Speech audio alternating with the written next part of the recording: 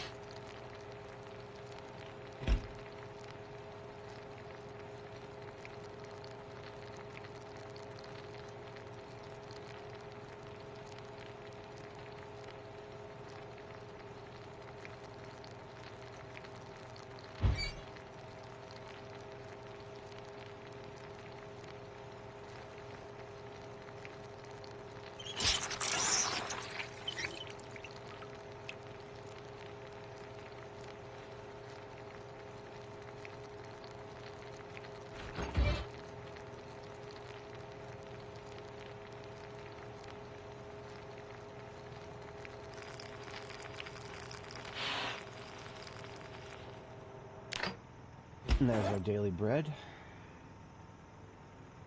In addition to what I already had there. A bite of yesterday's stir fry to finish off. But there wasn't much left of that, so we'll just put that away.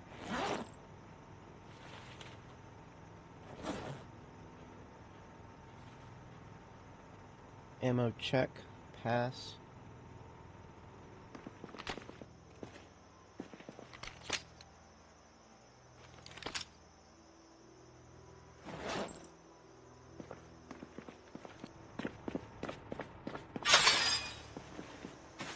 Let's take a look around the premises here.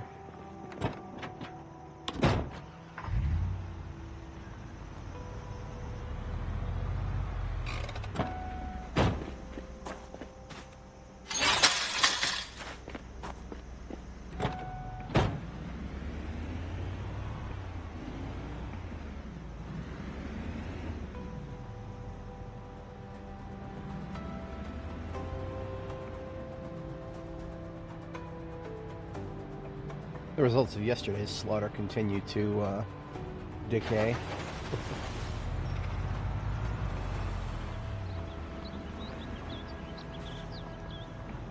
There's going to be an unknown number still trickling out of the apartment complex that we woke up. Like these ones are all slow. I'll kill these guys, and then I'm going to probably start making a little bit of noise here, because I want to lure anybody out that still can be lured out.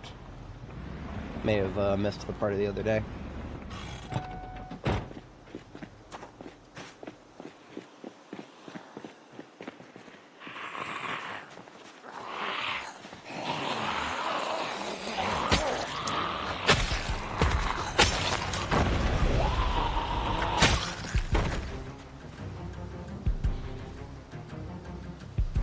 Combat music just kicked in. That means the music is gonna break very quickly.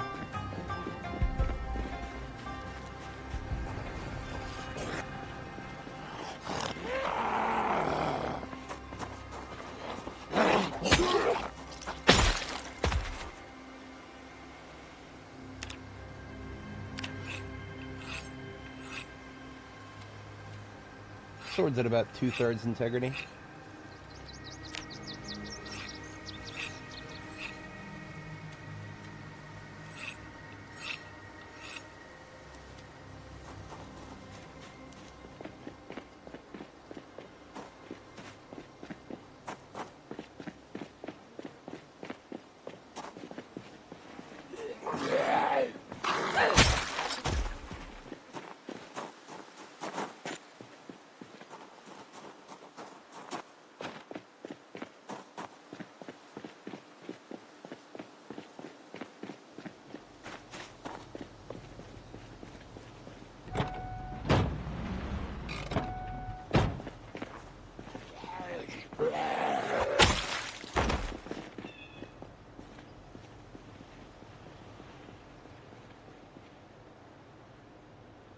You know,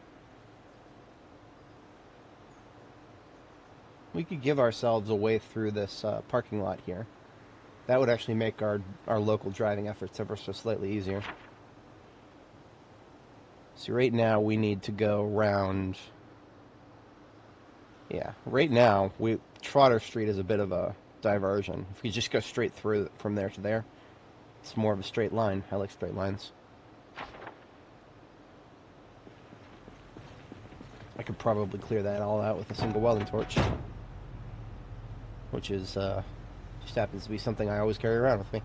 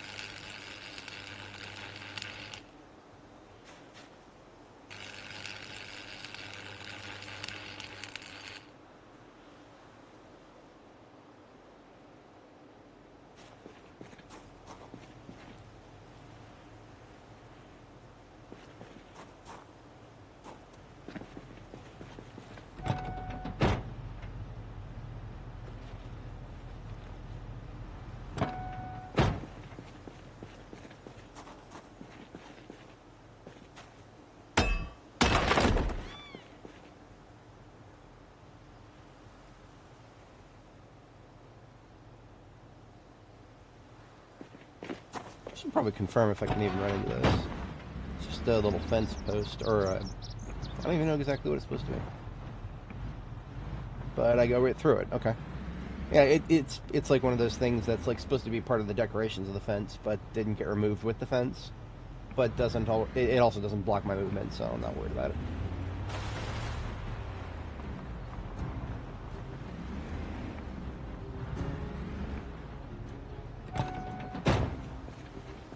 That means I actually don't need this. Don't need this ledge.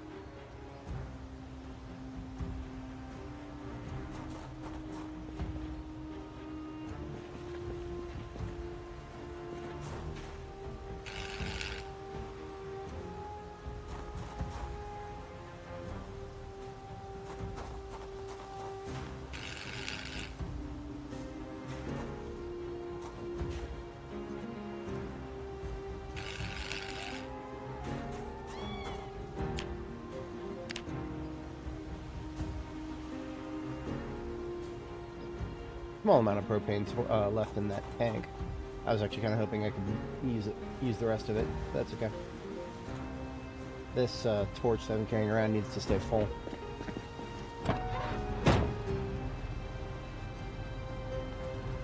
Part of my field kit. Probably another half torch in that.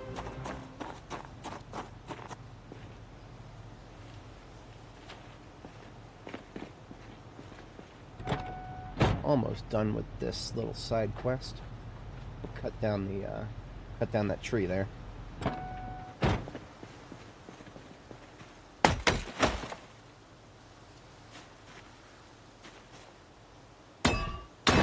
I know I don't necessarily have to do this, but it's gonna bother me if they're still there. My brain meat is gonna tell me to dodge those things, even if I don't have to. Fewer visual obstructions, the happier I'll be.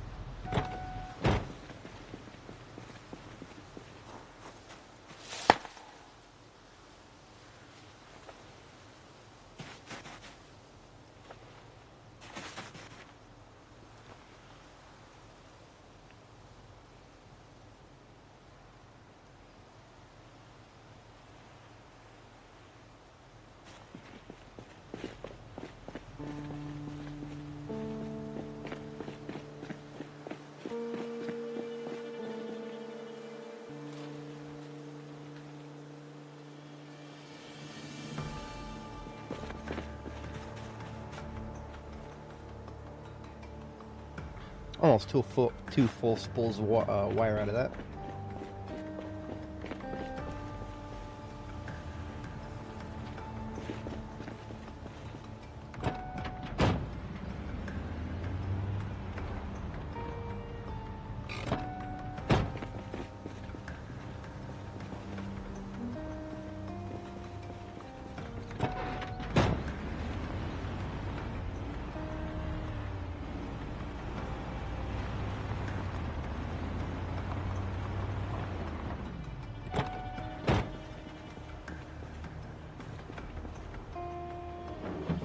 So that has earned us a shortcut. We can go ahead and mark that on the map.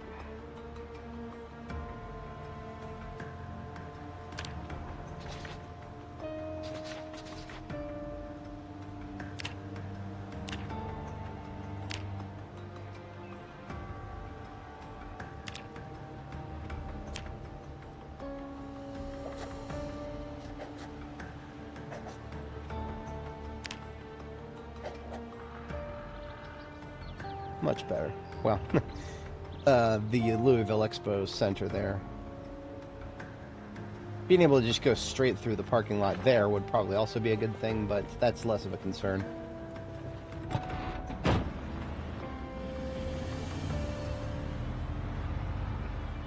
I mean, the black saddle is going to be in my way no matter what. But I just, right on the other side of it is the corner of the parking lot to the Expo Center, and if I could go straight through that, that'd be an even straighter route from River Road here. But I'm still going to be stuck going around a little bit here for now. I'm not gonna bust a hole in that.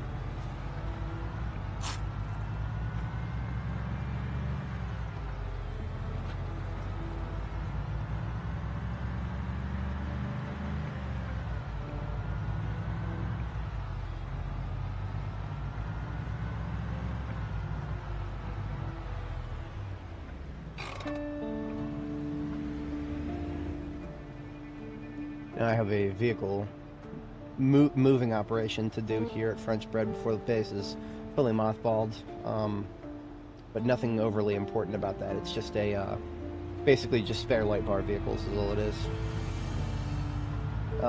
We're gonna stop by Reed and then Jericho, possibly. I don't know if I'm gonna go all the way back to Jericho. I might just do a patrol back to Reed because there are some stuff that needs to go back to Jericho. I was gonna hold off my next big RTB until I've done a little bit more looting at Grand Ohio, because then I can come back to Jericho with a full truck. I might just do a patrol this time, because that would make it easier to do anything I need to do. All these stragglers respawning in the area.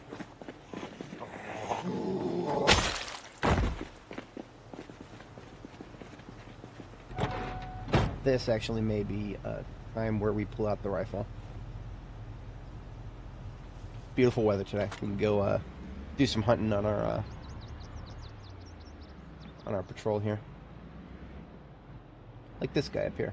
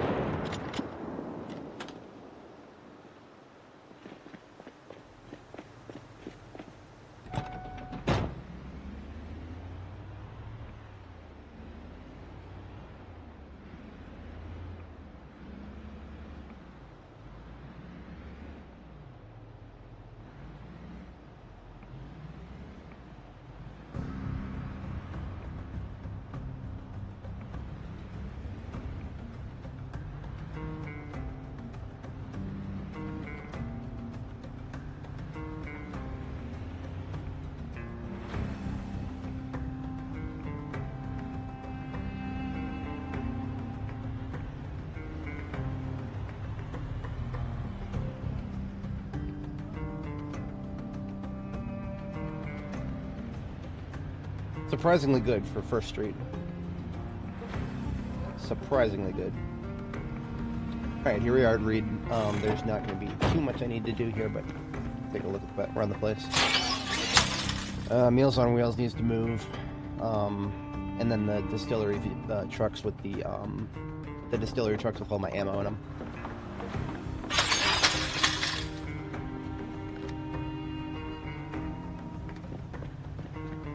One thing I could move now is the, there's a whole bunch of cans of gas that don't need to be here anymore.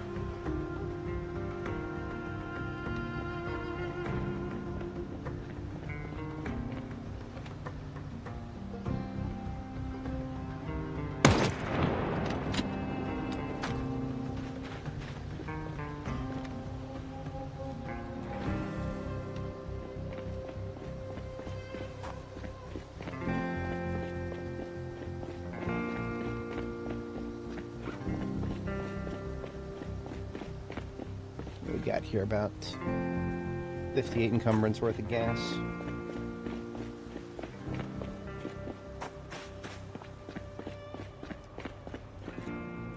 Not even close to half in the trunk for that. Now the trailer here is empty. This is supposed to be moving forward with us. I was going to take Meals on Wheels with me at some point, and then take the trailer with Meals on Wheels, and then do the spider toe with the Scarlet Oak Distillery trucks. That was kind of the plan to mothball Reed.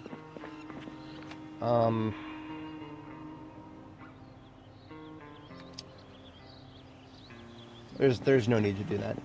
We can take the trailer now. That will enable us to move all that gas.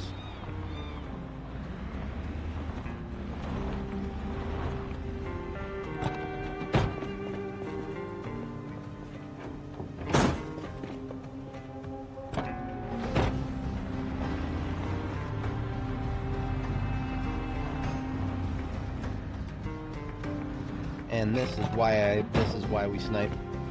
Get these fools out of the woodwork wherever they're hiding.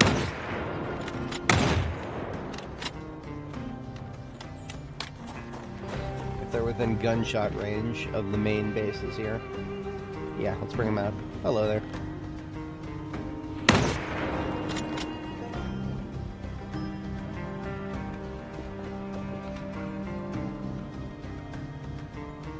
Bring out your dead, bring out your dead.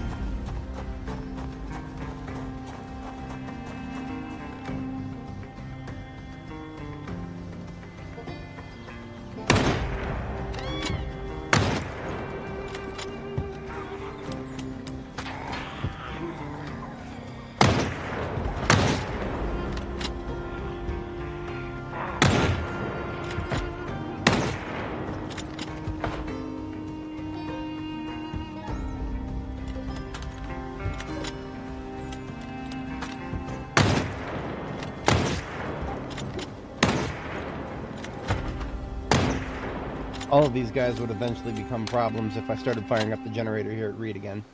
So I'm glad to deal with them now.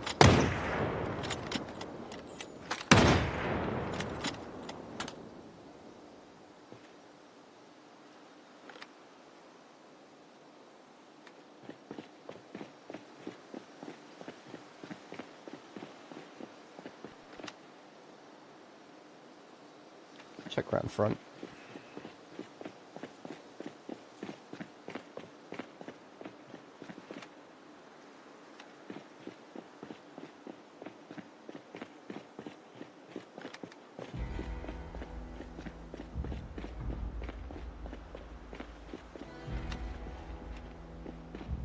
Most of them have been coming from the north here.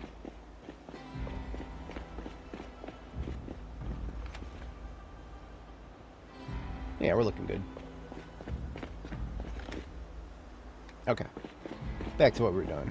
Let's put away this gas here. We're going to bring this back to... This gas is going to go back to Jericho with us.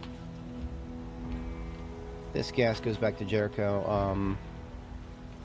There's probably some other stuff here that can go back to Jericho now that I think about it.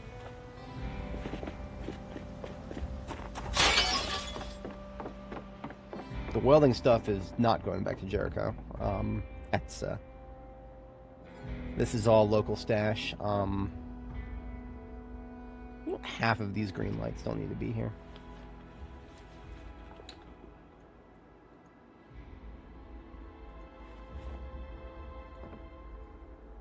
Okay, all the rest of that can stay. Same with that. I no longer need to keep a stash of repair materials or propane here. Propane, actually, I think we're actually kind of short on propane at Jericho. Specifically propane at Jericho. We've got more welding supplies, materials. We've got more welding materials than anything. But welding fuel, we might actually be light on, because I think I took a lot of that forward with me. And these vehicle repair parts can go back to Jericho. Vehicle repair parts should only be at my, most forward position, which is right now. That's the gas station we've built. Or Jericho, which is central power.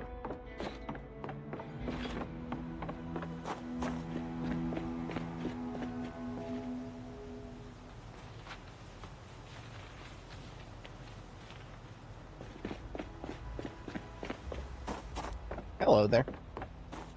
Patient of you to just chill there.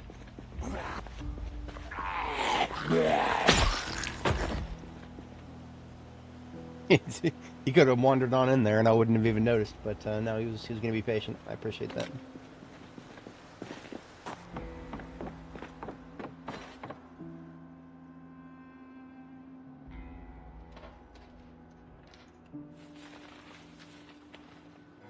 That should be everything.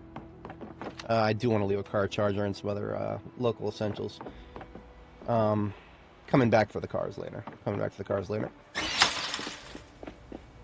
So everything in this trailer is all slated for return to Jericho anyway, so we now actually have real incentive to go back to Jericho instead of just patrol. When I set out, I was really just kind of patrolling, but now we've got purpose.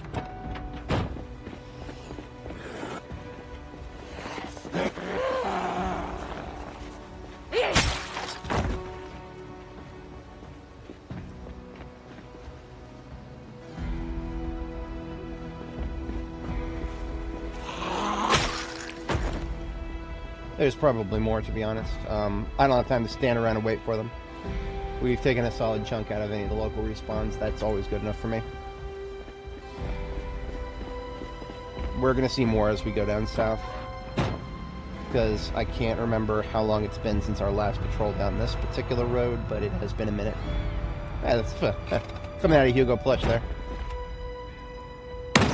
Catch him before he gets in the road. Corpse up my fucking road here.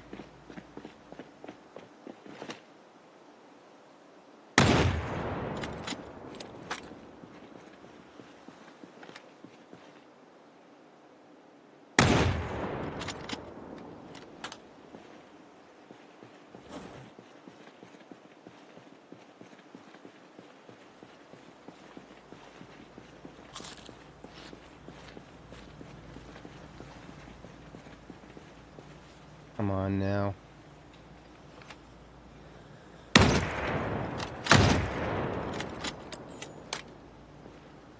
many more are going to be coming from behind Reed there?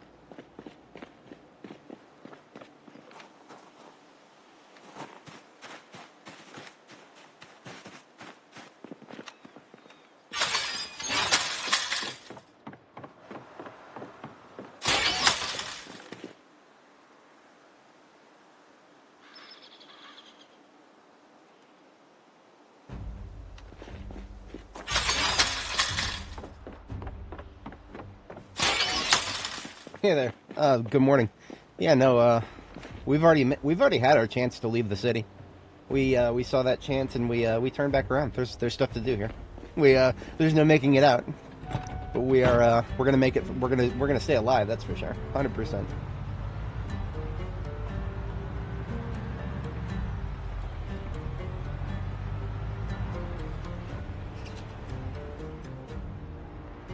Now this right here. This is a full respawn. Oops, I went a little too fast there. Alright, how to handle this. Once again, I don't want to get my streets corpsed up too bad. I can't use the defensive position until I get a little bit of clearing out of it. So let's get a couple of these guys shot. That's going to start bringing the... anybody who hears the shots are going to start moving in this direction. Let's see if we can't get some of them to flip over our corner fence here.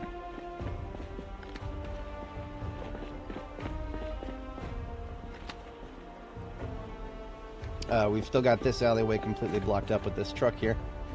They will probably, some of them could come through the bar there. I'm not usually too worried about that. Far enough back. I never did repair the part of the corner fence there. That's...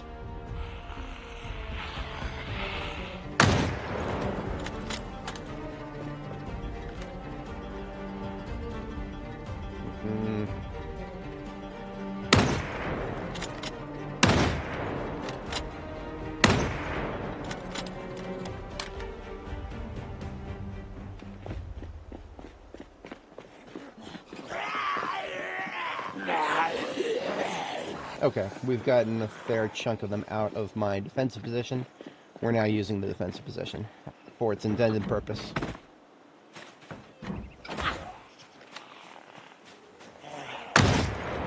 We're probably going to have to drop the rifle. Yeah. 9mm coming out.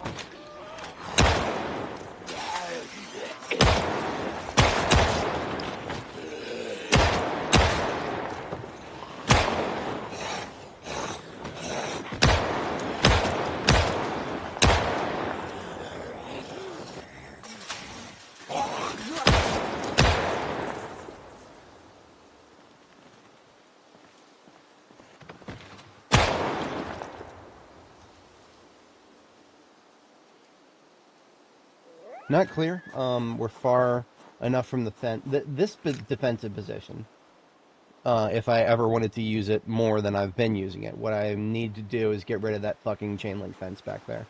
As you can see, we've got Brenda up there stuck on the fucking fence. And that's no good because we want her to be coming down here and fighting us like a zombie. But no, she's going to get up there. She's going to get stuck on that fucking fence. She's going to sit there and smack it.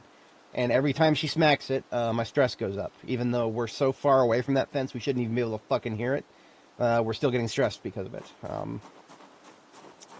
Slight skill issue when it comes to choosing the location for this defensive position. When I was constructing it, I should have just removed that fence. I can't remove it now. I don't have the propane for that. And I don't really feel like using the sledgehammer. That would take, no. No, I ain't doing that.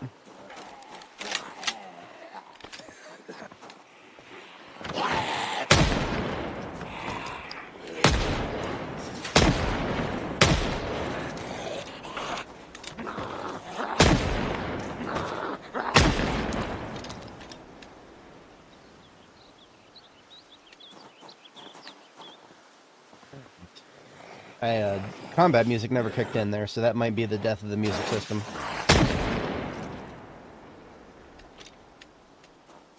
So we can deal with, in this particular instance, we actually have the sniper rifle on hand. We can deal with the idiots smacking their fence on the smacking their heads on the fence.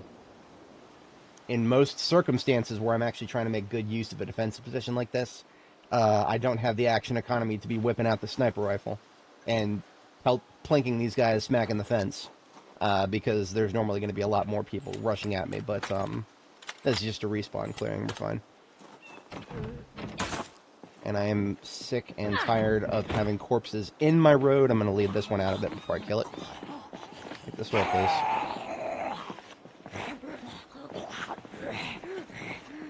Out of my road. There's probably going to be a couple of stragglers, but I don't predict there's going to be too much more than that now that we've done all that discharge here. Since the music is dead, let's replace it with some music.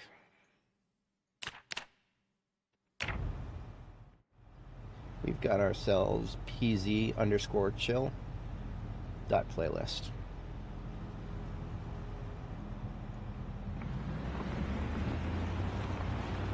And we're going to redo one of our M9 magazines here. Empty one into the empty bag, full one out of the full bag. The cycle continues.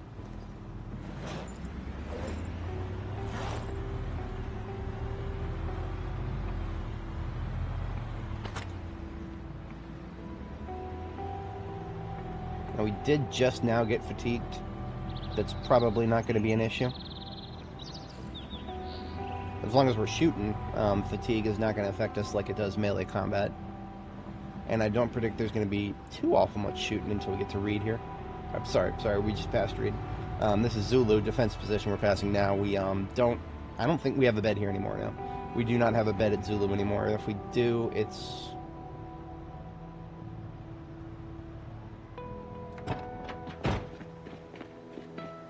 Lost my train of thought for a second there. Gotta kill some zombies.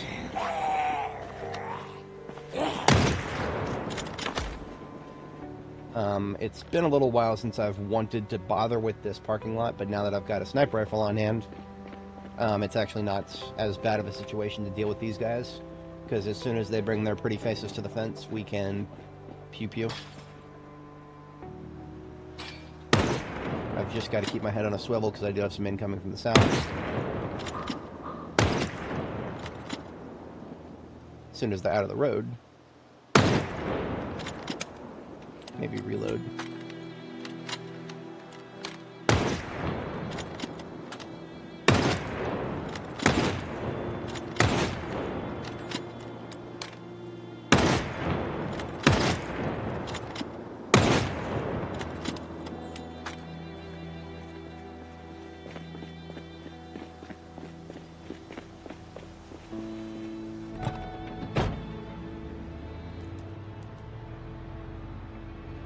For anybody joining, welcome. We're just getting warmed up with the patrol here.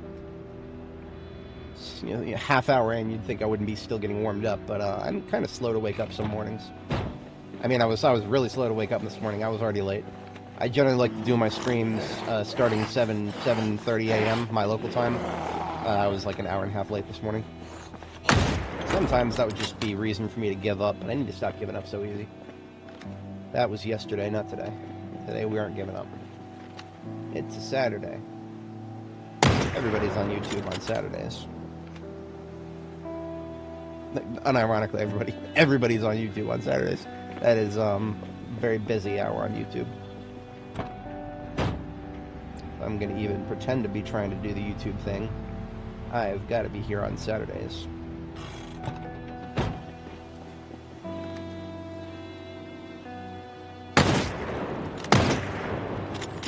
Every once in a while, you just get terrible luck with your shots here.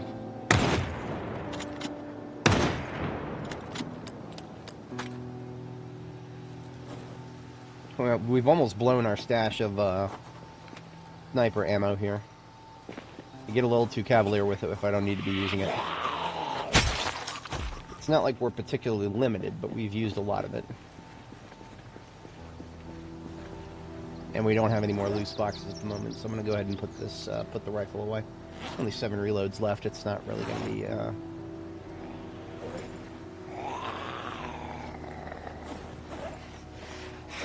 Damn it, I'm trying to put a rifle away, bitch.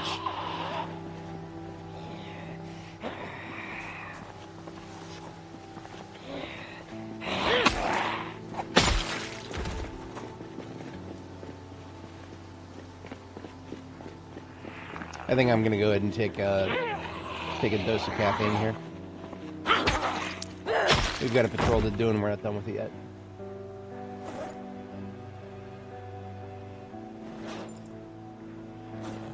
Carrying around 2 coffees, as always. Half of one might be enough. It's been a little while since I've been correct about that. Last couple times I've drank in a half cup. I needed to turn around and finish it off. But we'll see. We'll see how that plays out. Where was I going to put that rifle? It was supposed to be alpha bag, but I'm going to run out of room. Alpha bag is edging on its room here. Yeah, no, alpha bag is full. I put a couple rounds back in it. Now it's 35.98 out of 36. Yeah, it's fucking. I couldn't even fit all the 223 rounds in it. There was a reason I never put the rifle in there to begin with.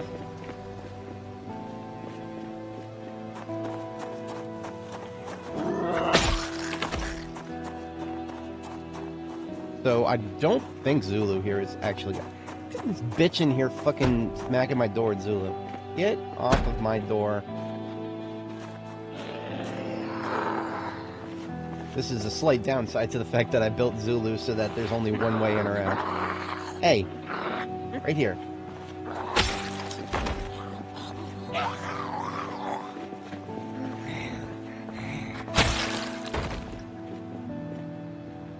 Yeah, there's still only one way in and out of this place. If they want to, if they respawn inside Zulu here, inside this parking lot area, they have to bring their slow asses all the way down here, and use this exit.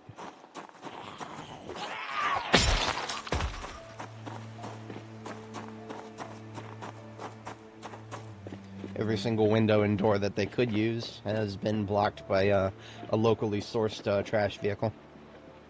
All the way down to this side as well.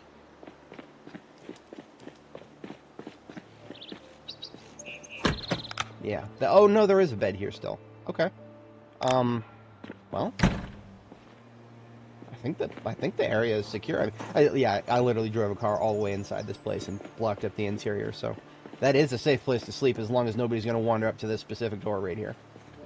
That's all I need to be secure of right now.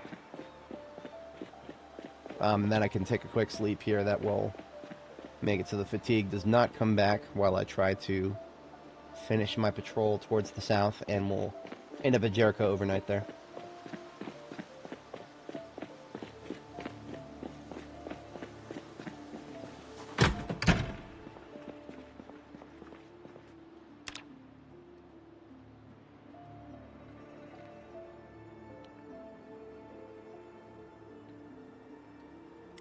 Restless sleeper moment. We'll get about, what, 2,200 something? Yeah. So we actually still have some daylight to work with here.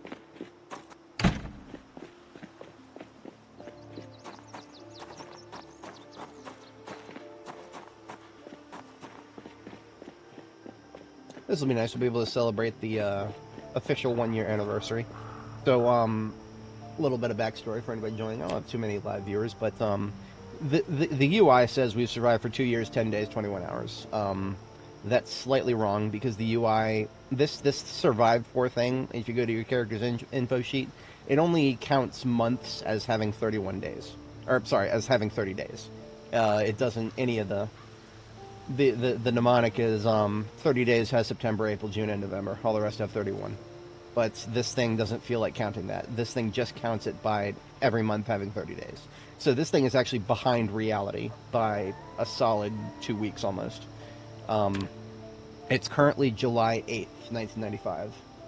The canonical start date of this game is July 9th, 1993 at 7 a.m.?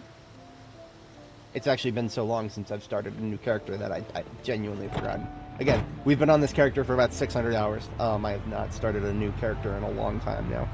So, I'm pretty sure it's 7 a.m. Don't quote me on that. Don't quote me on that. Yeah, it's 7 a.m. I remember... No, I don't remember. It could be, it could be... No, you know why I'm pretty sure it's 7 a.m. I'm pretty sure it's 7 a.m. because I think I remember being weirded out about the fact that the TV shows play as if it was, you know, the time for them to play, because it wasn't. TV shows are supposed to be 6 a.m., 12 p.m., and then 1800. aka 6 p.m. So, yeah. No, that makes sense. That makes sense. 7 a.m. So that means 7 a.m. on tomorrow morning is when we can actually officially celebrate our 2-year anniversary. I mean, you know, quote-unquote celebrate. What does that actually mean? That means I'm going to make a cake. I'm going to make a cake for myself. Yeah. I am going to make a cake for myself. That is what we're going to do. 100%. 100%. That's something we can do, and that's something we will do.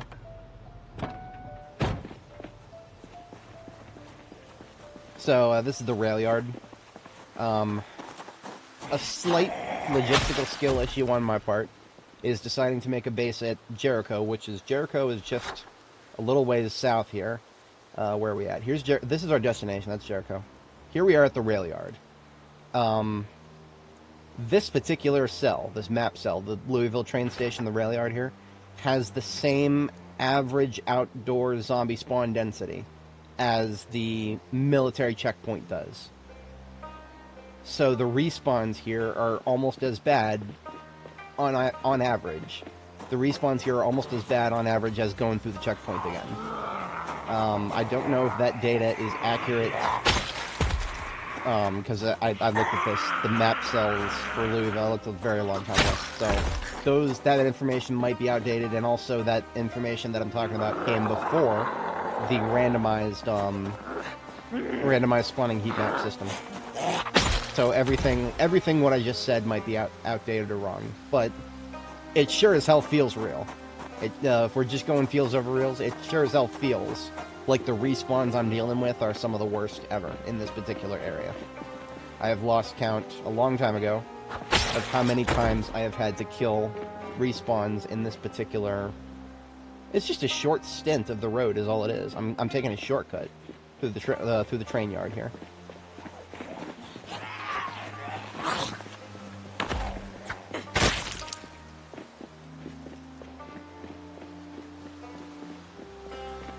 And yet, every time I've done it, I've had to kill zombies and kill zombies and kill them and kill them and kill them.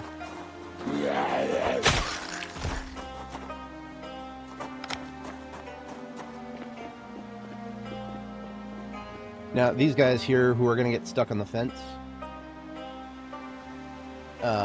we can plink them with something ranged. I don't have my spear with me.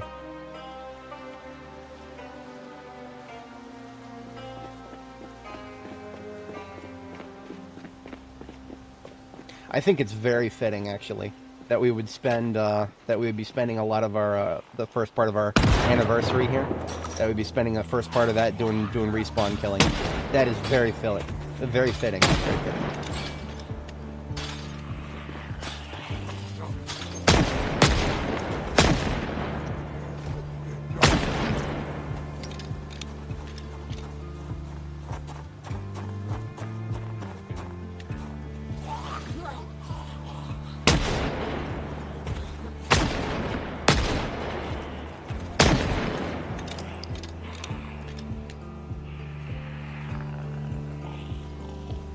Now, these guys on this side of the fence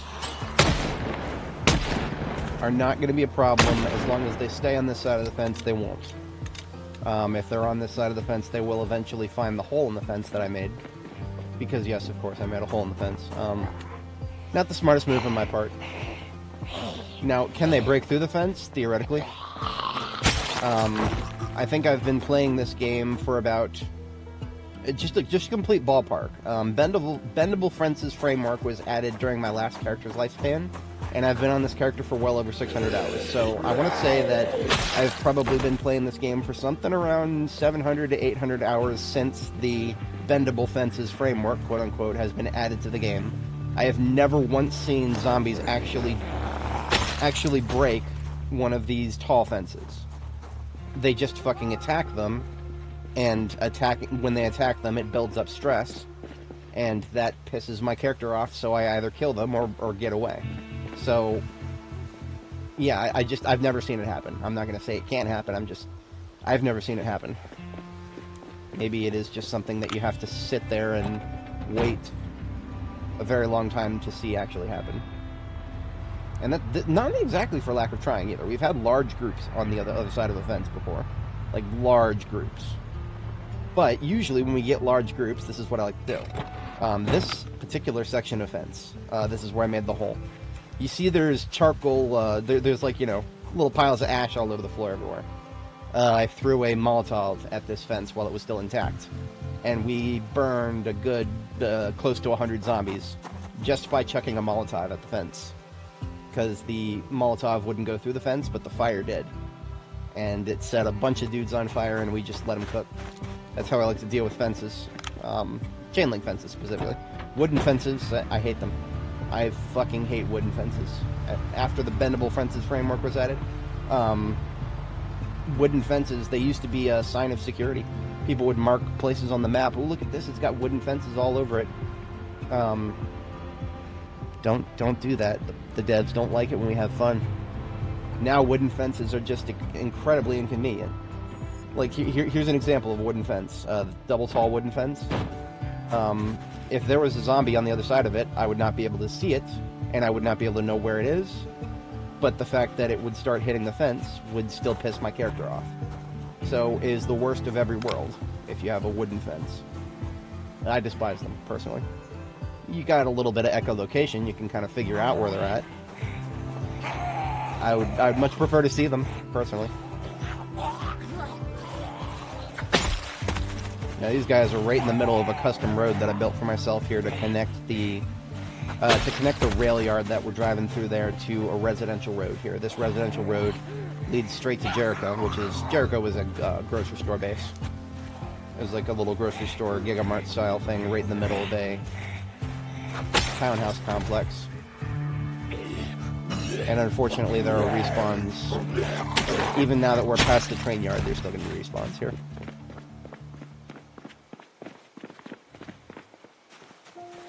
There's one on my left there too. Multiple on my left, it looks like. Normally I would never want to go into this forest, but all these line of sight blockages.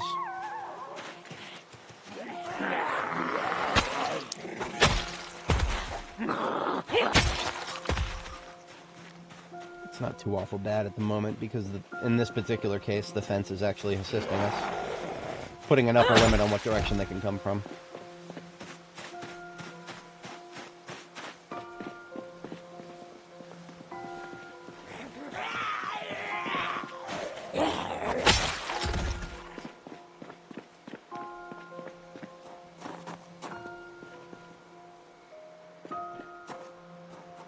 Okay, I think this little custom road here is clear now.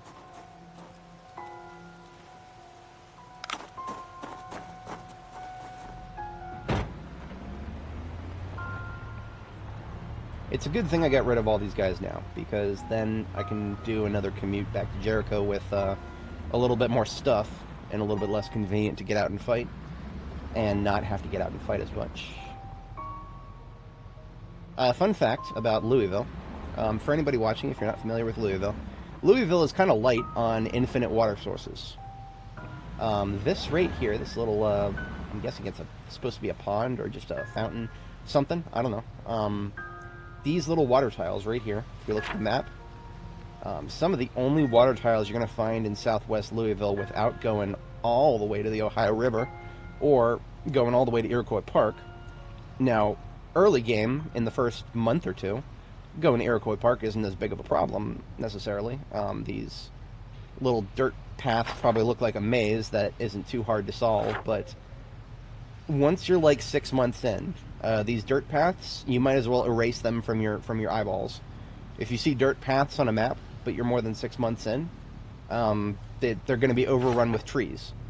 Small trees, trees about the size of this one right here, but trees nonetheless. They will block your attempts to drive through them. So roads, not good for vehicles after 6 months, the dirt roads. And I wouldn't even do it on foot, personally. Unless there was something I very specifically needed on the other side of a dirt road, I would not even do it on foot.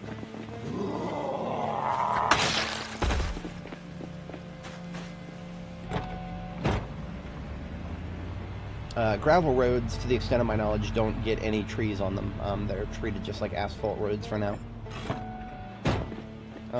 Being as we're 2 years in, I don't know if we're going to start seeing anything more than just grass popping up out of roads. Like this little grass tile right here. That's all we've seen on the roads so far, 2 years in.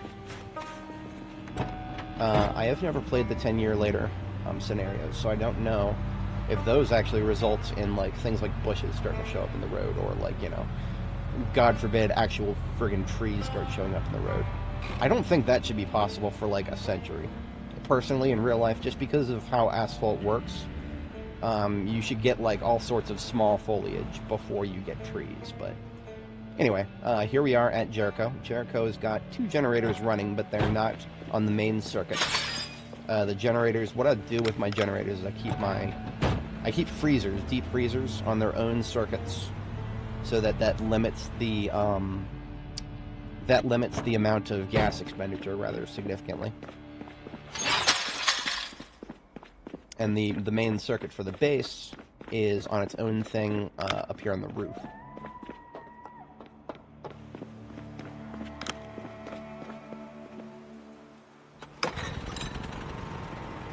Both of the gas cans on the floor right here are, well, this one's empty.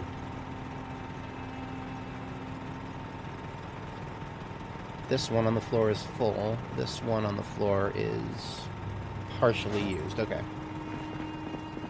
So we've got a spare can up here. That's all I care about. Now this freezer right here, this freezer is on its own generator circuit. And this freezer up here, outside, also on its own generator circuit. So that both of those expend gas at a slower rate, so I don't have to come back here and refuel them as often. Well, it's a good thing I came back when I did, because the fuel levels are down to the last 20% here. And that's perfectly okay. That's why we came back here when we did. With more than just the gas can in my hand, we've got a whole nother whole shipment of gas, really.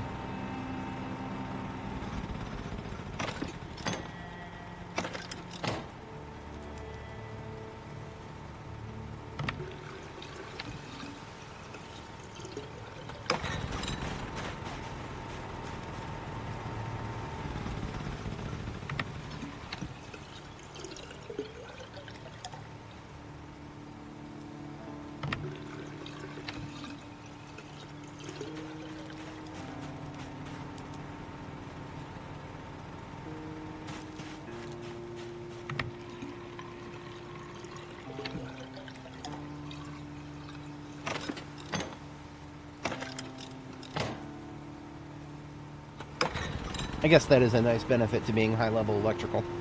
2 electrical parts, and I fixed them all up, despite the fact that they used almost a full cycle of fuel. I think that as your electrical skill gets higher, one part of electrical will one electrical part will fix more out of the generator. So you've got like 13 more parts just chilling out here. And this is the gas can we're currently using. We're going to keep it separate from the spares. Let's bring the spares out here.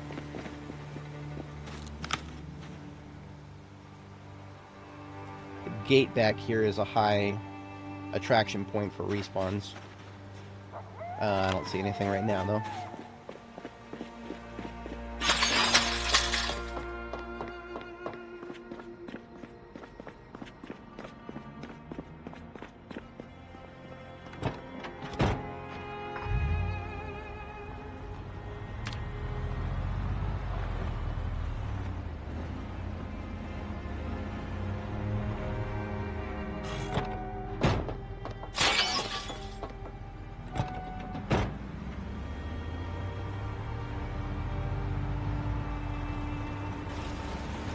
And this is where the gas cans we brought with us will go, because these generators are basically just going to keep running for a while.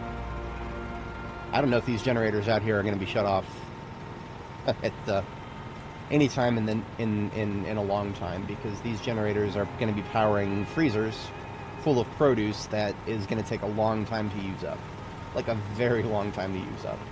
Because right now the produce that's in the freezers powered by these generators is almost a full fridge.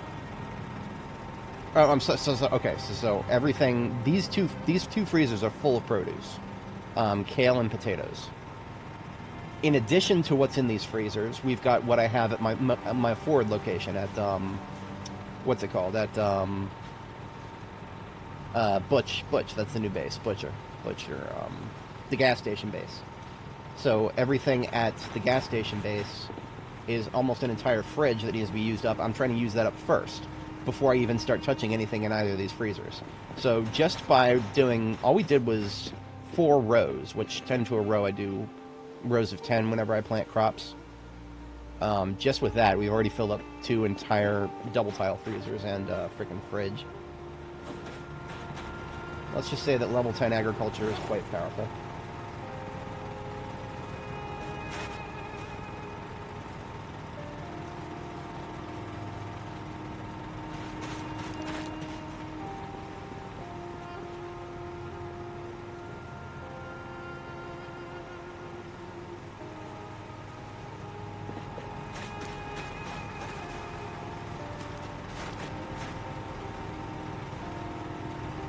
Actually doing a bit of a reverse Uno here. I'm taking these spare engine parts out forward with me instead of backwards, because I'm not going to be doing vehicle repairs here anytime soon.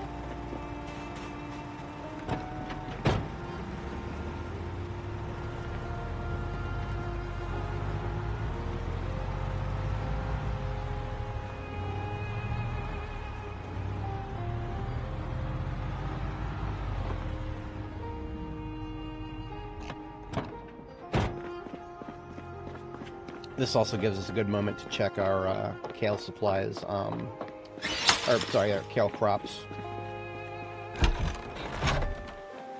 Well watered. We've had good sporadic rain lately for crops. Still weeks left before it gets to the next phase, and even then the next phase is going to go back to almost ready for harvest, and then we've got weeks after that. Kale can be harvested many times since you plant it. Oh, some of these are already down to days. Okay, that's fine. That just means probably 2 weeks before we start seeing any of this ready to harvest.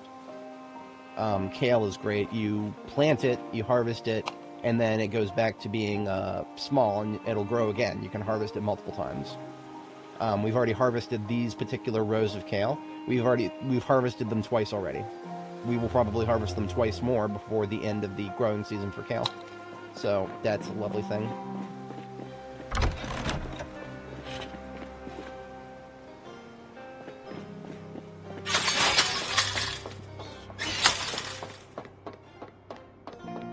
Now it's about to be 4 a.m. here, so that is our second bedtime.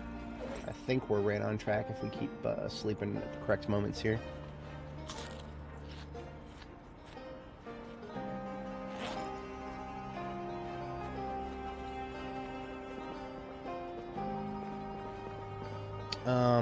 Normally I would think about doing forge work since I'm here at Jericho.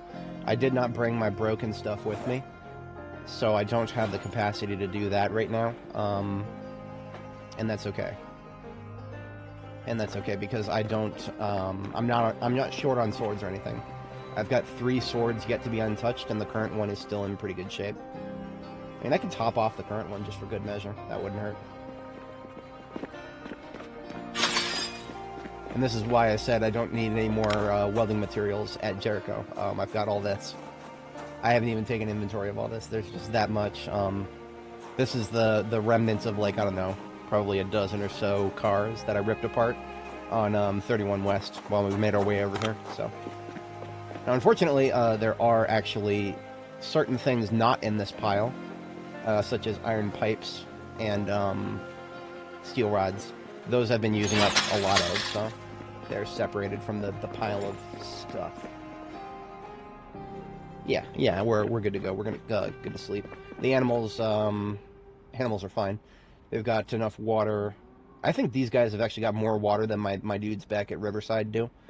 And the dudes back at Riverside have infinite water, but I don't know if the infinite water system actually works properly, so I give them troughs as well.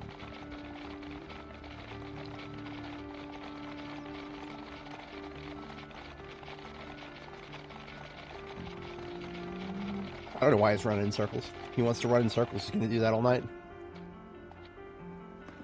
Alright. Well, you know what? We could take a look at our cows. See what they look like.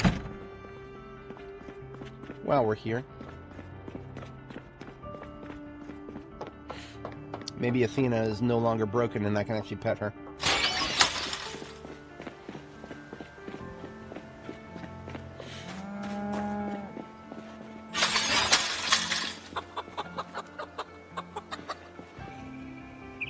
Nope, I can't pet her.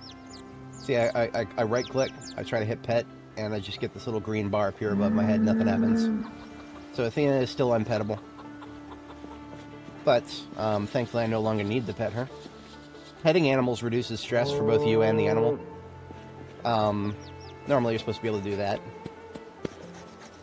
Adonis is a good boy, he lets me pet him. And this is Athena 2C, this is Athena Jr. Naming convention for the animals is just name it after the mother, or if it's a male, name it after the father, and then generation followed by a letter. So 2C means that she's the third daughter of the first generation. Actually, the game, as far as I know, doesn't even actually track paternity. It only tracks maternity. There was a post on the Project Zomboid subreddit asking if inbreeding was a problem, and I don't think it can be. If it doesn't even track paternity, no, it's not possible. If you don't track paternity, then you literally cannot tell how many ancestors appear in the same tree. That's how Crusader Kings does it. They just go by how many times an ancestor appears in the same line.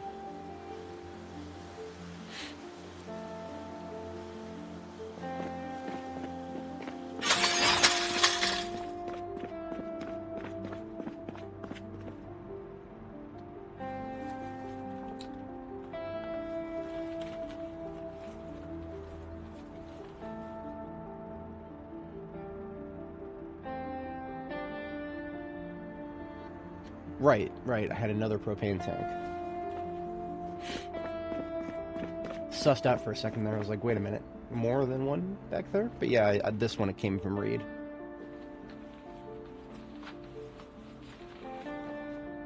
So now I have... Most of my propane is either stored at Jericho, which is our primary power center for all of Louisville, or Butch, which is our forward operating position for all of the things we're currently working on. Everything else that we've seen in the meantime is, French Bread. We drove past it briefly. Reed, that was the place that we stopped by that actually had gates in it and whatnot. Yankee, this is where we stopped to fight zombies on the road because we had respawns at First and William here. Zulu, this is where we slept last night. And then this is the train yard we had to go through, and then here we are at Jericho. So, look at that. We actually went right past our anniversary, and I didn't even notice it. I mean, it's just another day. Days survived are just a number.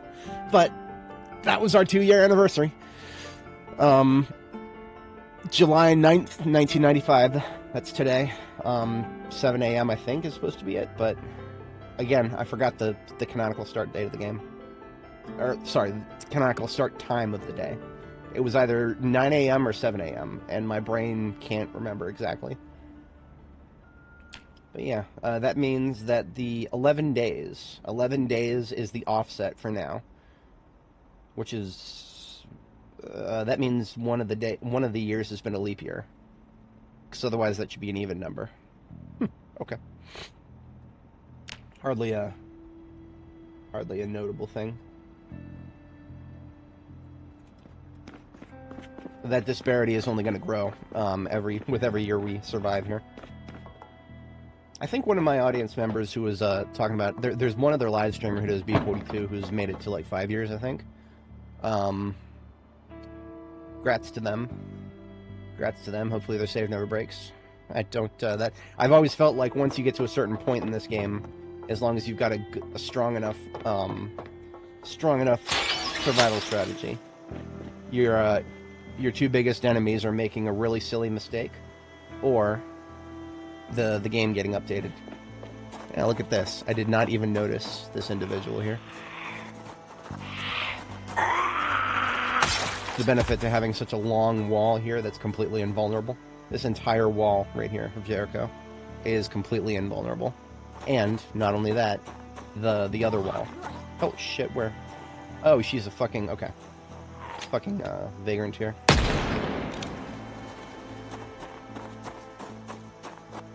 This wall right here. Look at all of them. Look at all these zombies that were just right outside my base.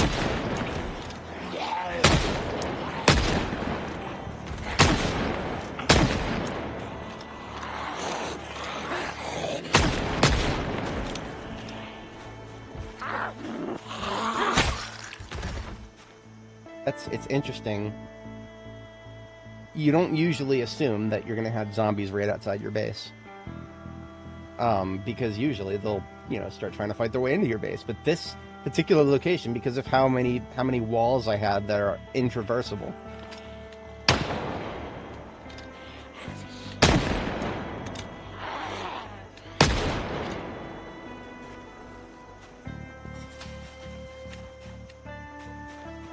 make use of these fences wherever we can.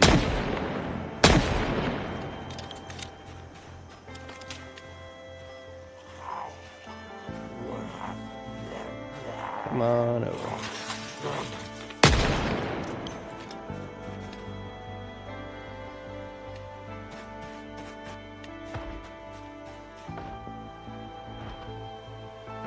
Front door, maybe? It doesn't look like a back door. If it was a back door, I would see it. I would see the shake. That's probably a front door. I'm gonna check the other side of this road here. And yes, that does mean I'm going all the way around because, yep. Don't give them the advantage. You go indoors, you take tight corners. You're not sure where they are. You're giving them the advantage when you do that. Don't do that.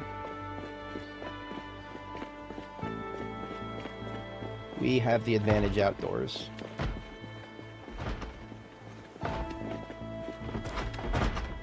Oh, bathroom zombie. Hello there.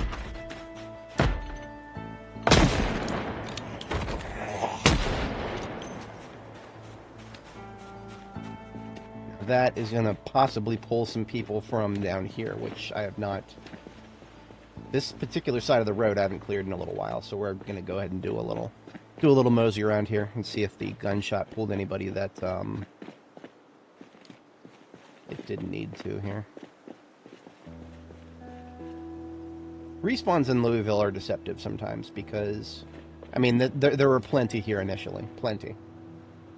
So you would think by the time there's enough time for a respawn cycle to pass, there would be plenty here again. But it's inconsistent. I don't even know how much about the respawn system has changed since they started making changes to the spawning system itself. I'm pretty sure the respawn system will still obey the it'll still obey the spawning heat map that the game initially generated for your run. A public service announcement, if you're not familiar, it's now random.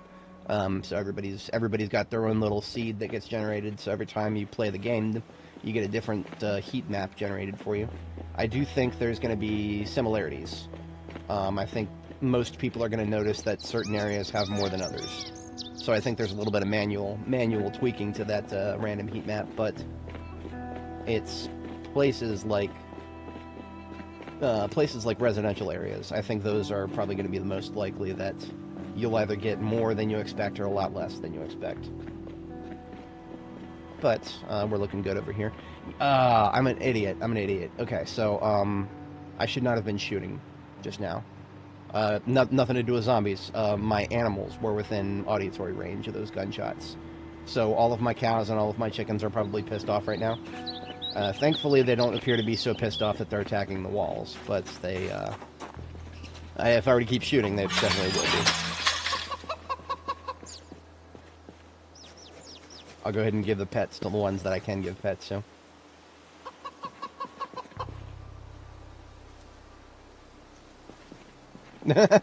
Okay. I love it when this, I love it, I love when this happens. I try to pet Adonis, and, well, he's no-clipping through the fence, so I gotta run the fence. Alright. Not the chickens, you know, I probably need to get rid of this stupid, hang on, I probably need to get rid of some males here.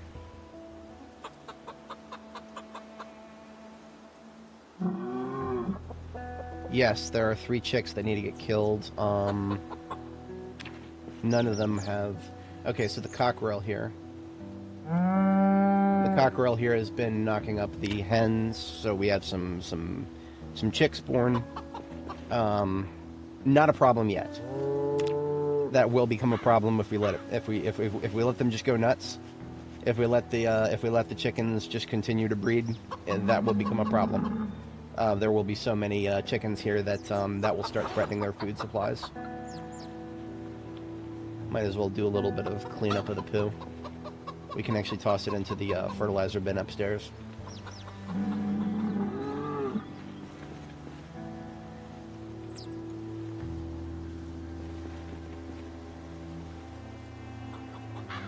But what that means is when the male chicks, some of these chicks are male, actually most of them are male, when they grow up, I'm going to have to start killing most of them, actually. There needs to only be like 1 male at most. If there's only 1 male, actually I've noticed that they don't multiply at an unsustainable rate necessarily. You just got to make sure that there's always only 1 male. When I didn't do that, I came home one day to Riverside Base and I found that my chicken coop had well over 100 chickens in it. And there were just more and more coming every day. And I was like, no, okay, I had to do... that entire sector had to be purged, to quote Arthas.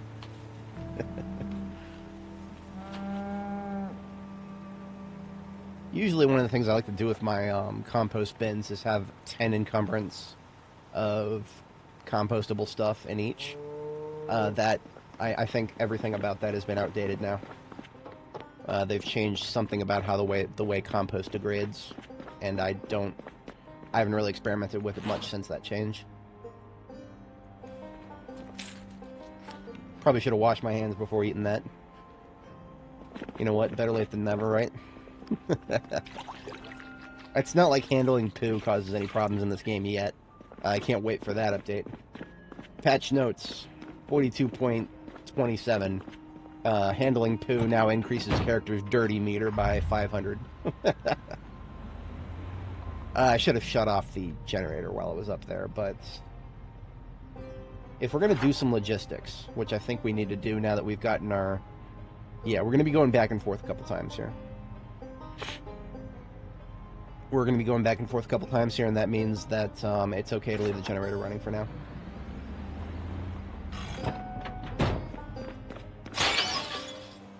Back and forth a couple times. Just once. We're going to do 1 trip, and that's it for now.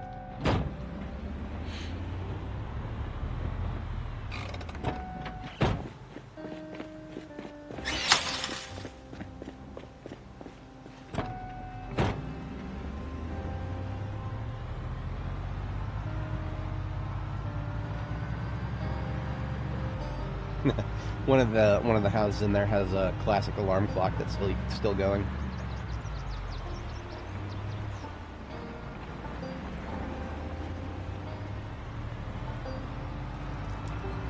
So what we've accomplished with this logistical run is we've cleared respawns, and we brought some gas from Reed back to Jericho.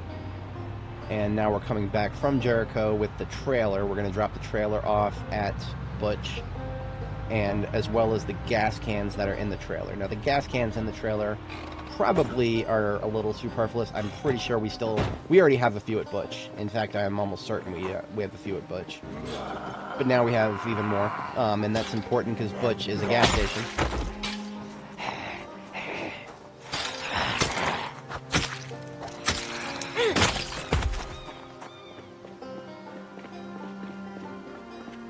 I'm not going to worry myself too much further with the ones inside the trail, the train yard. There's always going to be more of those. They're not going nowhere. As long as they're on that side of the fence, I'll kill them when I find the time. But now that I've gotten most of the rest of them cleared out of the way here, we are not going to be going out of our way for anything on the other side of a fence. Right now, the only concern I have is this fence up here, and then the other one next to Yankee, where we were fighting last. Give me a double kill here. Yeah, thank you. I like being able to do that.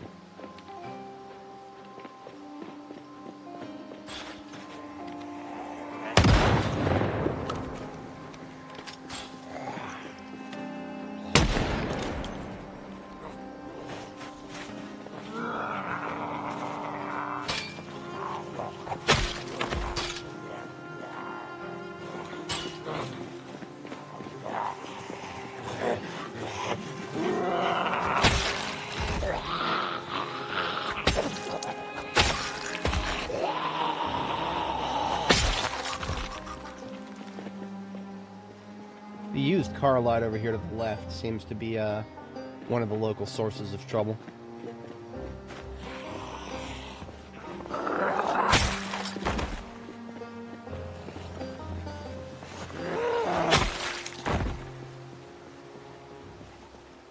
Alright, one north.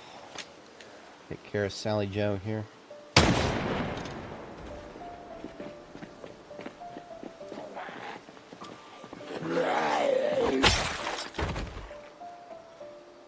See, it's like, you know, this is one of the reasons you don't want to be discharging firearms in Louisville if you don't know where they're at.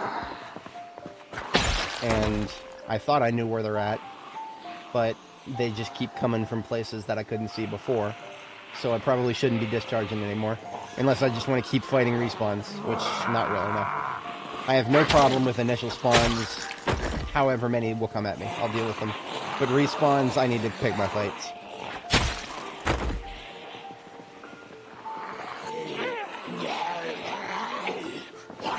I don't think most of these guys that I'm killing right now, only a small portion of them would actually be at risk of disrupting my supply lines. And that's why I get out to kill these guys, so no more going any further afield.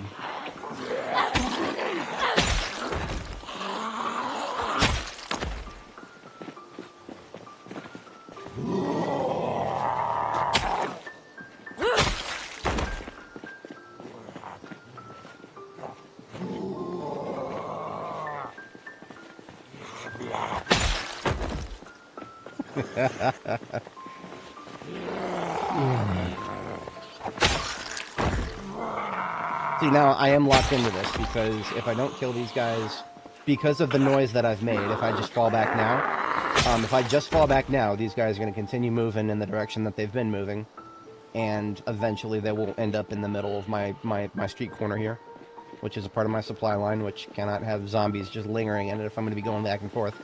So the convenience of a few gunshots has turned into the inconvenience of a nasty little cleanup here. Welcome to Louisville. Never supposed to be easy, and I'm okay with that, but I mean, respawns, yeah, there's a reason there's a lot of players who just turn respawns off and never look back, and I understand completely why anybody would want to do that, because man, that can get tedious.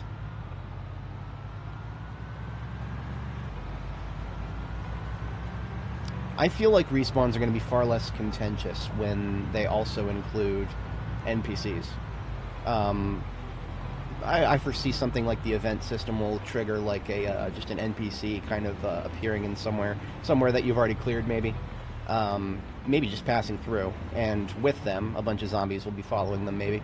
And you know, you got to make that the RimWorld moral choice. Do you save somebody? Do you capture them? Do you sell them off as a slave? Do you you know, all the lovely post-apocalyptic things that you have to decide on. Me, I'm generally a little good-hearted when it comes to NPCs in a game like this. But ever since I played RimWorld more recently, I started getting some of those events where you'll have NPCs that try to join your colony, which I used to be okay with. More recently, this was an NPC event where they joined my colony and then betrayed me. Yeah. I'm surprised it didn't happen as often as it did in the past. I had like 400 hours in RimWorld without ever having that happen to me. But now that I know that's a thing, yeah, I'm a lot more scrutinous. There's been a loser over here stuck inside of this kill position for a while now. I just put him out of his misery.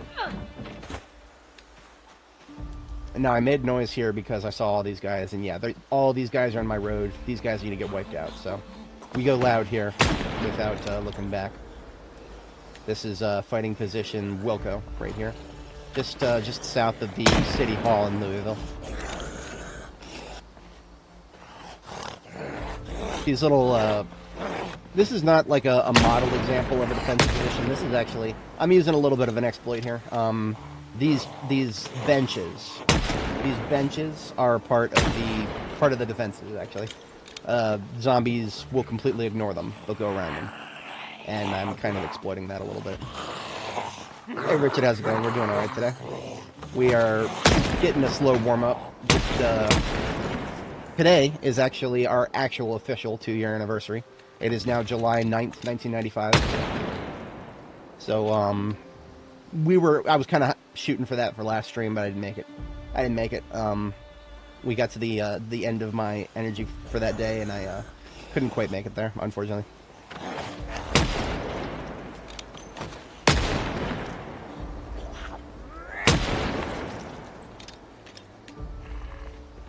But yeah, we're back at defensive position Wilco here, doing a little bit of cleanup on our supply line. And then we are probably going to do a couple of drives back and forth. Consolidate our supplies between Jericho and Butcher. All that's left that I can see now are a bunch of really slow ones. We're going to skirmish them. Stand around and wait for them to come to me. They might lose interest before they even get here.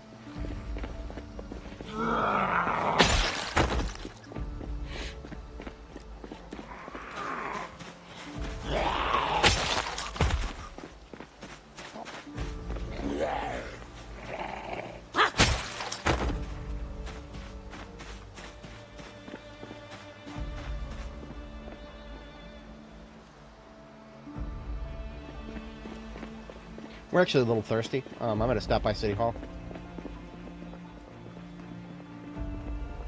City Hall was surprisingly intact when we first hit it. Not a single window broken. Since then, we've made a lot of noise and zombies have gone through it. But I was really surprised to see that City Hall was never looted and trashed or anything, because that's probably one of the first places the protesters would go to once things start falling apart. You always get those people who go straight to the government for everything before they realize they're on their own.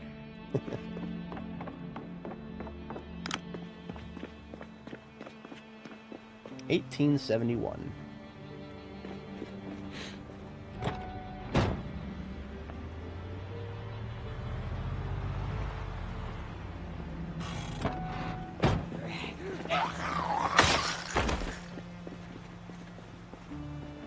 Alright, so we're gonna come up past French bread up here. You know what, since we're towing a trailer full of, or with a lot of room in it, we are actually going to, as we pass by French bread up here. French bread, it's just some French grocery store. I nicknamed it French bread. It's right at the cusp of the mega roadblock at the end of Louisville. And because of that, there are a bunch of burned vehicles that we ripped apart. So what I'm going to do is use the trailer that I'm towing to pick up a bunch of stuff. Particularly, we're going to focus on steel bars and steel rods. And a little bit of scrap metal. Scrap metal, I don't use it very often, but that's a necessary component if I want to go build one of those wire fence gates. Pretty much everything else here I don't care about very much right now. Small steel sheets, you can use that for doors, metal doors, and some of the metal fences. Some of the metal fences that were in that defensive position there, yeah. You can also turn them into large steel sheets just by welding them together. Professional world. Yeah. Yeah. Something about my I call it the exodesk. This is the exodesk right here. It's just a whatchamacallit. You can see this is from my perspective right now. You can see the screen, my monitoring windows up top, and then I've got a couple of the side screens there and there and there. A total of many screens, but you could get something like this if you wanted to spend like $10,000. Somebody would make it for you out of steel, one of those little custom put together things. I put this together with about $100 of lumber from Home Depot and about maybe $50 worth of VESA mounts. You know, the little monitor arms that you can buy that you're supposed to mount them to desks, but instead of a desk, I just mounted them to some 4x4s, pieces of wood that I built a little enclosure out of. So you can get something like this if you want to go spend a lot of money, or you just build. I highly recommend building it yourself if you have basic carpentry knowledge. If you're like level 2 carpentry IRL, you could build something like this easy peasy. It's I'm very happy to hear you say that, because I'm a big fan of the Matrix trilogy. Yes, the whole trilogy, not just the first one. I know a lot of people hate the sequels. I actually like all 3 of them. That's my one of my many unpopular media enjoyments right there. I'm not allowed to say anything good about the sequels, but I actually fucking love them. For the longest time, I thought The Matrix Reloaded was the coolest thing ever, mostly because of the fight scenes. A lot of people didn't like them too much. They thought the fight scenes were fake looking, but I was at that phase of my life where I didn't care if something looked fake. I just thought if it looked cool. These days, I'm a little different minded.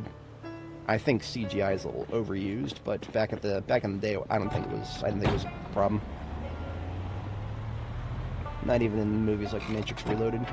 Now, Revelations, the third Matrix movie. Yeah, not my favorite of the trilogy. I still like it, but they could have done something more interesting with it. So we're picking up pipes, bars, and rods, but there's no rods to be found here. I think all these piles of stuff from cars, I got rid of the rods. Shaped like, oh, so it's like is it a corner desk like? That, corner desks are pretty cool. I don't think I've ever had a full corner desk. I got close once. I've only lived in 3 different places for my entire adult life, so, but, in my when I was living downstairs back in my parents' house, I had something that was close to a corner desk.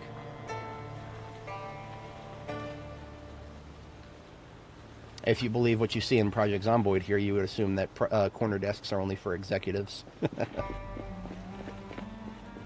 This one, still a couple iron pipes. Why am I picking up iron pipes?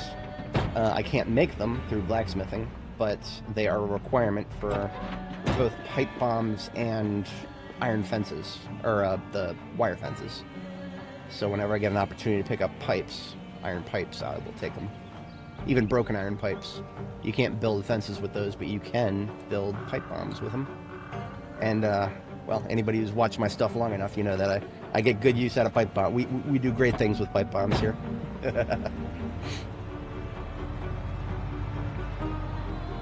Very nice. Yeah. You could say that I have a separation between my PC and my work stuff, but not really. My work laptop is plugged into the same monitor that I game on here. The Asus PG43UQ that I'm rocking this monitor, it's got 4 inputs, and one of those inputs is on an HDMI switch. So it's actually got 8 inputs, and what am I using? I'm using 6 out of 8 right now. Yeah. A couple of them are duplicates. For example, my work computer has actually got 2 outputs right now. The monitor that I'm putting at right now, you can't see it. It's coming from the same angle as the over-the-shoulder cam. Over the shoulder cam, you can't see it, but there's a monitor directly above it here, and that is the one that is always on my work computer. So if you ever see me look in this direction, that's because I'm checking something work related. I'm not working today, thankfully. Back in the darker days, I would be the only one covering weekends. and I would have to work on weekends a lot more often. But nowadays we've got actually one of my buddies who, if you watch any of my older videos, you'll sometimes hear him on my Dark Tide videos. One of my older buddies, Panaka, he is working the same line of work as me now. He covers weekends now. I personally, and I've told him this before, I do hope they don't keep him on weekends forever, because that sucks. I think every human being in the world deserves to have a good weekend. That said, they've got him on a 10x4, which is 10 hours a day, 4 days a week. So he actually gets a 3-day weekend on Wednesday, Thursday, and Friday. But still, seeing as everybody else in your life has got weekends on Saturdays and Sundays, after all the time I've spent covering weekends, I've learned to appreciate that. All the times I've had to cancel plans because, yeah, I might have to do this, might have to do that. Yeah, no, I have come to appreciate the official weekend days. Full circle back to the normie life there. But we have completed our commute back to Butcher Base here. I think the name is because it's on Butcher Street, but honestly, yeah, if you look at the screen right now, the entire top half of the screen is just full of zombie corpses. This is absolutely accurate for Butcher Base right here. Add yet another to the file here. If anybody watching right now is not familiar, in the middle of the stream yesterday, we were just doing regular patrols around our base location here, and I realized that I hadn't woken up this building right now. This building to the left right here. This building to the left right here is one of those, it's like an upper-class apartment complex of some sort. There's a lot of upper-class apartment complexes in Louisville. This one right here, I hadn't woken up the interior. I thought I had already. And because I hadn't woken up the interior, what happened the other day is I got close to it, close enough to actually view the inside. And I saw there were like 10 zombies in this one complex right here. And I was like, shit. Because whenever you go up to a place like that in Louisville and you see that there's 10 of them inside and they're all on the first floor, that means you've just woken up the place. And that was the beginning of a ground war against 1,500 fucking zombies. As you can see, the remaining corpses of them up north here. And now the reason that was a big problem, obviously, if I wake up a building in Louisville but I don't care about it, usually I just go past it. Mark it as a place that's going to spill zombies and move on. No, I couldn't do that. I couldn't do that because, look at this. See? One left over, and she's over here bothering my base because the generator's running. This generator on the roof of my gas station here means that every single one of those zombies that I had to kill up to the north there had to die as soon as they came in. Otherwise, they would eventually be coming out there and following my generator sound and coming over here to bother me, and it wouldn't be a trickle either. It would be like just a steady stream of them noticing the generator sound and coming out here. So I just dealt with them all at once the other day. That was an unexpected ground war, but we used every tool in our arsenal and blew them all up. It's great. That's just living life in Louisville right there. I would have much preferred to have done that before setting up base here, because it would have been, I could have taken them at my own pace if I didn't have to worry about the generator pulling them out for me. But that's all right. So I was talking about kale before. When I was at Jericho there, I showed you guys my kale farm. This is one of the reasons that I like to keep it in the freezer as soon as I harvest it, because right now everything that's in this fridge that you guys are looking at here, everything in this fridge has basically never been frozen. So there are 34 units of kale here from my most recent harvest, actually, that never made it into a freezer and therefore is now going stale because it's only ever been in the fridge. I don't know if this is going to be like this forever, but right now anything you put into a freezer is basically frozen completely, as in like the freshness never degrades. I don't think it's going to be like that forever. I think that's actually they probably will rework in the freshness system and put something, maybe they missed a variable or something, I don't know. But that's not how it works in real life. You know, you can put things in the freezer and they will last a very long time. It won't be forever.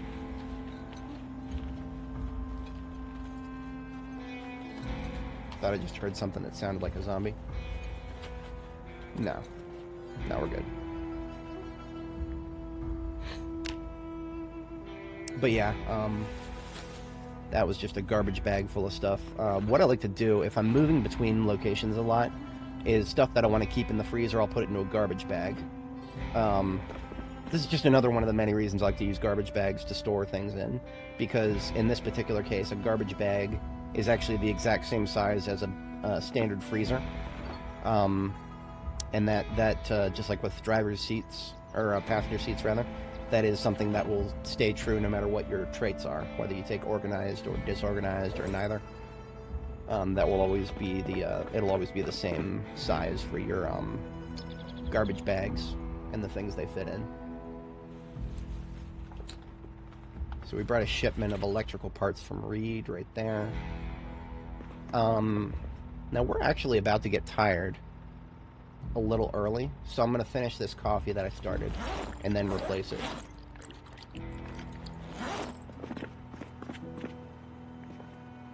I don't even think I'm probably not actually going to need that, but that's okay.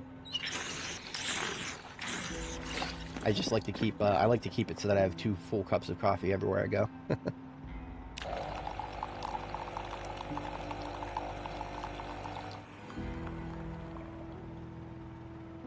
Still plenty of units of mint left. This is mint that I grew myself back in Riverside. You cannot add mint to salads or anything. I would actually like a salad with mint sometime, but you can't do that in this game. There's certain recipes of salad, I think, that have like enough bright flavors in them that you could add something like mint and actually accentuate it instead of... Mint is very strong, right? Mint is very strong. You want to be careful what you add to. Otherwise, all you're going to taste is mint, and then the aftertaste is just nothing but mint.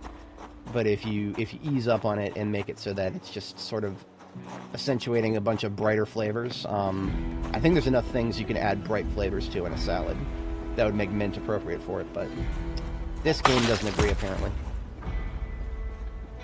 That's some feedback I could give to the devs that they might actually listen to. Make a little list of things that should be usable in certain recipes that aren't. For example, we should be able to... We can make our own bread. We can make our own bread in this game, but we cannot... Once we make it, we can only slice it into slices, bread slices. We can't, like, slice it into hamburger buns or to hot dog buns. But the way the game works with the bread is we just make a huge loaf. Once you have a huge loaf of bread like this, you can cut it however you want in real life. You should be able to do that in game. And there should be nothing stopping us from taking some of the beef we get from the cows we butcher, just, kneading it into hot dogs and making some hot dogs. I should be able to have hot dogs 2 years after the apocalypse. I have all the materials for them. The game just won't let me shape them, and that's sad. So I've got all these things, like ketchup and mustard. I would love to put that on a hot dog right now, but right now all we can do is sandwiches. Now, I said yesterday, in-game yesterday, I said that I was going to make a cake to celebrate my 2-year anniversary. I was a little late. there. But we're actually going to go ahead and do that. I need a baking pan, though, and I don't have any baking pans. There is a grocery store directly south of me that I have not looted yet. Sammy's right here. There's also a bunch of zombies right over here. We're going to kill all these guys first. Otherwise, these guys are close enough, they would hear our generator eventually.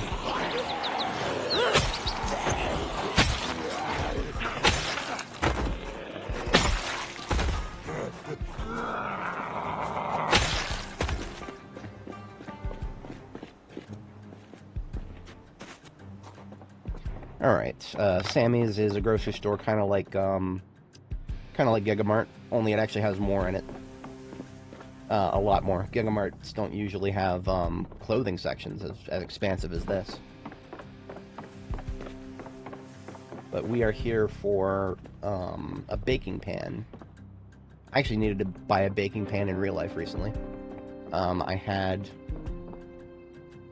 like one of those loaf trays and one of those. I had like a loaf tray, a cupcake muffin tray, but I did not ever have like an actual proper circular, like 2-inch or 3 or 4 inch deep, regular old baking pan. So here's a little bit of art mimicking life, as it were.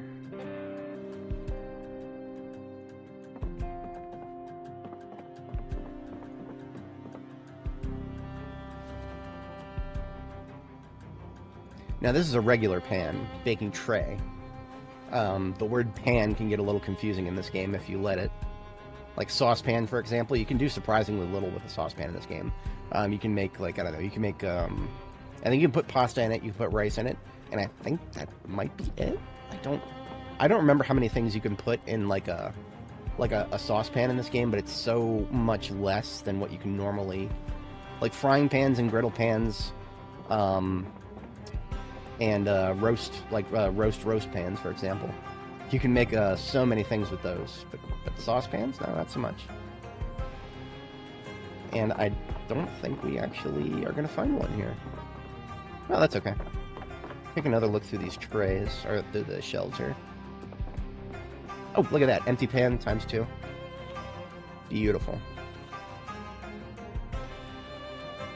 It is not currently there. I just saw a pizza cutter. Unfortunately, it is not possible to make pizza yet. In the years after after all your perishables have gone, because right now there is unfortunately no way to make cheese. We should be able to, and I'm sure that's something that's in the pipeline, but not right now. Cheese requires just milk, I think. I can't remember if you needed like something else specifically other than milk, and then churning it properly. I don't remember exactly. I never worked the cheese bar. But we came out of that with 8 bowls, which is great. I need to use up some more of that kale. The rest of the cookware goes straight into our cookware bin. And before we make the cakes, we're actually going to use these bowls to make some kale salads. Reason being, this kale is going stale.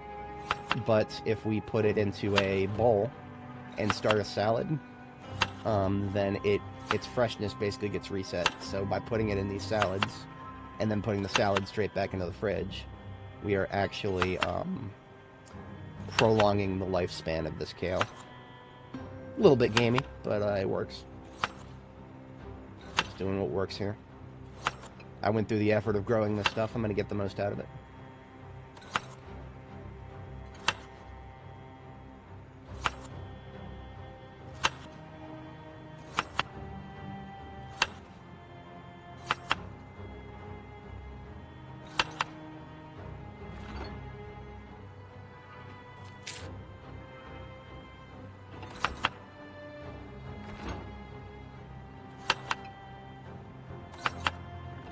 Now, normally I would label these. This is a lot of labeling work. I'm just doing it FIFO. What it does, FIFO just means you first in, first out. Everything that I just put in there got put to the bottom of the stack. So if I eat things from the top of the stack going down, that'll use it up in the correct order. I think that holds true generally for whatever you put into the fridge, as long as it is the same. In this case, it's kale salad. Right, so kale salad in that stack. The ones that I just made go to the bottom, and the ones that I need to eat next are at the top. So, empty pans, we've got 1. We need to make a cake preparation. I forgot the eggs. I have eggs, I can get eggs, but I don't have them with me. They're at Jericho, where my chickens are. So we can't make a cake yet, but I can take this pan with me. Because we need to go back to Jericho. So we're going to continue with what I was saying before about going back to Jericho. We need to take Jorgensen & Sons back with us. There's actually a lot of loot in here already. There's actually a lot of loot in Jorgensen & Sons. It's got a radio, several bags full of loot, the blade work here, machetes, and 1 sword that need to be redone.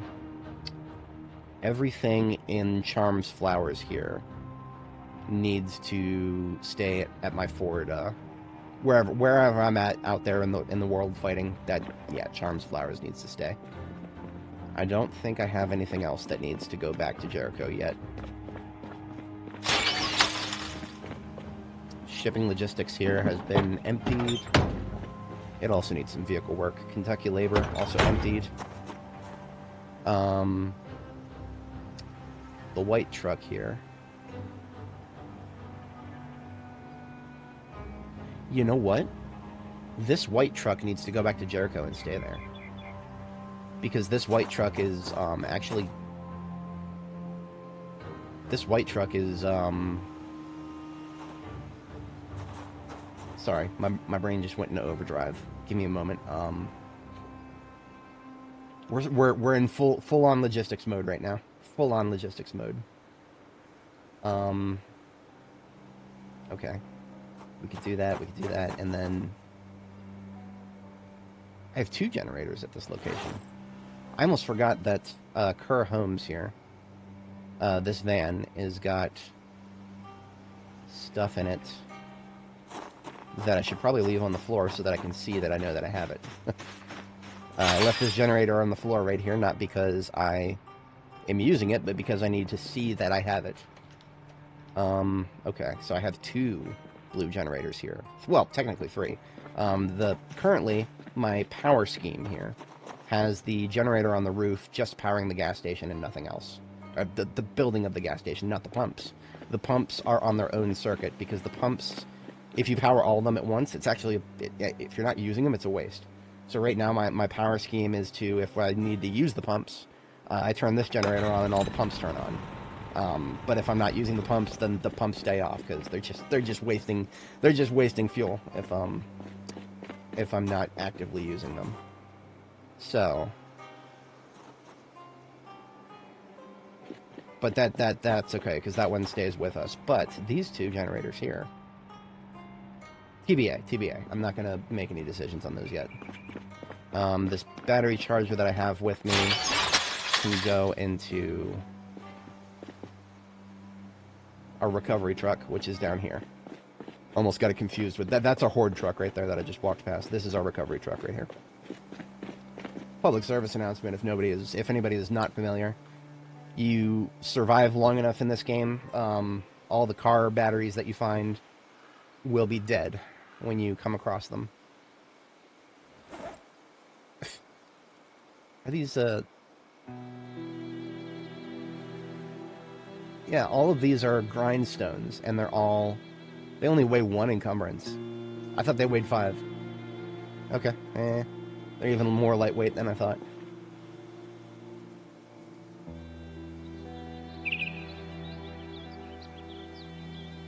Okay. I'm just getting that out of the way. Most of what's in here can stay in here. Yeah, this is everything that's in here right now is good for a recovery vehicle.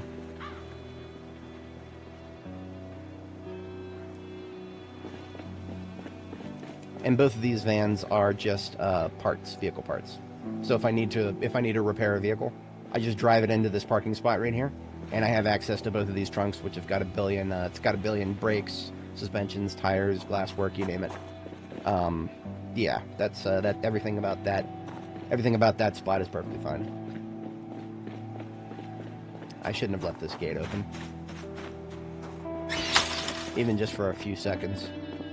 All it takes is one moseying on up here, because they'll be attracted by the generator.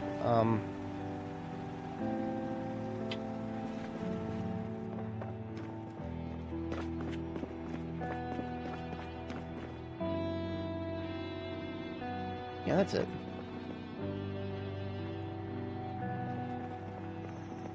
These grindstones, just like the generators, I need to know that they're here. So I put them. I'll put them down here.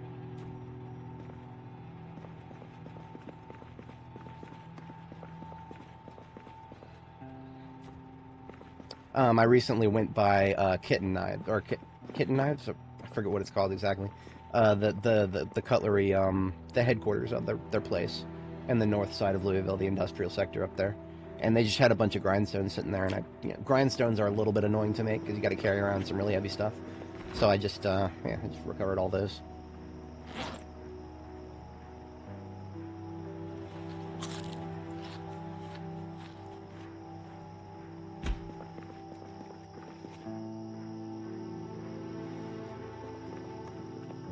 Now, because I didn't really finish this thought, but because I wanted to bring this white truck back to Jericho, what is going through my brain right now is we should take the white truck with us back to Jericho and leave it at Jericho, and then come back from Jericho with a different vehicle. But if we were to do that, which one would we come back with?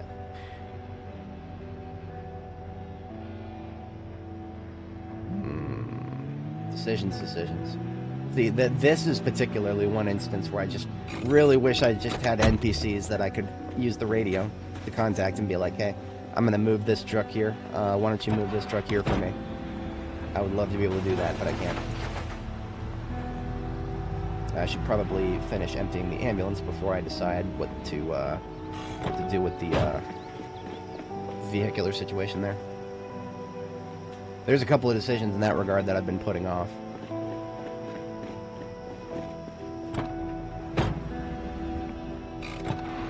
After all, today is a Saturday, so I have a lot of... YouTube has the highest chance of recommending me because of how many people are on today. So, I don't want to bore any new viewers to death, specifically, with logistics. There are slightly more interesting things we could do. Unfortunately, logistics are... well, that's a very important part of this game. One of the only reasons that I can do those really fun combat segments is because of the ridiculous amount of preparation that I put into everything.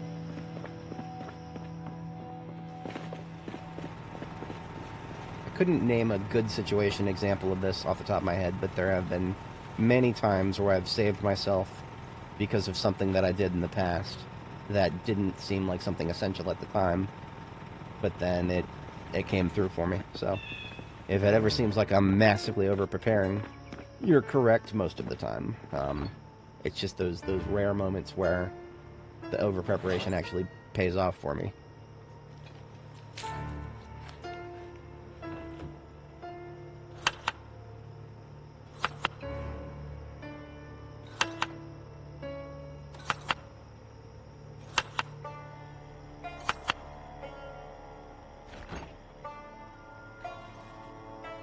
Now, a lot of this kale that's left over, I'm going to start chucking it in the trash because the level 10 cooking creates a problem where every time you use an ingredient, you'll leave some leftovers to such an extent that, like, for example, this one piece of kale right here, there's so little left in this kale that its hunger reduction is -1 hunger. Like, why does that even need to exist? Why would I ever want to add something to a recipe that only adds -1 hunger? It is literally an inconvenience to be at level 10 cooking a lot of the time for me. If I could have, like, stopped gaining experience in cooking at, like, level 7, I probably would have stopped there. But, there's no brakes on that train. So, I got rid of that. Any furniture up here that I wanted to bring back with me? Not really. These are all just really decorations.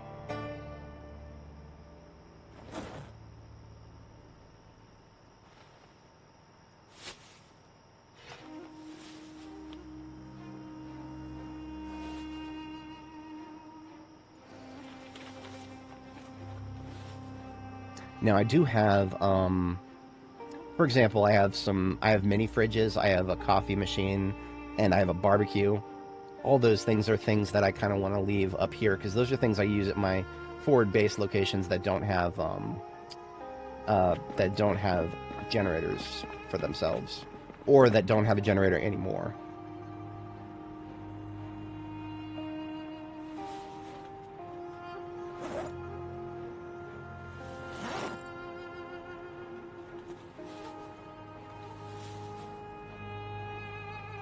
Yeah, okay. We can bring all that back with us.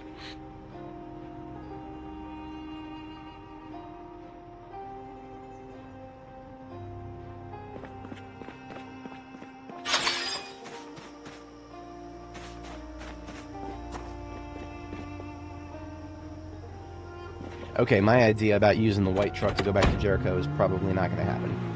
The white truck does need to go back to Jericho at some point, but now I have enough RTB loot that it is not going to be able to carry it all. And all the stuff that's already in the trunk needs to go into... Actually, most of it needs to go into Charms Flowers because it's building related. And Charms Flowers is currently the home for stuff that goes forward to new building locations. So the pliers, the rope, concrete powder, claw hammer, trowel.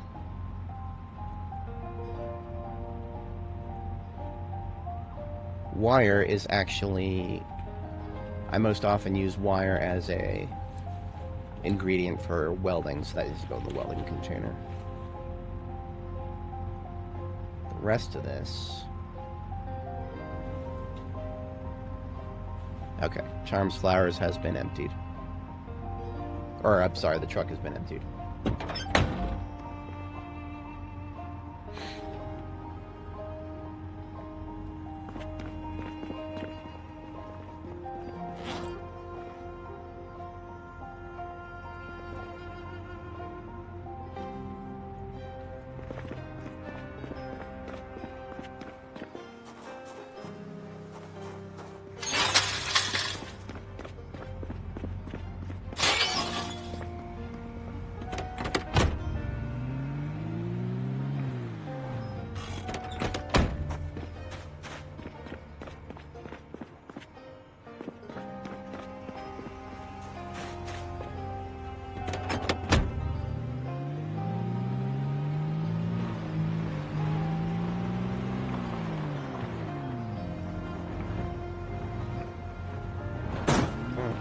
Let's not run into the wall, please.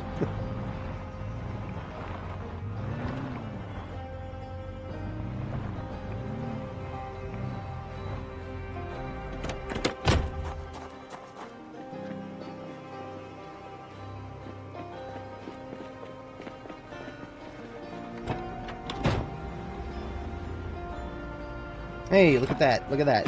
This is why we don't leave the gate open. Oi. Get this way, please. I shall release you from your mortal coil.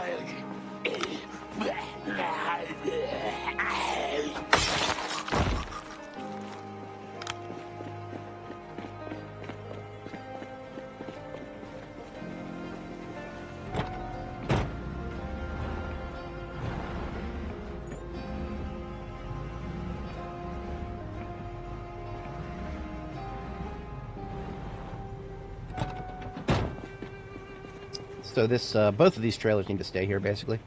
Right now, the rusty one here is got some welding stuff that I want to move to a different spot in this area. I'll do that later. For now, we're just moving the ambulance to another spot. We'll actually want to sleep. We won't want to sleep because it is our bedtime right now, even though we did have a coffee earlier. We'll go ahead and sleep, keep our bedtime on schedule. And overnight, we will translate our hauler, Jorgensen and Sons here. We will haul that to... Yeah, we'll haul that back to Jericho, and then we can... That concludes our RTB.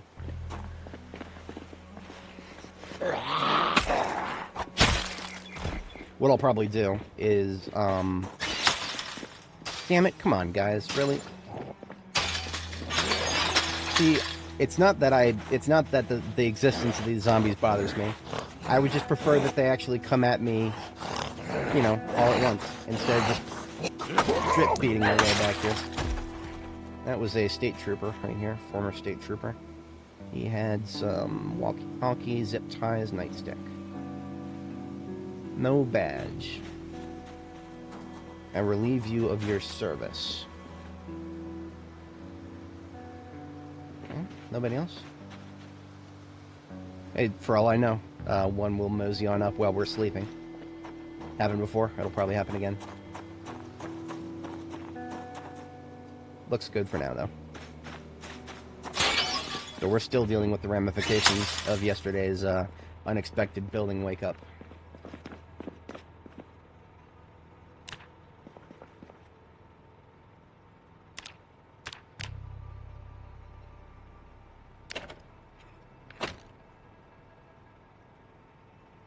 I may need a replacement battery for my flashlight. Oh yeah, look at that. My flashlight is just about to break. Or, yeah, just about to, need a replacement, as it were.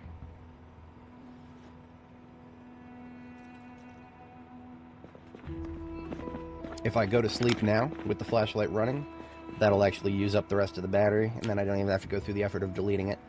It'll delete itself out of existence once it's empty.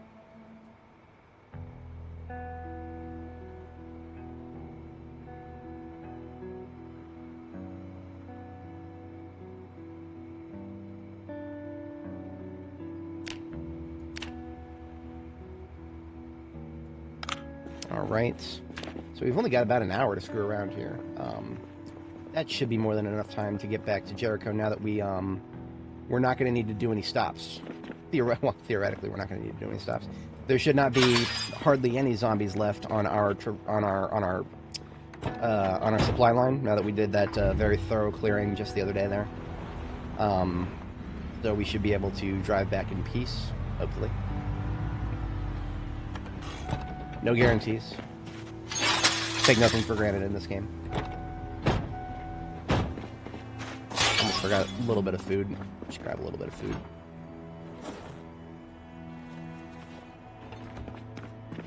And we've got our baking pans. So once we get back to Jericho, we'll make the cake there. It'll be a day late. It'll be a day late. We'll celebrate our 2-year anniversary on. We'll actually have the celebration for it on July 10th, 1995, instead of July 9th. That's okay. For anybody joining, welcome. We're just getting a little bit of logistics taken care of here. Well, a little bit. We've been at it for 2 hours now. That's just me. I can lose myself in logistics. A lot of what I've been doing is a little bit preemptive. I do expect to pull a lot of loot out of Grand Ohio Mall when I finally start looting it. And so it would benefit me to have, this is one of my hauler trucks right here.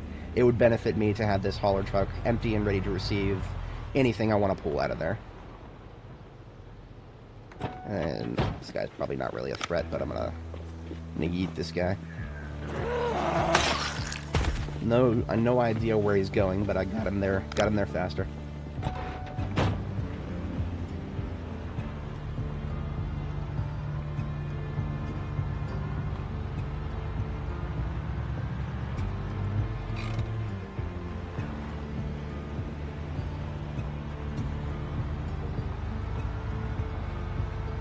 This right here being the Louisville Expo Center. I feel like it's a potential source of many respawns, but I don't know that yet. It was, well, plenty of initial spawns. Plenty of initial spawns here. Probably this is one of the buildings that churned out well over 2,000 of them, if I'm not overinflating my memory. I forgot how many times I forgot how many of the zombies that I killed in this area actually came from the Expo Center versus other nearby buildings. They all kind of blended together in my brain. So there could, it could be anywhere between, just 1,000 from that and then a whole bunch from the neighboring buildings. Or it could be that well over 2,500 came from that one alone.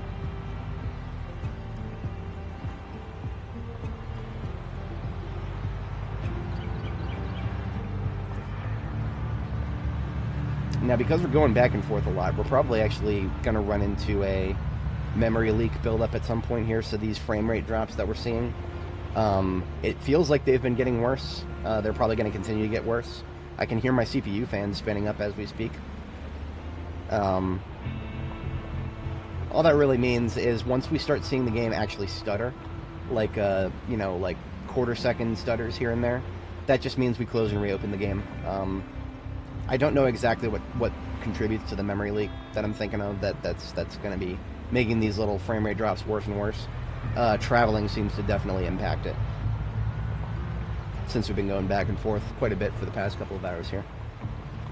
I expect that to be hitting us. But there is North 1st Street without a single zombie on it. That's a rare thing. In a perfect world, I would have waited until after I finished looting the Grand Ohio Mall, because that's going to take a couple more days, probably total, to, finish killing any zombies that might be in my way, of which there could still be plenty. We've been doing hit and run on the north side of Grand Ohio Mall for a while now. There could still be plenty inside, but ideally I would have waited until I got all the zombies out of the way, got all the loot that I wanted from the place. Then I would go do that clearing that I did earlier this stream, because inevitably I'm going to have to do more clearing now next time that I take this large route.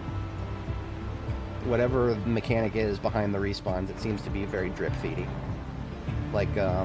There won't be respawns in that particular spot. Maybe there will be a group right here, in this side of the, like where I killed this one. There may be 5 more next time.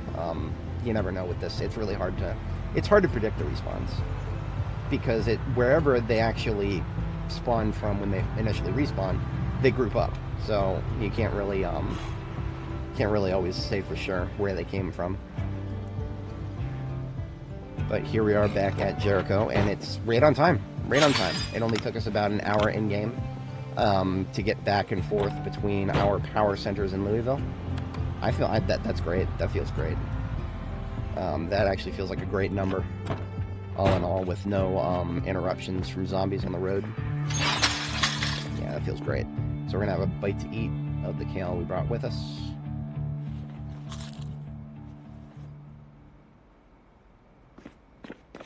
And get our second sleep.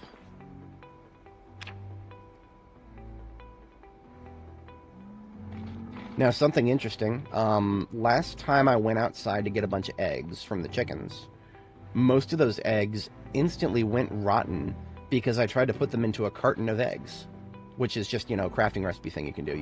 You can take 12 eggs, make a carton of your own. For some reason, these fresh eggs that I went outside to grab, I tried to put them in a carton, and that carton of eggs came out instantly rotten. Despite all the eggs that I put in it, all the eggs were fresh when I put them in there. But the carton that I tried to make, there's something wrong with spoilage when it comes to, and I don't know if this is because, I've migrated the save. That could be it. We started the save on 42.10, which is 2 versions ago, which means that basically any bug reports I send in, the devs are going to ignore.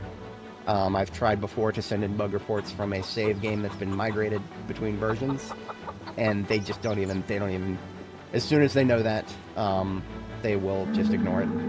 We can no longer support saves migrated from older versions. Whatever. That just means that I have no idea whether it was caused by the save migration, and neither do they. And because the save migration happened, they're fine. They don't care. But my current theory is that there is some kind of mechanic that goes through to make sure certain things are spoiled after a certain amount of time. And whatever that mechanic is, it's actually hitting things that the player makes. Because we had the same problem when we made a bunch of jars of food. Like, we made a whole bunch of jars of produce that we grew ourselves. So obviously we wanted to participate in the long-term things that you can do in this game, which is you can jar up produce that you grow and make it last for almost a year if it's jarred up. But that didn't work. That didn't work out for us. We, the jars were fine at first, and then we put them somewhere in a counter somewhere. Came back a couple days later, and they're all rotten. No idea. And I'm not very incentivized to try to figure it out right now. Now, all these backpacks on the floor right here, this is all loot that I've brought back to Jericho with me that I need to sort. Sorting loot is kind of a lot of bitch work. It's a lot of that's a lot of work, sorting loot. Today is Saturday. In real life, I would like to do something slightly more interesting. I've got a whole bunch of mac and cheese in this corner box. I have enough to make an entire box of it. Yeah, I could make 2 boxes of mac and cheese. Except mac and cheese cannot be used right now. See, if you right-click on it, you can't open it anymore. I'm gonna make a wall of shame of mac and cheese. I've been thinking about doing this for a while now. We've got 12. So we'll do 3 rows of 4.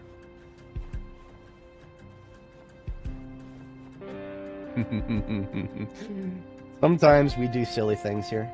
Sometimes we do very silly things here. Let's do 53 on the z-axis. No, that's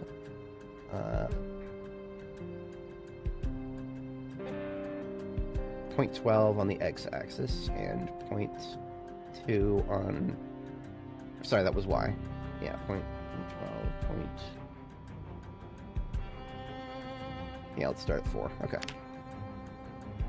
Thankfully, we don't have to rotate it.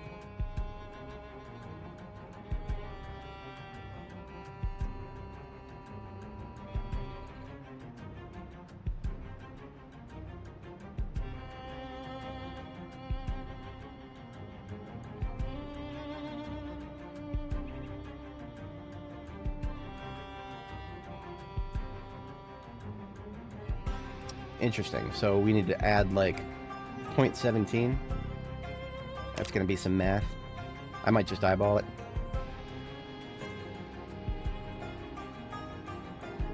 Yeah, I'm just going to eyeball it. That's fine. If anybody is not familiar, there is a system called Extended 3D Placement. This is a part of the vanilla game. This is not a mod. It might look like a mod. Nope. This is just a cool little thing the devs added that allows you to place objects freely. And people have made some really fun decorations. You know what? I usually try not to be that guy who advertises his streams for no reason. But you know what? I might post a screenshot of this and just be like, hey guys, we have fun here, and then drop a link. You know, I'm not above that. I'm not above that. Because that would bring over the folks who are interested in the sillier stuff. Which is, we do lots of silly stuff here every once in a while. What is our, okay, so our new z-axis is going to be 0.4? Yeah, okay. No, it's going to be point... No, that's 0.4. Okay. It looks a little weird.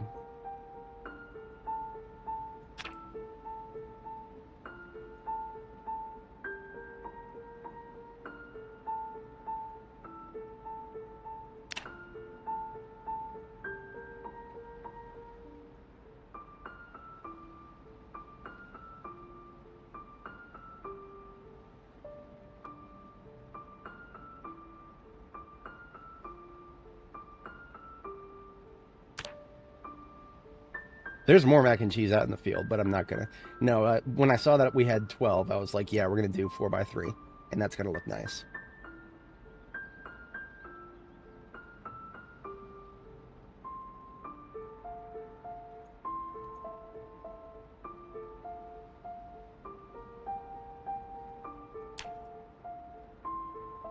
What is our new Z value gonna be? Thinking something like just 0.3? Yeah.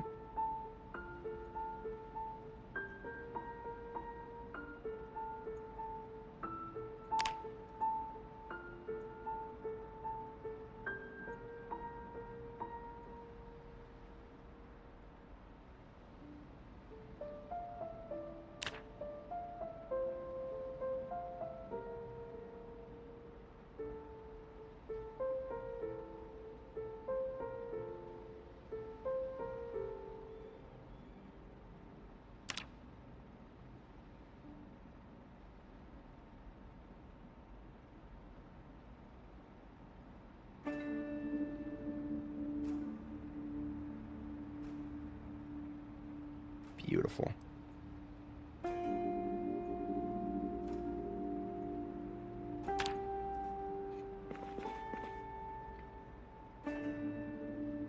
Look at all this mac and cheese that I can't use. Might as well just be a wall decoration because I can't use it.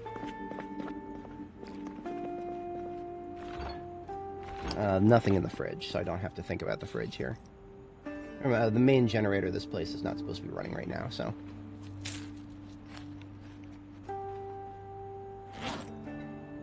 You know what? Do I want to leave these bowls here?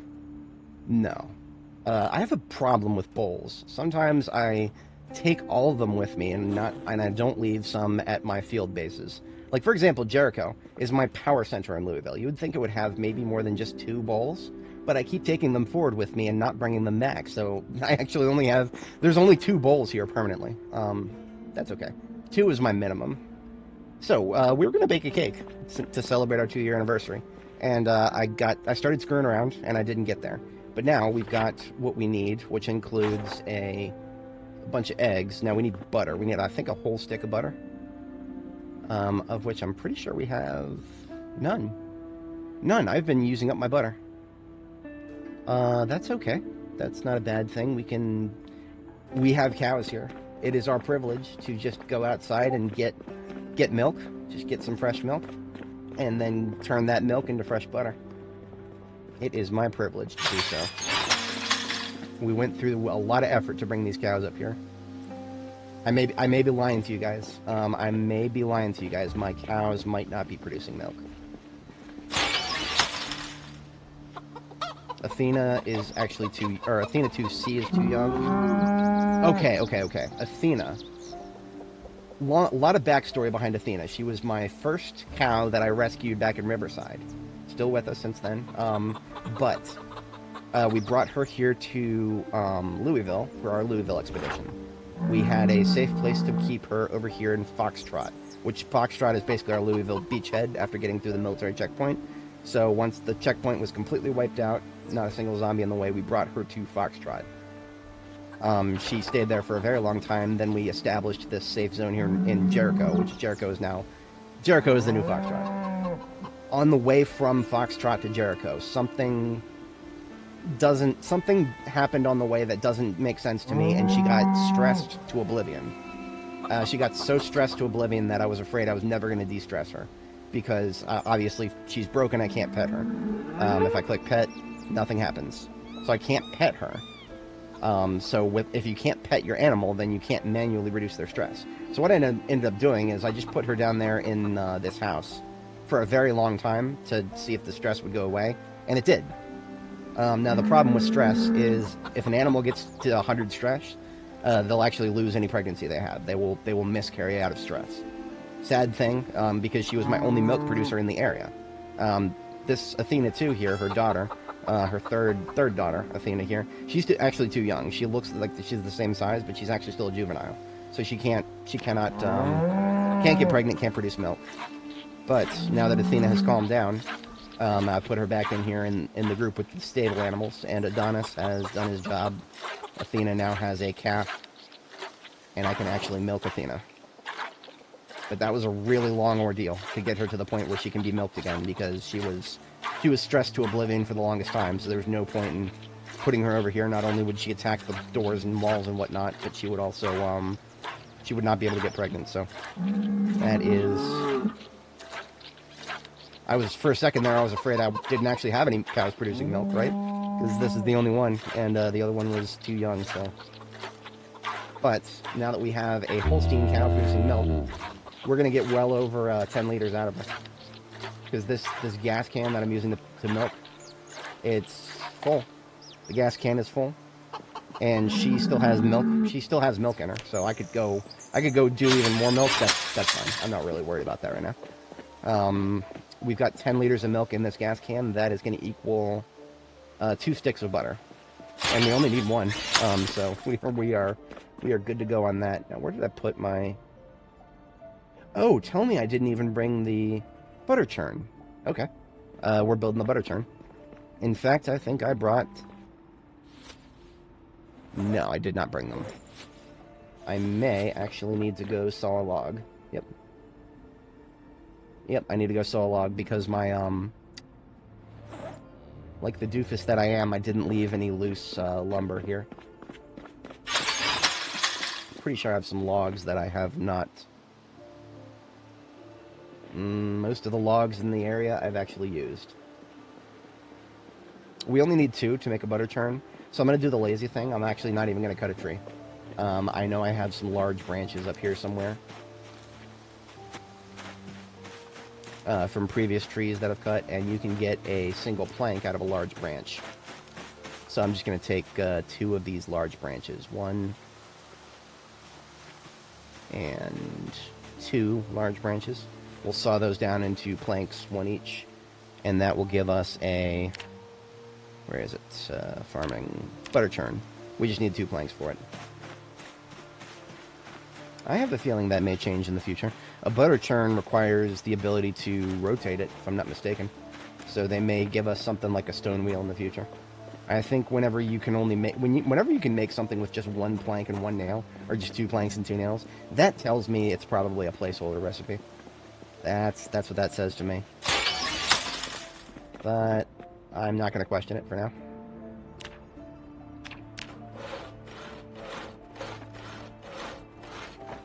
So now we have 2 planks and 2 nails. Butter churn coming right up. Now, butter churn cannot be placed, or you can't put stuff on the floor next to a butter churn for some odd reason. So that's an okay spot right there. And now all this costs is time. We have to. This is gonna take probably almost an hour of fast forwarding. Close to an hour, yeah, of in-game time.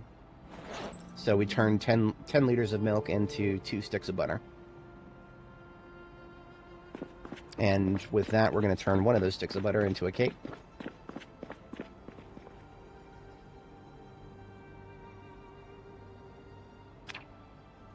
The only thing we're missing... See, most of my small form ingredients, right? The sugar, the yeast... well, now I'm carrying around the egg and the butter. I also have a bowl in my person, but I don't have any flour, and I don't have something to mix it with. You can use anything to mix it with. You can use... Game will let you use a wooden trowel to mix a cake batter with. That's really funny. If only every recipe was like that. But what we're gonna do is take one of these whisks and we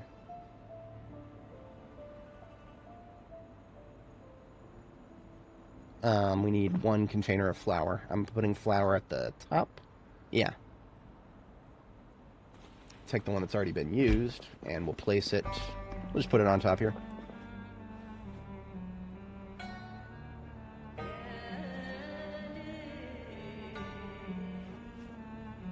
Now we can make a cake batter.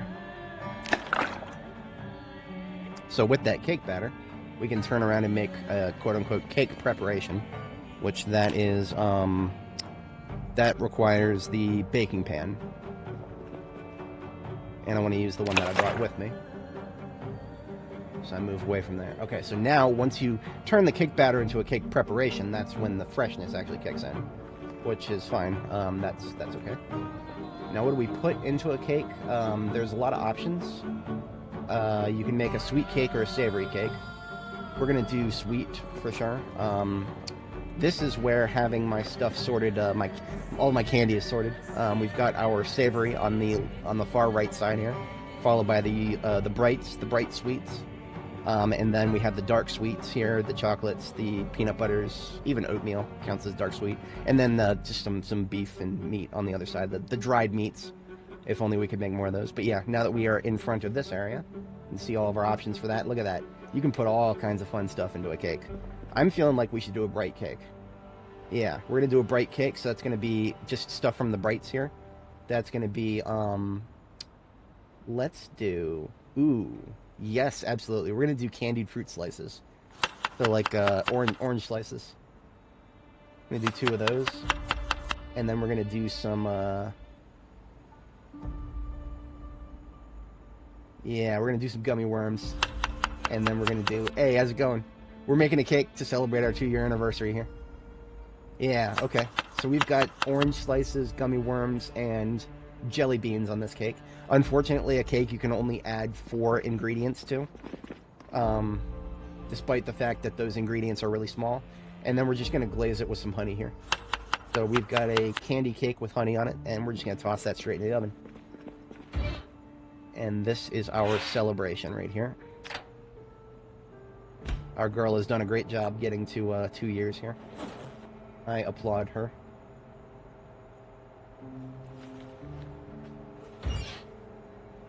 Okay, you know what? I'm going to leave the 2 bowls that I brought with me. I'm going to leave them both here. We'll have a total of 4 bowls here at Jericho. One of these sticks of butter can stay here. This feels like a glitch. It didn't use up any of the butter. Like, it used up, like, one little chunk of butter. That's it. So this butter is almost completely unused. Okay. I ain't gonna complain. It's more butter for other things. Go ahead and fast forward for the cake here. Oh, I can rename it.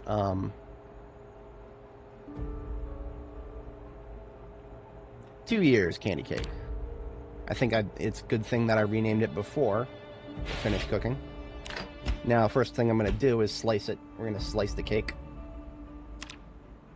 And this... Okay, now that... okay, so the cake reduces 65 hunger. And it's going to slice it into 5 pieces.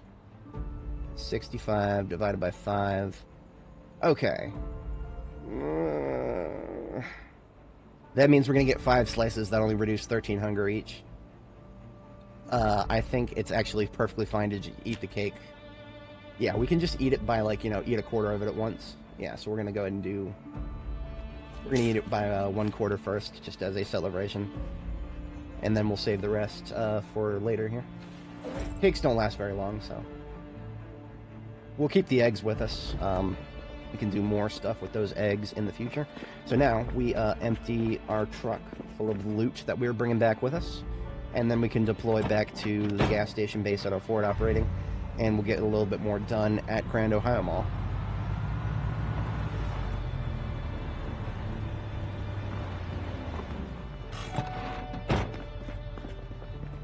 So what is in the van right now, these 2 bags can just come straight out.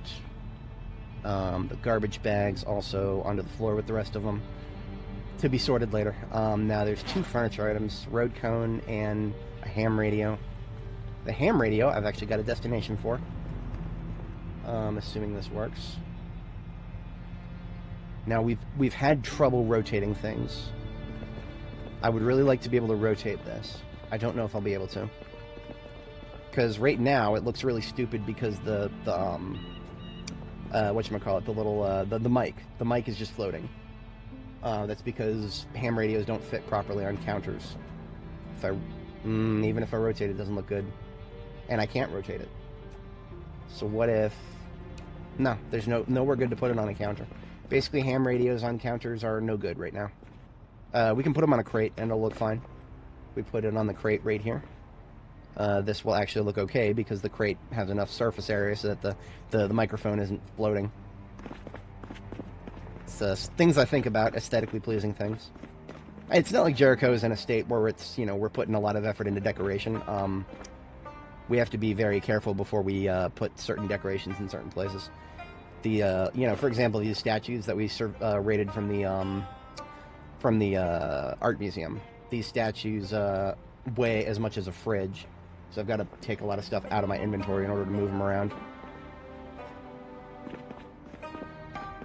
But that should be Jorgensen & Sons fully emptied here, except for the blade work that I needed to do. Almost forgot about that. That's essential.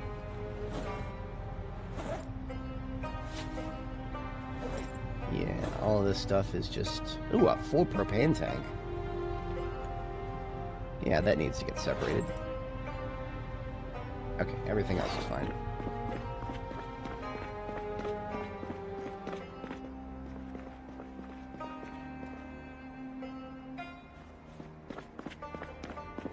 Now we just picked up 2 machetes and 1 sword that need to be rebuilt.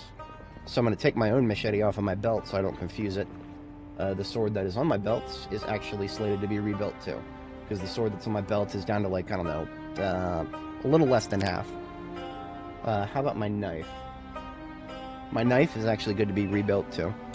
So we are going to go ahead and dismantle basically every blade on my person right now. That's going to be 1 knife and 2 swords, 2 machetes.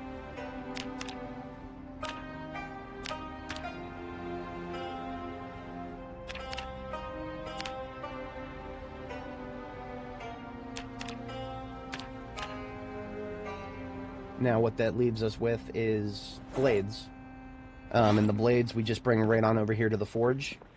And we stand in the correct position so that we can access the trunk of the vehicle here, which still has 48 charcoal in it. I think that's going to be enough, but we're going to take ourselves broke on charcoal, or close enough to broke. So by standing in this spot, we get access to the trunk of the vehicle, which has all the charcoal in it,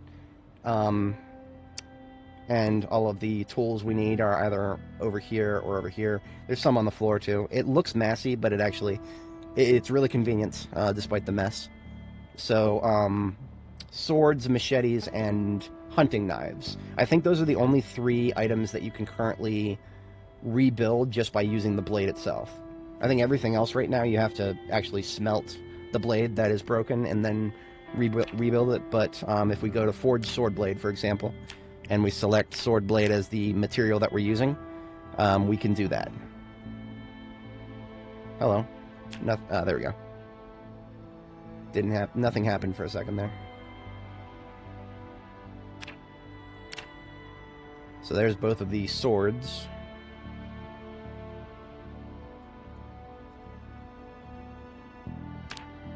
And now here's the machetes. Now each time I do this, it costs 8. Once again, just I'm trying to click and nothing's happening. There we go. Wait a minute. Oh, okay. Hang on.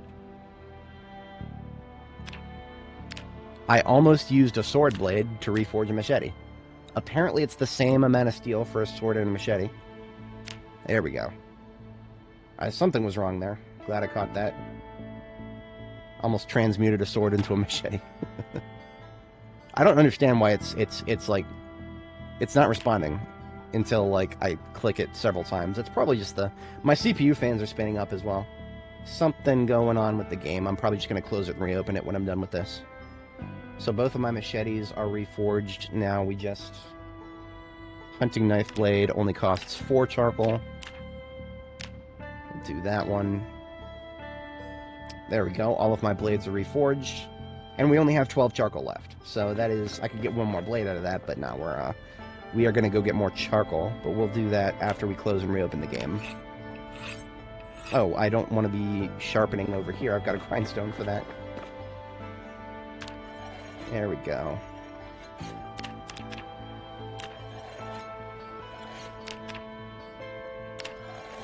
Grindstones are an order of magnitude less time to sharpen at. For now, they're very convenient to carry around. I have a feeling they're going to be much harder to carry around in the future because the materials required to build them are really, really heavy. So now we just need 5 handles. There's actually a bunch of handles on the floor right over here. So I can now just assemble all these bladed items that I just made.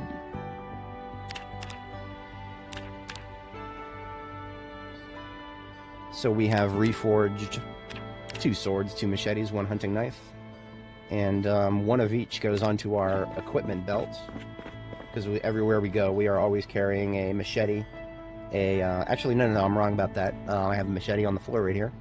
Now this is a machete. This is a pre-war machete right here. It is much prettier if we wash the machete so that the blood is off of it. I will put one of the machetes that I just built in my other hand. So this is, you can see the difference now. It's actually, there we go. You can see the difference in the color. There, statistically and on paper, there is actually a slight difference. The machetes, the pre-war machetes, the ones that are, you know, made by your local hardware store or whatever, these have a much longer lifespan before they break. The ones we make, which is what is in my offhand here, the one in my offhand here, those break a lot faster, but I can rebuild them, so, you know. Once this one that I'm using that is like pre-war machete, when it breaks, I can turn around and reforge its blade, but then it will become a one of the weaker ones that I'm making, so a little bit of deep lore on the swords there. We still can't forge our own katanas. Not that I've found one, but it would be really cool if I could, you know, find one and then actually learn how to make them. That'd be cool. I would love to be able to do that. So we're going to put the blades that have been reforged into the trunk here.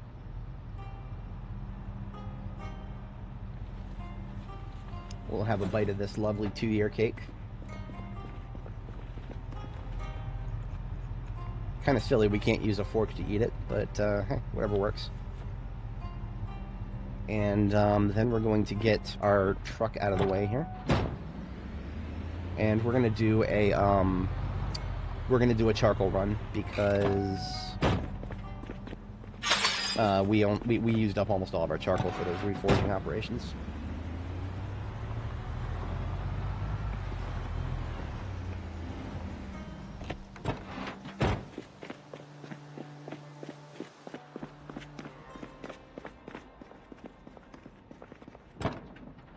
For anybody joining, if you're not familiar, charcoal is, well, it's easy to get right now, relatively speaking, as far as the metalworking supply line goes.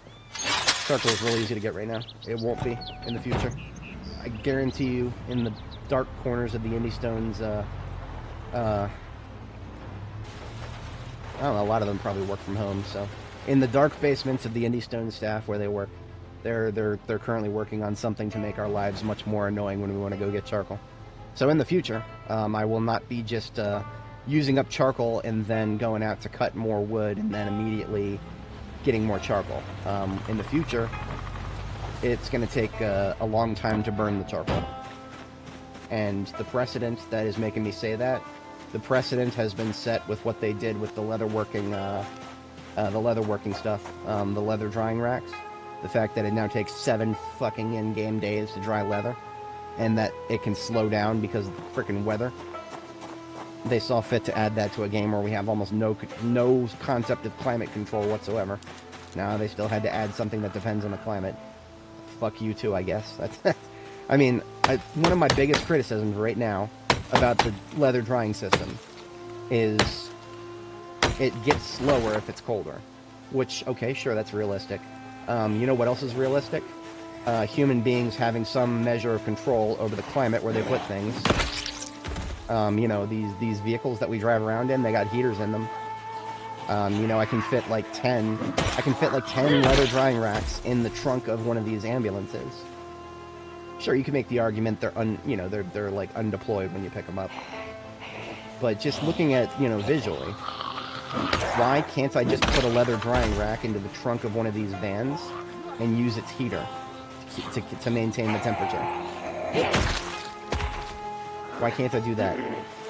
Because that is one of the vehicles are one of the few things right now that we actually have the ability to control the temperature of. It's not like we can't install an electric heater. There should be billions and billions of electric heaters out there in the world. This is Kentucky in the 90s. There should be propane heaters everywhere. Every single one of these houses should have a propane heater. But they don't. Like I said, this game does not have the necessary infrastructure in it right now to support something that is very sensitive to temperature. It really doesn't. I mean, of course, the player themselves, yes, if we want to warm ourselves up, we can light a fire. But if you want to dry leather, do you really want to keep a fire lit for 7 in-game days? Really? Do you really want to do that? I've had people were defending that in the comments when I posted this criticism. Actually, all you gotta do is keep a fire burning for 7 days, dude. Like, dude, do you really... Is that really the game you want to play? Is that really the game you want to play right now, where you have to stay at your base all the time? You can't travel around to other bases, because if you stay away longer than... You can only keep fires burning for what was the limit? 8 hours of fuel? You can only put 8 hours of fuel. So every 8 hours, you have to make sure you're going back and reloading all of your wood. Is that really the game you want to be playing? I don't know. I asked the guy and he didn't reply. I clarified why it's so silly, and he's just like, "Oh no, you're stupid." I don't even think he replied to me. But what can I say? You get the people who are just like, "Oh, the devs can do no wrong. We are not allowed to criticize anything they do," and they are not helping with the situation. They really aren't. The game has already got a very strong precedent of we need to mix realism with not making the game too fucking boring. Yeah, everybody who plays this game knows that there's a balance to be struck. There's a balance to be struck there, and this is where this is a prime example of them. And again, it's unfinished, right? It's unfinished. If they were gonna add more climate control options to the game, then I would be far less annoyed by this. But, and I bring all this up because I'm talking about drying leather while I'm cutting wood for charcoal. I bring all this up because all of the stuff that they added that makes it harder to do leather, all that's going to apply to this too for charcoal burning. The fact that we can just go out here and cut a couple logs and instantly turn them into charcoal now. No, it's going to take like, I don't know, 4 or 5 days to burn the charcoal, and we're going to have to be very careful that we don't let it get rained on. We're going to have to make sure that the fire doesn't go out. We're going to have to constantly shove more fuel into the fire, and I always mention this, if you're a fan of Demon Slayer, great series. Before Tanjiro became a Demon Slayer, he was but a humble charcoal burner. And, well, you would wonder how his dad could support a family of 7. That was what it was, right? 7, I think. I forget, you know, all of them died, but, you know, it's, yeah, his dad could support a family of 7 by being a humble charcoal burner because it was a full-time job. burning charcoal in the pre-industrial era was a full-time job. And threaten the devs of this game with a good time, they will absolutely add another full-time job to the game. They would, yeah, in a heartbeat. Now, I always mention this. That's a full-time job that should be done by NPCs. But there ain't no NPCs in the game yet, so... yeah, I don't know. We can't even just say, oh, they're just adding it to get feedback on the feature. But if the feature is going to be that dependent on somebody else doing it for you, it's not in a stage where it's ready to even get feedback. Shouldn't even been added, in my opinion. Keep that in your internal build for 43. Because we know that they've publicly stated they're working on build 43 simultaneous to 42 now. So, they are actively working on 43 as we speak. 43 is supposed to have some NPCs in it. I don't know if it's going to be all of them. Well, we need 27. 27 small branches for 3 burns. Right? It's 9? Yeah. Okay, here's 7. 20 plus 7, we can now do 3 burns of large branches. Or not large branches, tree branches. Yeah, here we go. 2, 3. Each one of those creates a whole bunch of charcoal. And, like I said, this is instantaneous now. I can't wait for it to be not instantaneous.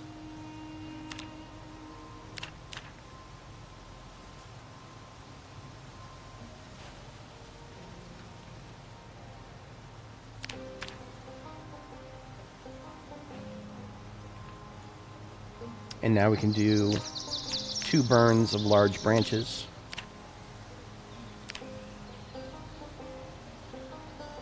That totals us well over 100 charcoal. A little bit dropped on the ground because we... yeah, so 120 charcoal right off the bat. That's fantastic. That's way more than enough for now. We can put the axe away. And those saplings that we did not end up cutting, I'm just going to leave them in there, because you can actually do a lot of things with saplings. Saplings, you can carve them into 8 small handles, so that's more swords and knives and whatnot. Or I could turn them into long sticks for more spears.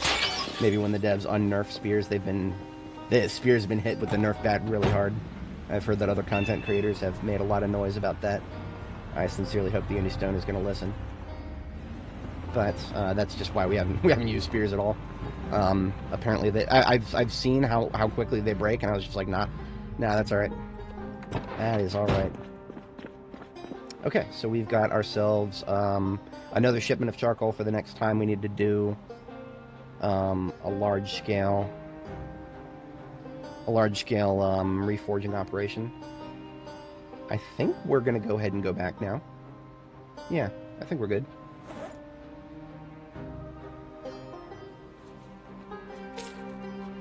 Have a bite of cake, and because yeah, at this rate we'll make it back, and we don't have to worry about any obstructions on the way. I'm gonna do a brief scan through some of these loot bags.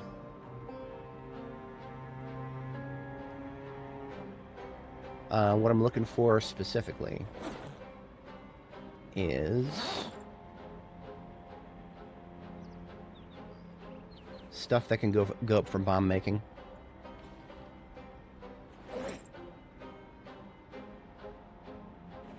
Yeah.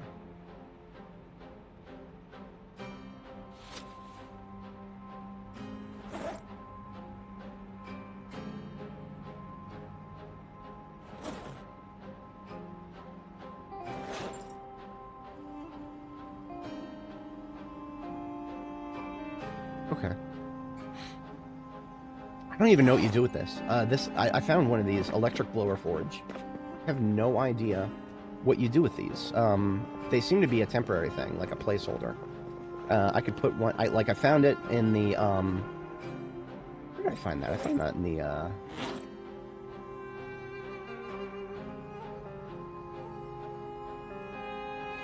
It was a metal workshop of some kind. But there's nothing you can do with it. You can pick it up and put it down and move it around. But you right-click on it and nothing. Electric blower forge sounds to me like some kind of maybe a simple forge that probably won't have all the same recipes as our advanced forge. Like, I have a feeling there will be like a highly limited amount of recipes, and you may need to have like this may need like an anvil. Like maybe you have to carry around a bench anvil, which is another thing that's in the game but doesn't have a purpose yet. If you carry around a bench anvil and an electric blower forge, that might be a more mobile way of forging things, which I'd be very happy to have that. But right now, there's nothing that can be done with these. It's literally just a decoration right now. That's all I put that down for. I saw it and I was like, hey, that's cool. I'm gonna put that down as a decoration. And who knows? Maybe we'll get an update where it actually gives a purpose to it.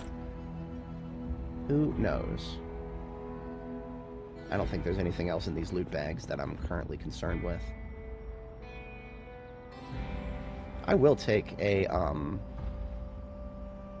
take a fishing rod up to my gas station base, because the gas station base is not on the river, but the river is not too far away. We could do a fishing trip if we wanted to. In fact, if you look at my stats, I'm almost down to the protein floor. Protein doesn't really matter once you're strength level 10, but I like to keep myself in the habit of maintaining my proteins. I've been failing at that. I've miserably failed at keeping my proteins at the correct amount.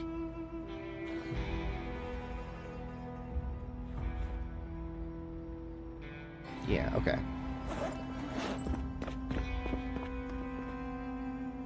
Now we're up to 6 bowls at Jericho. Fantastic. You know what? I should take my...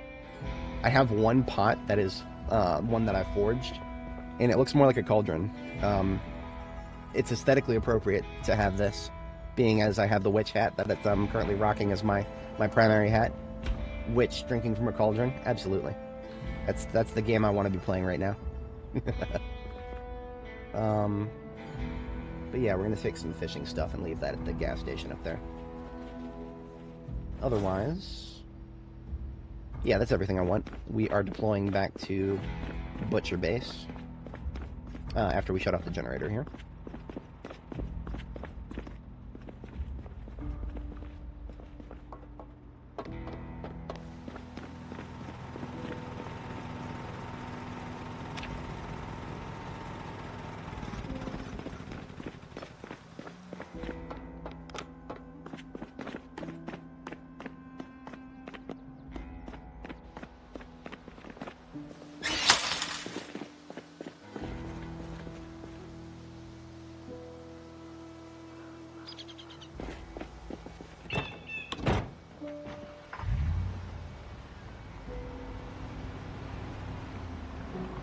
I'm going to take a quick peek at the generators that are powering the freezers. Seeing as this is the day that I'm going to leave Jericho for a little bit longer than before, we are going to go ahead and top off with these generators before we leave.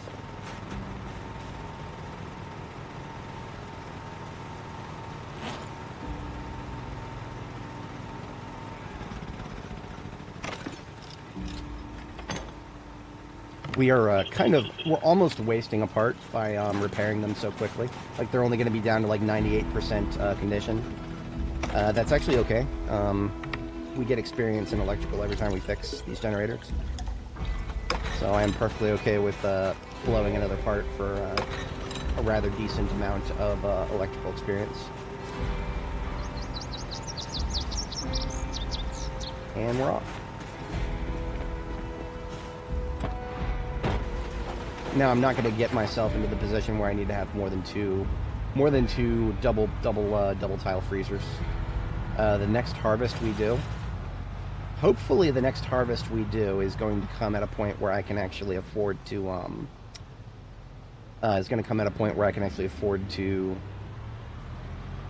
what's the word? Put it in my forward fridges without having to put anything into a deep freeze. But if not, I'm not going to put any more freezers down. 2 is more than enough. I had 8 at one point, and I don't want to ever go back to that. That was a lot of effort for nothing. It didn't pay off. It's actually our bedtime right now, 22:30. So what we're going to do is just sleep here. There's a house here that is safe. Well, safe. It's got a fucking zombie in it.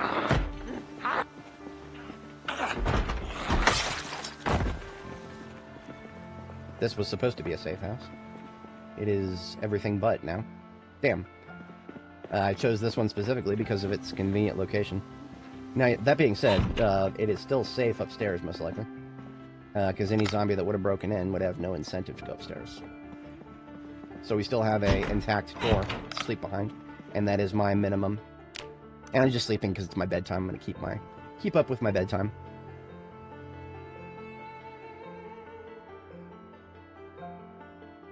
And as a overnight activity, we will translate further back. Now, I think what I'm going to do is actually we're going to get to read the halfway point.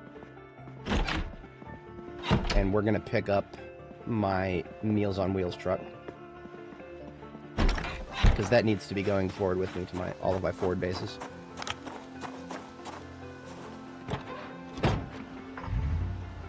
I'm also going to, while we've got infinite water, go ahead and wash up.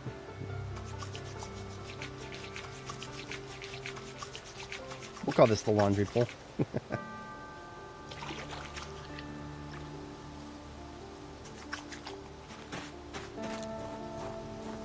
Believe it or not, if your character is, I think, at least like 10% dirty on your person, your actual character, you actually get happiness by washing yourself up.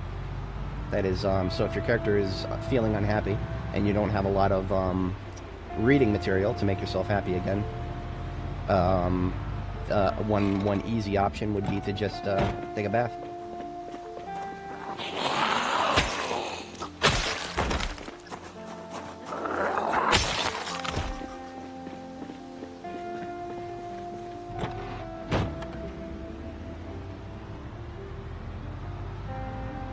As I said before, we are going to not worry too much about anybody on the right side there. There will be a couple on the other side of that fence, and they can stay there.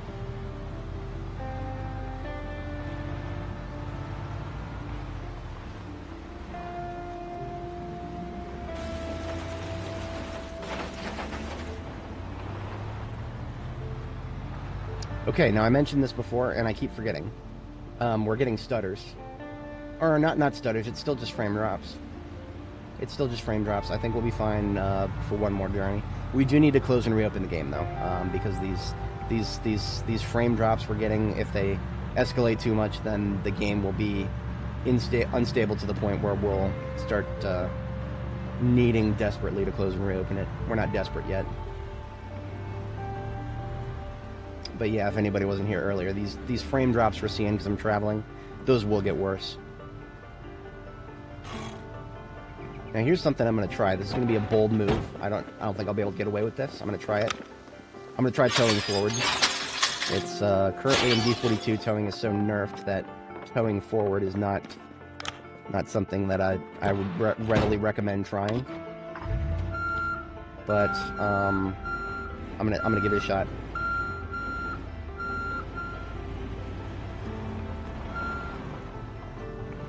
If it works, it works. If it doesn't work, I'll just get out and tow the other way. It would be very interesting to know if Meals on Wheels could be towed properly. It's not quite as heavy as a step van, and I know I've got decent tires on it. And we're going to be on asphalt. Nope, I can already tell you, nope, not going to happen. That's all I needed to do. Just go forward a couple seconds, and we couldn't even make it to second gear reliably, so no. We tow in reverse, it's fine. Tow in reverse if you can't make it out of second gear without bottoming out. So the benchmark is if you're towing forward, but you can't make it to third gear, just get out and tow reverse. You'll go faster. Third gear is always your benchmark, I believe.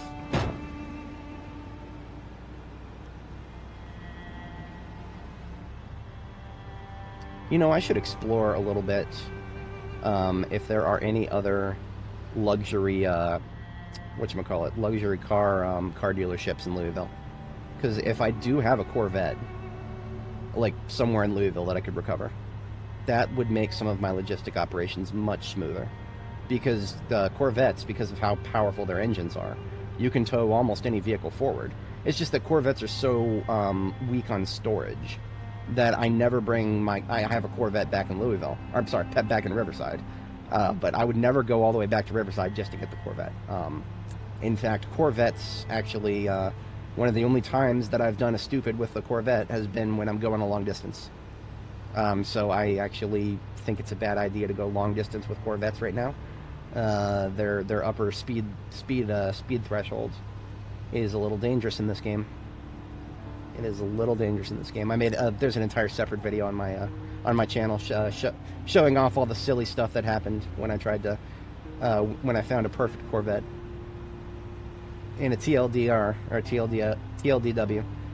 What happened was we were going long distance and we were going so fast that the game couldn't load the map fast enough for how fast we were going, and because it didn't load, what happened was I kind of hit the brakes a little fast because there was just this black void ahead of me, and hitting the brakes so quickly caused the trailer that I was towing to flip up over top of the Corvette and flip the entire Corvette along with it.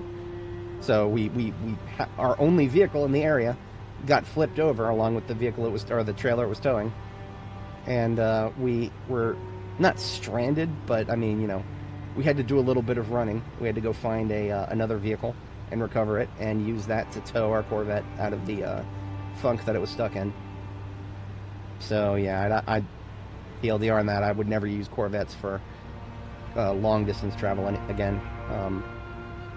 Not without some engine updates to the game. Who knows? Maybe they've got Filibuster Rhymes on staff. Maybe he'll be able to make some recommendations to help improve the engine so that you can actually drive a little bit faster without running into silly problems like that.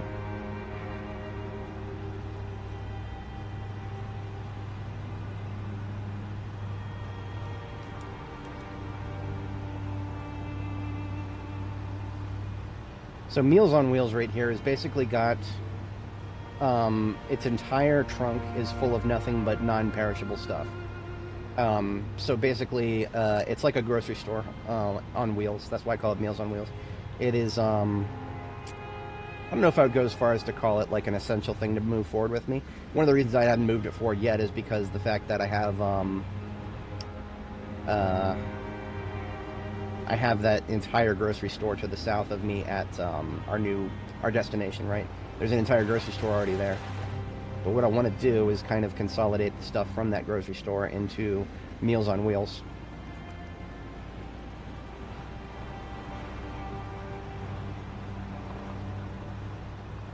Then I can say it has more than one grocery store's worth in it.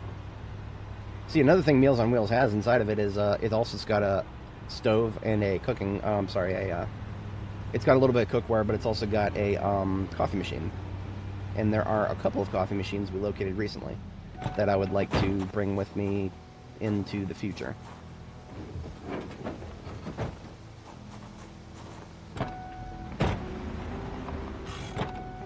And look at that, we actually are on time for our second sleep here.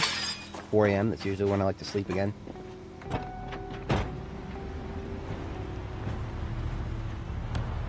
Now I'm not actually going to bring Meals on Wheels inside yet, because Meals on Wheels needs to have some repairs done to it. It took a few hits. And it was non-essential, like it was a low priority fix. So I'm just going to shut the headlights off and we will fix it up tomorrow.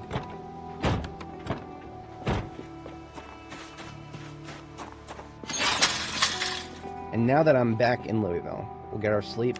I'm going to close and reopen the game after we wake up here. That is my, I'm going to stop belaying it. I'm going to stop belaying it now that we're done going back and forth for a minute. I had a nightmare. That's not good. How about we finish off our cake? It's a shame something so delicious doesn't reduce stress. In my humble opinion, luxury foods such as cakes should absolutely reduce your stress. But who said we can have good things, right?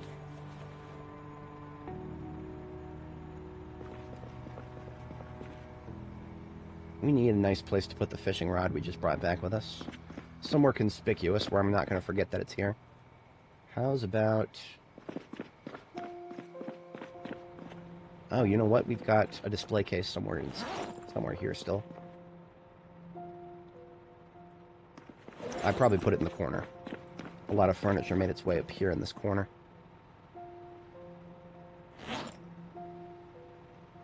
I still have arcade machines here. I was gonna make a game room here in the gas station. That's TBA. I'm not gonna do that now.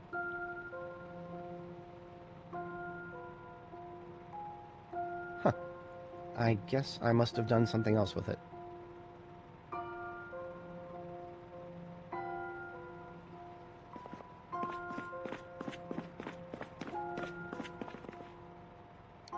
There's the soda machine there. One of the fridges, hot dog machine.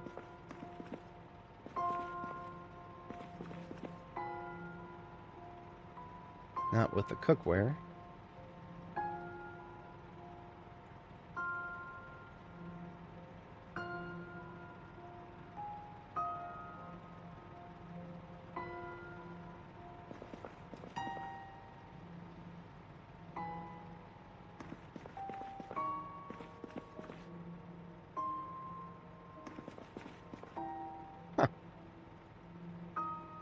You know what? Maybe I... It wouldn't surprise me if I just straight up got rid of it.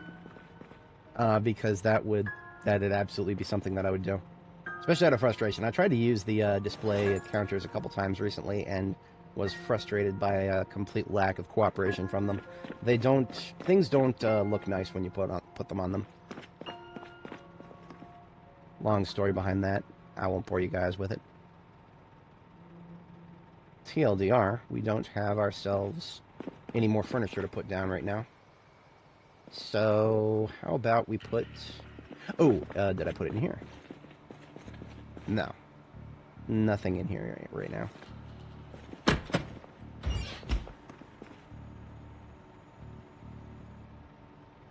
That's alright, it'll go on the floor for now. We'll still remember where it is as long as we can see it.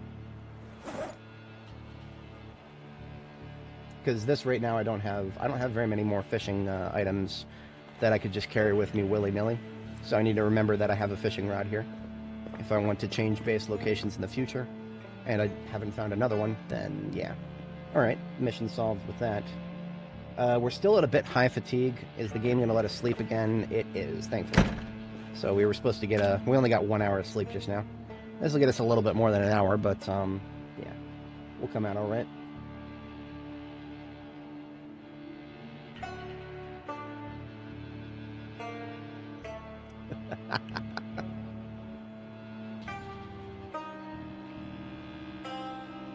Homie's posting memes in Discord. Alright, let's take a peek at what Meals and Wheels needs to get fixed up.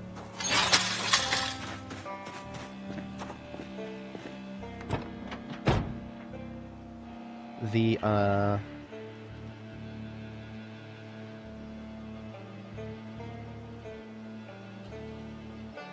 mini fridge in the trunk. Let's just move that.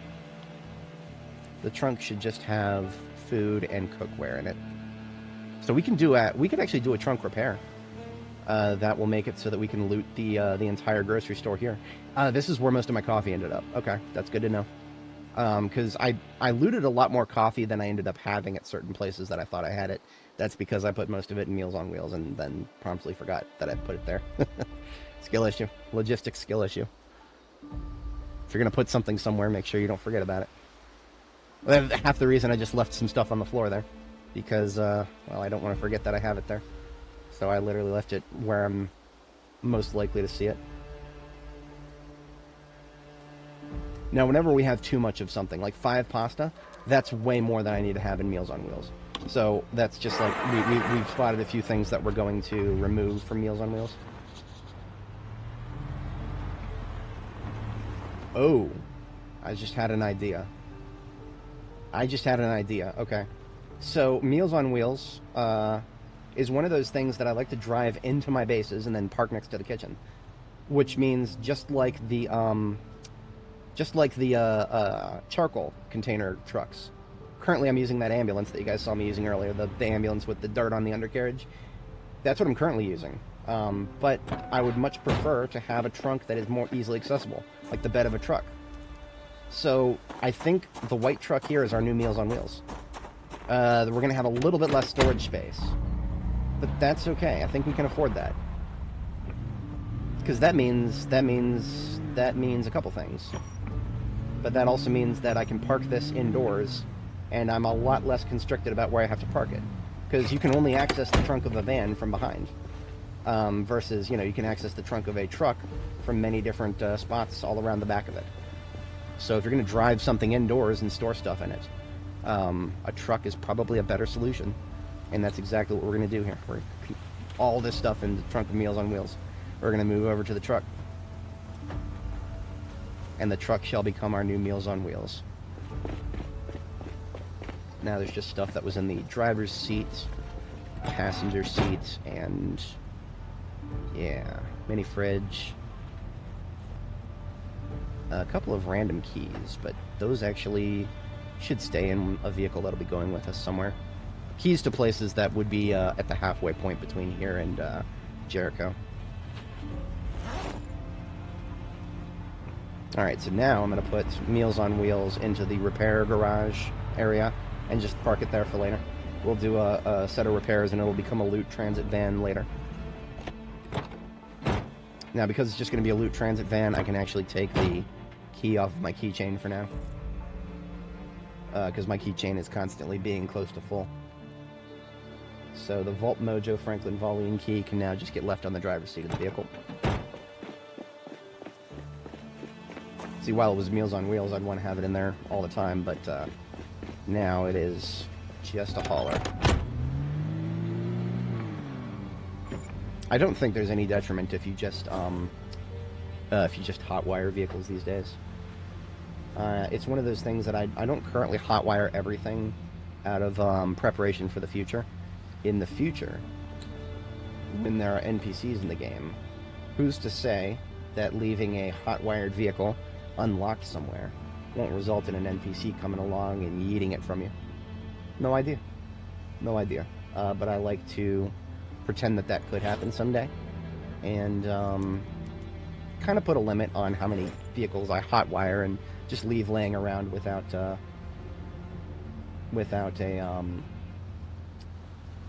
having some sort of physical protection for them. Like, for example, the ammo vans, the vans that I have that are full of ammunition, those are currently at Reed. I think at least one of them is hotwired, but it is behind the fence there. And if we were playing with NPCs, Reed would have a permanent presence there, and they would be protecting it. So any inconvenience that would happen for the possibility of enemy NPCs should be countered for by friendlies, in my opinion. That's good game design right there.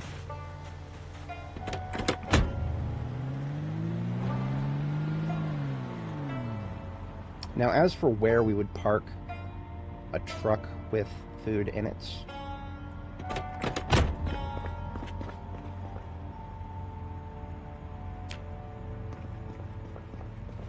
a couple of options in that regard, but I would like to do it close to the kitchen, which would mean we should probably relocate these counters. In order to do that, we'll have to do a little finagling here. This cupboard right here is probably the easiest to move at the moment. I will remove the pipes. The pipes here are for pipe bombs. I will remove those, put them in one of the shelves here. Bottom series there. These shelves, surprisingly large amount of storage in them. Shelves, these particular shelves that we find in the gas station, 65, same as any of these counters.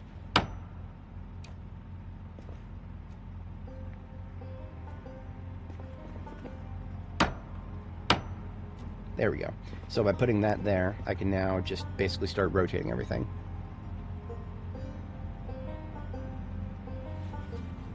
So our coffee thing there, and then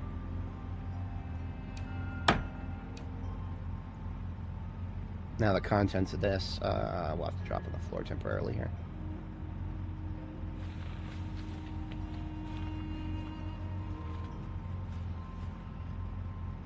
Because this is a different type. These are the, oh, this is the fossil low shelves, okay. That's the one that can't be rotated, so that's what happened to those. Should have known.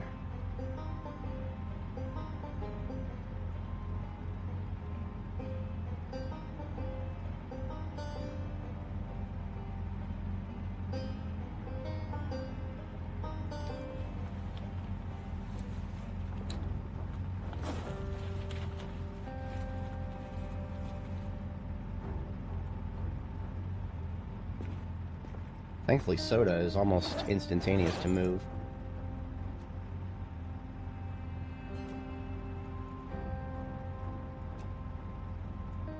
So all this soda that's in this one, I'll just leave it on the floor. Now the 2 liters are instantaneous. The the cans actually take a second to move.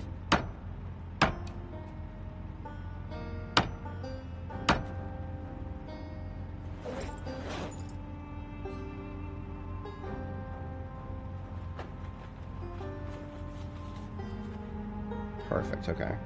Now the grindstone. And now I have room to park the truck. I just gotta parallel park it.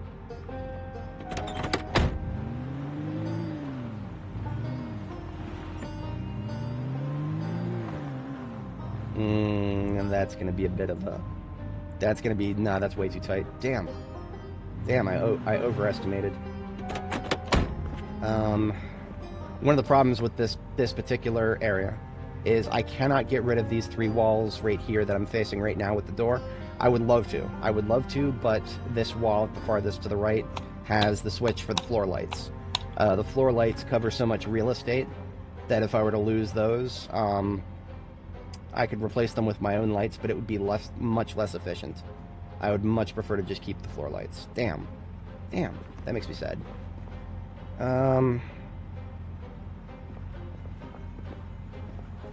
What if we move the garbage can?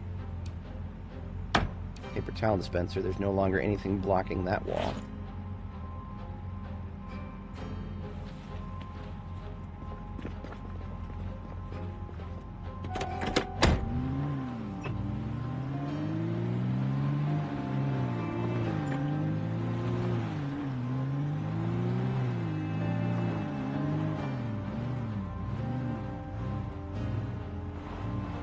That's not too awful bad. See, I would like to keep these 4 tiles going from gate to gate. I would like to keep those open.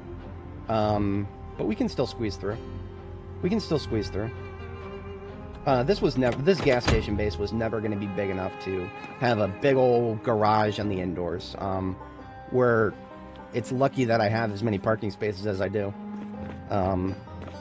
It's bigger than your standard gas station, that's for sure. But it's still not that big.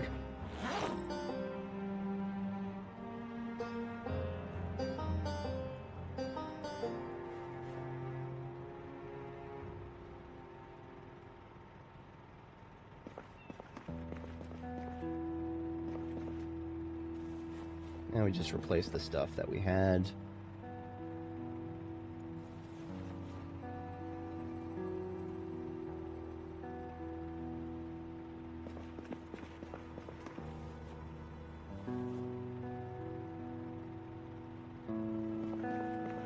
This duffel bag full of firearms here is basically just stuff to repair the guns, or replace them with fresh ones, either or.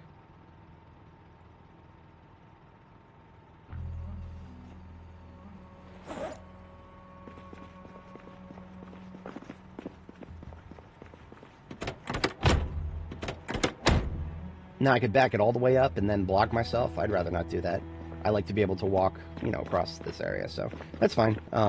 It doesn't look quite as pretty as I would like it, but you know what? I think this is good. Let's have a bite of salad here because we're really hungry.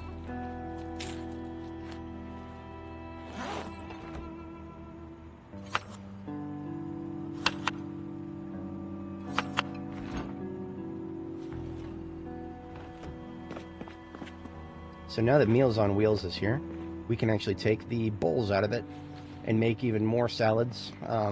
Get a little bit more use out of this kale before it goes bad. Because we've got at least another... Yeah, most of this kale has still got one more use out of it, full use.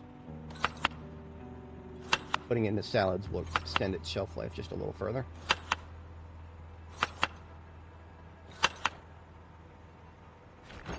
There we go, FIFO those, and all these kales are 3 or less now. So only 8 more units of kale to use up, so that's great. And because we've chosen to park it facing that direction, we can put our garbage can back down. I believe we have to put the paper towel dispenser first, then the garbage can. If you try to do it the other way around, paper towel dispensers block a lot of things that they shouldn't when you try to put them down. Then we can finally put back this counter that we borrowed. Beautiful. I love it. I like it a lot. And because we've got at least 3 tiles of drivable space here, we can squeeze past this truck still. So we can still use the fact that we can drive straight through. Now, I wonder if we could do some sort of diagonal parking. We could probably do a diagonal park of some sort and make that a little bit better.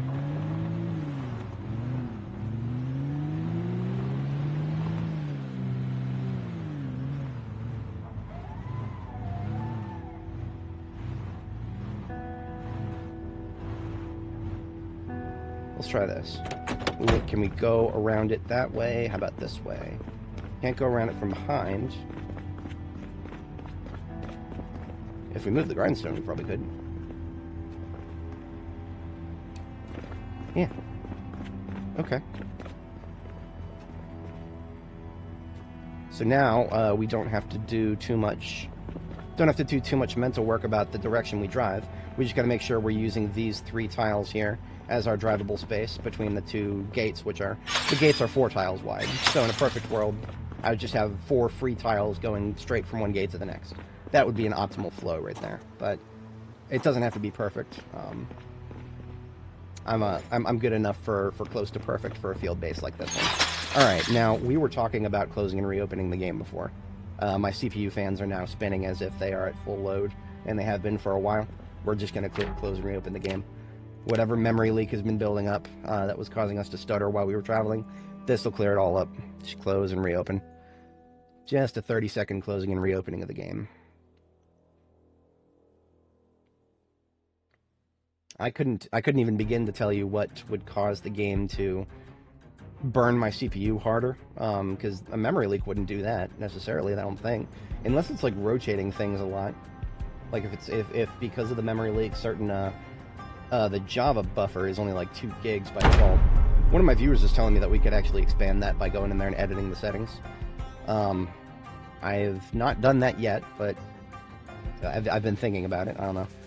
See, one of the things that I try to do on stream here with my presentation is a lot of people find it really hard to stomach this game on all of its default settings. So I try to keep as many settings default as possible. Partially also because that way if I give feedback to the devs, I don't have to be like, oh yeah, I'm playing with these and these settings changed, right? But then there's the thing of, well, I'm not giving a lot of feedback to the devs these days because they don't. Last time I tried, they didn't listen. And so if there's, an open question as to whether they'll even hear you when you give feedback, well, what's the point, right? Yeah, I don't know. Found a hatchet recently. Let's wash that. It's actually in good condition. Okay, that's a lot of maintenance, but I hate to say it, guys, we've been doing nothing but logistics for about 3 hours now. That's glad to see that a lot of folks are kind of okay with that. Kind of. I have had a rather large rotation of the audience today. I've found, through my analytics, I think I have about somewhere between 10 to 20 folks who just enjoy whatever it is I'm doing and will just put me on probably as background noise. I've noticed a lot of people will watch me on the YouTube TV app, which shows up in my analytics. But I also have like about 205 views right now. So that tells me that I have about a rotating audience of about 10 folks or so who will get recommended the video through YouTube's features. And they'll just be like, well, some of them will come by and see something and they'll like, but a lot of people will just drive by and be like, nah, I'm not gonna sit here and watch this guy do logistics. Yeah, can't make everybody happy, and that's okay. We're not here to make everybody happy. This, like I said, this game, the way I play it, it's about an 80-20 split. It's about 80% logistics and 20% combat. I enjoy the logistics a lot, and I enjoy the combat a lot. But sometimes I do kind of get a little frustrated with that ratio. Like now, I mean, we're not going to necessarily get stuck into a huge fight if I don't, like, it's 1,500 hours right now. So I don't necessarily have a lot of good daylight for a big fight. I might not need a big fight. This is the Grand Ohio Mall. We've actually had enough time pass since our last big slaughter here that a lot of the corpses that are outside to the south entrance here, a lot of the corpses are mostly desiccated. All the corpses from our pipe bombing activities are long desiccated, so that's a good thing. So if we wanted to loot the Gigamart directly in front of this place, that would probably be a peaceful activity. Like, we would just want to go in there and do a perimeter check around all the interior spots that could still have them in the hallways, for example. But the Gigamart is all on the first floor, I think. But we'll double check that. I want to get these guys to the south that I noticed. Just a small group moseying around the gas station here. I think they like gas stations a lot. I think they actually like gas stations a lot. Because, well, strategically valuable resources. You know what? Nice little multi-kill opportunity there. This will also pull anybody who's in the area, but not immediately visible. This will pull them out of their hidey holes.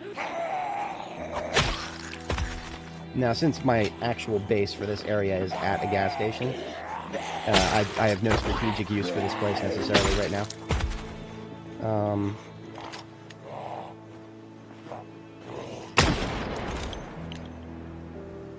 Oh wow, there's 2, 4, 6 pumps here. Okay, I have 8 pumps, so my gas station is more powerful. Not that I would ever consider moving bases, but back in my brain was like, should I leave the generator here? But no. No, I think we're good. I mean, I have 3 spare blue generators now, so it would cost me nothing to leave a generator here, but it would also cost me nothing if I needed gas in the area to go to the base that I put all my effort into. And this place has been fucking... I didn't see her because of the roof. Fucking roof jump scare bullshit. Alright, we're gonna be a little bit less cavalier with our movements here.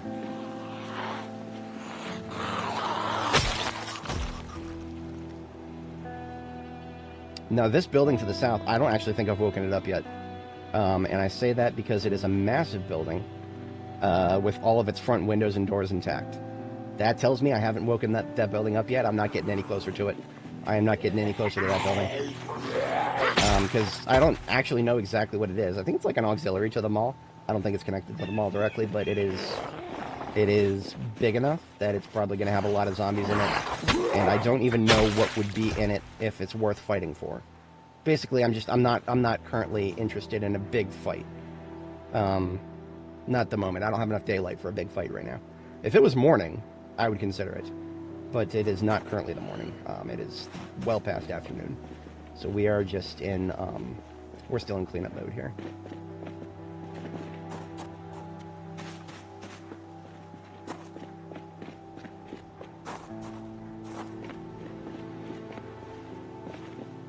Now, one of the reasons I want to kill all these zombies is because they're close enough to the Ohio Mall. That, oh, gun shop right here. I didn't even fucking notice. I probably saw this on the map. But I have not looked at the map, actually, in terms of, stuff that's next to the Grand Ohio Mall. I haven't looked at that in a long time.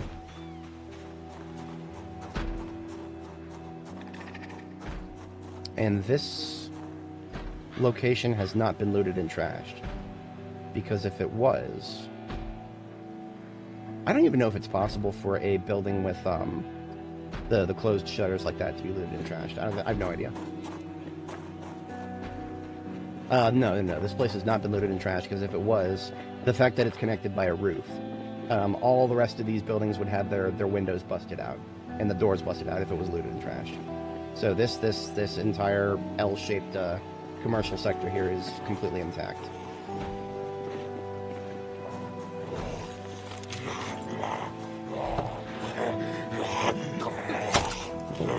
Or not. I usually don't use the knife unless I can go for a floor kill. It saves you a little bit of endurance, so I like to get in the habit of it. Not as valuable to me at this stage of the game as it would be early game. We didn't bring any food with us, because I'm a doofus. There's an entire gas station right there filled with probably a little bit of leftover chips and soda and whatchamacallit on the floor.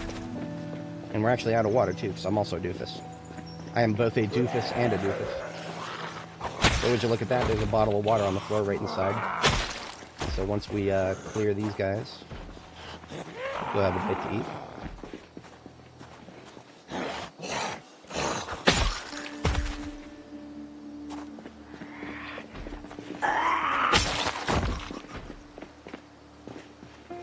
don't know where Timmy the Door Thumper is there. I hear somebody thumping a door. It sounds like a bathroom door. Don't expect anyone in here around the corner, but I don't know. Now this door right here, because I have no idea, there could be to the left or the right of me. So I'm just gonna do this number. Yeah, look at that, look at that. He was on the other side of the shelves though, he's fine. But yeah, whenever I have to go through like an opening that's only one tile wide, and there could be something to the left or the right of that tile, I'm gonna run. Because if you're running, and somebody is, you know, let's just say there was a zombie on both sides. If I'm running when I pass them, it's a pretty low chance, relatively speaking, for them to grab you and yeet you. Now, of course, you run straight into a group. That same principle does not apply. But, yeah, the fact that you're running will actually will increase your chances if you're running past somebody, if that makes sense.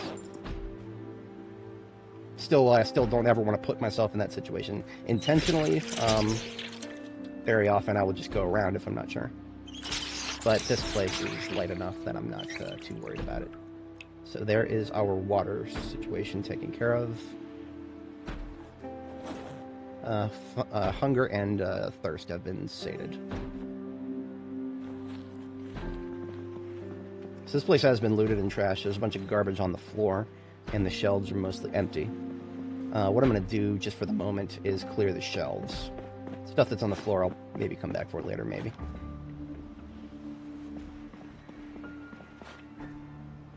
If I at least loot the shelves, then I can give myself a clean conscience that I've gotten the best of this place.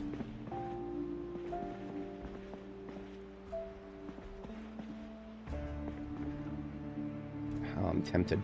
I'm tempted to steal the arcade machine.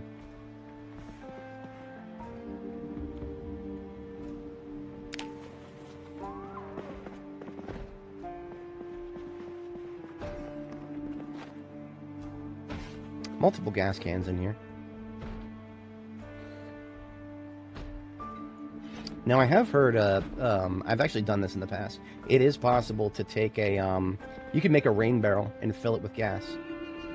And it's actually possible to cover rain barrels now. But there is also a mechanic that causes gas to evaporate. That is now a thing. So because there is now a mechanic that causes gas to evaporate from containers that are not closed, I don't mess with that anymore. For me, gas goes into gas cans or into a tank. That's it.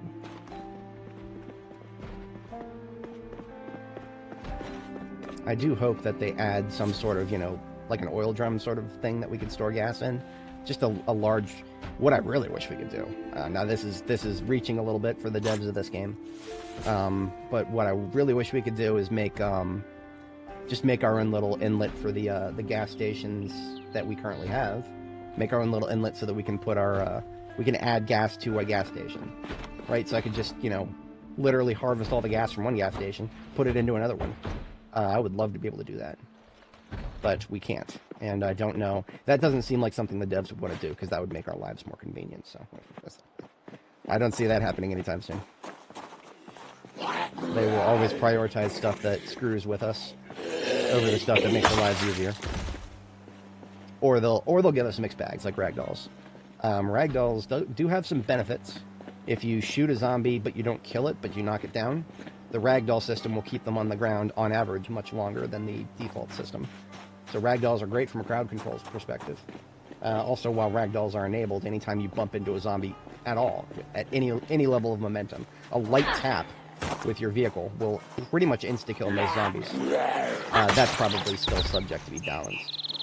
I also predict when they add it to the melee system, that is something they've stated is like a work in progress. They're going to add ragdolls to melee combat at some point. All the same bonuses that I just described with it, you know, knocking him down and getting a little bit more CC, a little bit more time with that zombie spent out of the fight. That'll probably all still be the same. Now, what I really want them to fix, no. What I really want them to fix is right now, zombies that are in a ragdolled state are basically no different than a zombie standing up. So, like, if I... Alright, ragdolls are disabled right now, but if they were on, let's say that I turned this zombie into a ragdoll, I would have to treat it as if it was standing up. But this one is not a ragdoll, so she's properly targeted by ground attacks. But let's say that there was if she was a ragdoll, I would have to attack her as if she was standing up in order to kill her. And I would get, to make matters worse with that, she counts as standing up for both melee, for melee weapons, but for ranged weapons, there's some weird system at play right now. Ragdoll zombies are so hard to effectively target that even at level 10 aiming, it is still a massive dice roll every time I try to target a zombie with a ranged weapon while they're ragdolled. It's such a dice roll that I would not usually want to do it.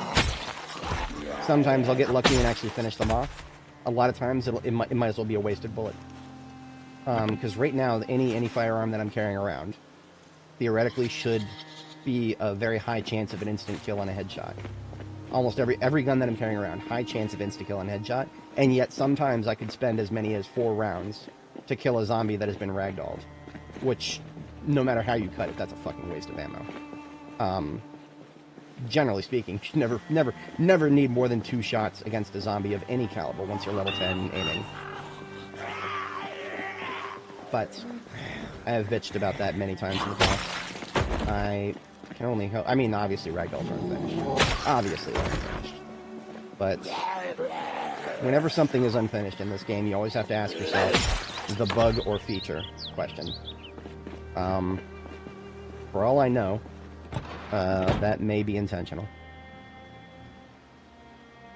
This is a electronics truck. None of the electronics are improvised. So no good loot in there. What does the parts look like?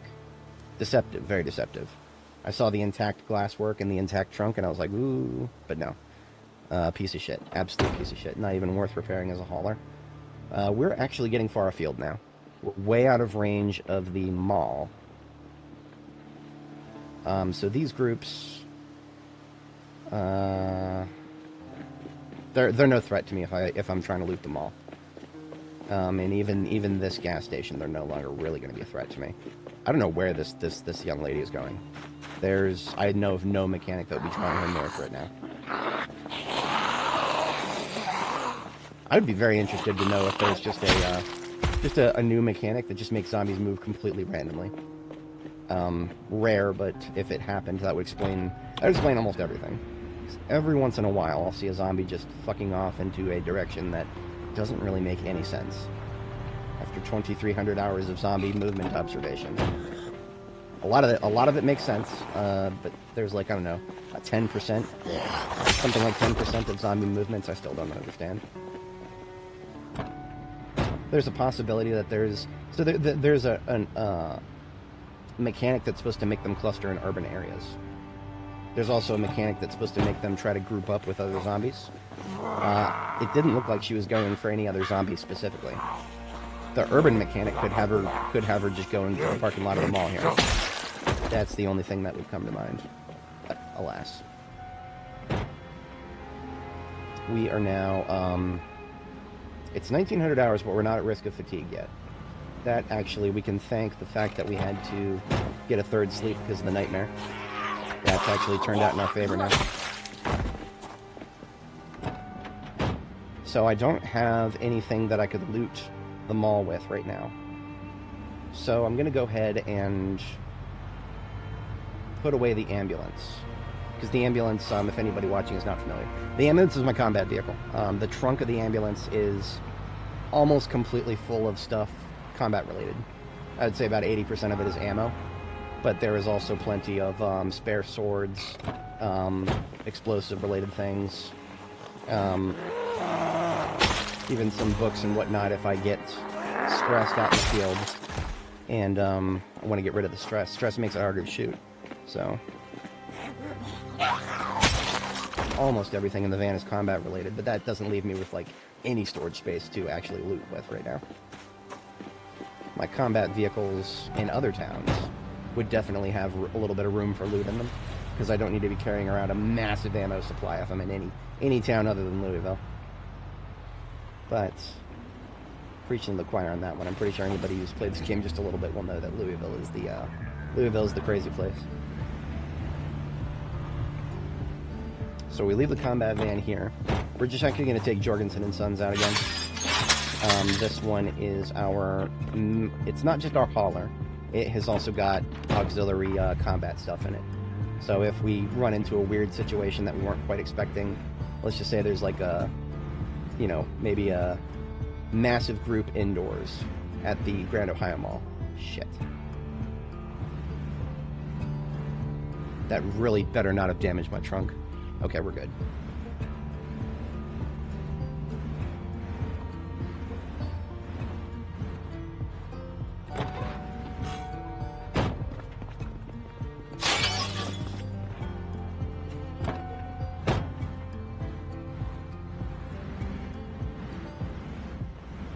Definitely not the most convenient parking spot anymore.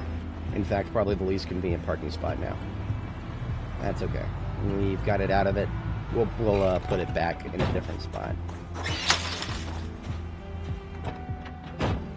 So this is our hauler. This has got oh, it's still got a couple of things that need to go to these machetes and swords need to go to the ambulance. I actually have a spare sword in Jorgensen and Sons already. So now the ambulance has 3 spare machetes and 4 spare swords. More than enough. Especially now that we're on the tail end of Grand Ohio.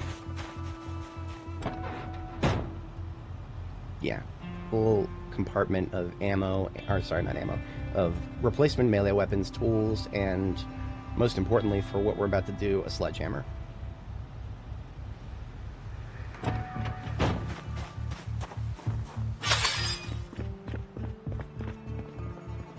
Because Charms Flowers is not going to be moved anytime soon. In fact, I have no idea when I'll next move it. I'm actually going to put it in that parking spot that was just occupied by Jorgensen, the less convenient of the two.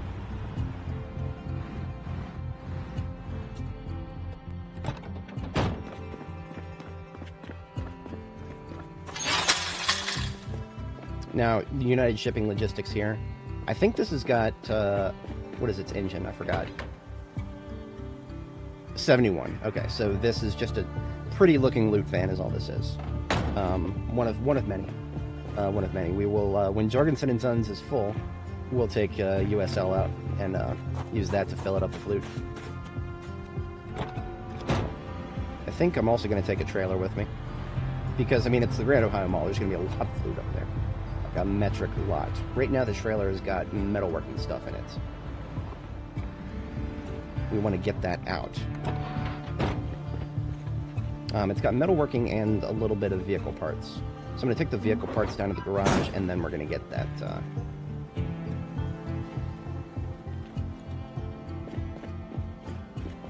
Then we're going to get all the metalworking out.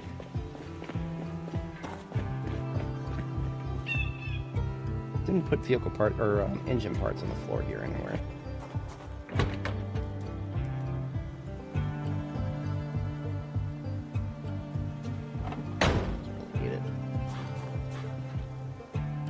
Ideally, I would just have let's put a garbage bag on the floor.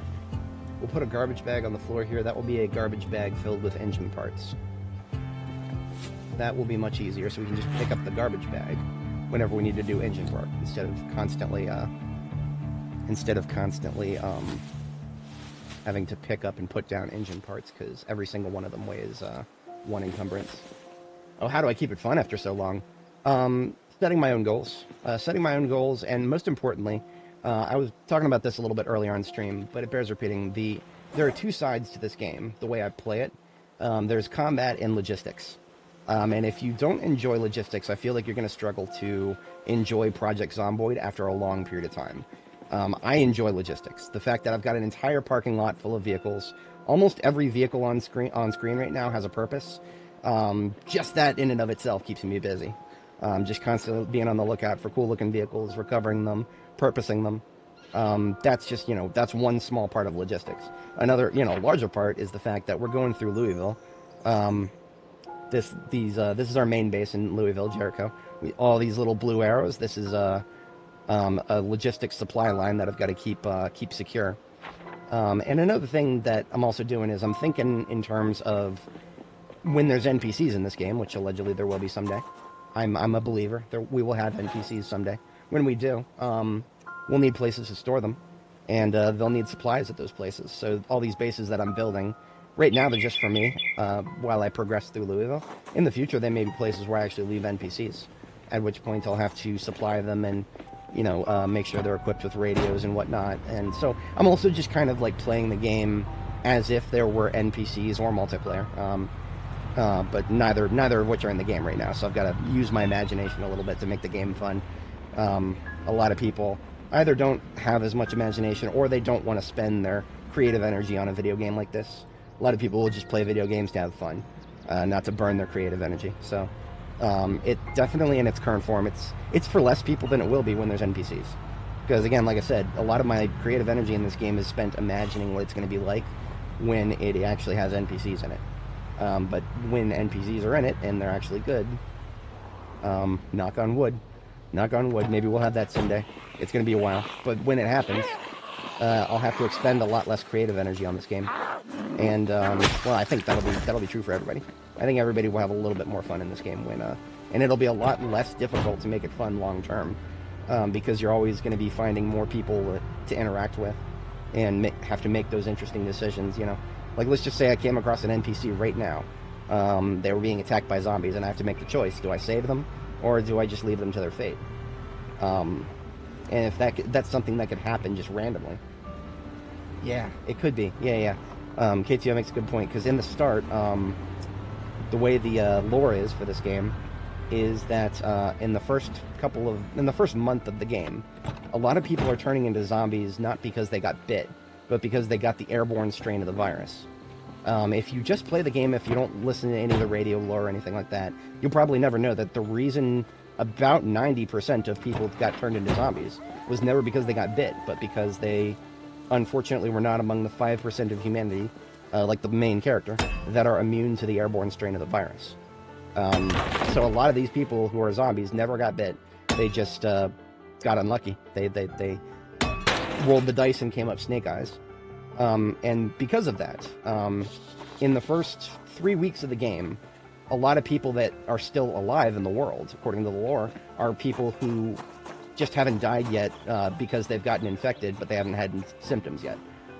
It's a little bit like COVID. There's actually a lot of parallels between the zombie virus in this game and COVID. The zombie virus in this game has a long incubation period. So a lot of people will get infected and not know it for a couple weeks. And in that process, they'll be infecting other people. And the flu-like symptoms kick in, the rage, the panic, and then they become a zombie and start biting people and spreading it around. There's nobody on the planet is immune to the bite strain, which is why, even though only 5% of humanity that was immune to the airborne strain like us, most of them are also going to eventually get bitten, which is why this game's lore is so dark. About this point, 2 years in, 0.1% of humanity is still alive at this point. Just going by the sheer, the degradation, the numbers, the survival chances of those remaining, probably about 0.1% of humanity right now. Which, well, it sucks for them. Very much sucks for them. But what that means is in the early game, there are going to be so many people who you're going to have to ask yourself, do I risk saving them if they just pop out that they're going to have the airborne strain? There's not really going to be an easy way to know. There's not. Yep. You're going to have quarantine protocols for probably the first entire month of the game minimum. Probably more than the first month, in my opinion. The devs might make it so that there are holdouts who are actually vulnerable to the airborne strain, but never popped. They just never got unlucky enough to be in proximity of somebody else who had it. For all we know, we might be asymptomatic carriers of the airborne strain. For all we know, the player character themselves may have the airborne strain, which means that anybody who gets near us might actually get it and turn within 2 weeks. There's no that could be a thing. That being said, I feel like asymptomatic carriers are not necessarily going to be a thing. There's a couple of theories that I've seen that would indicate that the virus is not actually a different type of virus. What it really is a question of viral load. Whose immune system is strong enough to handle a certain amount of viral load? If you're not familiar, viral load is basically how much cells of the virus are in your circulatory system. And if you are one of those people who your immune system can handle a higher viral load of the virus, then it doesn't have to be a different virus. It could just be that the same virus, but the airborne strain has a very light viral load, and we can actually survive that. If that is the case, then, oh, that just makes things even more complicated if that's the case. And the devs of this game, boy, do they love their complications, don't they? So, yeah. Basically what that would mean, the implications of that would mean that every time we get close to a lot of zombies, we're just kind of probably breathing in a little bit of that nasty stuff that other people out there would not be able, their immune systems wouldn't be able to handle it. Other people that we might save might just walk past us and get a couple cells of the virus and just keel over. And now that being said, I seriously doubt that 2 years in, there's still going to be people who are in that situation, you know, where they could turn just by being too close to somebody who's an asymptomatic carrier and haven't turned yet. That doesn't sound very realistic to me. I feel like that's going to be an early game problem for the most part. Yeah, it would be interesting to know if they... right now, there's no official cause for the virus. In fact, one of the potential lore-accurate possibilities that could have caused the virus is a judgment from God that has not actually been officially ruled out by the lore. And I find that very interesting because that would actually be the most realistic explanation for zombies. Because right now, all zombie lore known for any game or book or whatever, every single bit of zombie media that I have read, with the exception of Warhammer 40k, the zombies violate the laws of thermodynamics. Now, 40k, that being said, if you see zombies in 40k, they're just Nurgles chosen, and all their energy is coming from Nurgle. It's not coming from an infinite energy machine, right? Because that's what zombies are. They should be decaying.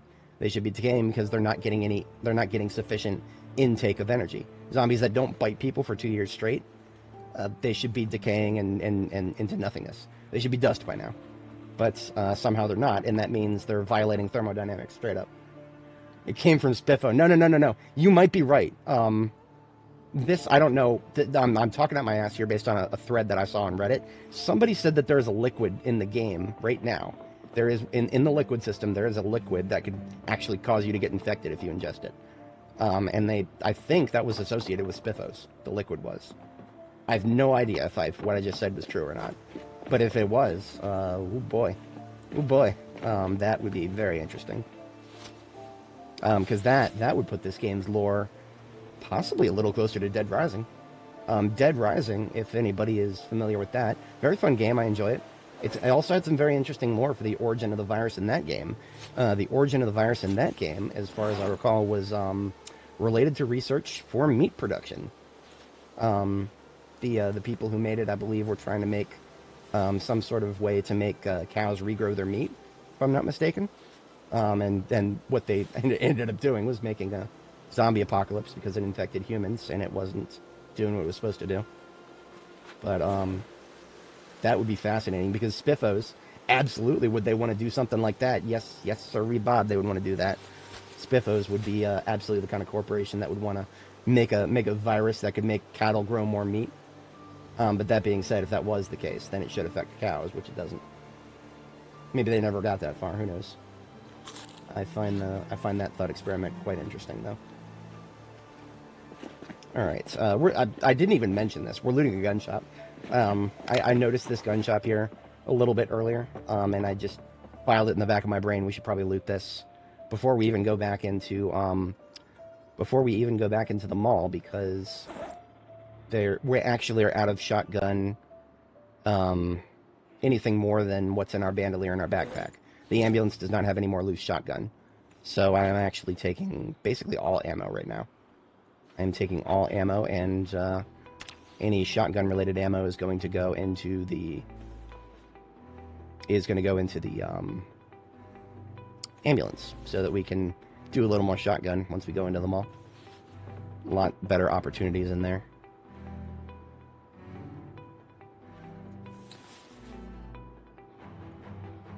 So many M14 magazines. Yet to see a single actual M14.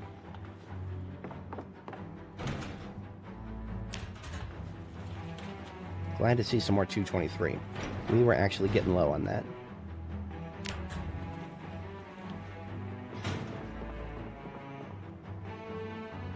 So what I'm doing currently is I'm not putting the ammo into any bags. I'm just putting the guns and anything that's not ammo into these bags.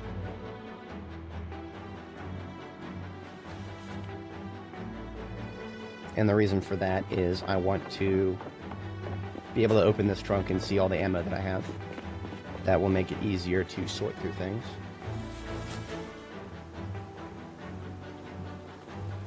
We may get enough ammo to make another carton. That depends on our luck.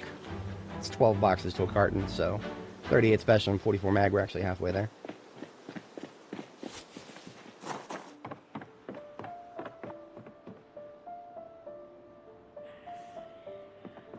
Yeah, the military experiments would make sense. Definitely.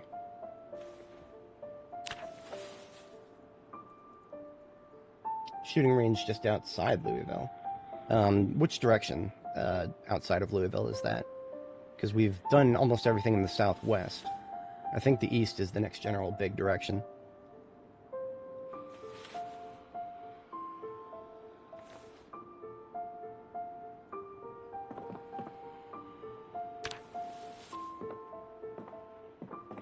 I hear a mouth breather somewhere, but I don't know where. And I've been kind of ignoring it because I don't, there's no other entrance to this place, so if it's not going to come from the north, then we're fine for now.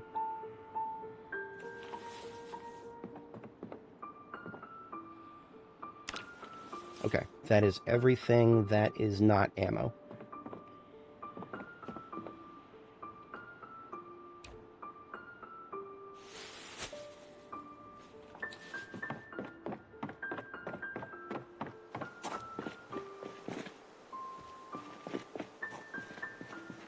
Yeah, there's probably somebody, like, right out back. But all I hear is mouth breathing. I don't hear any aggro noises. So I am not as worried about picking up a bunch of ammo right now. East from the checkpoint. Okay.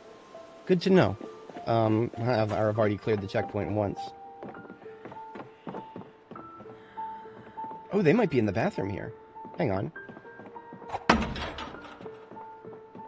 They are in the bathroom.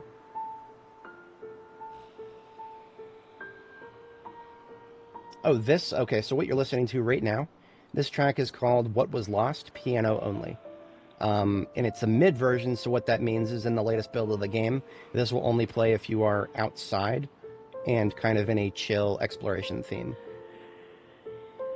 What we had to do is we had to extract the game's music and play it ourselves in the background, because right now the game's music just doesn't play after a short period of time. Yep. I tried to... I fucking knew it. That's why I smacked the door, right? If I smacked the door, that should have woken him up, so he would attack the door, but... yeah, I had a feeling he was in there. Anyway, found the mouth breather. The devs of this game actually don't want us to tell people how to extract the music from the game. I mean, you know, it's not, I don't think anything's going to happen to me if I tell how it works. But I'm gonna. I don't want to be a glazer. I also don't want to make the devs of this game any more mad at me that they might already be, because I made fun of them a few times in the past. What I would much prefer is that they would actually listen to my feedback. So I'm going to try to stay in their goodish graces. I'm just going to say it is possible to extract the music. If you like it, it is possible to extract it. I think that they really just don't want people going out posting it on YouTube whole cloth. So yeah, if you don't do that, then you'll be fine. But there is a way to extract it. And just knowing that there is a way usually is more than enough for folks who are determined enough to figure it out.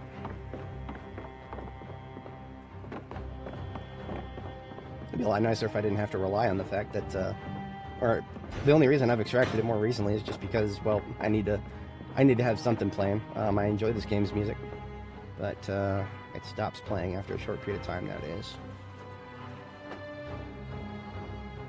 Now we have an entire carton of 44 Magnum rounds, but that's actually only 240 bullets, I believe, because 44 Magnum rounds come in boxes of 20, which is kind of sad.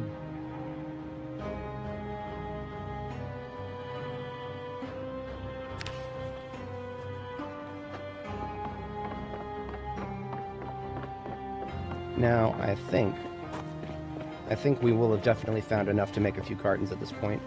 But what I'm going to do is I'm just going to leave every bit of ammo we just found. I'm going to leave it all in the trunk here, because there is also something that sells guns, possibly more than one something that sells guns in the mall itself. So we go there, and then we will also find more ammo, and then that will give us an opportunity to condense boxes into cartons.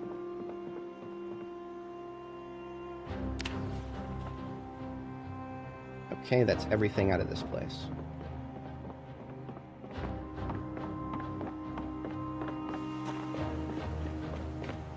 We ended up staying out here a lot longer than I thought. It is not only past our bedtime, it's getting a little close to our second bedtime.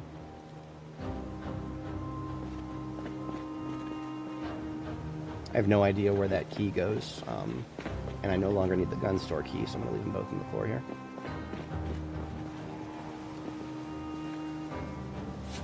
It's more than half full on the trunk.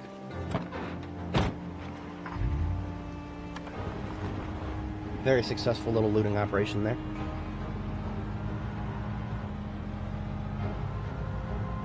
So we'll head back to base, get a sleep now. If we're really, really lucky, we may be able to sleep again right away once we wake up. That requires luck, though. Being a restless sleeper, it's kind of a random amount of time. I don't know, actually. I know that shotgun cartons are really, really heavy. Possibly heavier than they should be.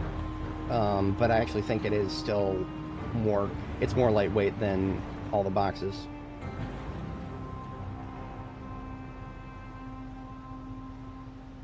It looks like we can make 2 cartons. That's cool. We'll just do that now. And the remaining loose boxes will stay in the inventory of the vehicle.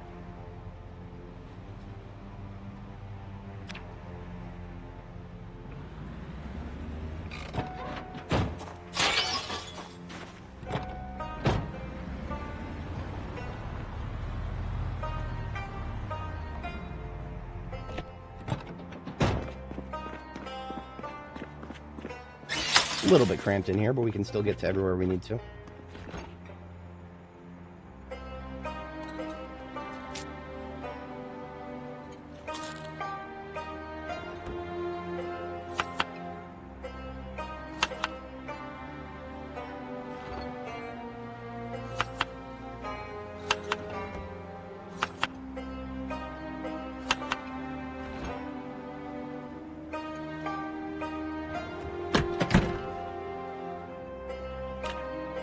Alrighty.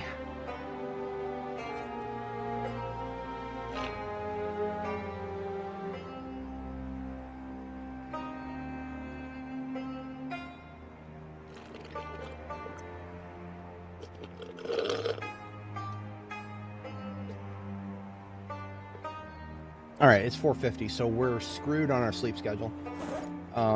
That's actually not the worst thing in the world. What we can do is brew coffee. So now that we have Meals on Wheels with us, where basically all of our coffee supplies, I can drink 2 cups of coffee right now, and it wouldn't even slightly be a waste because I can very easily get more coffee just right out of Meals on Wheels there.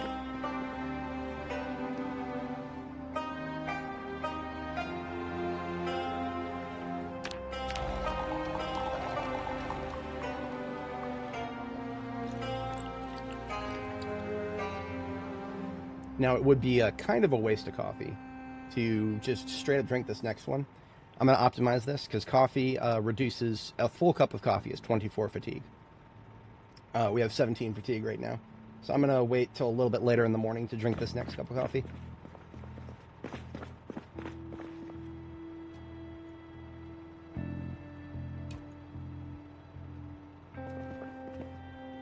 I'm going to use Charms flowers here for furniture storage, or just a movable object that is useful storage. Yeah, that makes sense to me. You only need to have one grindstone right now.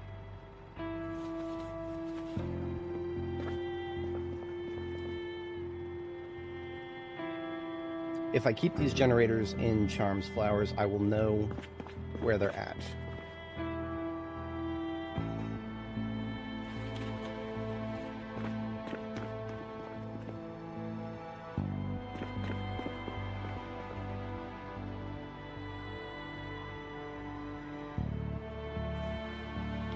So Charms Flowers is now kind of being repurposed as my construction vehicle, and I like that. That feels like a good thing for it.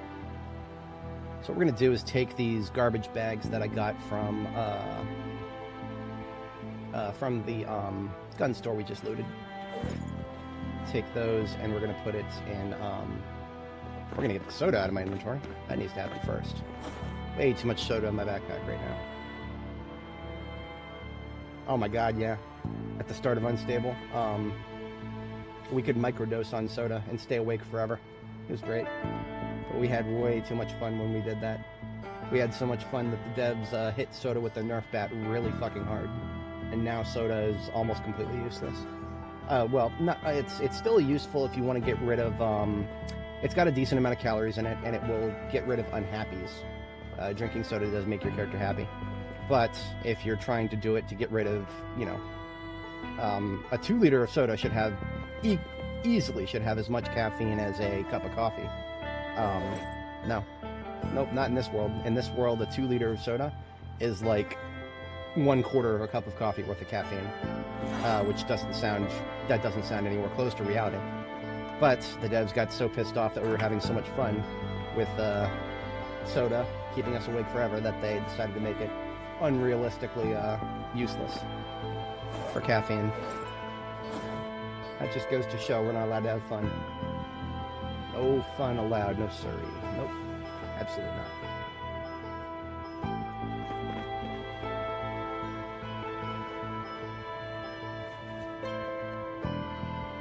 Put Coke back in. Oh man, 100%, 100%. Then we never have to go to sleep again.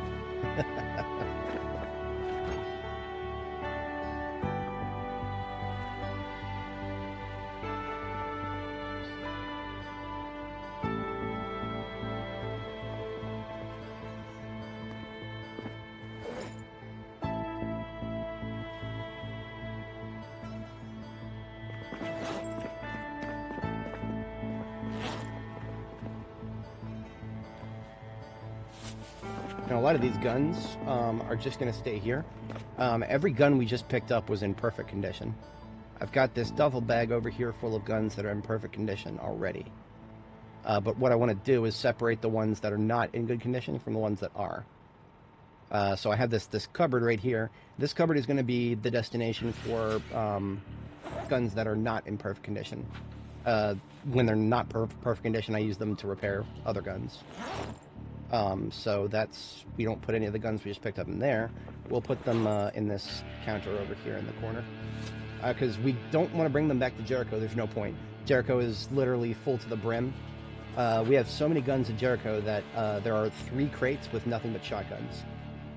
Jericho is fucking nuts when it comes to guns. We'll never need to bring another gun back to Jericho. Aside whatever we're carrying with us at the time.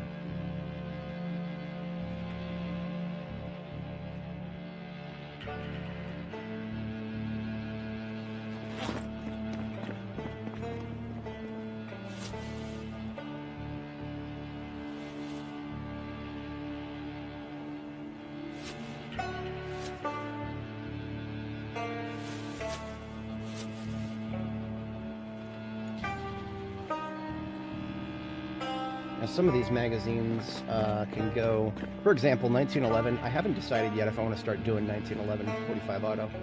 So I'm keeping all the empty magazines for that, keeping all those with me. Now these empty M9s, those are actually going to go in my main backpack so I can drop those off at the ambulance. Empty M9 mags have a home in the ambulance.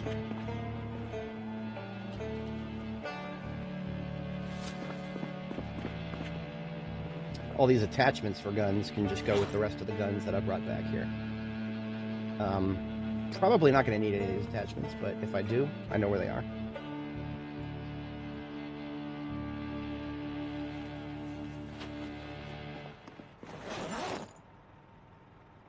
Got an entire library here already of entertainment books. More of the magazines than we'll ever need. I'm going to put a moratorium on looting any more magazines. We are going to continue looting books and paperbacks and comics. Comics I always take. It is my dream to one day say that I have a massive comic library in Riverside, which I already do, but I could always have more. I don't think I have everything yet.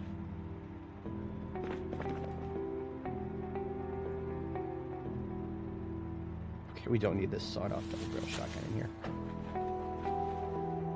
One of each of my majors, M9, M625, M36, and then two 1911s.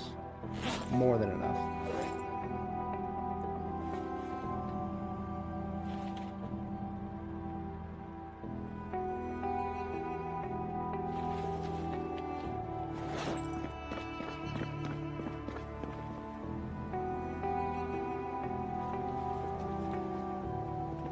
Don't think there's anywhere to put another American flag.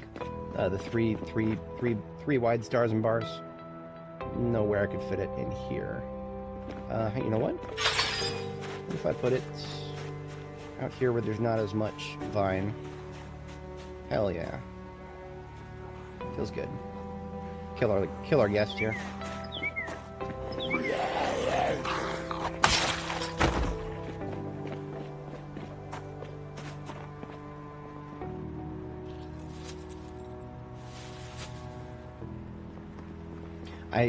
Like I mentioned before, I have no idea if I'll ever find a good niche for a sawed-off shotgun. Right now, I like to use shotguns with range on them, because even when I'm outdoors, I have a tendency to get a lot of good shots from a distance. My shotgun right now, the one that I always rock, actually has a 2x scope on it, and that's a good thing. I like getting those long-range shots better than close range. But I guess I haven't experimented with it. So that's something I could try someday. I just don't know if that day is going to come anytime soon here. DE and a spare perfect shotgun, I suppose.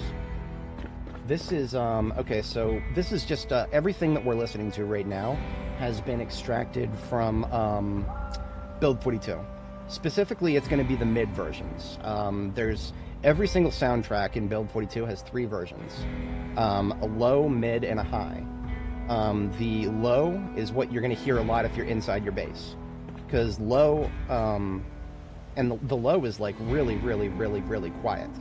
Which I kind of appreciate. It also gets a little bit tiresome.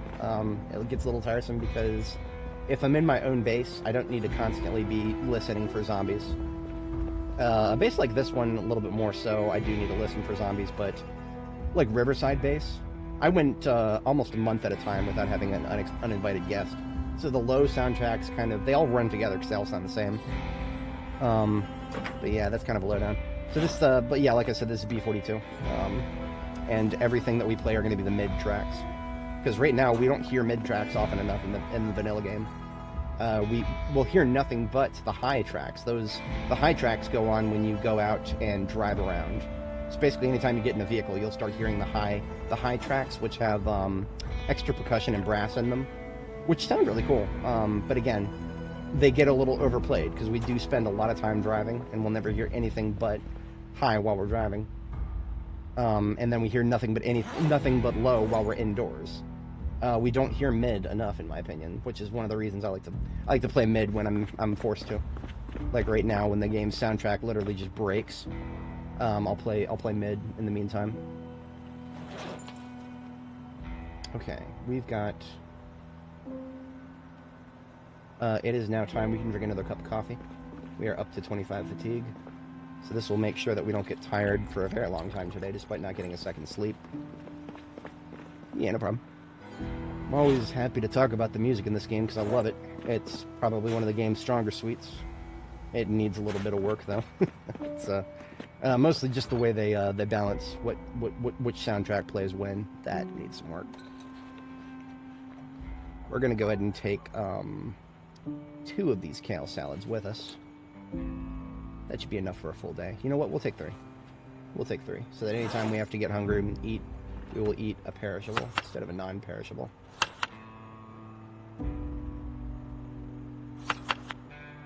And we have finally used up all of the kale except for a little bit of leftovers. So once I delete these kale right here, we are done trying to get used to the kale that was stale. That's good. I'm okay with that. Alright, we have emptied Jorgensen and Sons for the most part. I'd like to get the metalworking stuff out of the trailer. I would like to do that. That's going to take some finesse here. So my metalworking bin is on the other side of the coffee bin there.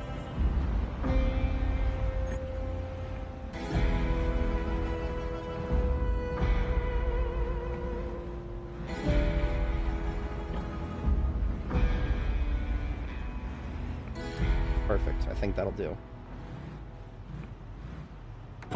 Can I actually get inside? Yes, I can. Okay.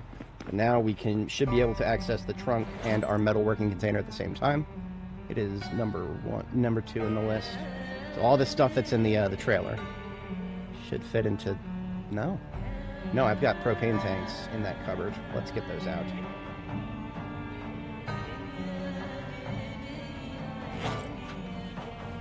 That'll make some space.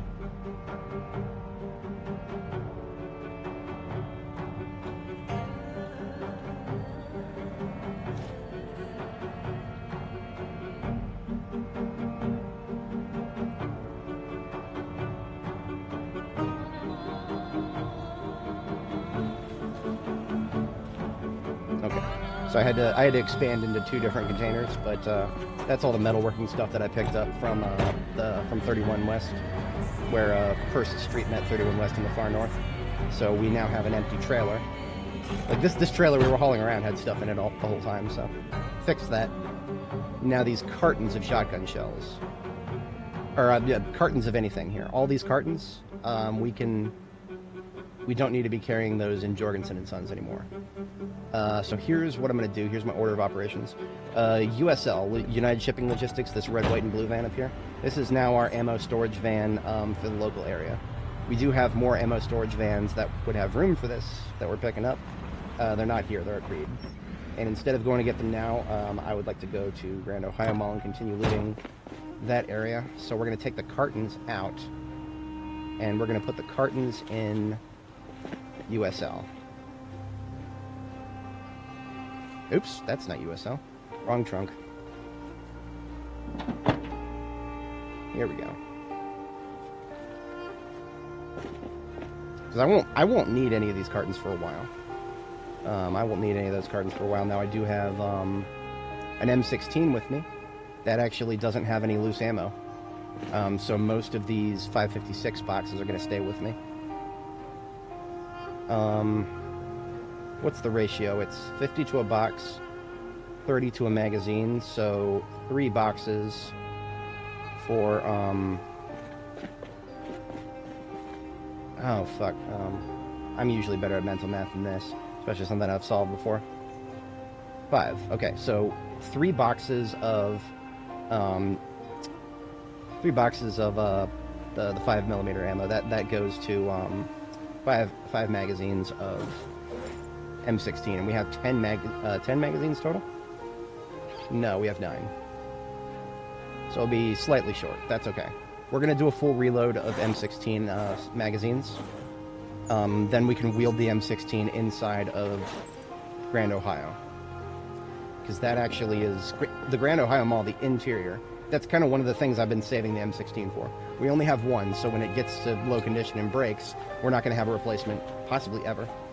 Again, 610 hours on this character, and we have found one M16. One. That's it. So we will open, that's going to be 6 boxes. So that'll leave us with 9 full magazines and 30 loose rounds.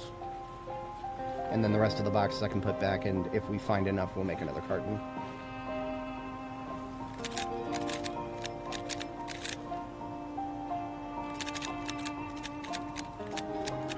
Now, unfortunately, the vanilla game still doesn't have the ability to click insert rounds in all magazines. We're not that far yet. I know there's a mod for it. I'm talking about the vanilla game. But what you can do is just right-click and click insert 30 bullets into magazine for every single magazine that you have, and then fast forward. And that got almost all of them. There we go. So now I've got 9 full magazines. Oh, yeah. March Ridge is... Yeah, March Ridge is on my long-term goals. I have not actually visited Irvington or March Ridge in more than an exploratory capacity yet. So those are on our... those are basically things we'll consider after Louisville, for sure. So we got the M16 and a full magazine in it. Fantastic. And 8 spare magazines to go with it. 9 if we reload one.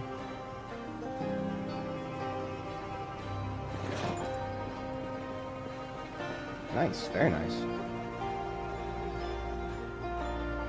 Yeah, definitely going to make that one of our higher priority visits once we're done with Louisville. Okay, USL has got what it needs. The trailer is now empty, and we've got nothing but loose boxes in the trunk here. Okay. Alright, yeah. On our way back to Grand Ohio Mall. Taking Jorgensen and Sons, so I don't have to worry about whether I need my sledgehammer or my armor. They are both, I have both of those in Jorgensen. This is one of the very rare opportunities that I have where I can actually use the stuff that I stockpile in Jorgensen. Alright, let's button this place up and get out of here.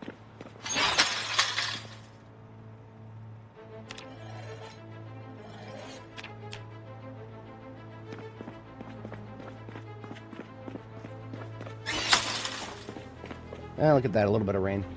That's not going to stop us. That just means that, well, if the rain intensifies, we won't want to be doing too many big fights outside. Light rain, actually, at level 10 aiming is not going to screw up your aim too much. At lower level aim, though, I might go as far as to recommend never shooting outside if it's raining. Because, yes, even light rain will affect you.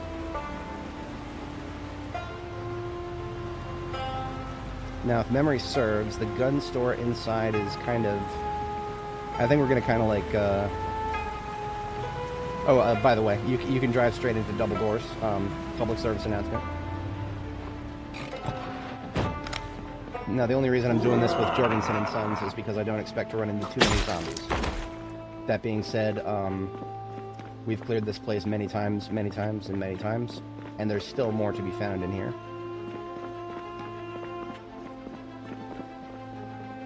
Most of the skeletons are gone. That's good. This one seems unusually fresh. Is she going to be a... No, she's not a trap. When you have ragdolls turned off, the ones that flip over the edges sometimes become traps and don't activate until you walk over them. This is where we killed them most recently, is up here. And then our destination is just should be right over here on the right. Yep, here it is. And I do have room to drive over here. It's going to be a little tight, though. Remember, Jorgensen and Sons is one of my princely vehicles. I've never once had to repair its trunk. I would prefer not to ever have to. That might be a tall order if we go into a place like that. But that's not going to stop me from trying. I will do my due diligence to make sure that there are any loose zombies in this side of the place to be cleared out.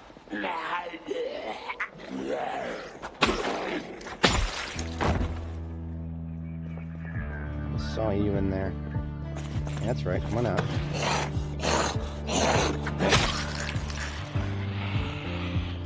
This was in this corner where this little kid playpen in here is. This is the last place I did serious discharges of firearms. So this is the place that is most likely to have them hanging out.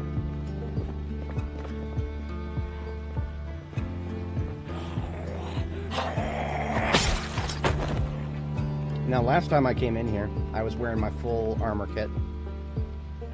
If I start seeing numbers that seem anything more than skirmish levels, I'm going to put it all back on.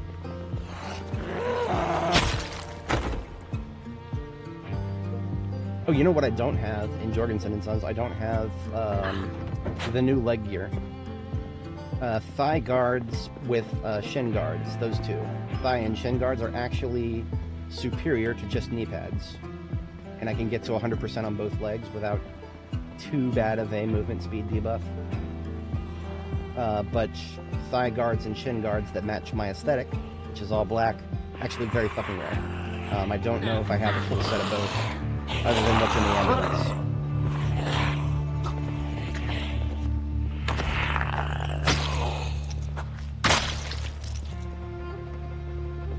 I know I have some more thigh guards, probably more thigh than shin right now. The funny thing is, I'm pretty sure thigh guards are actually the only thing you need to wear. I think the shin guards are actually a little overkill.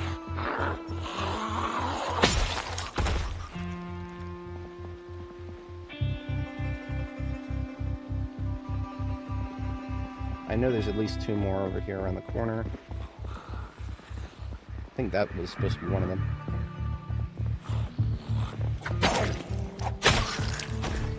I love it when they they only react when I start moving. Oh. Sneaky little bastards. Oi. Out of my road.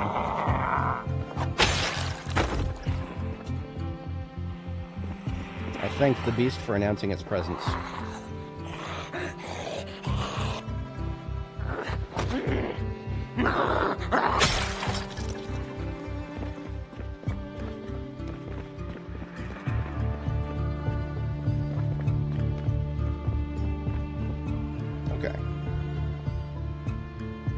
I think I know my driving path.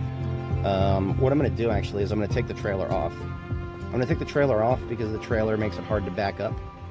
And I think what I'm going to do is just back up to where these gates are. I use the sledgehammer on a couple of the gates. I don't even have to, but I will because the only other way in is to jump through the broken window there. Jumping through the broken window means I won't be able to carry something in my hand.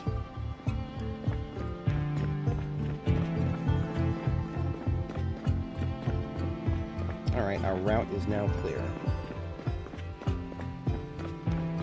So we won't even screw up my precious princely tires by running over corpses.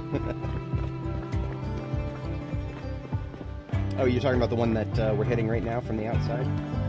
Yeah, I suppose if it is on the back wall, then we could just sledgehammer it from the outside in.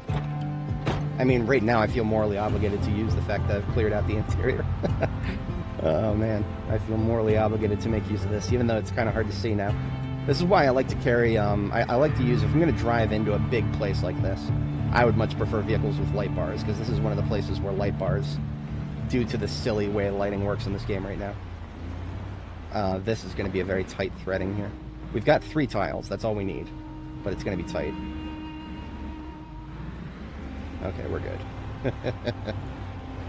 We're good. Go around the frickin' skeleton there.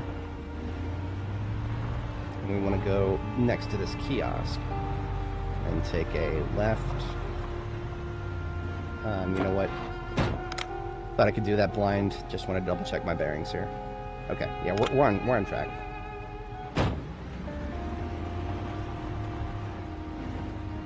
Now, this is where I'm going to take the trailer off.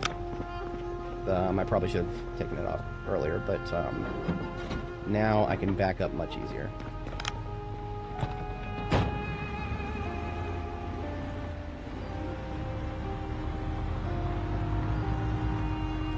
I can make my life a lot easier if I just went and found a light of some kind and put it down and added a battery connector to it. I'm literally just going off of muscle memory right now. Or, sorry, short-term memory. Yeah, I think we're good. We want to straighten out after one more tile.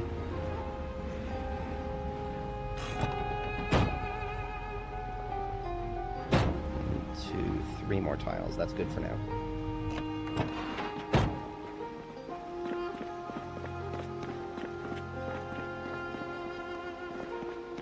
Alright, yeah, I'm going to do exactly what I just described. I'm going to go get a light. Boy, where are you going? He has no idea where he's going. Why don't you come die in here? I think I've already cleared out... yeah, I've already cleared out the hair dye from this place. That's always what I want when it comes to a hair salon. The only unique thing, once you've got a supply of everything else, is hair dye. No lights in here. There's going to be exterior lights outside. Also going to be some zombie.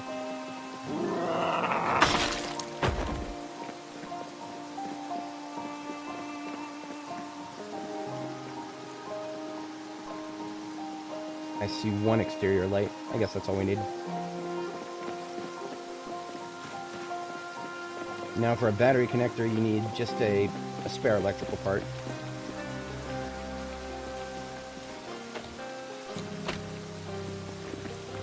We'll find something that gives an electrical part somewhere here. We have an entire mall. In fact, I can think of a clock right now that I walked past.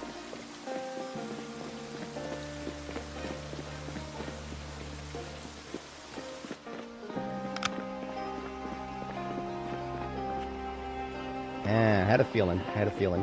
This corner of the place can sometimes gather a number of them. Now, when you dismantle something like a clock, you kind of have a roll of the dice as to what exactly you're going to get from it.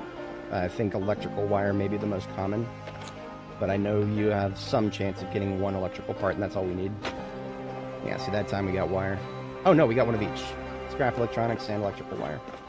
So now we can put down that light we picked up and make a battery connector.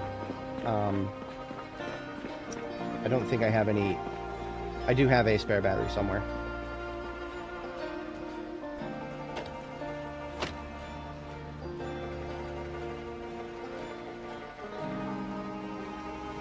I've got one that's... the one in my Alice kit is designated for my flashlight. So I'll use the one that I keep in my driver's seat.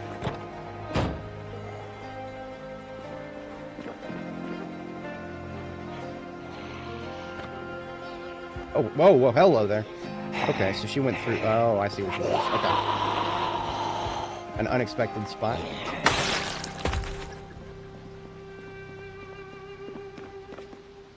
So now we have a loose battery. We stick it in here. And look at that. We got a light. That'll make backing up a lot easier. That's all I wanted that for. Sledgehammer time.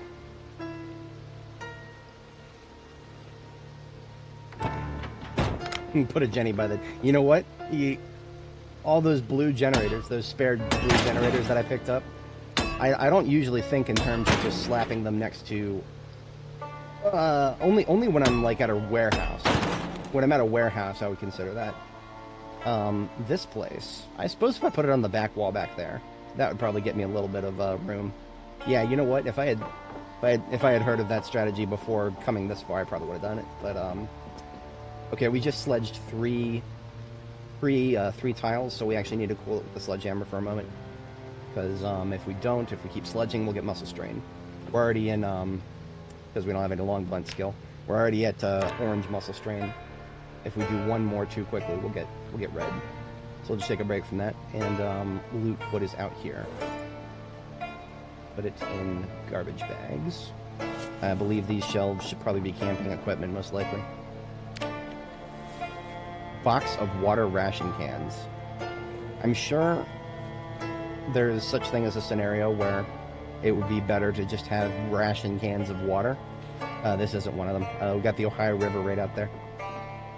You would probably have to have a version of this game where a nuclear weapon was used in the area and friggin' all of the water ended up getting cooked or something. In this game, as it currently stands, water ration cans are 100% useless. The amount of effort it takes to carry them around is a hell of a lot less important than just finding a local water source and boiling it. I hate the dark so much. I don't even know what it was I just heard, but I heard something and I felt the need to do a 360 check. Yeah, I'm not a fan.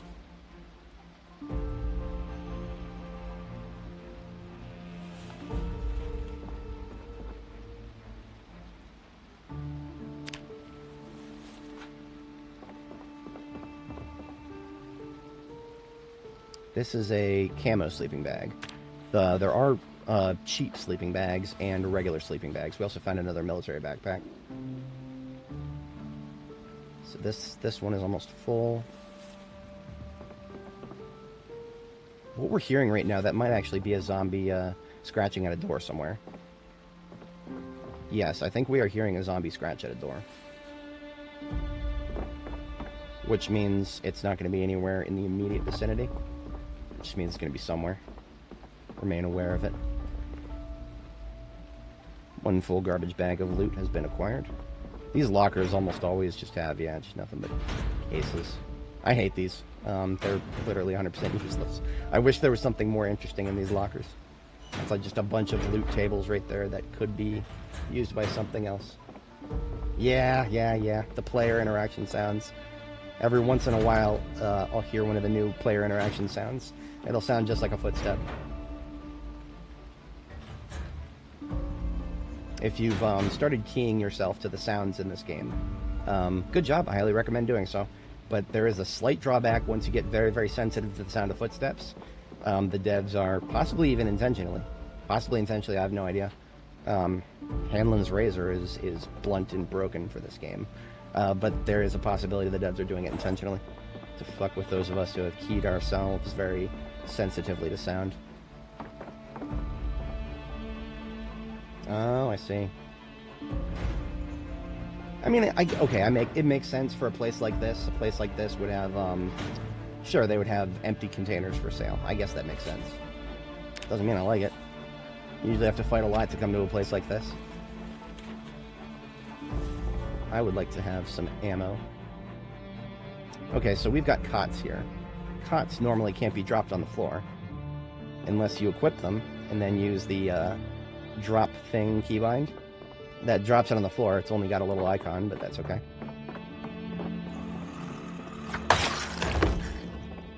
Wonder if that was the one who was scratching the door. But yeah, I like to empty containers so that I can see that this container is empty. That just means that I'm going to be dropping things on the floor that I don't need. Hello.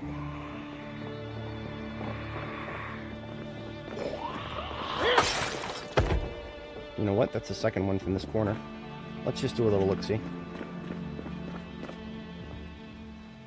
There could be more, but yeah. As long as we hear them, that's all I care about.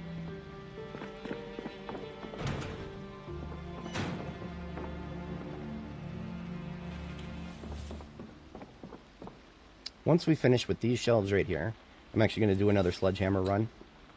So that way we can get yet another set of sledgehammerings if we end up getting too full too quickly here. Well, this garbage bag ended up getting full real quick.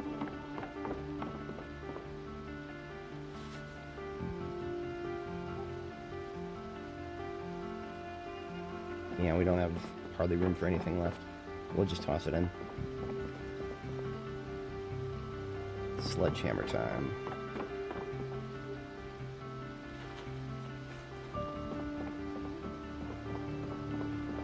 Alright, don't even technically need to do this door. There's a back way in. Now what I'm going to do is sledge this door and then fall back real quick. Because if anything comes out of there, I'd rather fight them when I don't have a sledgehammer in my hand. Not only is it incredibly slow, I have no skill with long blunt, so there we go. I'll leave that there. Now we'll check. Room clear. What about here? Okay. Check this back hallway. Clear in both directions as far as I can see. That's good enough for me for now. You know what? There's something we can do. I'm gonna empty this little crate right here. This military crate. I'm just gonna block this back door. There's no point in leaving that traversable right now for somebody to come up behind me. Now, if any zombies try to come through that way, they'll have to smack their way through these crates first. And that gives me plenty of time to find another way of dealing with them.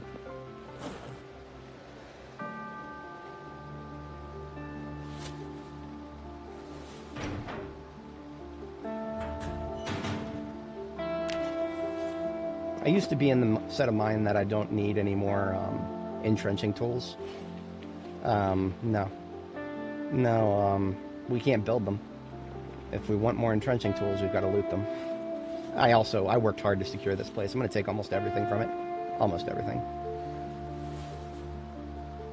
Urban camo jacket in perfect condition. That's actually extremely rare, in my experience, because urban camo is one of the less common colors. Foreign camo, too. There's another one. So there's several things that we have never found perfect conditions of. We can repair things almost to perfect condition now, but there will sometimes be imperfections if we do that. Alright, this back room has been emptied, and we've got a little bit of room left.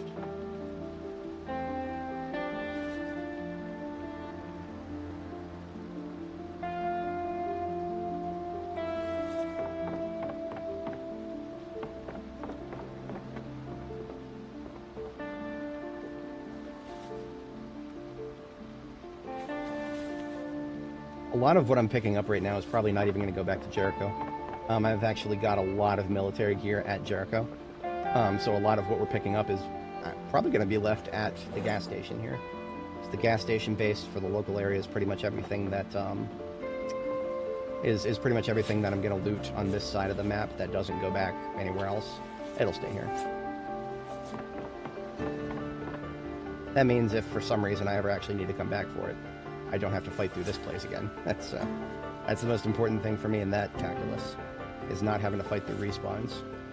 So even if I never use a lot of this stuff, I will leave it somewhere where it can be much more easily accessed, if I ever want to use it.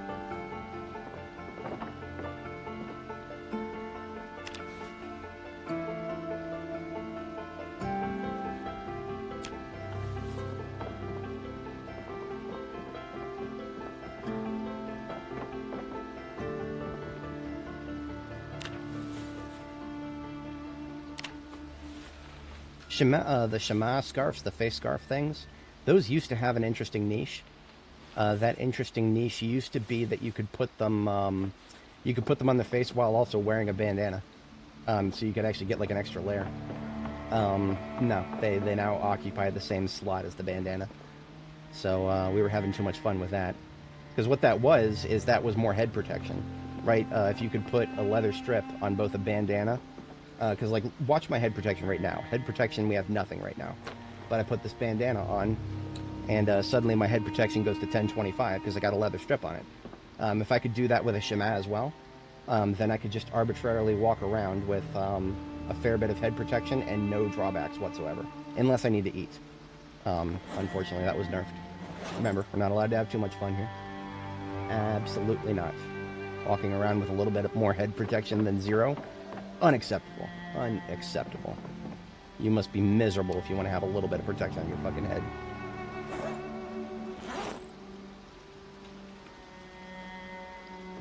Now we've got 2 radios. Right now, in the current build of the game, radios don't really serve too much of a purpose, right? They, without multiplayer and NPCs, they serve almost no purpose at all except listening to the weather. In the future, they may serve a purpose of communicating between bases. These military radios right here have a very long distance communication capability. 20,000 meters versus the civilian version of these ham radios can only do 8,000 meters. So if you want to, like, have a base that you can communicate with another base with, and we're talking about NPCs who cannot, you know, get on Discord and just use the mic, yeah, that is absolutely a thing right there. What I'm going to do is pick up this radio and put it in by itself. And that is actually going to leave the trunk with not a lot of room in it.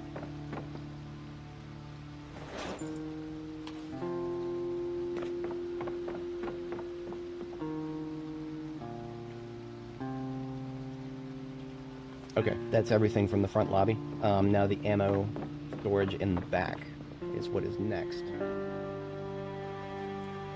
That should actually go into the last garbage bag, because we had a little bit of room left.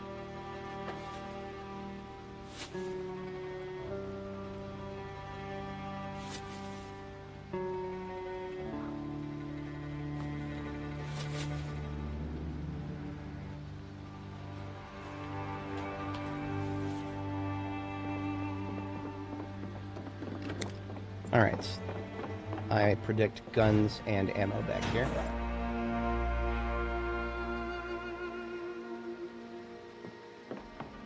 What if we move... Let's just move the ammo dump that we've already got started. Let's just move that into the trailer. Just move that into the trailer. That makes sense to me.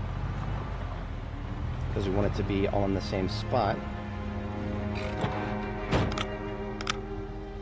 What is that, like 3 more tiles? Hello, behind me.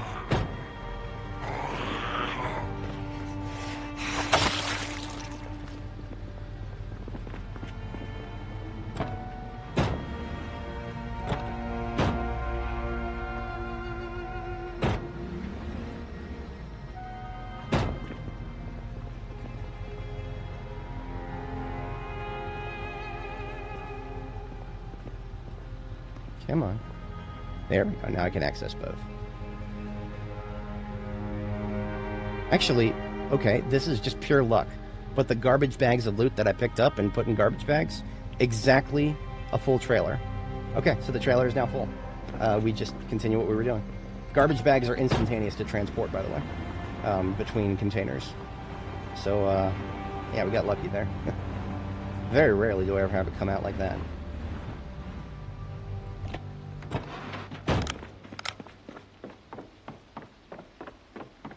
Alright, so we're just going to start with any containers of ammo, just go straight into our inventory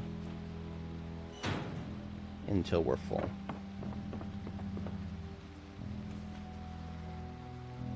Loose shotgun can go straight in my backpack.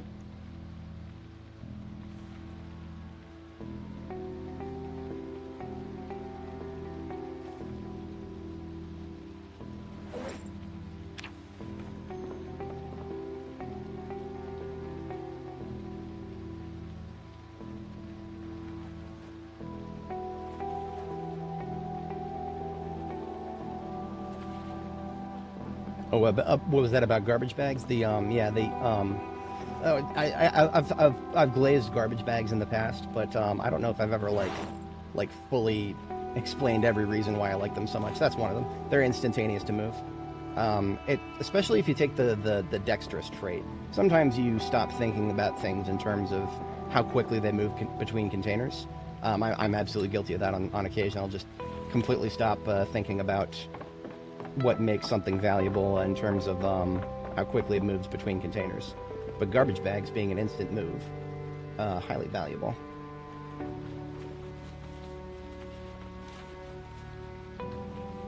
And simply, you know, these days you can find whatchamacallit, you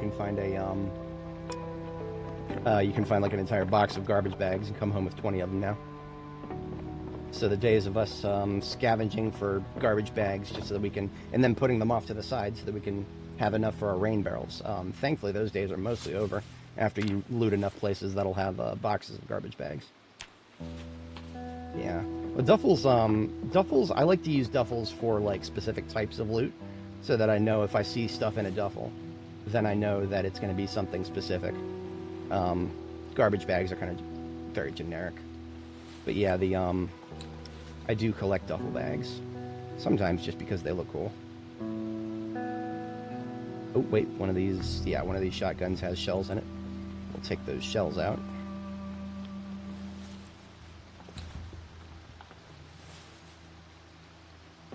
Actually, what is the integrity of our current shotgun?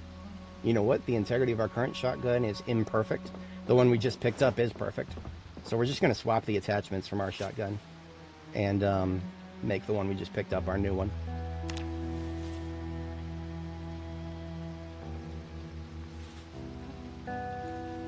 Yeah.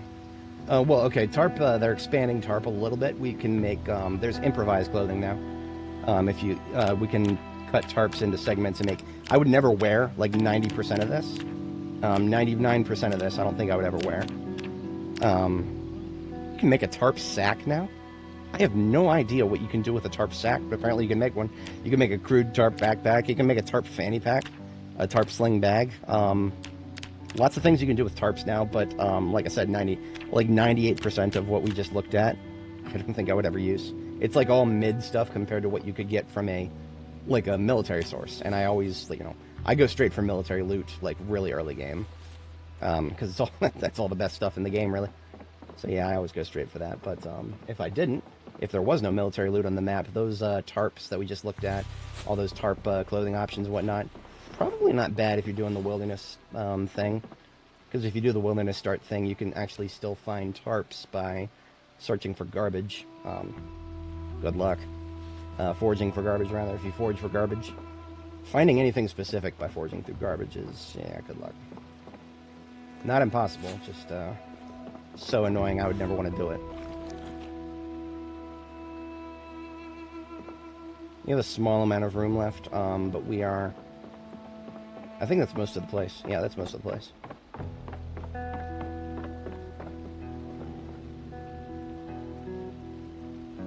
And that was all the boxes of ammo we came with. So not a lot of ammo in this place. This place was the place to go to if you want other military gear, not ammo. And the funny thing about that is, if you've gotten this far, you're probably fine on military gear. But now we have a new shotgun, so we are going to unload and rack our old shotgun here, and then we're going to take the upgrades off of it.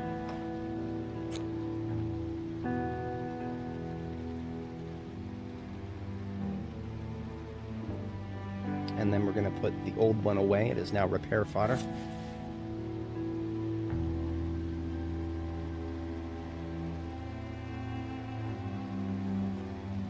The old one will just barely fit in this garbage bag. Most excellent.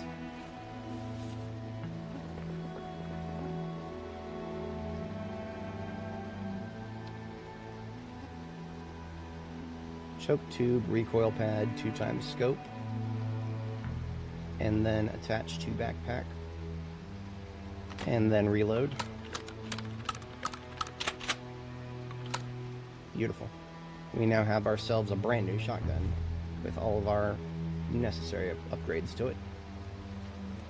It could be. You know what? We're going to check. We are going to check. Especially if there's anything else here that could give us ammo.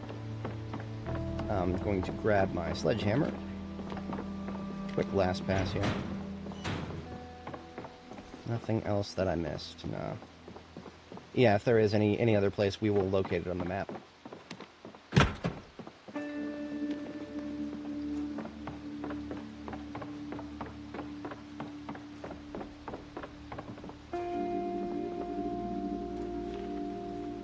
Sledgehammer back into the passenger seat where it belongs.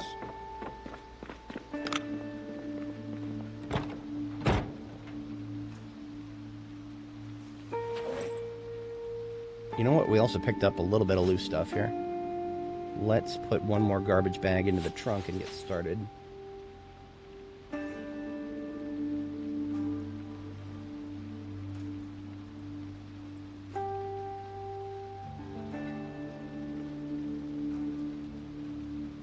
That way our actual backpack has got plenty of room.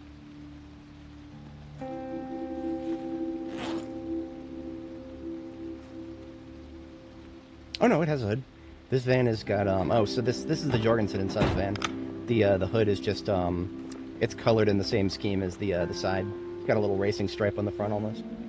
Well, that's not a racing stripe, but just something pretty.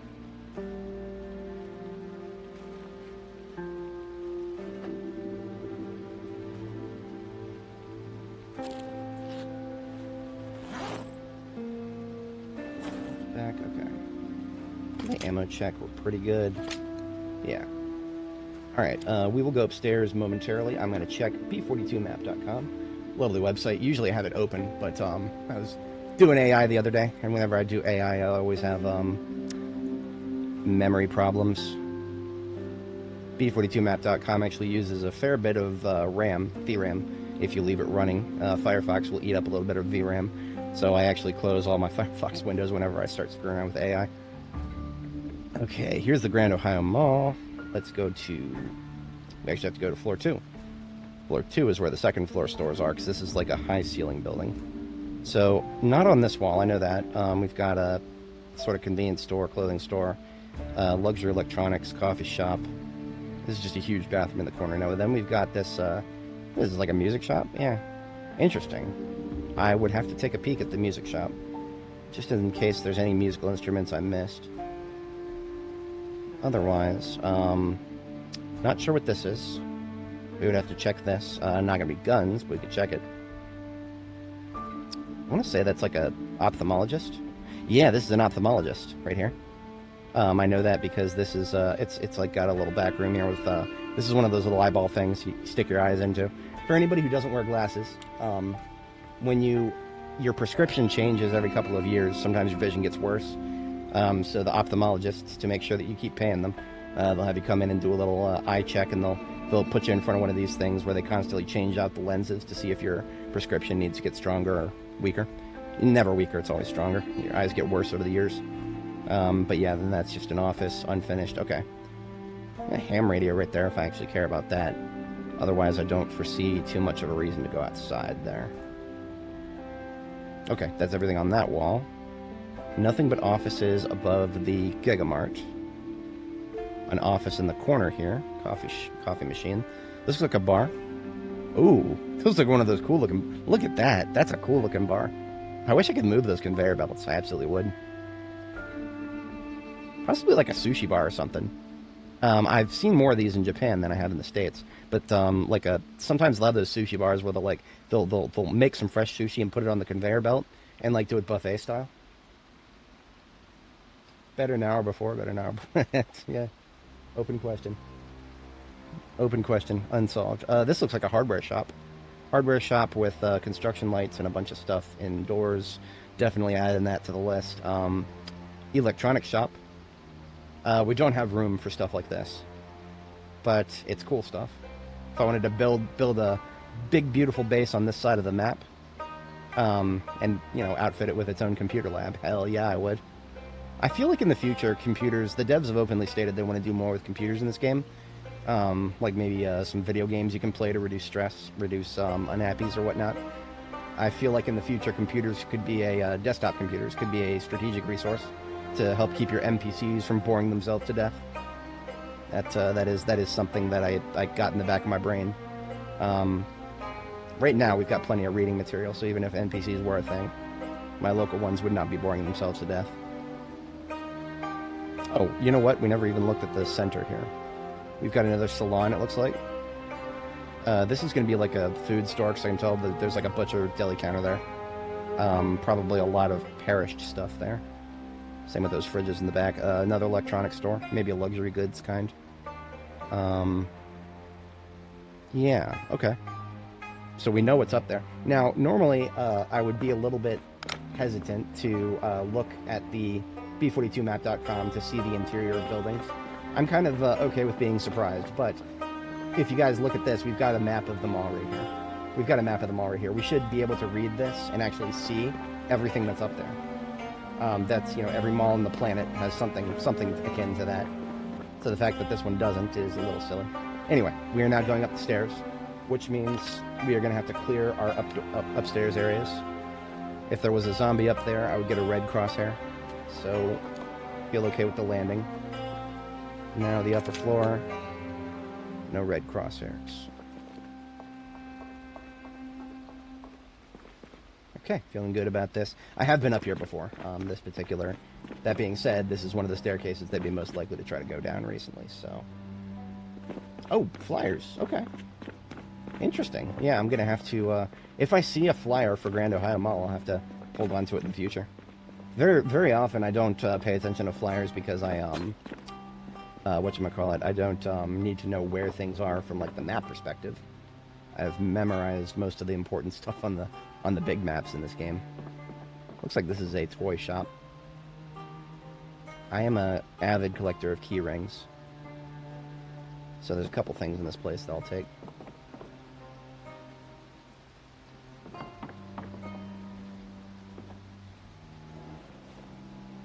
Also, just going in here and walking around, that will help me pull out any zombies that may be in the area and kill them before they approach me more sneaky-like. Time check. We're only 5 hours in. I got a later start today.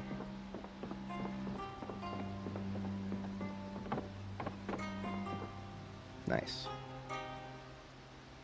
I know for a fact I've seen at least 3 or 4 Grand Ohio Mall flyers, and just my eyes glaze over when I see flyers right now, because flyers are, they kind of seem like things that would help newer players of the game, people who have not memorized the map yet. I mean, you know, it would be a bit presumptuous of me to say that I've memorized the entire map, especially not the interiors of buildings. Knowing that they show interiors is good to know.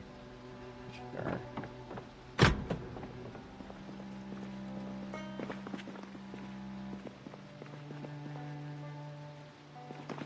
Ooh, I will take an iron pipe. And these cards, surprisingly rare. Surprisingly rare.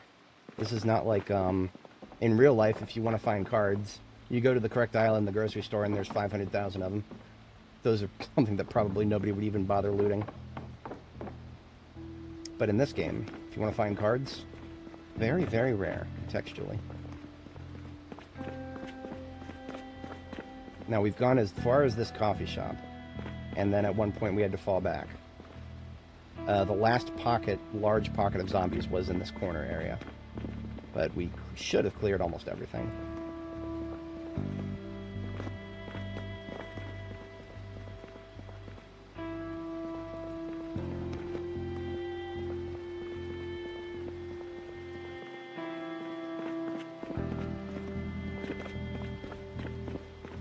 Hello. Quote-unquote everything.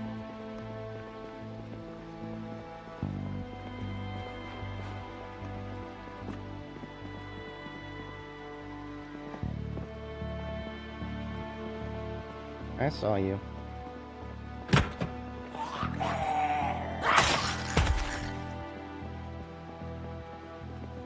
That's a big desk right there. Big, beautiful desk. Hey, look at that, a key to the office. I have no idea if that's an actual key to the mall. There's a catalog for the Grand Ohio Mall.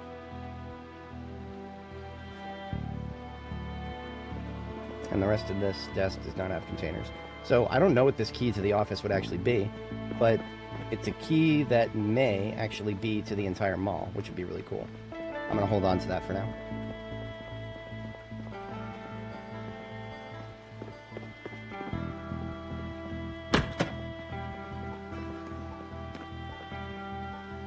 A key to a Chevalier Niala. That could be more than anywhere. That could be anywhere out in the parking lot. I'll take it because it's right in front of me, but if I need to sacrifice something, that'll be one of the first to go.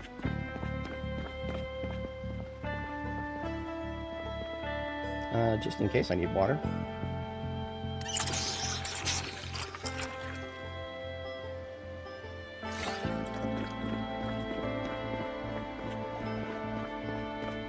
Now this is the next store. This is the music shop. Pianos. Fun times of pianos in this world. If you know, you know. If you don't, public service announcement. Be very careful with pianos if you're going to try to use them to decorate a custom base of yours. Just put them in the correct place the first time, and you never have trouble. If you don't put them in the correct place in the first time, there's some bug reports on the Steam forums where I explained how to get around it. It's a long process.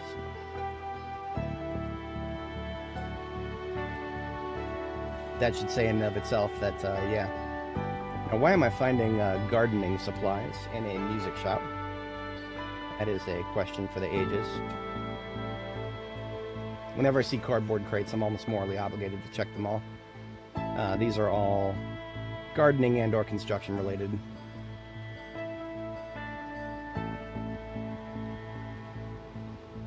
The brain meat is telling me to pick up these nails. Here's what I'm going to do. I'm going to take the garbage bag and put any construction materials that I'm picking up here. Those will go in this garbage bag. And then I will drop the garbage bag somewhere and come back for it if I have room. And if I don't, then I won't. Easy peasy.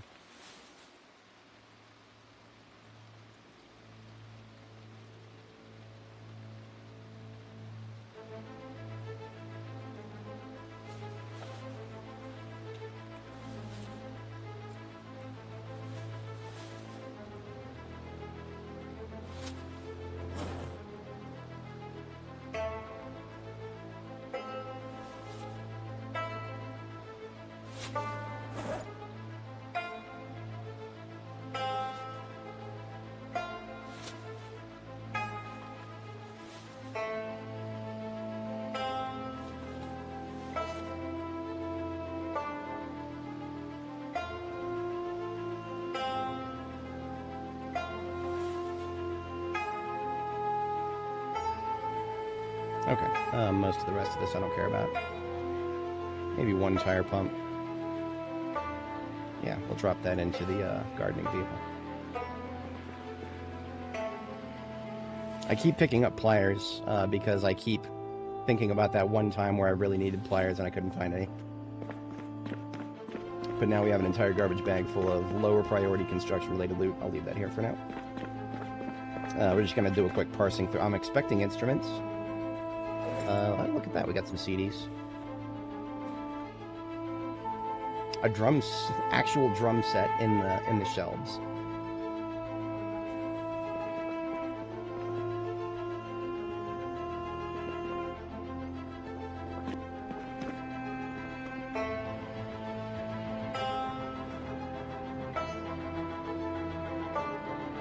I'm taking like one copy of the instruments that I don't have locally.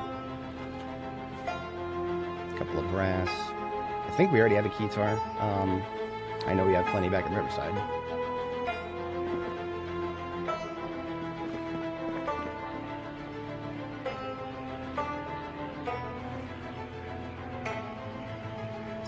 Electric bass in... What is this? That's not white, is it? Hang on.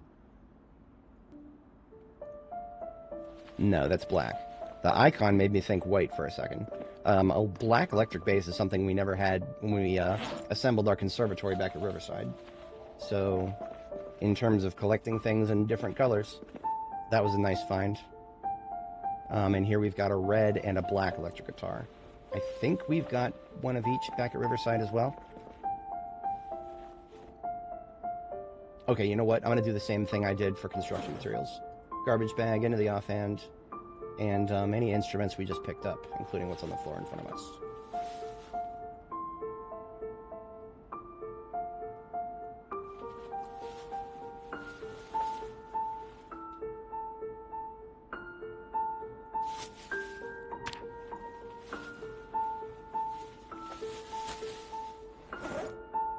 Last thing I ever want to do is have to do another trip back to Louisville that I don't need to do. And so, if there's something that I want from this place, I would like to get it.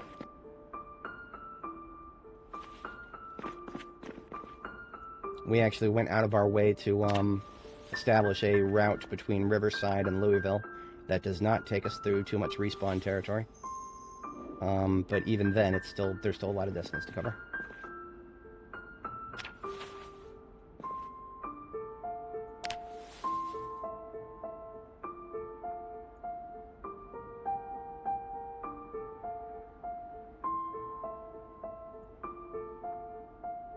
Thing is, I'm pretty sure I have a keytar already, even outside. I know I have multiple keytars in Riverside. Thinking about what I have locally around here, though.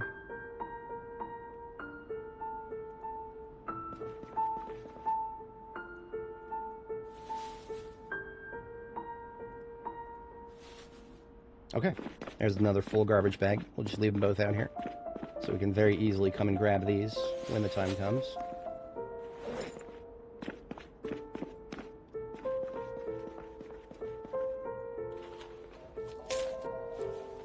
Now, right now, this particular office, there's nothing... Okay, there's actually glue. I'm looking for glue right now. Whenever I see an office loot table like this, I check the desks, look for glue. Glue is potentially something that I would need a lot of. I have not run out recently. But you use glue to make receivers for your remote bombs. So you can make a pipe bomb without any glue. But if you want to make it a remote pipe bomb, you're going to need some glue to make a receiver. Didn't check the cabinets.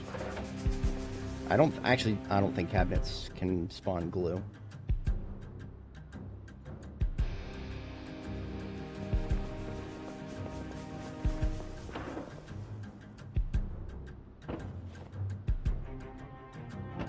Okay, not so much opportunity for things here.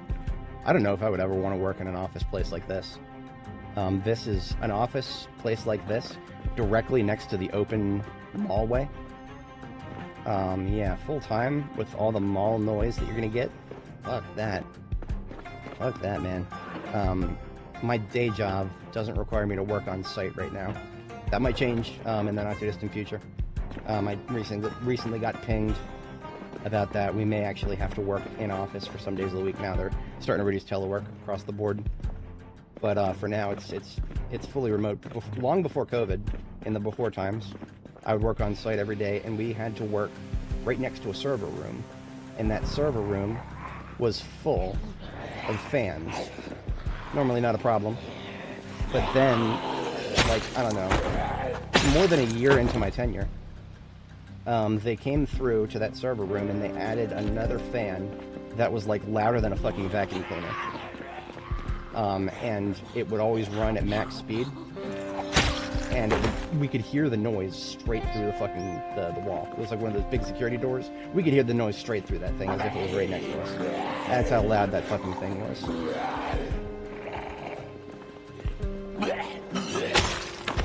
Now, I'm seeing a lot in here. It's nothing insurmountable.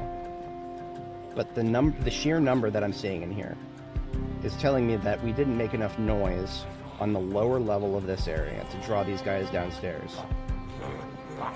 So that means we need to be extremely cautious going further down the second floor hallway. Because, you know, even if we clear every room we come across, the back rooms, no, they could just be everywhere right now. So we're going to take it nice and slow. We're going to turtle. We're going to turtle. Okay, this place does have a back room.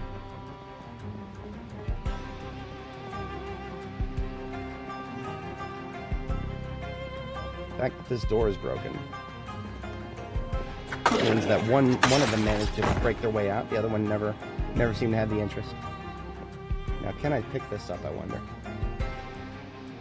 Nope. I can't. I cannot establish an ophthalmologist office in my base in Riverside. This is the only one on the map I've ever seen. I have picked up a few of these, the eye test posters. I have a few of those. Okay. What we're actually going to do also is we're going to cut the music volume in about half there. I apologize if you're here for the music, but I need to be able to hear if zombies are in the area.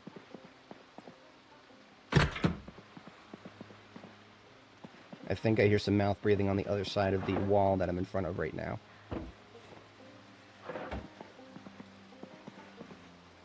I don't even know if I want to open this door. Oh, no, okay, this is not the...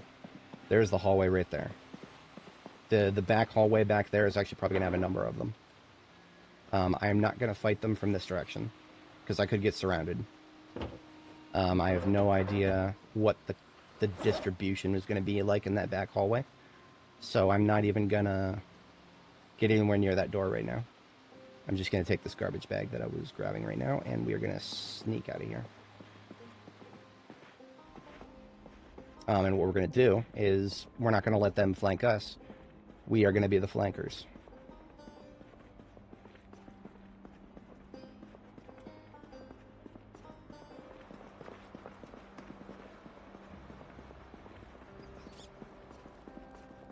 I think this is the music shop, but we're going to double check that. No, this is not the music. This is the office. Still clear. But what I'm doing is I'm going further back up this hallway. This should be the music shop, yeah. So now we've connected territory on the edge of the mall here. This edge territory right here is now secure. Now, here's a thing that concerns me. It would be well within the remit of this game's design for there to be a bunch of zombies on the, oh yeah, always so sketchy. Yeah, we are in full, everything is unsafe mode right now. In fact, I am actually very seriously considering going, I'm no longer considering, I'm doing it. I'm going downstairs to get my armor. I apologize if, this seems a little bit rote and unnecessary, but I'm going downstairs to get my armor. I mean, look at this. Where did these guys come from? We killed everything in this area already. These guys were not here just a few minutes ago. And now suddenly they're here. What the fuck is this? This is the coffee shop. Okay, this is actually highly disturbing. We walked past this coffee shop earlier. There was not a single soul in sight.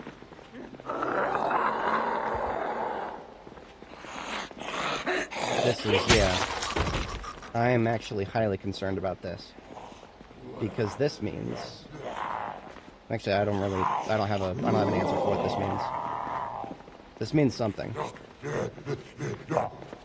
I mean, so we did just have a day cut over. It is now the 13th, July 13th. It is 1:30 a.m. So we had a midnight cut over. Does that mean we have a respawn now? Was that actually some sort of respawn timer that I just crossed? Because again, we walked right past this place. There's not a single soul in sight. And now, this looks like it did when I first... What the fuck? What the fuck? Okay, there's a lot. Like a metric fucking lot. That shouldn't be here. There should not be this many zombies here right now. We walked right past this place a few hours ago. Okay? Welcome to not just Louisville, but Grand Ohio. The respawn tables for this place are now extremely sus to me. Like, I'm not worried about what I see in front of me. But now that I'm seeing these guys here, I can handle these guys. It's what's behind them. How many are going to be behind these guys? That means I'm on noise discipline still. I don't want to start discharging the gun. If these guys were here when I was not, they should not be here. None of these guys should be here. But now that they are, where else are they just going to start appearing from? If I start shooting right now, I could very easily get surrounded. Yeah, fuck everything about this scenario right now. I'm very displeased with this. I guess I was getting too comfortable. Maybe there's a zombie.spawn more when the player is spending too much time in a certain area that doesn't involve them being surrounded by zombies. See, if everything up here just had a respawn, then we could be in for a fight just to get back to our fucking truck. I do have a sledgehammer, yes. The sledgehammer has been... Well, if we were not on the second floor, I would absolutely consider that. But we are on the second floor right now, so we've got to secure our stairwells more than anything. Fatigue just hit. We're going to use a coffee. I was probably already planning on that, but now...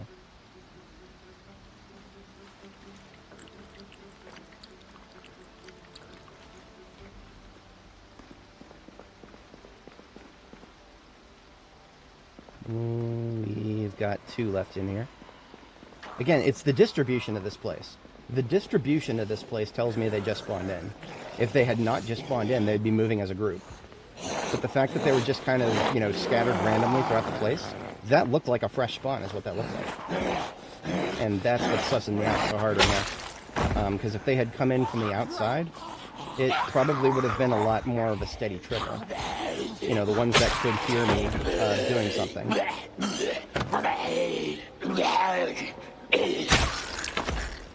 Okay, this one just came up from downstairs. So where we're at right now, I can't even trust the downstairs. Where the fuck is she going? Is there a zombie.go-to-coffee-shop.exe here? It must have been some noise that I made in the coffee shop. But yeah, whatever is downstairs from this particular spot, no longer secure.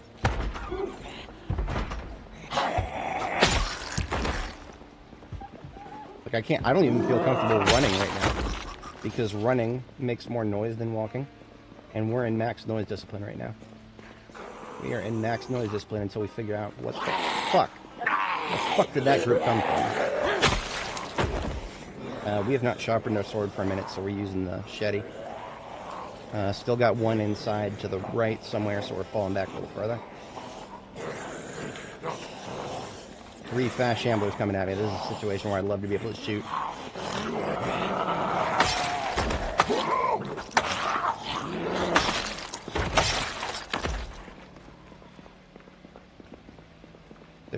There's got to still be one in the coffee shop. I remember. Yeah, he's just, I don't know what he's doing. He's trying to group up with somebody in the back room there. Okay, you know what? I'm really fucking sussed out by this. Like I lack the words for how sussed out I am. again, what could have possibly brought somebody in from the outside and brought them to that little area right there? We weren't even in that area before. We walked past it. We were really close to it, but not in it.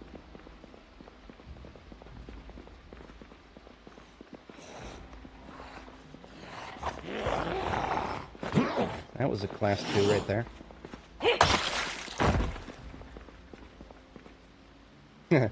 The whispers are actually extremely weak. Yeah, see, they almost never respond to whispers.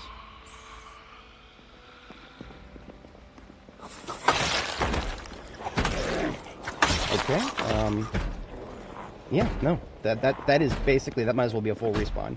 I'm not putting myself in that situation, I'm falling back.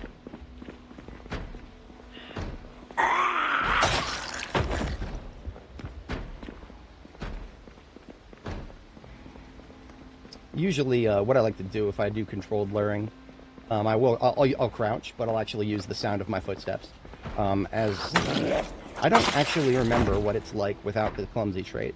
I always take the clumsy trait. The clumsy trait has a couple of random effects. Never run and vault a fence, for example. Never sprint over a bush, or many other things. But one of the factors of clumsy is your footsteps make more noise. So even if I'm sneaking, the sound of my footsteps, if I'm just doing a little sneak run, that is actually one way that I will kind of bring in a bunch of. Okay, I think they just broke the door. Yeah, so that group that were aggroed onto us, they just broke through this door that they were trying to break through. So that means the back room of the next building here. I forget exactly what the next building is. That's the toy shop. This is the toy shop right here. Again, we were just here. You can still see in my backpack the little key rings that I picked up when I was just here. Fucking unbelievable. Unfucking believable. Yeah, so I guess be advised, public service announcement. The Grand Ohio Mall has some very weird respawns. Very weird respawns. I have no way to explain this because the way I used to think respawns worked based on when you last looked at a place, right? That nothing could possibly be further from the truth in this case. In this case, we were just in that toy shop. Literally, you could scrub back less than 20 minutes, I think, in the stream, and we were in the toy shop. Fucking... we have gone through the back passage once before. We have not gone through it yet in this particular session. The back passage on the wall that's parallel to the far wall there. Look at that, even more still coming out of that back passage. I don't think all the ones we're dealing with now could have been respawns from that back passage. I suppose it's somewhere in the realm of possibility, but it doesn't make sense. Nothing about this makes sense right now.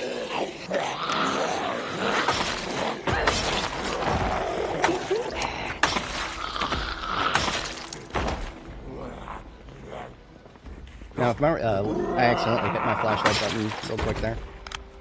Let's just say that my flashlight ran out of battery. I recently swapped it. It's actually kind of low right now. I'm glad I checked that. But if it were to go out, I do actually carry around the lighter as well. If I had to do that, if I had to swap to a lighter all of a sudden, I would be sprinting my fucking way out of here. I would be doing some very risky things, but I would at least have a little bit of light. Yeah, no, I agree 100%, KTO. I have never seen a mechanic that would cause zombies to respawn this close to the player. But I also have no explanation for any of these guys. No explanation whatsoever. And nothing, to such an extent that, if I can avoid these guys, I will, but I can't. We have to fight our way out of here very carefully. Because the mall way beyond this store here, the toy store where we were just fucking looting a few minutes ago, no, we've got a full respawn on this floor. A full respawn on this floor. Hopefully, minus the places we were just at. Yeah, I mean, this is a hell of a lot for one hallway. Like I said, I can't rule it out. It just doesn't make sense to me. Nothing makes sense to me right now. This is fucking wild. Welcome to Grand Ohio, I guess. This is so fucking wild that I'm actually going to start looking for... I'm going to start looking for another battery for my flashlight. I would like to get ahead of that. Because right now, if I had to sprint out of here, if I ran out of flashlight, I had to sprint out of here, that would be a very bad situation for me. Yeah, I'm just going to backtrack a little bit to places I just was at. See if I cannot locate a, Oh yeah, look at this. We've got radios here. Just dismantle a couple of these radios. We should be able to get a flashlight from that, or a battery from that.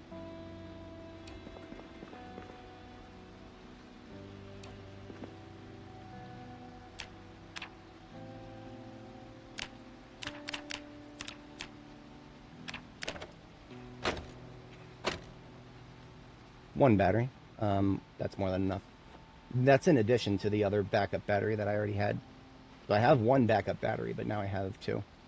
And I feel a lot better about everything to do with that now. You know what? I'm just going to get ahead of it now. I'm going to put the battery that I just pulled out, I'm going to replace it right now. Because we're down to like, what is that, 1/4? Yeah, I'm just going to be safe. We're going to drop the one that's only 1/4.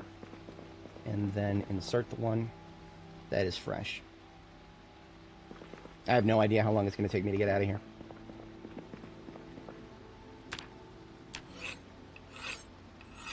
Yeah, absolutely. This is why we have backups for our backups. So that we can back up while we back up.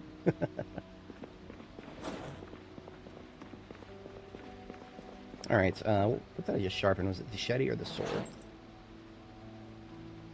They're both good now. Yeah, they're both great. Okay, we're just going to continue taking these piecemeal. We'll make our way out of here. The respawns will stop eventually. Even if we have a full respawn up here, we just need to make sure we don't take them all at once. So we're just going to move up here with kill this one guy. That'll get the attention of some of them. This will get the attention of some of them, and then we fall back. We need to be very cautious of this staircase right here. So this is why I keep falling back all the way to here. In fact, I'm going to put the bandana on because there's so many fucking corpses here now that we are now in the 6th zone.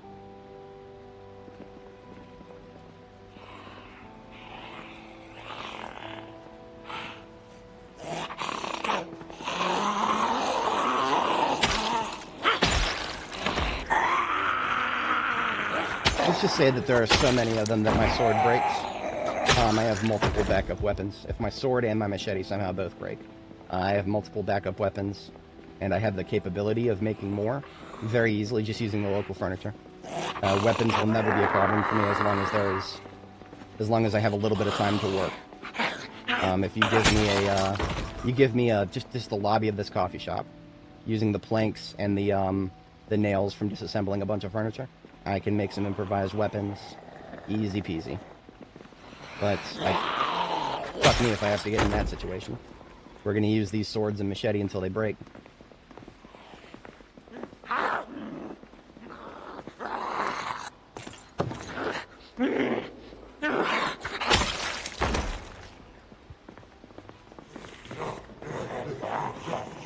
Only 3 here.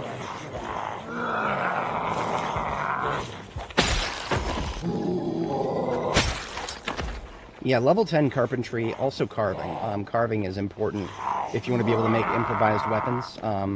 Carving is a lovely thing, usually more useful outdoors than indoors. But if I were to disassemble all this furniture, I would get planks. And with carving, you can turn planks into a number of different things. Most of those things that I'm referring to are more useful for long blunt than short blunt.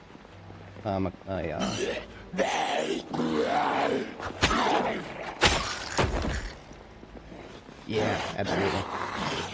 What we're going to do is kill and keep falling back a little bit here. Because remember, our 6 is not clear. Our 6 cannot be considered clear. There is the back hallway, that all the way far back there. That's still going to be spilling forth more Zeds. And also this stairway right here. This stairway is not secure. I cannot even remotely consider the stairway secure. I saw just 1 or 2 zombies come up it, but that was more than enough. That tells me that this... Either we just had a few stragglers from downstairs and we got unlucky, or this respawn that we're encountering now could be affecting way more than just what we're seeing. If I have to, I will abandon my step van, and... Because, I mean, you know, if there's respawns downstairs, too... Oh no, we can actually see. We can actually see. Hang on. We reposition slightly here. Make sure there's nobody immediately behind us. Okay. Never mind. We can see the van. I can see there's no zombies next to it. Vehicles require line of sight to notice that they're there now, so the fact that we didn't see anybody around the van, that's good. I didn't leave the van itself running. I just left the lights on. So the van is not going to be, Yeah, you know what? I could do that. That's not a bad idea at all. I might actually do that. Do we have any long tables in here? We do not. There's one right here. That's actually a really good idea. I'm going to go for that. Thank you, thank you, thank you.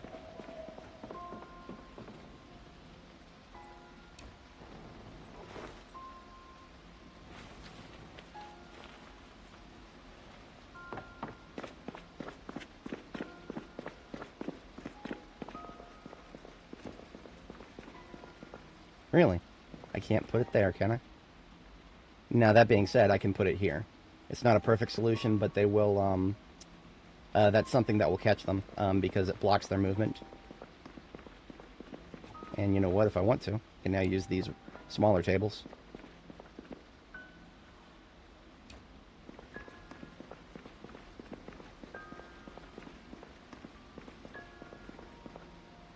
Okay. Now, if they want to come up these stairs, they're going to have to hit something first. Oh, you know what? We can't do that either. There's no way to block this. Yep, there's no way to block stairs now. Fantastic. That's because this is considered a low fence now. So they'll just go right through it. So this will catch a few of them, the fact that this is here, if they come straight up the stairs, but it won't go any further than that. Too much fun. Too much fun to be able to block things reliably. Way too much fun. We're not allowed to have fun here. No fun allowed.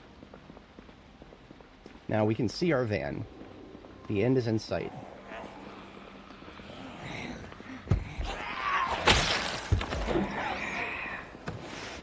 Ah, okay. They're going to be spilling out of there for a second. We fall back a little ways. Because again, I have no idea how many are still... Yeah, see this guy right here? Nope. I'm going to fall all the way back. We are doing the Raven's Guard motto times 10 here. Attack, fall back, attack again. More like attack, fall back, attack again.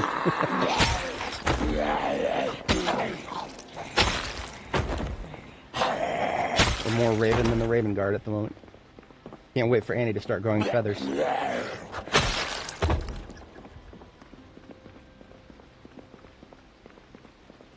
Now, if these were not, if the devs did not use low fences, these banisters right here, these little guardrails, these handrails, those are considered low fences. So because of that, we cannot block the corners of the stairs.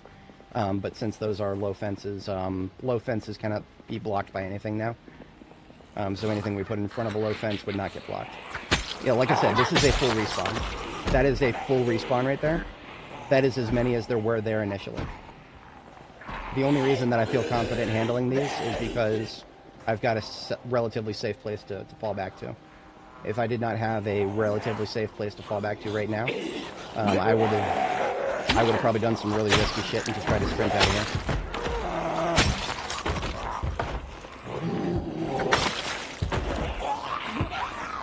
Now, if I were to go loud with firearms, I could kill a lot of those guys really quick. But like I said before, everything here is insecure. Everything here is insecure.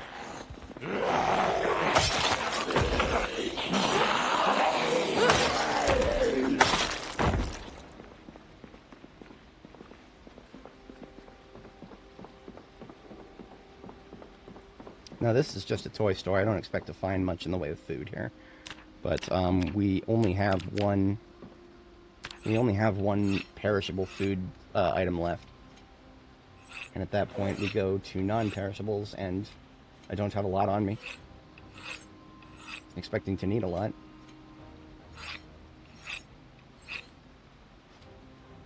As a quick recap for anybody joining, we were just looting the Grand Ohio Mall, and it seems we've been enclosed by respawns, which is interesting. I've never seen them respawn this quickly. There have been some theories that it may not be respawns. These may just be initial spawns that I missed somehow.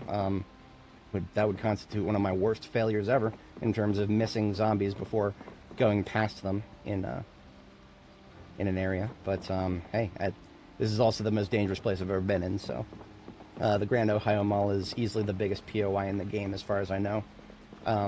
In terms of like square footage on any given floor, right? There's going to be taller buildings. There's no wider buildings that I know of. The taller buildings, it takes time to wake them all up. Okay, you know what? Okay. I think I'm just going to get the fuck out of here. We're going to kill this guy. Because I don't think there's too many downstairs. If there are any downstairs, I need to know ASAP. Okay. Downstairs is still clear. We're going to get our trailer. We're going to bail the fuck out of here. Yep. No, I mean, like I said, and we've made so much noise in this particular location. We have made so much noise here that there should no longer be any zombies whatsoever in this area. But there are, and lots. I will not hesitate for a second to leave that trailer behind if I do not have the action economy to get it sorted out here. I have no idea how many could be on the way downstairs right now. And this is going to take a second of going back and forth. There's a slow one coming.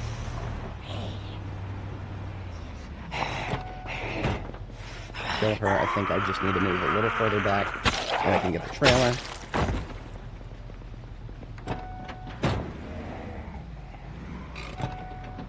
Okay, I think I can get the trailer. We'll kill this one. We might get a little jump from the trailer from attaching at this angle. This is not a good angle. The more awkward the angle is, the more likely some weird physics shit is going to happen. Okay, we're good. A little battery powered light that I left behind. Okay. Okay. That was an interesting side quest. Very interesting side. Now, how are we going to deal with all those zombies? We can come back and deal with them. I have a horde clearing strategy. I didn't think I would need to deploy it again, but now that I know I have to. Fog outside, I don't normally like fighting in fog, but weather outdoors doesn't screw with you indoors, thankfully. If I were to try to shoot a zombie in this weather with rain and fog, might as well be a waste of a bullet. Point blank shots, maybe. All we got to do is get out and look at the crosshair. Look at the size of the crosshair. Look at how wide that is. The size of the crosshair, the wider it is, the more likely you are to miss a shot. No good. That's no good. Yeah, respawns generally about on a week to week and a half cycle. So what we're going to do is we're going to drive back to, here's our base. Everything looks good here. I would be very, very surprised if there were any sort of respawn activity at my base here. I don't think we actually identified any, any potential gun stores on the upper floors of the mall here. No. Oops. No, because if there was any sort of gun store, my brain meat is telling me that there would be like a locker in the back behind which, you know, they would store the big ammo stockpiles. So the second floor of the mall, we were really just doing that for the sake of exploration. But we're also here to kill all the zombies that are in the mall. And yeah, we're gonna kill all those guys that were causing us trouble there. But we're gonna come back and do that with the horde clearing vehicle.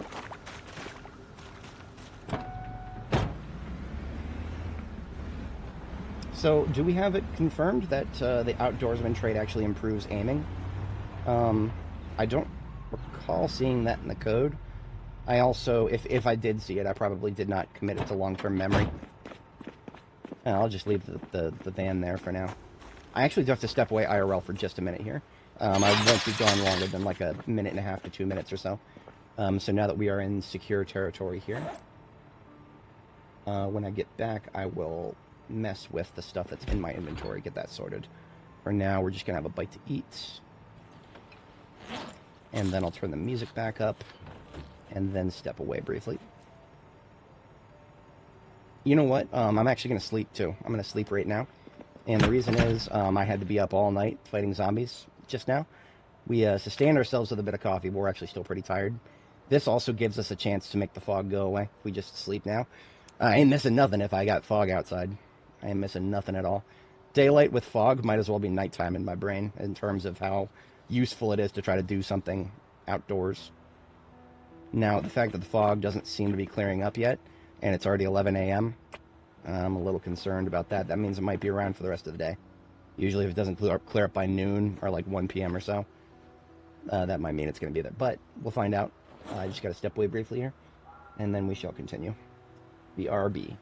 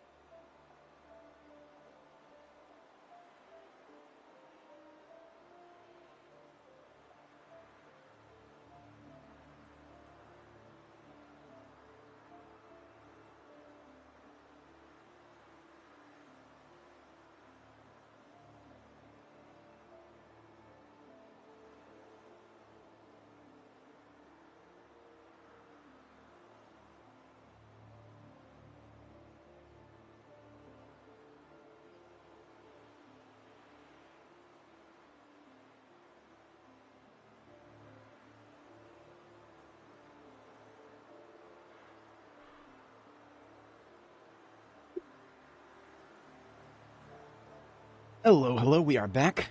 And you know what isn't back? The fog. I think the fog cleared up. I am helping. Alright, got our music back there. And you know what? Out of curiosity, because now that it's come up and I'm interested, we were so interested at one point in the code about how the aiming system worked that we actually decompiled it. The latest version of the game, 42 point, I think this was 12.3? Yeah, I think this is the latest version. So I go to Zomboid, decompile, 42.12. Okay, so we didn't compile it for 42.12. 42.11 was the most recent, and we actually we can't go by this. 42.11, they changed some rather significant things in 42.12. I think it's hit reaction? No. But we can look at 42.11 and see which one we're supposed to be looking for here. Combat manager, body damage. It's possibly one of those two. These are fucking spaghetti code libraries right here.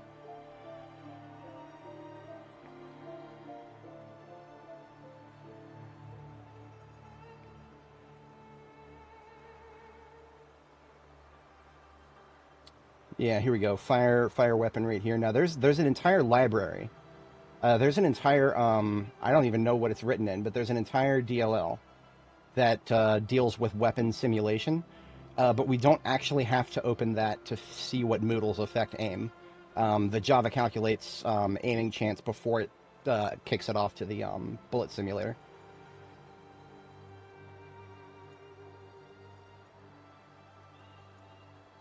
Oh, we scrolled right past it. That missed shot that doesn't get called until fire weapon. I think this is it. Range fall off, has spread data, get spread data. That may be it. I'll copy that. What we're just looking at right now, we're looking at the game's code. We are we're peeking one layer into the matrix here, just one layer. We don't need to go any deeper than this. So bullet tracer effects. That's a separate class right there. We don't need to get as far as the ballistics calculations. So let's do a search for get spread data. That should be a method in this. No, it's not. This is ballistics controller. So ballistics controller is a separate class. I know we saw it. I know we saw what we were supposed to. We were looking for. Let's just look for the word weather.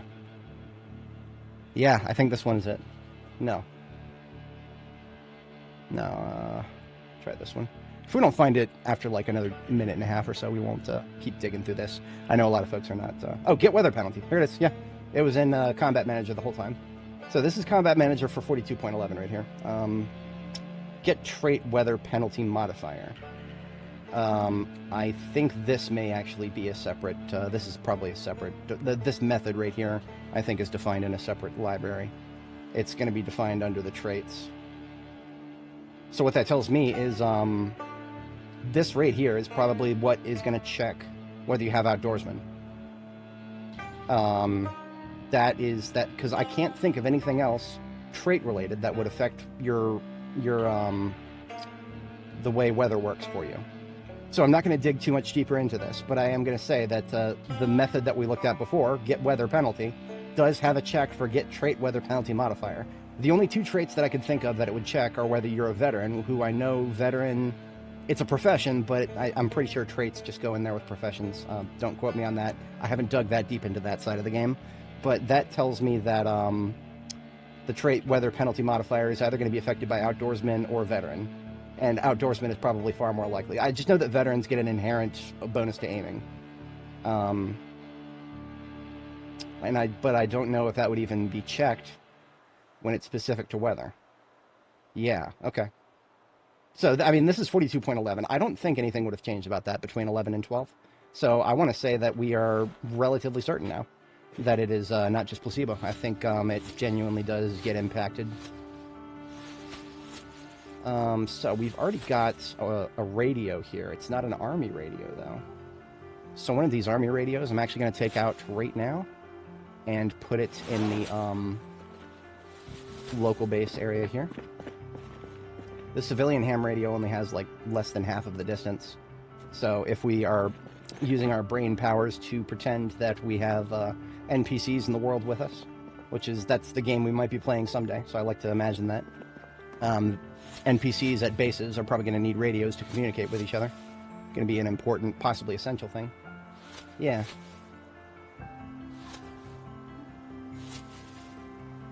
I would say I would give that about a 90% confidence.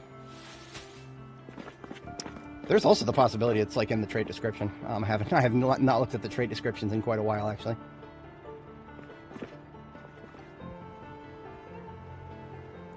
You know what I think I'm going to do?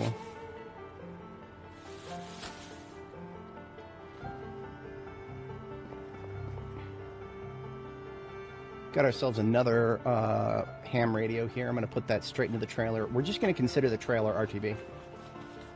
The trailer is going to be slated for RTB, which means, well, shit. I can't do that because Jericho is already overloaded on military gear. So a lot of the military gear we picked up is actually just going to stay here at, And so because of that, I'm just going to put the trailer somewhere off to the side, probably outside. Nowhere good to put it in here. Oh, okay, yeah. That's a really good mod. I would actually highly recommend expanded trait descriptions. I know it's really popular, but if anybody watching is not familiar, expanded trait descriptions basically just tells you a lot of things about traits that you would never know just by reading the original descriptions. So a lot of silly things that I've learned about the game over the years, I could have learned a hell of a lot faster if I had a mod like expanded trait descriptions. So shout out to that one. That's a really good one. If anybody is not familiar and you want to learn more about the game, pick that mod up, expanded trait descriptions, make sure it's turned on, and then just go to the character creation screen and look at all the traits and see all the different things that the base game doesn't tell you about when it comes to traits. I understand that there's there's a game design consideration. You don't want to overload the player with information. I get that, but that's put the important stuff at the top, and then put the extra stuff at the bottom, right? Make sure that you front-loaded the important stuff, but then also include the other stuff.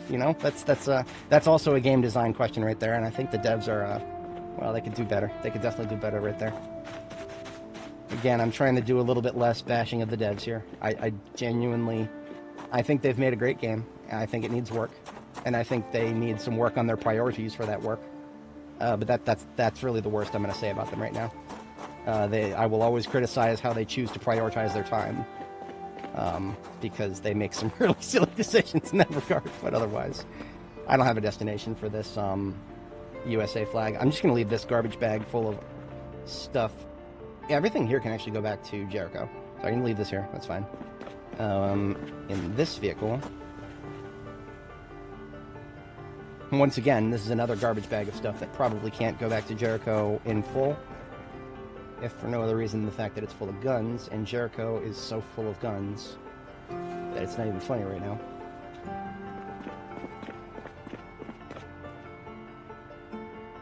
Large knife, whetstone, fleshing tool. I can just put that in local storage. Now, DE pistols and magnums, especially fully intact ones, are rare enough that those can go back. Those can go back to Jericho.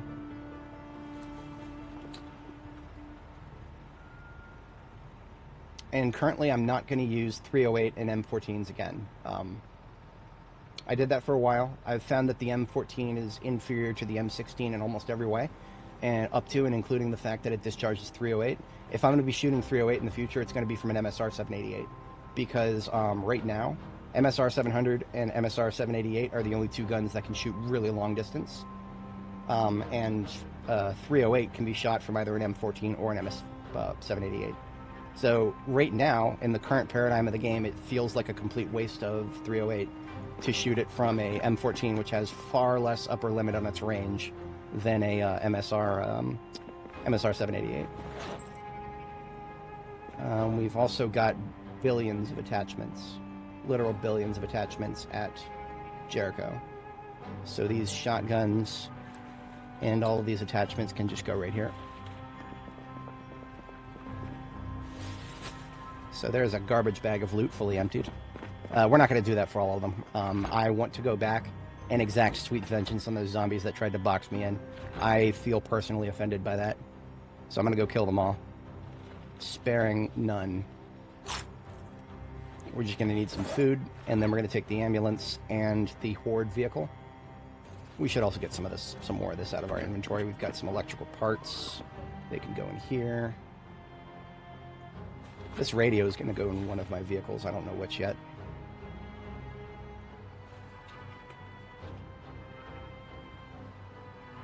We also have some keepsakes. Those need to go somewhere. This key can just get left here.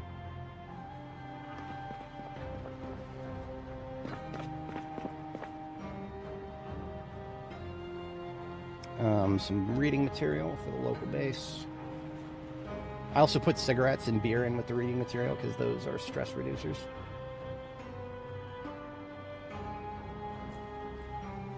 I don't even know why I picked these up. I picked up a pair of panties. I think I found them in the trash. Oh, I probably found them on a mannequin.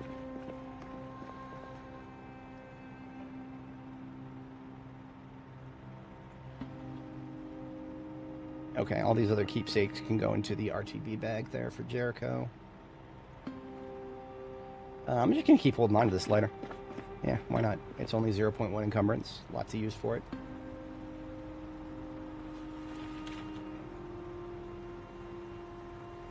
I don't actually know if I have a Spiffo pencil yet. I know I have a Spiffo pen. I have multiple. Those are special. But the pencils, I've never seen a pencil before. That's new to me. We now have another writing utensil that we didn't have before. We've been rocking the multicolor pen. It's a very lovely thing. I'm very glad I found one of those. It gives me all 4 colors of pen at the weight of 0.2 encumbrance. So if you're looking to min-max your field kit, multicolor pen is a godsend for that. There's a couple of magazines we need to get rid of. I don't need to be carrying around these M14 magazines. Like I said, I'm never shooting an M14 again now that I have an M16. In the future, I would probably I think in the future I might use an M14 sparingly. In this character's lifespan, I would go as far as to say we overused the M14. We shot a lot of magazines of M14. Every single one of those could have been a long-distance shot. And the fact that, yeah, I would definitely not go nuts with it in the future. I would give myself like no more than 5 magazines at a time, most likely. Because another thing about 308 is the kind of ammo that comes there's only 20 shots to a box, right? So every single box of 308 that you have is worth a hell of a lot less than a box of another caliber. So given how less it is plentiful, we're going to open one box of 45 auto here.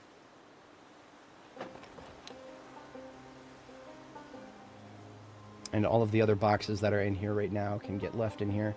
Now, I said before that I was going to use the M16 if I needed to when I was indoors. I never got that far because I didn't think I was going to run into anything, but now I have run into things. I've run into a lot of things. In fact, I've run into so many things that I'm going to, once I put away this bowl here, we are going to go back with the M16 and a pipe bomb just in case. Who knows? Maybe the number of things we're going to run into are even bigger than what we saw indoors. We're going to be prepared for that eventuality. Okay. Bags are sorted, and we've got food.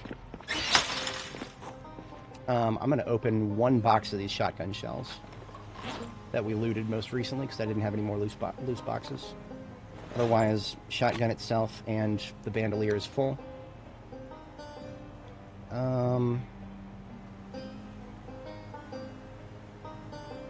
You know what? I'm gonna make a carton of 223, and I'm gonna take that whole thing with me in the ambulance because I'm actually out of loose 223. We'll put Jorgensen & Sons back indoors after we've emptied the ammunition out of it. That's gonna have to wait until we go get the ammo vans. We've got 2 ammo vans languishing at Reed. If we had bad weather right now, I'd probably go back to Reed and get those now. Oh, yes, I did notice that. That was intriguing to see. Because I was always under the impression that the guy who made VFE passed away. Am I mistaken? It did Stendo's Firearm Emporium that they added to the base game. I was under the impression that he did VFE for Build 41, and then he passed away, which is one of the reasons the devs actually dedicated the name of a POI to him. but I could be mistaken on that. He could have just been a different guy who did guns. Because, I mean, you know, obviously if he's the one who did VFE and then he passed away, then that would explain why why we don't have the B42 version. I actually think that another thing about, I'm pretty sure B42 has it enjoined a couple of the things from VFE. Not all of them, though. Definitely not all of them, and in hindsight, I haven't really, like, talked about this in the past couple streams, but, some of the mods, I think Britta's is worse about this, but some of the mods add so many calibers of ammo without changing the way the loot tables work that I actually would never use them, even if I was doing a modded run. And the reason being, the loot tables are zero-sum. What that means is every time you run into a box of loot that could have ammunition, you get basically an equal chance of every type of ammunition. Right? There's nowhere specific you can go to find more shotgun than rifle, for example. This is the, you know, I shouldn't necessarily be finding 553 NATO in a fucking hunting store, but that's how it works right now. Every single deep ammo storage box has equal chances for all types of ammo. And what that means is when you get a mod that adds more things to the ammo table, it becomes harder to find a specific caliber of ammo. So if you're looking for a specific, let's just say you get a mod that adds 3 or 4 new calibers of ammo to the game. I know there's mods that add way more than 3 or 4. If you get that, you run into the issue of, well, suddenly if you're looking for a specific caliber, you're going to find less of it total. Because now all of your ammo loot tables are going to be distributed across all the new loot types of ammo. I mean, right now we have more or less balanced our expenditure. I need to go back because I'm supposed to be bringing the fire truck. There were enough zombies in there that I need to be worried about running into them with the ambulance, and I'm not doing that. Not with my perfect ambulance. We can use this thing right here. Got the, Oh, okay. I see. Yeah, right. I would be so much more okay with it, with different types of ammo calibers being added to the game, officially or through mods, if they just also changed a little bit how the ammo tables worked, right? Or the loot tables worked. Like if let's just say I want more 308 or 223. Reasonably speaking, I should be able to go to a hunting shop and find a lot more of that there than maybe 9mm. I don't know too many people who use 9mm for hunting. 9mm is your PvP caliber, right? But, no. That's, since we're going to be getting into a bigger fight here, drink of the day is Fireball Baileys. I enjoy this stuff. I've lately been on a craze where I use the Bailey's chocolate Irish cream. Fantastic stuff. Then I'll add a little bit of Fireball to it, and it comes out with this really nice spicy chocolate taste. The chocolate Bailey's is Bailey's Irish cream with Belgian chocolate in it. And then the Fireball itself, I believe, is Scottish, I think. Don't quote me on that. 3 different countries there.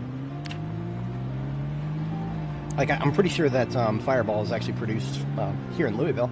I think it's a Louisville production, but I actually think that it was originally formulated in Scotland, but don't quote me on that. It's not Iron Brew, or Urn Brew, whatever they call it. It ain't none of that. So, this is what we're going to do to get all of those new spawns that gave us a lot of trouble. We're just going to drive around the local, the underfloor here. Let's get a mark. Whenever I start combat. I've not been very good about keeping up with these, but I like to put in the pinned comment for watchers in the future where the combat's going to be. 6 hours. Let's give it 6 hours and, like, what is that? 6 hours, 3 or 4 minutes? Yeah. 6:04. And we'll get started with some combat music, and we'll flip on the sirens, and then we'll have a fight on our hands. Yeah, if you're into booze, spicy chocolate booze, I enjoy it tremendously. Tremendously. Alright, we are equipped if we have to kill a lot of zombies at once. Like, let's just say that there are even more than I saw up there earlier. If that's the case, we've got a pipe bomb standing by. And I've got my own little mix of the top 6 action themes from this game here. We're going to fire that up now.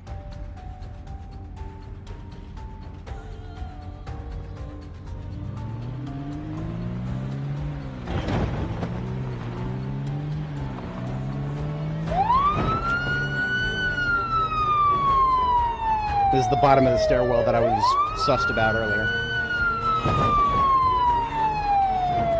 So if we just kind of do a couple circles like this, we will collect We will collect with extreme prejudice anybody who may be respawned on the upper levels.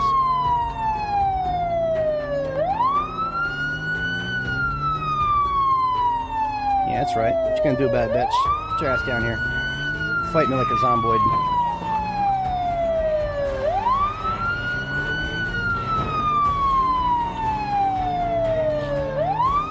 And what we're going to do is just lure them outside where we have the advantage.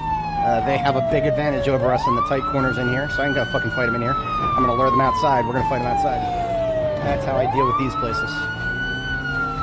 Why fight indoors? If there's a fight to be had, it'll be right outside. Catch me outside. How about that? Now they're starting to flip over the edge.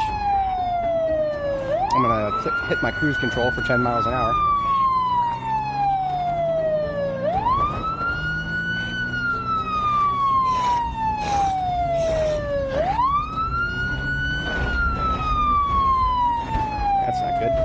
You're always better getting going straight if you're going to go through doors like that.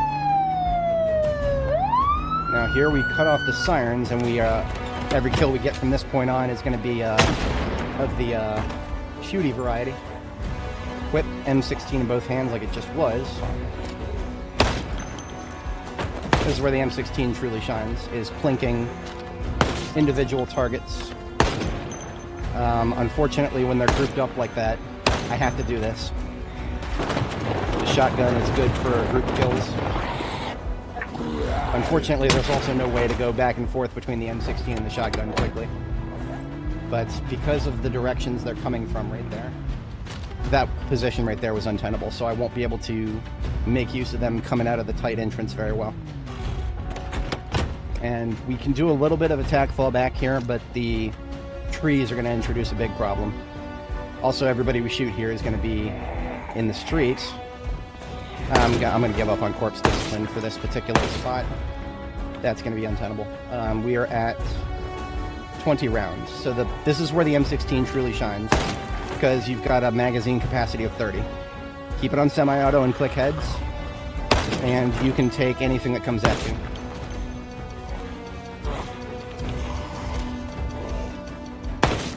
Unfortunately, games like Call of Duty have ruined my capability to count magazines.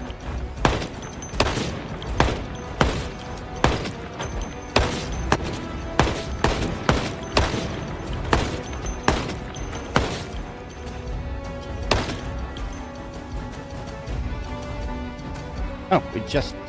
glad I checked it then.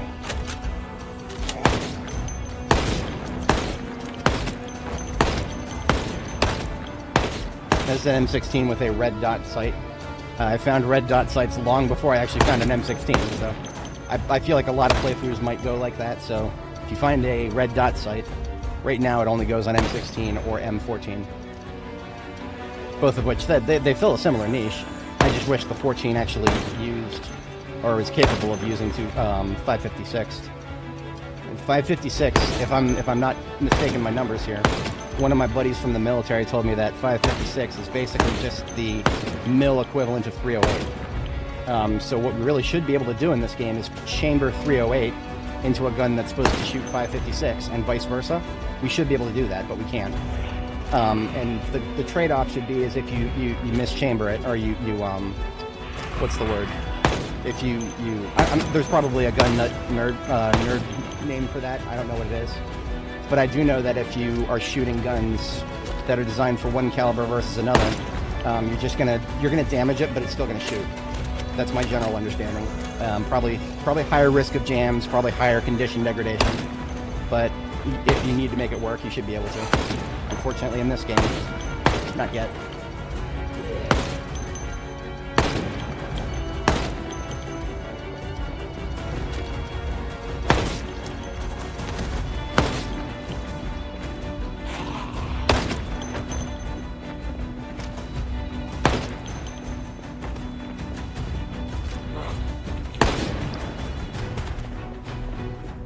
Hello, backing up. Not getting too close to that. That would be a classic case of overextension. Yeah, look at that. The way these guys are lined up. Look at that, double hit. That was a double kill.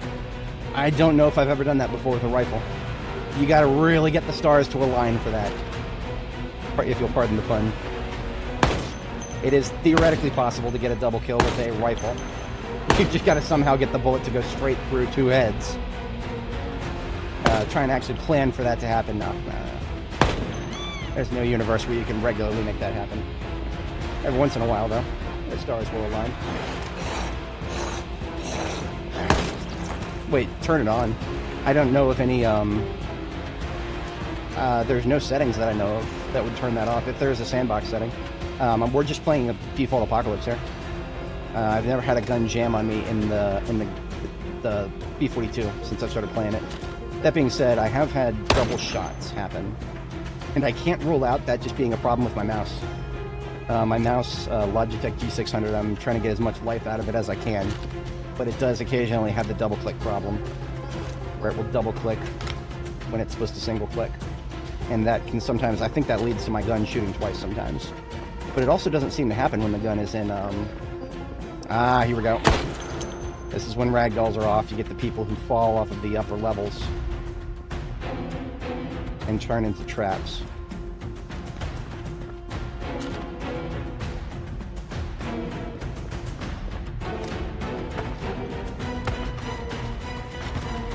I don't know where that is.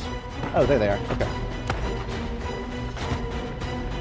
That may have been the lot of them. I'm not sure. We're going to continue making noise in this area and see what comes downstairs to say hi.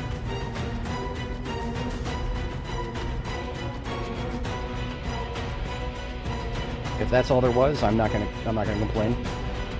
I didn't exactly want there to be a massive respawn. But the further we go in this direction, the further we are from the ones that would have been pulled outside.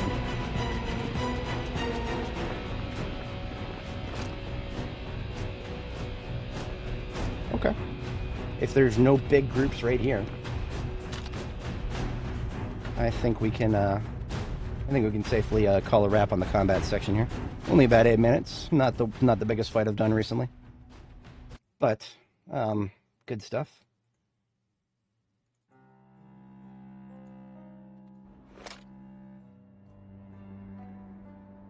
I was ready for a ground war if I had to fight one. Ooh, those are pretty. I'm taking those. Very, very bright pink and a randomly generated color item. Yep, 100%. We haven't had to collect colors in a while here, but something stands out at me every once in a while. One south. Not even sure where he's going, but I know where he's going now. Now the M16 is a pretty loud gun, so just a couple shots in this area. Keep our head on a swivel and keep looking around. I think this one right here is a trap. Hang on.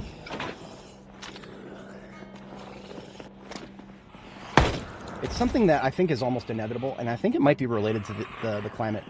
The climate of my room here. I don't, I'm living in an apartment, so I don't have control over my dehumidifier. If I did, I could always buy one. I'm on a moratorium on spending right now. Saving up for a down payment on a house, but yeah, I don't have any way to make this place that I live in less humid without either buying a dehumidifier, or I'd have to break my lease and open up the supply closet and fuck with. I'm not doing that. I'm gonna just deal with it. But I do think the fact that there's a little bit more humidity in this area that I'm living in right now, I think that's contributing to it. Oh shit. Probably have checked our ammo. That means we're at 29 right now. Those guys had chef uniforms on them. I don't know if there's restaurants on the second floor. Aside from like that sushi bar. We would have had respawns from all the way back there, would we? That would suck if we did.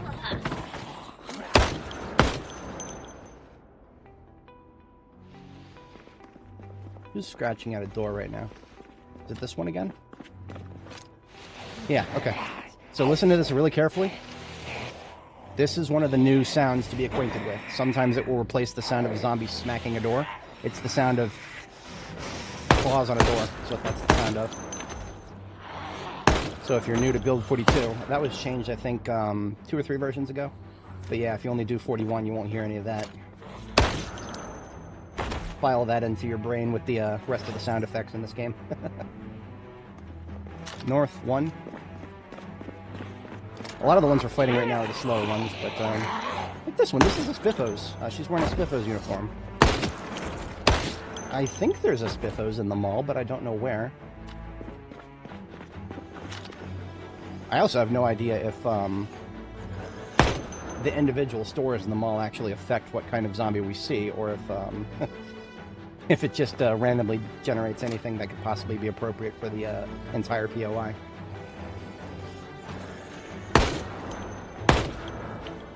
One north.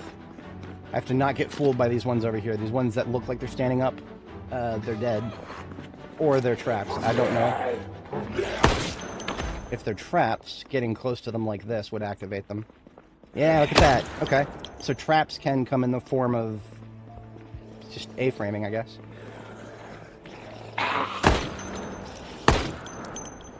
When I say traps, I'm specifically referring to ones... You won't see this on default settings. On default settings, ragdolls are on. We have turned ragdolls off because they create weird situations in 3-story building areas. Ragdolls are fine if you don't have any buildings more than 2 stories. But this place is technically a 4-story POI because it's the walls are double high. Yeah, it is. So, yeah, I've never actually gotten to try them. I've never gotten to try them. Right now, whenever I use a shotgun, I like to use it with a scope. Because the scope feels really, really good when you get within effective range. I've actually never tried a sawed-off, though. That is something that I probably should try at some point. I just, well, a lot of the niches where I would want to use a shotgun at closer range are situations that I wouldn't really want to willingly put myself into. So I guess even if it is more effective at closer range, it's probably not a standard loadout that I would put on my shotgun. At the very most, I would probably keep it in the kit with my my armor, which I didn't even bring with me this time because I had a feeling that this situation was not going to get as bad as it could be. We had more respawns than I wanted to deal with upstairs, but now that we're downstairs pulling them outside, this is nothing. This is peanuts if I'm equipped for it. It's all about what you're equipped for. Expect to have accomplished 10 days into the playthrough. So that obviously there's a lot of questions about what your strategy is. My strategy and the way I play, by 10 days I would hope to have explored a good chunk of the map.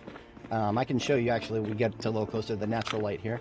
If I pull up my map and zoom out a little bit, you'll see that I've explored massive chunks of the map. A lot of roads have been explored, chunks of little cities and whatnot. The reason for that is there's currently a mechanic in the game that will cause buildings to randomly become looted and trashed. And the chances for that mechanic to kick in and have a building basically spawn with lower loot, the chances for that degrade over time. Or I'm sorry, increase over time. To the point where I think after 2 months, it gets to almost a 50-50 chance. Like basically every new place you explore, more than 2 months into the game, is going to be like a 50-50 chance of having been already looted. Now, it's a little bit less painful than it used to be. It used to be that if it was already looted, you might as well just not even waste your time. But now it's gotten to the point where if you'll still find some stuff on the ground. So I'm a little bit less worried about it than I used to be. I still hate it. And what that incentivizes me to do in the game's current form is to just explore the entire map as soon as humanly possible. Take a look at all the major loot POIs, like within the first week. And that ends up with, because once you've observed them, that's it. They're going to stay the way they are after you've observed them. So if I observe the entire map, then I've observed everything with the best chances of it not being looted and trashed yet. So that's my calculus right now. I try to explore the map very quickly early on. Now, that being said, if you're still new to the game, I wouldn't necessarily recommend going for that right away because you're probably better off just focusing on your survival skills. And that being said, your survival skills are not always going to be time dependent. One of the reasons I just go for the loot blitz is because, I want to have things to do in the long term. And I always play as if I'm going to survive forever. I think it's just a healthy mentality to have. So I always recommend... I recommend having the mentality. I'm going to live forever. So I need to collect this, this, and this, because, I'm going to need to think about this when the power goes out, this when the water goes out, that kind of thing. Those thoughts that you're going to have if you think about, not to say you're actually going to live forever, but if you have that mentality, I think it's going to be a good thing for you, even if you're the kind of person who's still dying a lot. Yes. I would agree with what Zia Beta said there. If newer players focus on their local area. Oh, so if you don't like Build 42 and Build 41, well, to be entirely honest, it's been so long since I've played Build 41. Here's something that's not going to change with Build 41 or Build 42. Focus on learning your melee. Like, focus on that a lot. Like, even if you've already gotten all your supplies. The standard things, look for a generator, see if you can find a generator. And if you find a generator, then that takes care of your long-term food storage problems. In terms of non-perishable food, it's always good to collect a whole bunch. Having a lot of non-perishable food has never been a bad thing for me. I've always wanted to have a lot of non-perishable food. Right now, usually what I think about doing is getting non-perishable food from my primary base, and then for my secondary base, and then for field sites and POBs and whatnot. It's a rolling process for me. But if you're Build 41 thinking about the very early game, to be entirely honest, there's a lot less in Build 41 that I'd be worried about. Just because there's so many fewer crafting options, right? B42 was the crafting update. This sword that I'm using, that you see me one-shotting all the zombies with, this sword and this machete, I couldn't make those myself in Build 41. Build 41, if you want to get the best weapons, you got to find them. There's no making them. In Build 42, the crafting system has added so many things that you can now make the best weapons, as it should have been in the start, from my opinion. But now that we've got that, I'm a lot happier with it.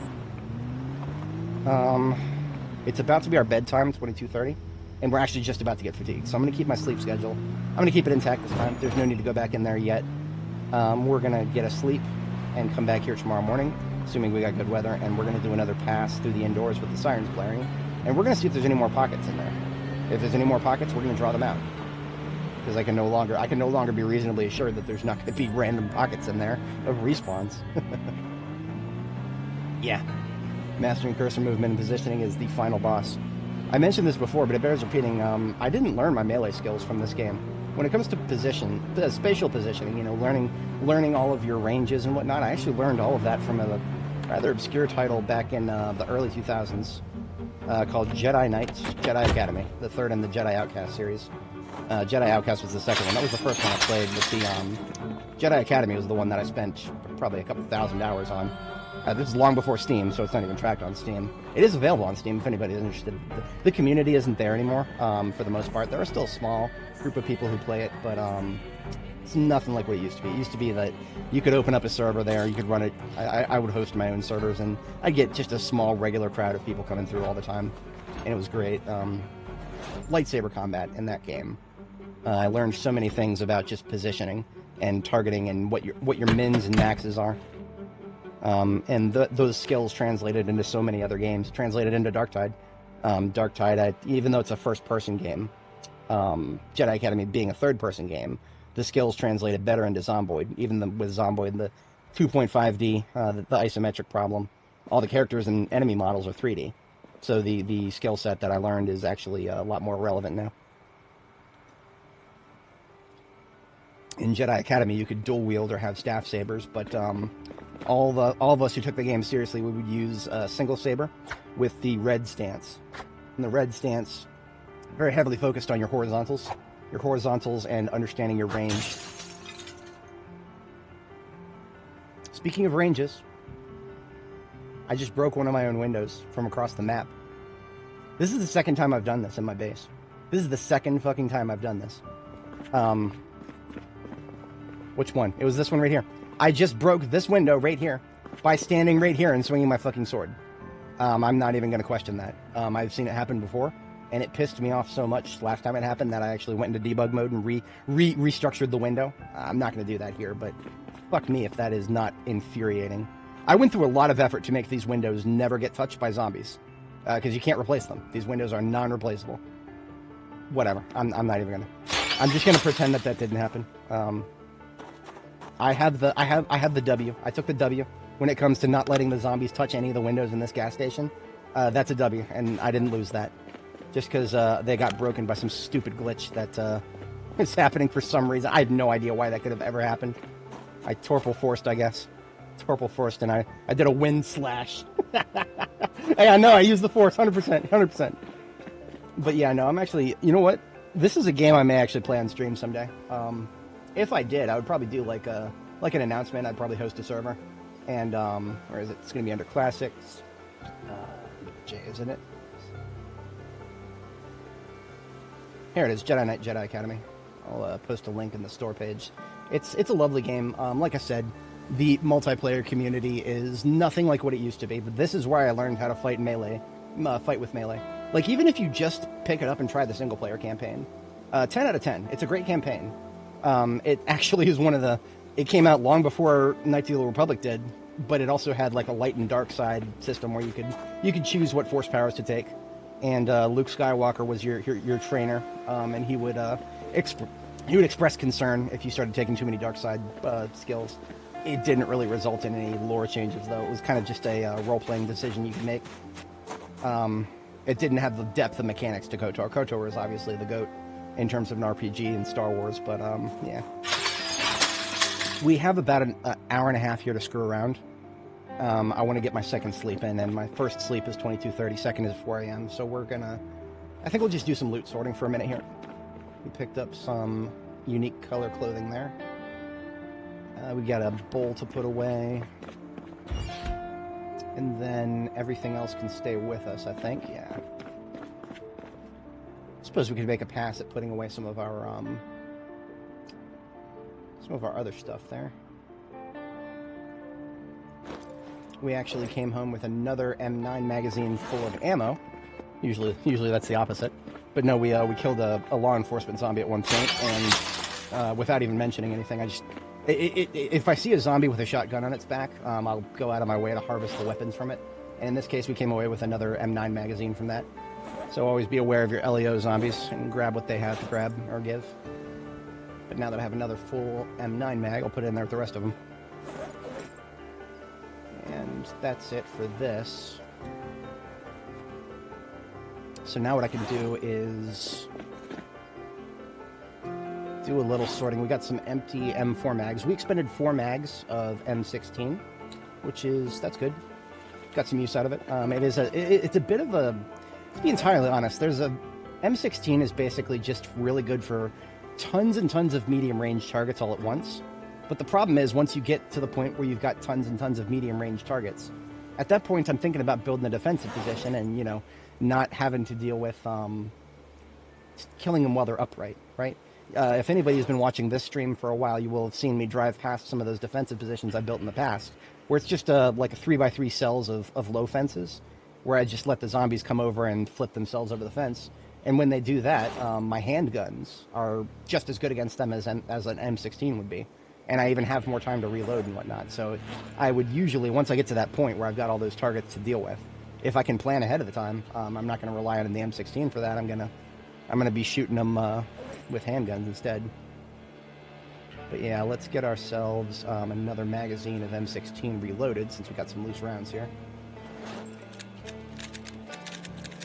Put that in our backpack with the rest of the full ones, and the empty ones can go back into Alpha Bag here. Perfect. Now what I want to do is, I have a little bit of room left in the combat van here. What we're going to do is put... Can I fit a carton of shotgun in here? No, I can't. If I remove this garbage bag, I think I can. Yes, I can now fit a carton of shotgun in here. And that would be amazing if I could do that. Because right now I don't have any shotgun in there. I don't think I left any of the bullets in here. Quick pass to make sure. Nah, okay. Bullets are going to be in Jorgensen & Sons here. Oh, you know what? I was off a little bit. We don't have enough loose shotgun in here to make another carton. But 10 boxes actually weighs exactly the same as a full carton. So these 10 boxes, are, in terms of encumbrance, are equal to a carton. So we do have room for all these. Now the ambulance is once again stocked on the most important of all calibers of shotgun. I do not even want to think about how much shotgun I expended during 42.11. When we first started fighting into Louisville in this character, we were still on 42.11. And it was not until 42.12 that multi-hit was added back to shotguns. So every kill we got with shotguns, and I think we expended well over 6 cartons of shotgun shots, fighting our way through the military checkpoint to get into Louisville. And then shortly after we got into Louisville, 42.12 dropped, and that added back multi-hit to shotguns. So every single shotgun shell we expended on our way in, I'm not going to go as far as to call it wasted, but suboptimal usage was, suboptimally deployed is the best phrasing for that. Because, we didn't waste them, we just, imagine if we had just saved them, But no, at that particular stage of the game, shotgun was our best option for shooting upright targets. We did have the M16, or no, we did have the M16, we weren't aiming level 10 yet. We were saving the M16 for aiming level 10. And we were 8 at the time.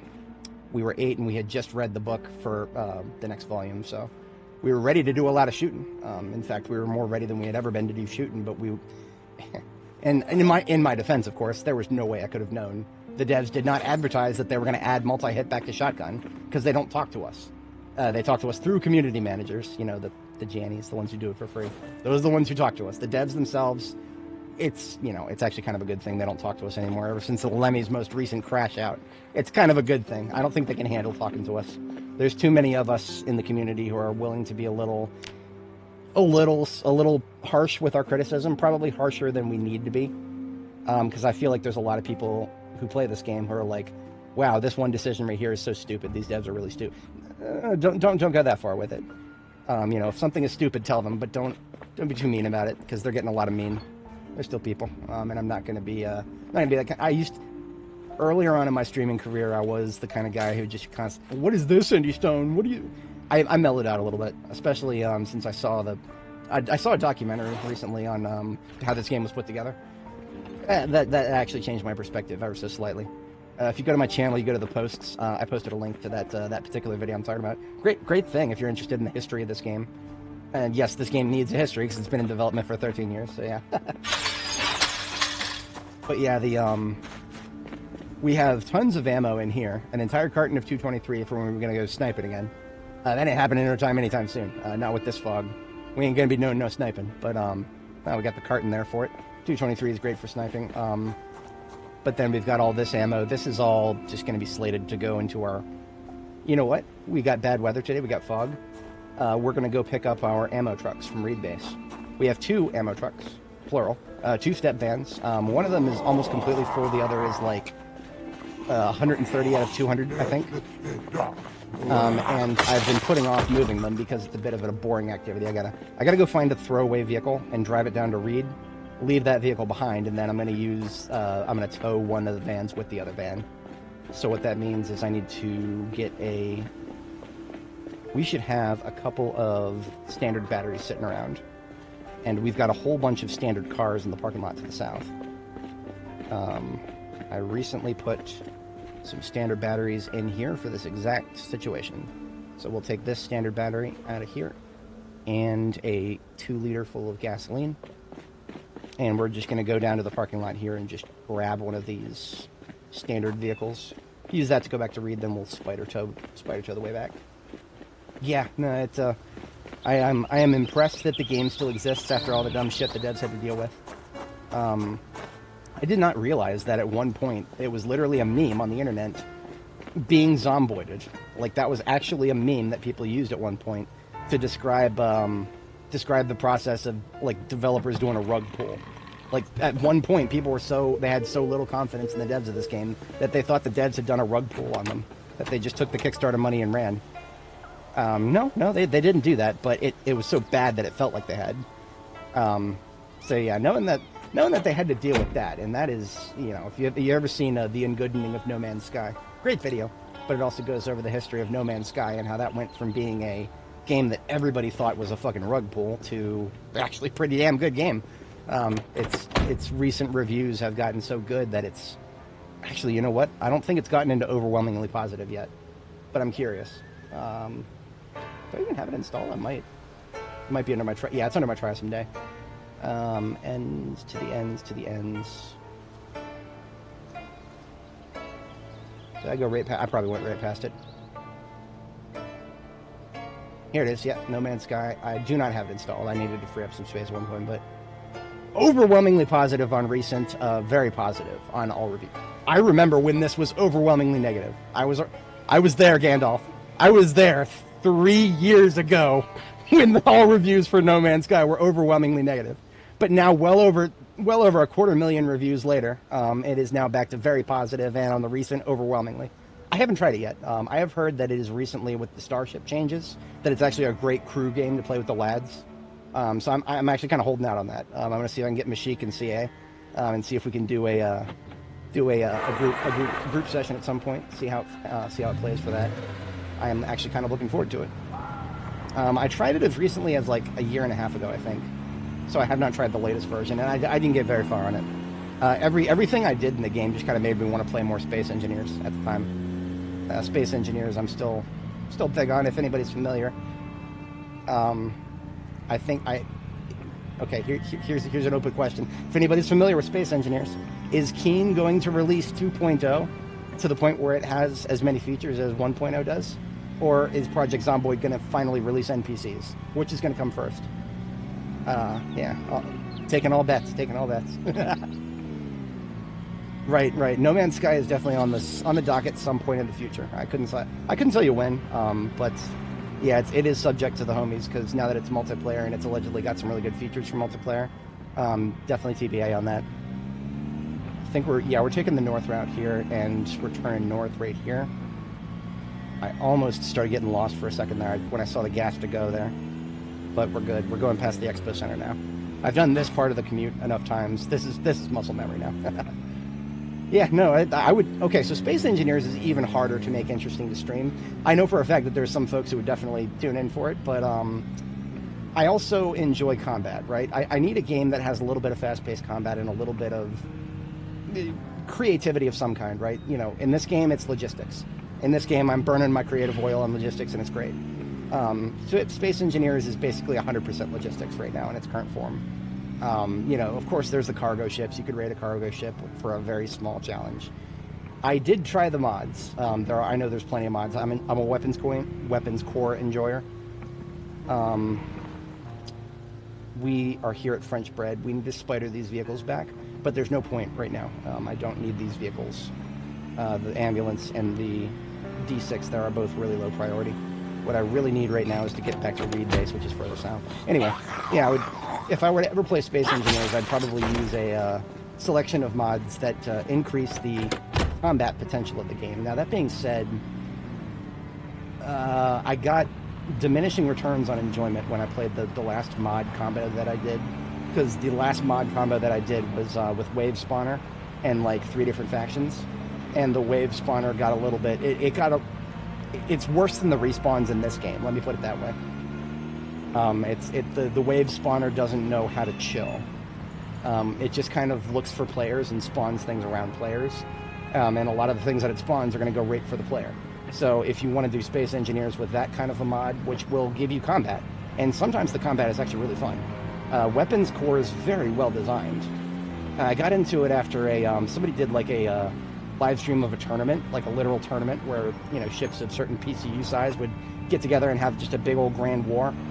That was a lot of fun to watch. The guy that I was watching was using a Mac gun from Halo. He was using the big one. I forget what the big one's called. He was using the Mac gun from Halo. He was fucking using it as a shotgun. He was fucking using a Mac gun as a shotgun on his build. He spent a lot of PCU on his engines and making his vehicle lightweight.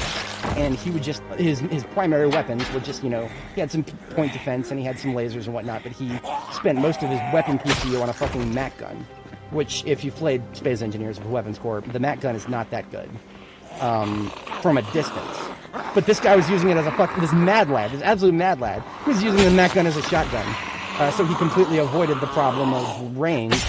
The projectile for the Mac gun is actually kind of slow compared to other long-range weapons, so he bypassed that problem entirely, and he got a couple of good glory kills. I don't think he won anything, but yeah, that was fantastic to watch. That really made me enjoy Space Engineers combat. Yes, vanilla is pretty... They've tried it. They had a warfare update. The devs definitely saw that Weapons Core was popular. That was then, and they tried to ape a little bit of it. Nah. Weapons core is still better in my humble opinion, but it's just trying to turn Space Engineers into a PvE game where there's actual combat. That's always going to be a challenge because it doesn't have the mechanics for it. From the ground up, it's really designed as just a logistics simulator and player versus the cold dark of space kind of game.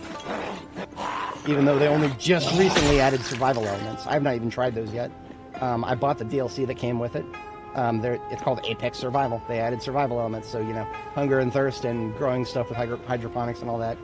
All stuff that I've yet to try. I look forward to giving it a shot. But yeah, I would have to find a nice balance. I would have to find a nice balance for weapons core and the wave spawner so that it actually kind of felt like I was in a world that had threats in it. But not so many threats that I couldn't go from A to B without the wave spawner just churning something out near me. I need to tweak the settings to it and test it.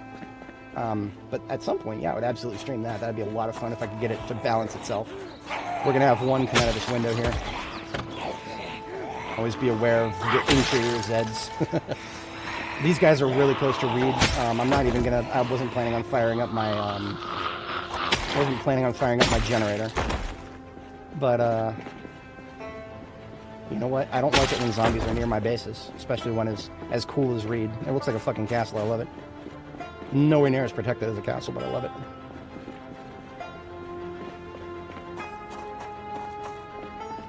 But yeah, I'm going to turn and park the throwaway vehicle I just used. Park it in the back in the parking lot here. Because this actually has more gas in it than I put in. So this is good if we need to do another throwaway vehicle commute from Reed. I'll just park this bad boy right here.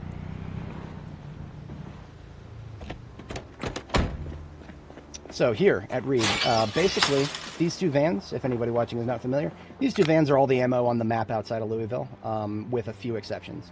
I would go as far as to say that all of the ammo on the map, the vast majority of it, has been collected and put in here. So we've got cartons and cartons. These garbage bags are just basically, each of them are full of cartons of the caliber and the name. And then this one is closer to being full. So we've got 141 plus 138. That's definitely still more than we can fit. Oops. 131 plus 148. 279. The max we could get out of a vehicle like one of these is 208. So yeah, these two step fans, we're basically just going to keep them. I mean, especially now that we're finally going to add more ammo to them instead of removing the ammo. Now that we're finally looting ammo from the Grand Ohio Mall and nearby. So we are going to spider these two vans with us. We'll tow one with the other.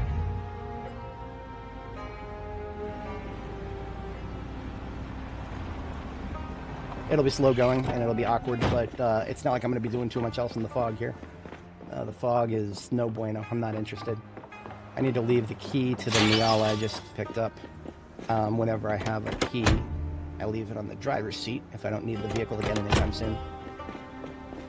That way it's not your ignition and draining the battery. Now, if you're keen of eye, you may have noticed there's a light bar on top of this vehicle. It's just a decoration. We just used the 3D placement system to put it up there. That was a lot of fun. That also was a way for me to remind myself that there are light bars in the area if I need them. Unfortunately, it is not yet possible to actually put a light bar on a vehicle. I would do that in a heartbeat if I could. Step van with a light bar on it? Absolutely, 100%. I would do that easy peasy. I don't know if I'd use it very often, but it'd still be a weaker ambulance even if it had a light bar, but I'd still do it. I'd still absolutely do it. 100%. But yeah, we're just going to spider these guys backwards. And if we're really lucky, when we get back, maybe the fog will have lifted. If anyone is interested, I will go ahead and post in the... I'm using a mod list for Space Engineers. Not necessarily... some of them might even be out of date, but I actually have a... Yeah, TCA pack.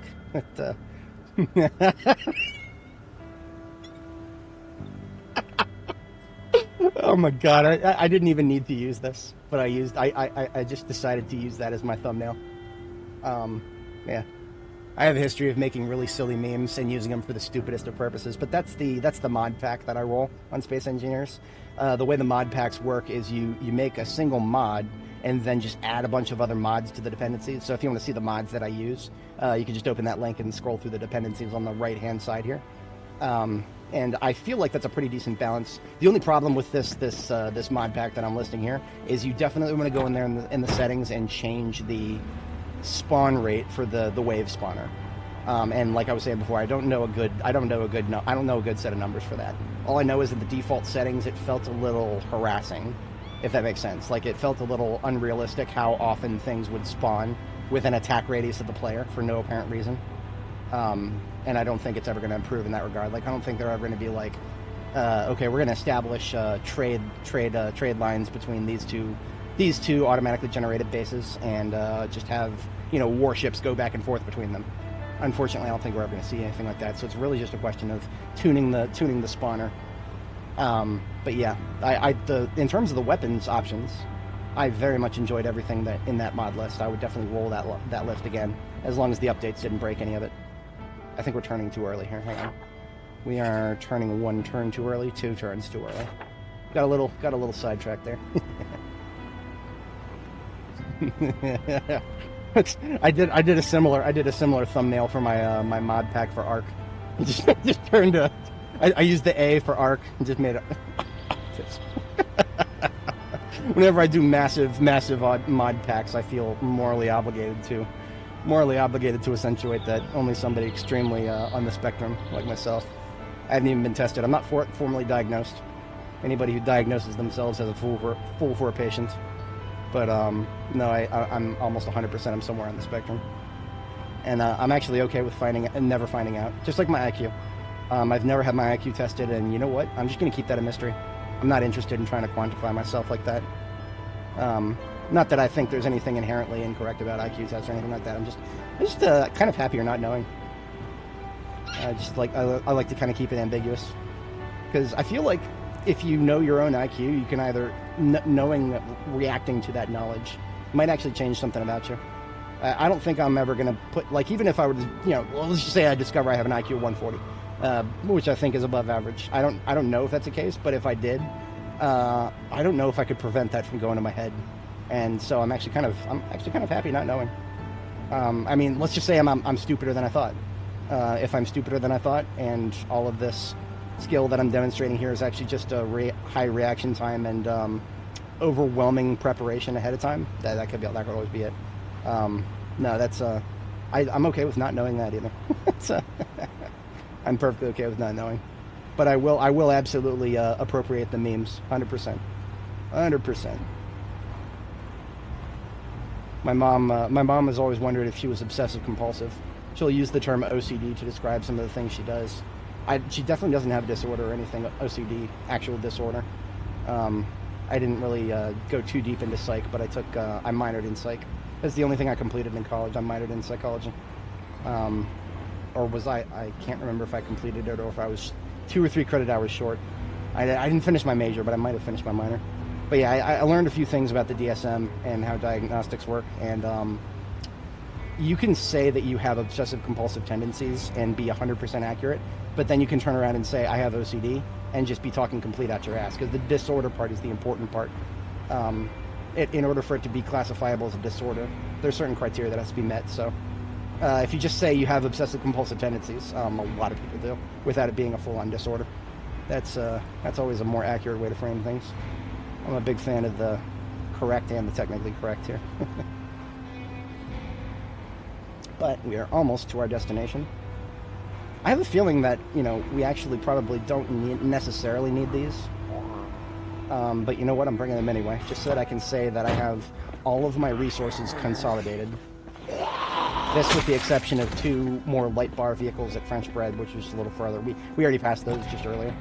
Once I get these 2 at the gas station, basically everything that I have in Louisville that's important will just be split between 2 locations, and I will be, logistically speaking, I'll be a lot happier. I don't know if I have a good parking spot for these bad boys. I'm not too worried about that, but at the same time, yeah. fellow Tylenol. 100%, 100%. We enjoy our Tylenol here. I'm almost 100% sure that at this point it's literally just parental age.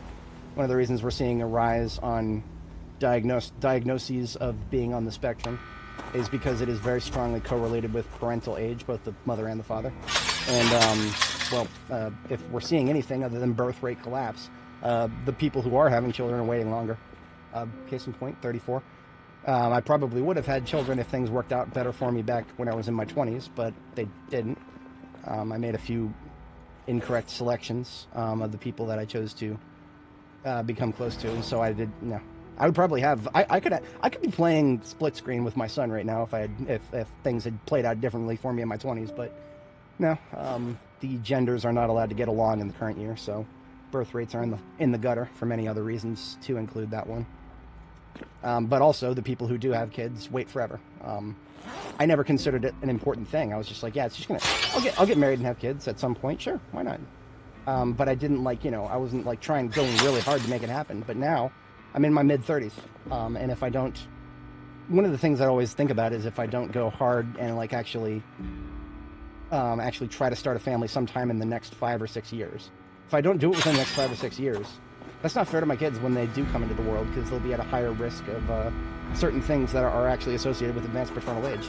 So even if I'm one of those guys who marries somebody 5 or 6 years younger than him, my side of the equation is still going to impact my kids who they don't exist yet. But, just like I do with this game, I like to think about the future even far beyond what's in front of me. Even if I don't always make the best decisions to support that. Playing Zomboid all day, every day is not exactly going to help me get closer to building a family, but it's also helping me pass the time while I'm saving up money.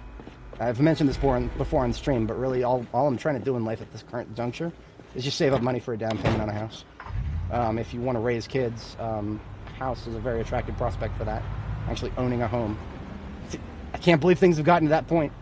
My fucking boomer parents never once had problems buying a home, and they always raised me to believe that no, when you're ready, go ahead and buy a house. Yeah. Try telling that to somebody in this economy, huh? Yeah. I'm preaching to the choir there.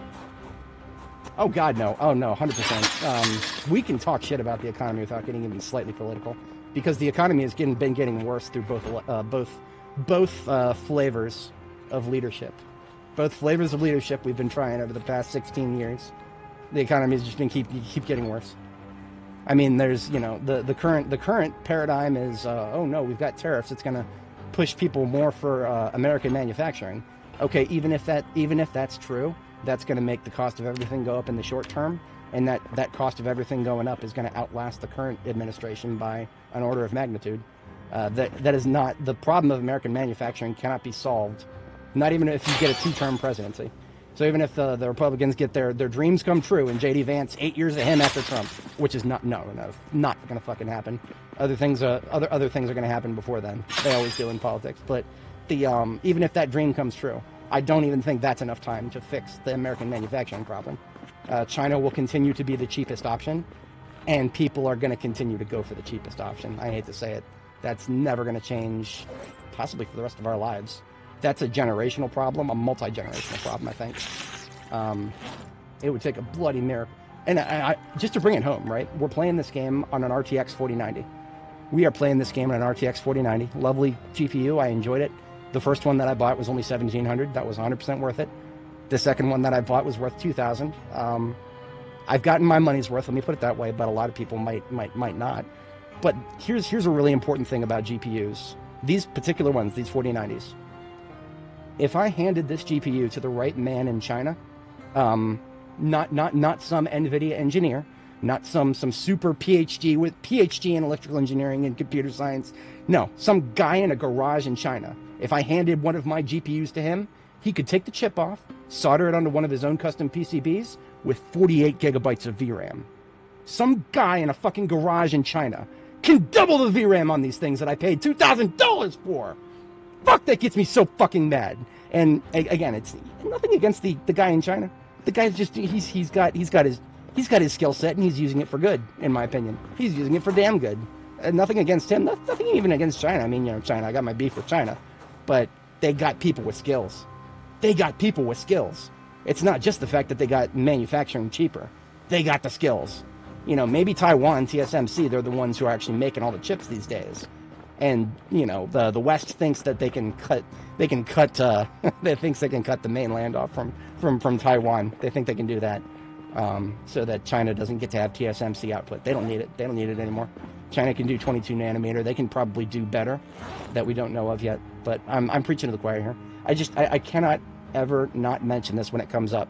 Again, I can hand my GPU to somebody in China, some guy in a garage with basic soldering skills, and he can solder one of these chips onto another PCB with a bunch of generic Samsung VRAM on it and double my VRAM.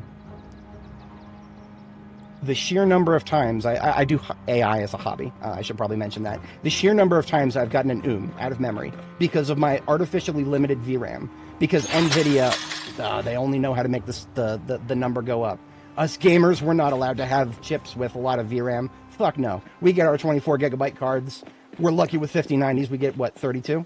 32, I think? 36? I don't remember the number. All I know is it's not 48.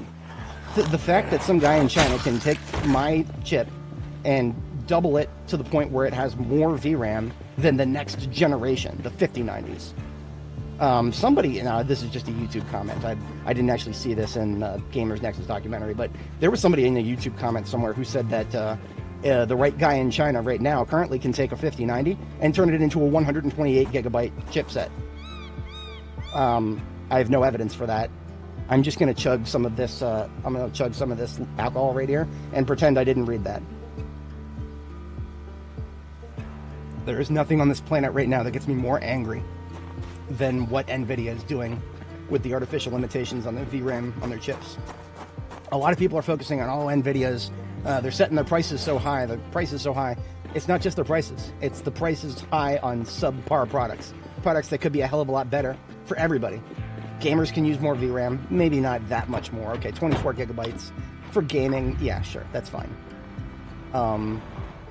Anybody who's trying to get their foot in the door on AI, every single gigabyte of VRAM you can get is better. I use Comfy. I actually use Stable Swarm.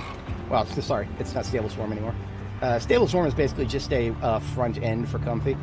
So I use Comfy. I use make some very pretty noodles with Comfy, but I do not actually just inference straight into Comfy. I started with A111 and it was great, but Comfy Anon got a lot of money. He got a lot of money from a certain source that I don't even know 100% which one. And he got a lot of money, so he can basically do whatever the fuck he wants now. That's why Comfy gets support for everything just as soon as it comes out. Like within a day of Flux 2 coming out, Comfy had not only a support, but a professionally made tutorial on how to do it and whatnot. Comfy just moves really fast if you want to be on the bleeding edge of AI. You know what? Give me just a brief moment. This will only take about a minute. I just want to see if somebody said that Z-Image Base was coming out this weekend. If it was coming out this weekend, it would have been the top post. It would have been the top post. So I do not see it yet. Really, everything in r/Stable Diffusion right now is just people memeing on the fact that Flux 2 is just oh man, there's a lot of me. It's a little hard to explain, but Flux 2 is so big that it would be very, very, very hard to fit. You couldn't fit it on a single instance. Even both of my GPUs put together couldn't do Flux 2 at BF16. I'm currently running Flux 2 on Q8 across 2 GPUs and GGUF, and that works well enough for me. It still also takes about 3 minutes for a 1024 image, and that's silly. That's really silly. But yeah, I didn't really express this while I was driving. I'm yapping about other things. We're firing up the sirens as we go in here, and what we're just trying to do is see if there are any other respawns. If that group of zombies that we killed before were the only respawns, I'll be very happy. But if they're not, we're gonna find out right now by just driving through the fucking. We're just gonna drive through the area. Now this is our ambulance. This is a really good vehicle. So if there are a lot to shoot, we're not gonna get out and shoot too many of them. Because I don't want to be putting myself in a situation where I'm going to be running into zombies with a valuable vehicle like this one. I'm going to kill these 2 that popped up. But if I start seeing groups of anything more than 2 or 3, I'm not going to put the ambulance at risk.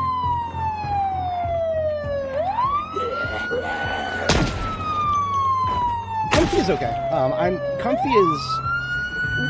Comfy is going to force you to learn a lot more about how things work. And I guess if you are able to learn things, don't be scared of Comfy. If you kind of find yourself being on the slower when it comes to picking things up, then A111 will still get things eventually, and that's cool. But also, even if you're slow to learn things with Comfy, a lot of other people will make workflows and post them. A lot of people will make workflows. You can use those workflows. The noodles are not. You don't be too scared by the noodles. I'm not the biggest fan of them, but it works because it basically kind of shows you how most of the models are kind of the same fundamentally. Right. One of the most impressive differences that I've seen recently is that whatchamacallit, Chroma Radiance is the first generative AI for images that I've seen recently that doesn't need a VAE. I don't even know off the top of my head what VAE stands for. VAE. It's just what it is. It's a finalizing step because there's right now the way AI works. Generative AI is it will it generates latent images, but it does those latent images are not like pixel space. You can't just output them. It'll look all wrong if you try to output them directly from latent to pixels. So VAE is sort of like a last step that cleans it up and makes it into a proper image. Chroma Radiance. Shit, that was a side hit from somebody who fell. Okay. I see how it is, game. I see how it is. Anyway. I know there's a couple here, but I didn't think there'd be too many. But yeah, Chroma Radiance doesn't even need a VAE. What it does is through the inference process, it actually operates directly on pixels in pixel space. So what it generates is actually what you would imagine it would, we like to imagine that the AI just understands pixels. As far as I understand it, no. It like kind of has to deconstruct an image away from what pixels are from the RGB that we understand an image to be into sort of an intermediary. Oh, shit. Okay, so people are falling from the above floors now. Right here. That tells me that I'm really glad that we just did that siren run. The fact that I had a zombie fall from the second floor right here, we've got respawns on the second floor all throughout this area. Okay, I'm glad I did that. But yeah. You'll not be able to watch my streams without the occasional yap about AI. I'm one of those people who takes a very middle-of-the-road approach when it comes to AI and artistry. I know a lot of people really, really dislike AI just entirely. There's a lot of problems right now in society where people think AI can do more than it actually can. And unfortunately, those people who think AI can do more than it can are the kind of people with a lot of money. So until that problem solves itself. And the problem is, there are a lot of things that AI can do, and then there's a lot of things that AI can do someday. So, there's a kernel of truth. The people with a lot of money these days, they're not stupid, but they are definitely overestimating what AI can do in the next 10 to 20 years. Again, you still think there are still billionaires out there who unironically think we're going to get Skynet. We're not going to get Skynet from the current technology. The technology would have to fundamentally change at every level. Transformers are never going to approximate a Raman matrix. Raman matrices are far beyond what Transformers can do.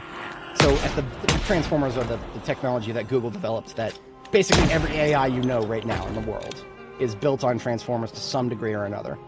I think certain proprietary companies like XAI, Elon Musk's people, among with others, I think they've changed Transformers to such an extent that they can run on their own hardware, so they don't have to rely on NVIDIA. God help them. They're amazing. They got some really good engineers that can do that. But the vast majority of anything else ever that runs on an NVIDIA GPU starts with Transformers. That technology by itself is not enough to get actual AI like we see from the Terminator movies. It never will. Never. The technology is not good enough. You need to have a completely different type of AI. No, I'm not gonna sit here and tell you that that's not gonna happen. Especially now that there's so much money getting thrown into it. Yeah. Yes. That is Microsoft right now. Got to be the biggest culprit of that bullshit. Now another problem, and this is just adding to the confluence of bullshit, is that because there are so many money movers out there who they hear the word AI and they're like, ooh, yes, throw money at it, the money will get bigger. No, that ain't gonna happen. Not necessarily. I mean, there are certain situations right now where AI can do things that are actually genuinely useful. Nothing in the artistry field. It's really just kind of, you know... I'm going to be honest with you guys. I think in the long term, I think artists are going to be better off than my line of work. My line of work is my day job. I'm leader for a Tier 1 tech support team.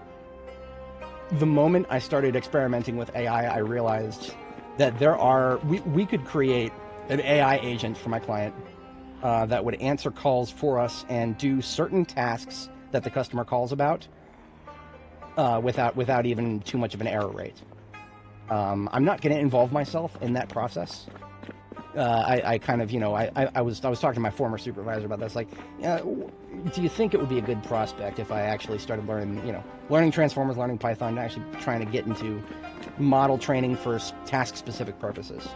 He recommended against it. I mean, you know, he was just a generic kind of guy. He's a little bit older. He's Gen X kind of guy. So I didn't take his word for gospel, but he made some points that I kind of agree with. No, I'm hearing zombies around me, but they're not getting any closer. They're stuck on the second floor. I don't know if there's anything easy I can do about that. There is something that I can do, though. If I go over here, and I make a loud noise, I may wake up parts of the back alleys up top that did not wake up before. But I have no gathering on whether they'll come downstairs like they need to. But yeah, very middle of the road approach on AI. I know there are people some of the people who hate it are 100% justified. Some of the people who hate it, I don't know if anybody's coined the term AI derangement syndrome. Derangement syndrome is one of those politically charged things. I don't know if I would go as far as to start using it for AI, but there are definitely people who kind of just take approach where they're like, oh, the government should just make it so nobody can use AI. No, don't go that far, because then I can already tell you, like, we were just looking at Reddit. We were just looking at Reddit here, r/stable diffusion. You don't want to necessarily start giving China wins on everything. That's exactly what you're going to do if you get the Western governments to start limiting AI. If you start getting them to regulate AI, China is going to surge ahead of us farther than they already have. Like right now, China is absolutely fucking clowning on the West when it comes to open source AI. When you look at the difference between ZImage and Flux 2, I can't think of a better example. I cannot think of a better example. China is just absolutely fucking owning us, and that's important. That's significant. China's government. Nothing against the Chinese people. I know a few Chinese people. They're great. It's the government. I'm not a fan of the CCP. Minus 2,000 social credit for that statement, but they're not the kind of people that you want to have an edge on the rest of the world in the field of AI as we know it right now. You do not want to live in that world. I mean, we already live in that world to a certain extent, but it's limited right now. And the reason it's limited is because the West is not really giving up on the fight in terms of getting better with AI. They shouldn't. They really shouldn't. It would be a bad idea to do that. So I am, of course, you could say I'm making the national security argument here. And we've seen where the national security arguments go. But in this case, we're not talking about some country where we're not sure about things. You know, we're not talking about weapons of mass destruction in some country that nobody can verify whether there's weapons of mass destruction. We're talking about a country where we can see it. We can go to fucking Reddit and we can see that they're producing better stuff than our private sector can. And that's because, you know, the CCP has their champions. The CCP has their champions, and right now, what the fuck's it called? Weibo? I don't remember the name of the company. But one of those companies, one of those Chinese companies it's a champion, which means the CCP is directly supporting their activities. And because of that, they've got an edge over anything in the private sector in the West. That's not very fair, is it? What can we do about that? The West's answer to Chinese champions are Tencent. Tencent is a Chinese champion. They have the power of the CCP behind them. They're still downstream, of course. The CCP, they're in control of everything. But companies like Tencent, that's a name that a lot of gamers here would recognize. Tencent is one of the Chinese government's champions. That's one of the reasons Tencent has so much money to throw around to buy all these gaming companies that they've been buying. China wants to get cultural wins. That's one of the reasons they're doing open source AI, and that's one of the reasons they're doing they're doing video games too. Everybody understands the cultural significance of video games, and getting wins in that space. That's what one of the reasons Saudi Arabia is buying EA. Don't let the fact that they partnered with certain individuals here in the West that a lot of people aren't a fan of. That's one aspect, but the other aspect is, why is a foreign government buying an American company? They want to get an edge culturally, and that's important strategically. So we in the West should not be giving up on anything that could give us an edge in these spaces. But a lot of people are not programmed to think that way, and I understand completely. It's a depressing world to think about in that regard. Tencent is fucking terrifying. Because again, remember, Tencent is a CCP champion. So whenever you look at Tencent, you need to see you should look at Tencent. You should see a person, just a man, the CEO. You should see this big shadowy figure standing behind him. That's the CCP. Again, they're still their own thing. The CCP says jump, and they say how high, right? If the CCP suddenly were to say to Tencent, we want you to start harvesting data from everybody playing your games, and I want you to start identifying military contractors for the U.S. or government contractors. If they start, doing that kind of shit, let's just say they start doing that, I'd get put on the list. I'm a federal contractor, and I know I have said so nothing to do with video games, but me and my buddies who are all federal contractors, we hang out on Discord. We talk about things. Discord is well aware that me and my buddies are federal contractors, and Tencent, I believe, is supposedly going to be. I don't even know if this has happened yet. If Discord had their IPO, Tencent would have bought a portion of them by now. You know what? I don't want to talk shit. Did they have their IPO? I don't think they did. Okay. This is good. As soon as Discord has their IPO, Tencent will own a major portion of them, and that's not a good thing. You don't want that. You really don't want that. Oh no, here we go. Okay. So Discord didn't have its IPO yet, but Tencent is still involved in its development. Here it is. Hang on. I'm not talking shit. I was correct on this. To develop Discord, Hammer and Chisel gained additional funding from UWebs, Hammer and Chisel, and Benchmark Capital and Tencent. So yes, Tencent, even though Discord is not publicly owned yet, when it is, Tencent, it'll probably be Tencent, BlackRock, the usual suspects. But Tencent they've already worked on the development. As soon as the IPO goes public, they'll have a, I don't know if it'll be a Funcom situation. Like Funcom, for example, they made Conan Exiles. Tencent fully owns them. It may be a Fat Shark situation. Another game that I played, Dark Tide. Tencent owns a majority stake in them, but they don't fully own them. They're also owned by a couple of other entities. I'm not a big fan of that, but it works. But you also got to ask, why is the Chinese Communist Party champion making all those decisions? Well, it could just be sheer culture. Maybe it's just culture. Maybe that's all it is. If that's all it is, okay. I still think the West should win. To be entirely honest, if we have a Cold War with China that never escalates beyond a culture war, put me on the front lines, coach. If all we're having is a culture war with China, hell yeah, let's go out there and have a culture war. Because in a culture war, your only losers are the people who don't exactly fall in.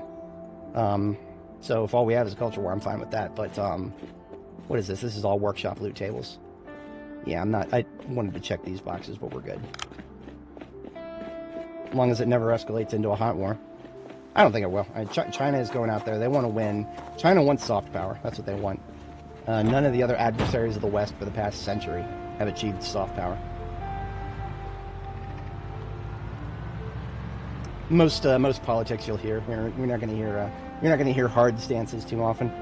I've actually got a little bit of booze in my system, and I'm still not taking hard stances on things. You're not even going to get me come out here and say that Tencent is bad. I think everybody should be aware of the fact that Tencent is the CCP with one of Majora's masks on them. That's all they are. At the core of the company, they'll do whatever the CCP wants them to do. It's not like here in the West, if the government tells Facebook to do something, Facebook will do it if they want to. If they don't want to do it, Facebook will stall them in court for centuries to come. private companies in the U.S. do not necessarily have to abide by what the government tells them to do unless it aligns. If it aligns with their interests, they'll do it in a heartbeat. But I'll take that over the CCP any day, as flawed as it is. Yeah. Yeah, I mean, like, right now, I'm perfectly happy to clown on the fact that Black Forest Labs, which, again, I don't actually know this 100%, so let's double check it. Black Forest Labs. Oh, it's just under here, under Flux. So Flux is a text-to-image model. Black Forest Labs is the company that makes it. Former employees of Stability AI. So BFL is supposed to be one of those things where, you know, Stability AI imploded. They might as well no longer be relevant. Flux was one of the best successors for a while. Where are they based? Where are they based? That was what I was curious about. I think they're actually researched. So they got University. I thought they were a German company at first, but no. They've got people from University of Munich. Oh, it is based in Germany. Okay, I was correct about that. So yeah, Black Forest Labs, BFL, Black Forest in Germany. They are based in Germany. So what that tells me is, well, Germany is actually one of the few countries in the West that's worse than a lot of others when it comes to policing their technology. So yeah, it was inevitable that Flux would lose out to other players in the game. But I was kind of hoping it would be a scrappy upstart from from somewhere else in the West. Yeah. Yeah, it is. And I mean, you know, if you're gonna have, I've always been of the opinion that consumers are most likely to win when big money and big government are busy fighting each other. When government and big corporations are busy fighting each other, I've always felt like that has always been like the harbinger of good times for the consumer, because the competition factor that has to be done to make the stars align there. That has always kind of felt like a great scenario where you can get economic booms, just because, you know, the corporations are too busy diverting resources towards making governments stop doing unfavorable legislation, and governments are too busy, combating that effort. They don't do that anymore. They don't do that no more. The big corporations in the U.S., if they tell the government they want something, the answer isn't no, it's how much. that is fucking lobbying, man. That's not a problem we can solve within our generation, but it's not unsolvable. Hell of a lot more solvable than the CCP. Because that's not going anywhere. We're not gonna. I don't think any of us are gonna live to see the Republic of China, real China, become minus 10,000 social credit for that statement. No, I don't think we're ever gonna see the Republic of China take over the mainland in our lifetimes. I'm not ruling it out, but no, I don't think it'll happen. There's a little too much. I think the CCP actually has an unusually high amount of public support that's actually genuine at this point. I think they've successfully gaslit an entire generation of Chinese civilians that unironically their way is the best. And unfortunately, if you just want to go off anecdotal evidence, they got a lot to go by. Because China is absolutely trashing the West in more ways than what I've described just now. It's not just open source software, it's many other things. And it's, you know, I've kind of iterated, it's a lot of it has to do with the fact that the CCP has their champions, but there's also another factor. I mean, the manufacturing skill set, which I bitched about initially here when we first started talking about this. The fact that you got some guy in a garage in China who could double my VRAM, and there's not a single person in the United States who could ever do something like that. That's not a problem that's going to be fixed in our generation.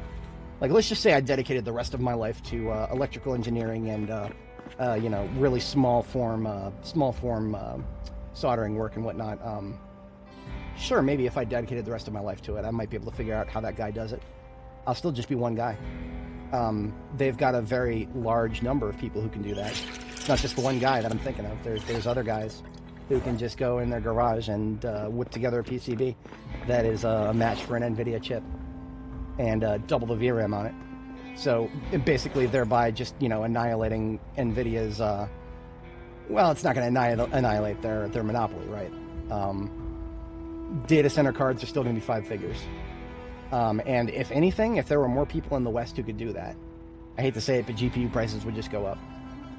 The fact that I paid $2,000 for my secondary 4090, it would just go up because the people doing the data center shit, would be like, oh, so you're telling me we can buy up all the gaming cards too? And then they would do it. So the prices would just keep fucking going up. But I still think that I don't think we would have gotten to this point if there were just more people here in the States with that kind of skill set. If Taiwan wasn't the only fucking place on the planet that could do sub 20 nanometer fabrication, then maybe, we wouldn't have this problem. But technology has moved far faster than manufacturing. And because of that, TSMC, who understandably keep their mainland facilities better equipped than anything else, are they're going to continue to make Taiwan the most valuable country on the planet in terms of electronics. Nothing about that is going to change for most of our lifetimes, I predict. And that's a sad commentary in and of itself. I mean, look at what happened to Intel. I haven't used an Intel chip in my computer for, I think my 2010 build used an Intel chip. So I have not, well over a decade, I have not touched an Intel chip. And I still feel very sad to see their downfall. The fact that Intel has fallen so far that they have to rely on a competitor, NVIDIA, to buy out like 5% of their shares, and the government to buy some of their shares, when you fall that far, man, that's just depressing. Yes, no, that's true. That's true. More education would be amazing. But, things to do with that education, too. If there was a degree that you could get specific to computer chip manufacturing, I don't even know if there is. You want to go, I think you want to like double major computer science and electrical engineering to get anywhere close to a specific degree for that. But even if that was a thing, would that be something that actually gets you a job in the United States? How many fabs do we have that actually need employees like that? Right? Intel's building one. If we're lucky, they might finish it in the next decade. And then we've got one more fab. I think TSMC, they've got one. Taiwan is actually unironically building one here in the States. They can't do their smallest processes. And like I just said, I don't think Taiwan's ever going to make it so that people no longer need the mainland. Ever. That would be a very stupid mistake. TSMC is never going to make it so that the best technology they can do can be manufactured outside of Taiwan. Because the day that happens, that's the day that the West is going to stop promising as much military assistance in case China ever takes a slap at them. For their own survival, Taiwan is never going to make it so that they can do their best stuff outside the island, rather. And that, another sad commentary in and of itself right there. Geopolitics, that's what we're here for, right? Geopolitics. I'm actually kind of happy. I don't think I need this pipe bomb anymore. I think I can put it away. We've wiped out the biggest chunk of what we saw in the mall there. I'm not going to write it off, but I also think we may be done with the mall.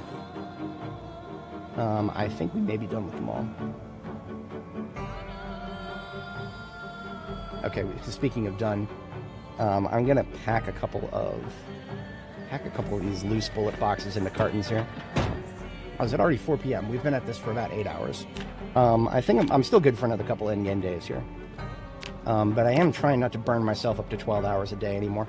As fun as it is to play Zomboid for 12 hours a day, I do have other things on my plate here. But we'll definitely go through tomorrow here. And what really sucks about making improvements to the U.S. in any field, if you want to make an improvement to the United States, you have to do it. You have to get it started in such a way that it's not going to be undone by the next administration to take control of the White House. That is a challenge that nobody in this country has solved it yet. Nobody in this country has solved it yet. If you want to make a big change in the United States, it's got to be change at such a fundamental level that it will outlast a political administration. The Democrats have to be okay with it. The Republicans have to be okay with it. And the factions within both parties that are not in alignment with the majority have to be okay with it. A lot of people want to forget. You've still got your war hawk Democrats. They haven't aged out yet. We lost Pelosi. Pelosi retired recently. We're getting there. The gerontocracy is starting to collapse. I don't know who's going to replace Pelosi. I don't know. I heard she retired. That's all I heard. I'm sure they'll get somebody to replace her. That it's a very safe blue district there. But no, Pelosi and McConnell, the really old politicians, the old guard, who have been in power more than most monarchs in history. Again, I can't state this enough. most monarchs in history have not had a longer reign than deep state U.S. congressionals. The congressionals who, yeah, some of them have been in power for more than 50 years. I think Pelosi was 38 years in power. Again, more than most monarchs in history. Make of that what you will. I'm not even gonna take that train of thought any further. I've made my point on that. You don't want kings. You're looking in the wrong place for them. The presidential administration keeps changing, and it will keep changing. Congress is the final boss. We haven't even pulled them yet. If lobbying ever comes under threat, or term limits for Congress ever actually go somewhere, that's how you know things might actually start changing in this country. Might. Big might. I mean, you know, you put term limits on congressionals, you get a little bit less deep state. You're still going to get tribal politics everywhere, and that's still going to grind shit to a halt. So I think I can put away the M16. We've been carrying it around. I don't think I'm going to need it indoors in the mall anymore. We had to break from the mall recently. Now, of course, I was going to put it away. I don't have much room in the ambulance right now. I don't have much room in the ambulance right now.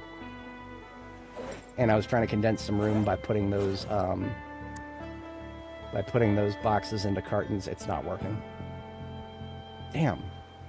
I might be able to free up some room if I remove the spare axe and these towels. But I'm scraping the bottom of the barrel here.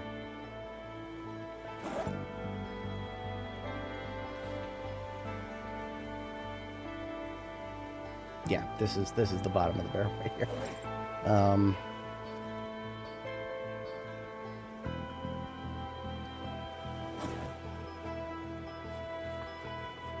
Oh, you know what? I might just be able to squeeze them in.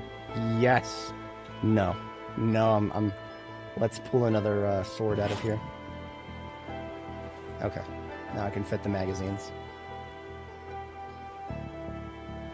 I can fit most of the magazines. This is one of the reasons I'm so hesitant to ever deploy my ambulance now. If I take a side hit, it reduces the storage space. I can't afford to keep reducing the storage space. It's very, very, very full right now. Oh, I don't need soda in there. That's fine. Okay, there we go. Problem solved.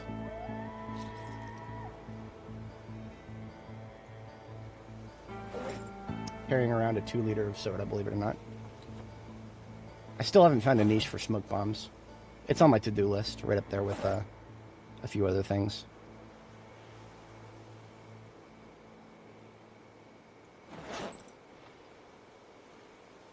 I don't think I'll be using Desert Eagle anytime soon for a long time, so those can come out as well.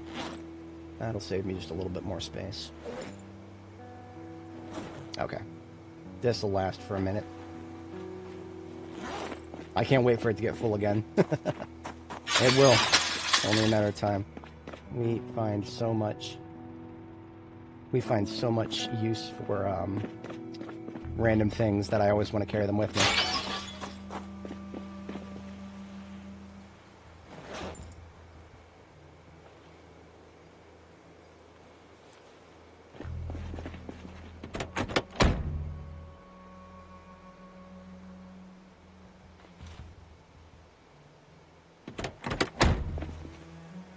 Current sword has actually fallen below 2/3, I think. Yeah, I'm sorry, it's close. It's like at 2/5 right now. I'm gonna go ahead and slate it for reforge at Jericho and replace it with a fresh one. A fresh one that I no longer have room for in the trunk. We picked up a couple of M14 magazines that need to go back to Jericho.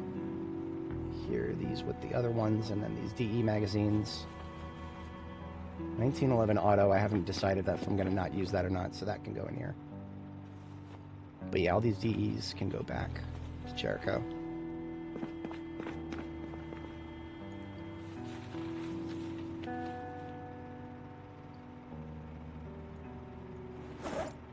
Okay, that's a good clean out. So, something that I've wanted to do for a while, but have been very focused on the Grand Ohio Mall.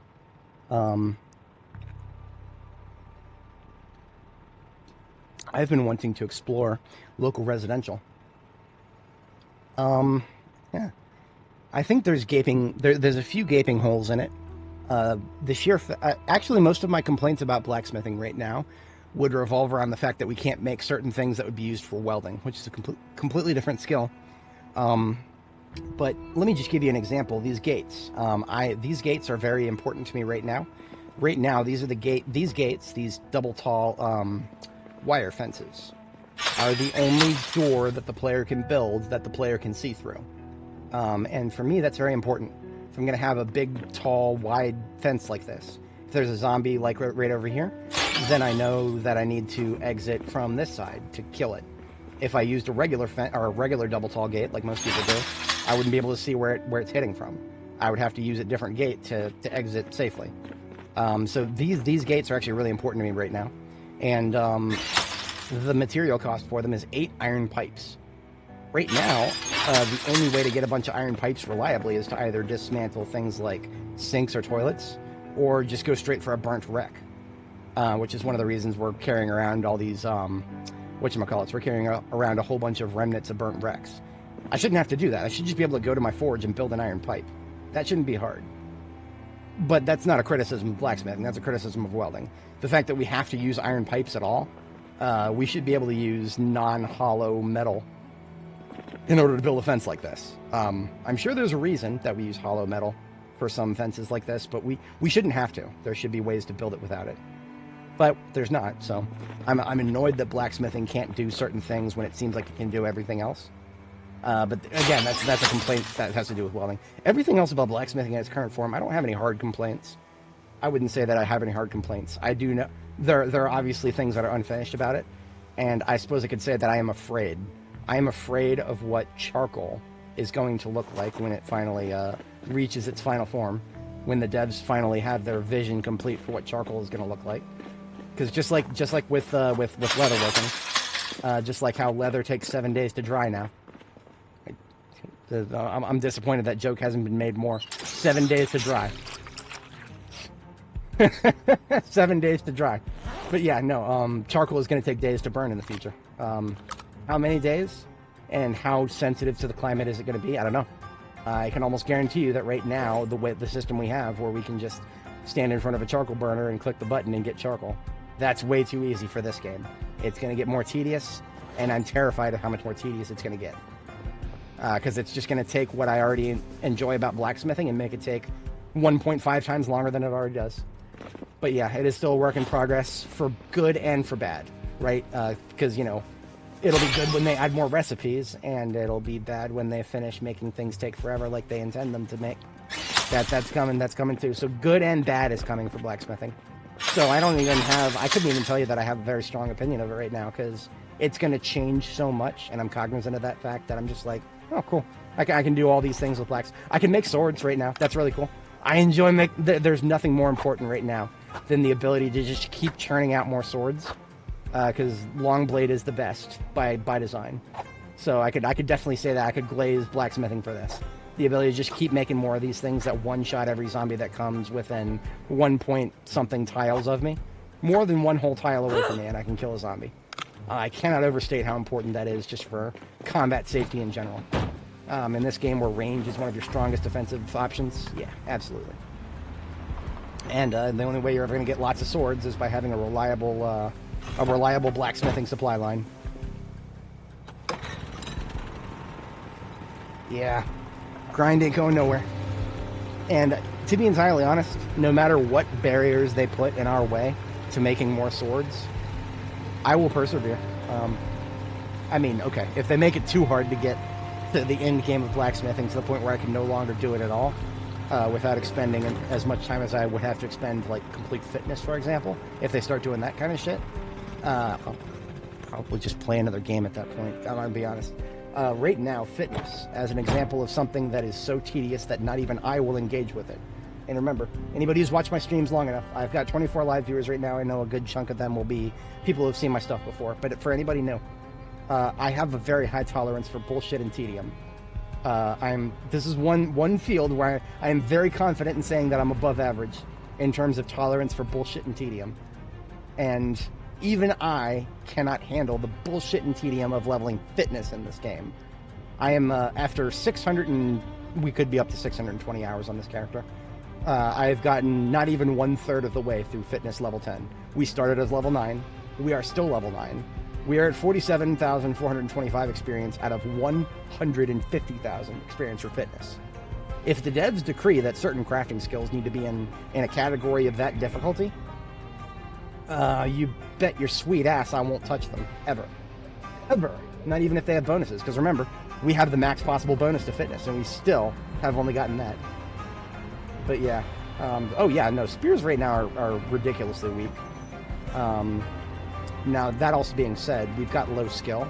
So if they're gonna return spears to their glory, I'm perfectly okay with it if they make it dependent on skill level. Because like right now, even at level 0 with spears, I was still getting one-shots left and right. Just comparing that to other weapon types in this game, that feels a little OP. So I feel like what would have been a good balance if they felt like spears were overpowered before. Just make them that kind of weapon that breaks easy, but still gets you those good easy peasy kills. But the break easy part, once you're high level with the weapon, that should start going away in my opinion. But I don't know. We're only level. What are we level? We're level 4 with spears. We're close to level 5. If spears weren't currently nerfed, I probably would be well past level 5 and into level 6 by now. Like I would have a spearhead with me everywhere I go, and I would not be afraid to deploy it against. Oh shit. Okay, I forgot how many are in here. I totally forgot how many are in here.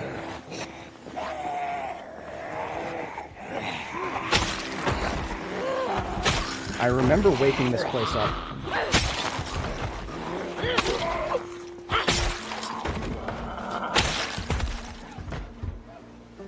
I do remember waking this place. I do not remember how many were in here. So we are going to need to do something about this place. This is way too close to my base. This isn't quite the same mistake we made before. We didn't just wake this place up. This place has been awake. The fact that we just drove past it, yeah, that's pulling a few people out front. But we need to deal with this place. I think actually this little apartment complex that we just kind of almost drove past, I actually think we're about to deal with this place. And that might turn into a massive combat segment here. I do not have any measure whatsoever of how many are in there. And it's deceptive because it's surrounded by a fence. So we might be in for a fight here. I was just going to do a patrol in the local area. That's kind of what I had in mind when I set out just now when I started with the yap while I was driving around.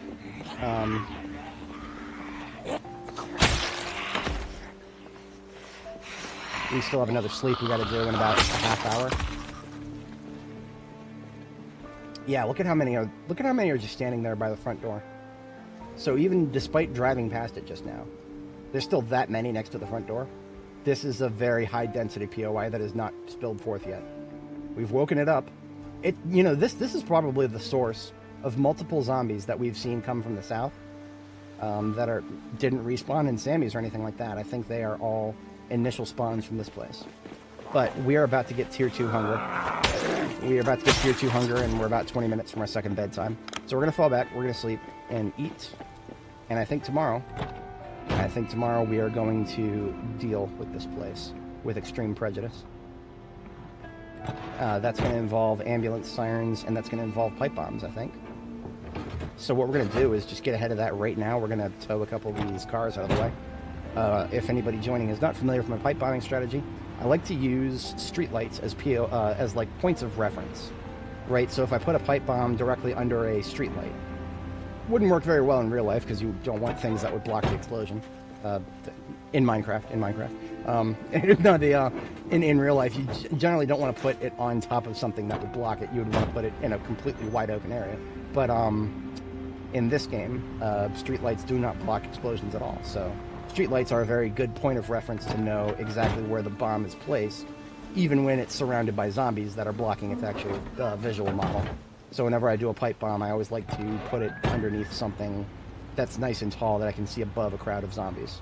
In this case, streetlights in a big, wide open parking lot. And I'm actually making that parking lot more wide open by moving these vehicles out of the way. And it is now 4 a.m., so we're going to go ahead and fall back and sleep. Fall back, eat, sleep, and tow that one more car out of the way, and then we have a nice, wide open parking lot to work with down here.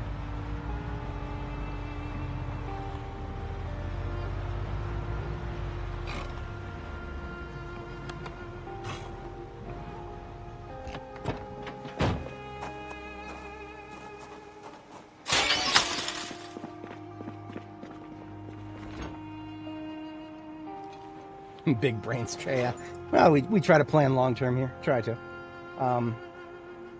If I was better at planning, I never would have woken up the building to the north of me. But I was under the false impression that I had actually woken it up already. And I paid the price for that. Not like the worst thing in the world. We just had to deal with an unexpected ground war right next door to our base. And that's where all the corpses to the north came from. I pointed those out earlier on stream. I think half of them are desiccated now. Good riddance. Never should have been there to begin with, in my professional opinion.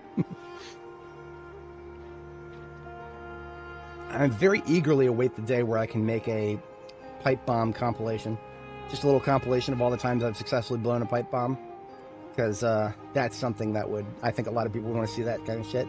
That'd be some peak content right there.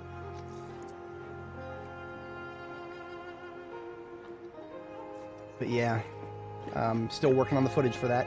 You could say that every time I'm live streaming, you could say I'm clip farming. I'm clip farming myself here.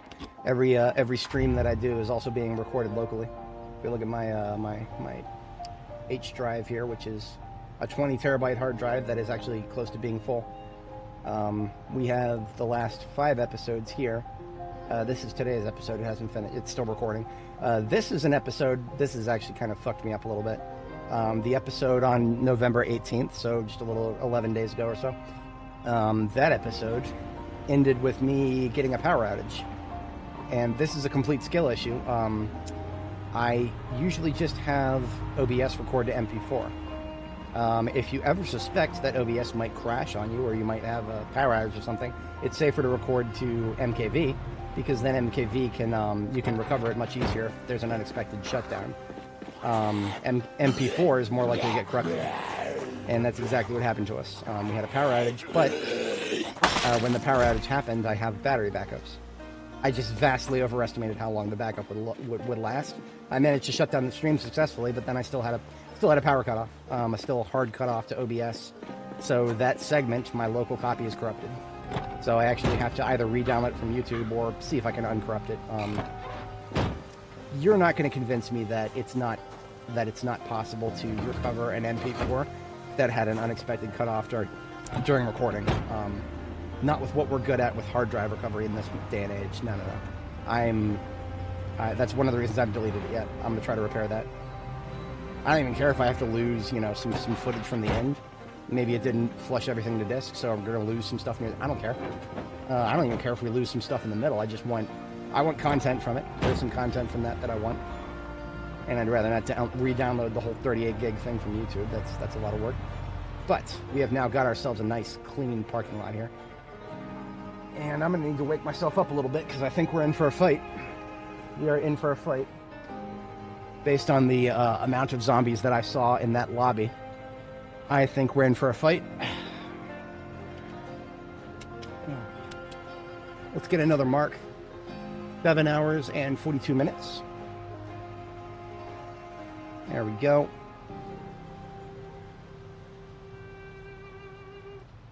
Let's get some combat music.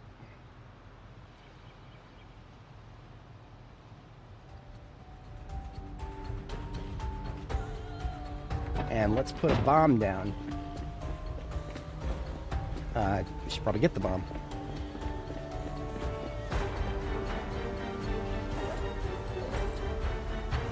There we go. Got the bomb and the correct detonator. And while I set the bomb, I'm actually going to go ahead and fire up the light bar now.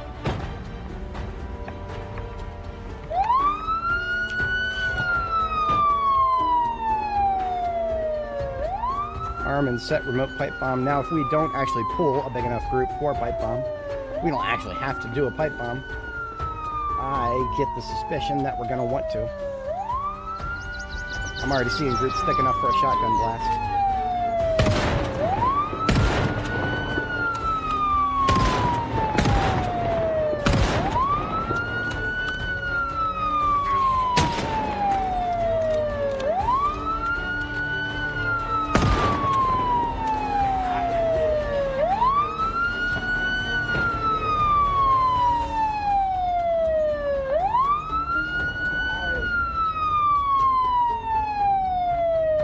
Yeah, this is just the front lobby right here.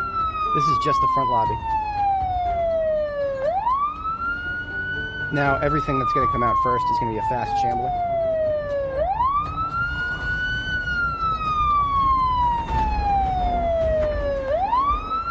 Now, we don't want to linger too long next to the fence. I don't know how many exits to this place would lead them in front of the fence. But if we keep some distance from the fence, then they're less likely to get stuck on it.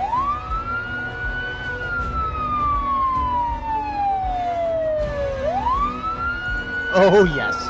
Yes, this is a multi-thousand POI right here. Yep. It wasn't just a bunch of them in the lobby. We have a big fight ahead of us, boys.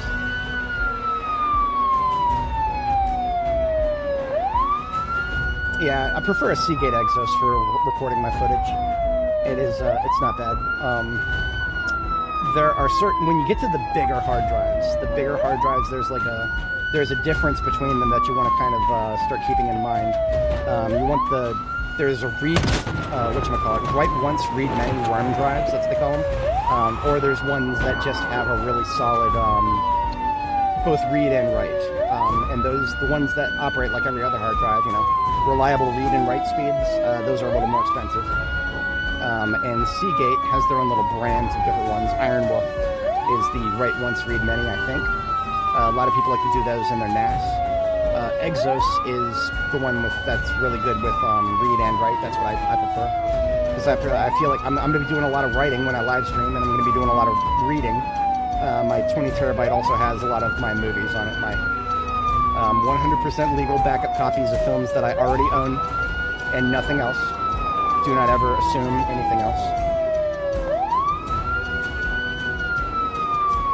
But yeah, those take up a lot of space, especially if you got Blu-ray quality. Blu-ray's great. I highly recommend it.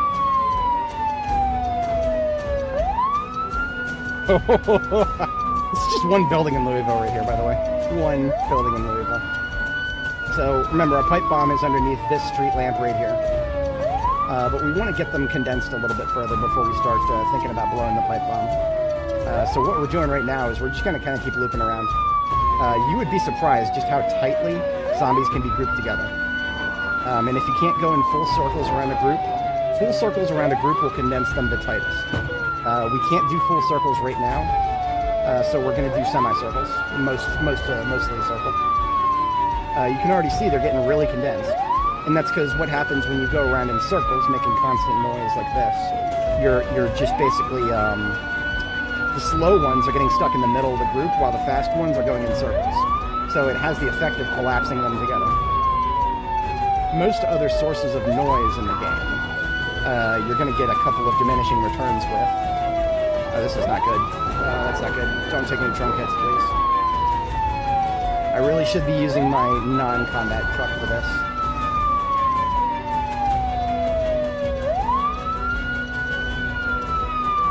Or, sorry, not my non-combat truck. I have a specific truck for pulling large groups like this.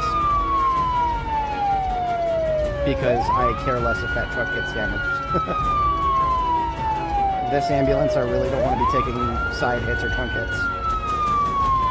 I have this theory that I can, as long as I got a nice wide open parking lot like this, I should be able to avoid those, but I'm not setting myself up for success, let's put it that way. See how tight they are? That's fast and slow shamblers all together, and that's just from doing semicircles. I kind of want to do semicircles until we pull them all out of the building. 100%. Backup copies of everything. They're all backup copies. I would never violate Section 1201 of the DMCA, ever. But I will put thousands of dollars towards Louis Rossman's effort to repeal that particular section. Actually, I think 1201 of the DMCA is actually the digital locks one. Because that actually doesn't have anything to do with copyright. That actually has had nothing to do with copyright for a very long time now. Back in the day, when the boomer politicians didn't know anything about anything, like less so than they do now. They still don't know much, but back in the day, the RIAA and the Hollywood execs managed to convince Congress to make it illegal to break encryption on private sector devices that the customer owns the device. It's still illegal to break the digital lock on it and publish how to do that. Which is why you've got so many, even to this day, so many DVD players and Blu-ray players that you can't actually rip the Blu-ray from because the manufacturers made it that way. And even though it doesn't break copyright law to have a backup copy of something you own, modifying your Blu-ray player to make it possible to rip a backup copy is actually fucking harder than it should be, thanks to those silly little addendums to the law. I eagerly await the day that Roskin can see some results in that. I love the guy. Gladly put a lot of money towards him. Yep. Sometimes we know exactly what we're saying here, and sometimes, oops. We're playing a female character, by the way, so it's okay. We can make those jokes.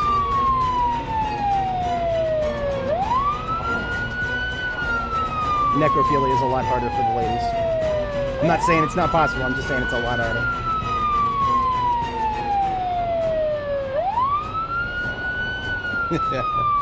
Okay, I think we've got just about everybody from the current group, so we're going to focus on... We can tighten them up even further than this, and they're already almost in the correct spot. We just got to bring them a little closer to this side. Remember this street light right here that's got the green tile? That's the bomb. That's the big boom. So we just got to focus a little bit harder on this side. We'll probably do a semicircle here. It is still going to be a little bit of a waiting game because the slow one's back here. That's what we're waiting for more than anything. We're basically at this particular juncture, we're just keeping the fast ones occupied until the slow ones are in the correct position here. They're starting to get a lot closer now, so I'm going to do a full circle. Still going to spend a little bit of time on the north face. But now, this is how you pipe bomb in the current year. This is how you pipe... I can't wait to see how Andy Stone nerfs this. Next update. Zombies will now go 60 degrees in the wrong direction when they hear sounds. We're already seeing some of these guys up here, they're not following the sound in the correct direction. And that happens sometimes if they lose track of us. Which is more liable to happen if we spend too much time on one side of the group. But now, the epicenter of the group is now in the correct location. So now we can basically just constantly circle, and they'll just collapse constantly further and further. This is where my trunk is at greatest risk of accidentally taking a hit because of those fucking idiots that were late to the party that are not in the main group yet. All these guys right here that I have to go through.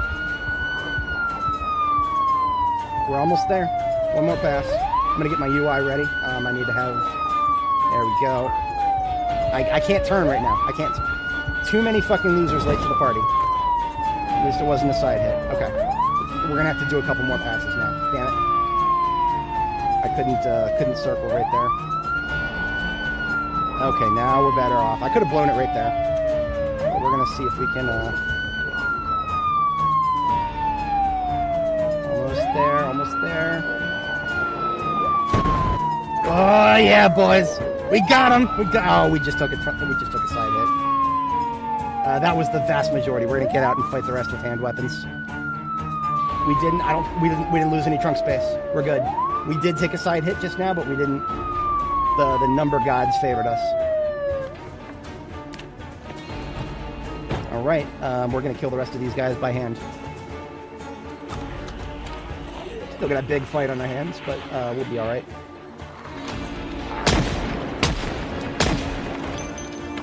That's right. Calling y'all bitches out. Get over here. Got time for a hoedown.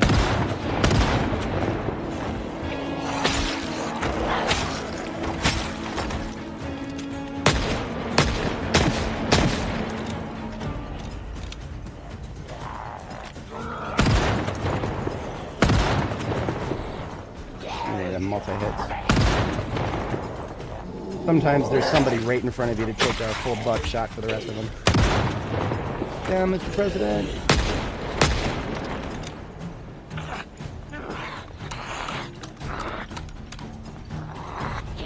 A lot of slow ones. Slow ones, much easier to skirmish because you control their speed. Just move up a little bit, have them lunge at you, and separate them from the rest of the pack. This is a tactic that works no matter what stage of the game you're in. Even if you're in the really early game, once you've dwindled them down to just the slow ones, pick them apart by having them lunge at you like this. Okay, it's a little easier for me to do because I have level, what am I, level 4 Nimble? Nimble makes me move a little faster in the combat stance here. But I think by the time I was level 2, I was doing this expertly. So even at level 1, just, you know, exit the combat stance and turn 360 degrees and walk away for a second, you're fine. I mean, if nothing else, it gives you a good opportunity to just grind Nimble, which, basically in order to get experience in Nimble, you just gotta be in the combat stance moving around while zombies are within a certain distance. You can actually game that really well. You can game that by, like getting a big group like this one and like kind of getting them stuck somewhere, and then just kind of, you know, while they're stuck, they can't get to you. Just stay in the combat stance and kind of orbit them. We could game that if we really wanted to be entirely honest. I don't feel the need to do that. Nimble level 4 is more than enough for my purposes. If I can't do what I'm trying to do at Nimble level 4, I'm not going to do it. I'm just going to do something else. I'm going to use a different tactic. Look at that. That was a damn successful operation. Unfortunately, I hate to say this, pipe bomb kills, I don't think they get registered in your kill amounts. It's hard to say. We probably should have checked. We're at 46,102 kills. I don't remember what the last total was. I know I showed the character info sheet at certain points in the stream. I don't remember when. It was when I was talking about the dates, most likely. So this is the building from which they all spilled. I'm not going to go too deep into this place, but I will take a peek and do a couple of discharges in the lobby here. So if there is anybody left in this place, those gunshots will definitely bring the boys to the yard. And once they come to the yard, they'll be closer to the exterior here. So I don't need to spend any more time in there than that. That'll get anybody moving who's still there to move. And I don't think I have any need to go through these guys to loot them. We're not doing a... There's nothing special about these zombies, right? They're just residential zombies. So we're not going to find any law enforcement ones with shotguns on them or anything like that. So I think it was a shorter combat segment. But not a bad one. I enjoyed that. I enjoyed that quite a bit.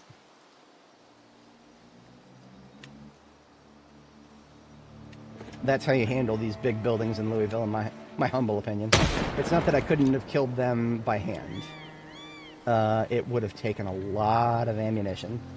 And I'm a lot more in favor these days of just spending 20 bullets to make a pipe bomb. Usually my threshold for pipe bombs would just be 20 kills, right? In order to make a pipe bomb, you need to harvest gunpowder from 20 bullets. And in the current build, you get the same amount of gunpowder regardless of what kind of bullet it is, that's not realistic. Look at this, look at this. We got a party in the yard. These are all the people who were still in the building, but didn't make it outside for some reason or another, and just heard our gunshot in the lobby.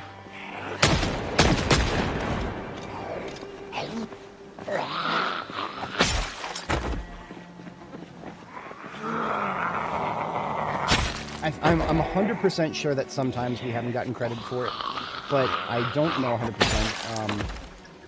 There may be a situation where we just aren't killing as many as I thought. But, yeah, I need to get in a better habit about checking my kills before and after. I know I did that at least once, and we didn't increase by more than, like, I don't know, 30. That was definitely more than 30. I don't know about you guys. I'm looking at that pile, that's more than 30 zombies. But, I also, I made a mistake, I didn't check it beforehand, so I can't even really make any good claims about whether it didn't get credited or not, because I didn't fucking look.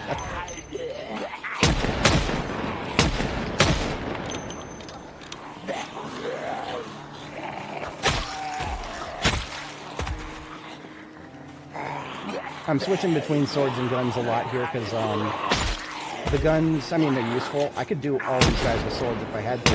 I do want to kind of keep the attention of the ones who don't.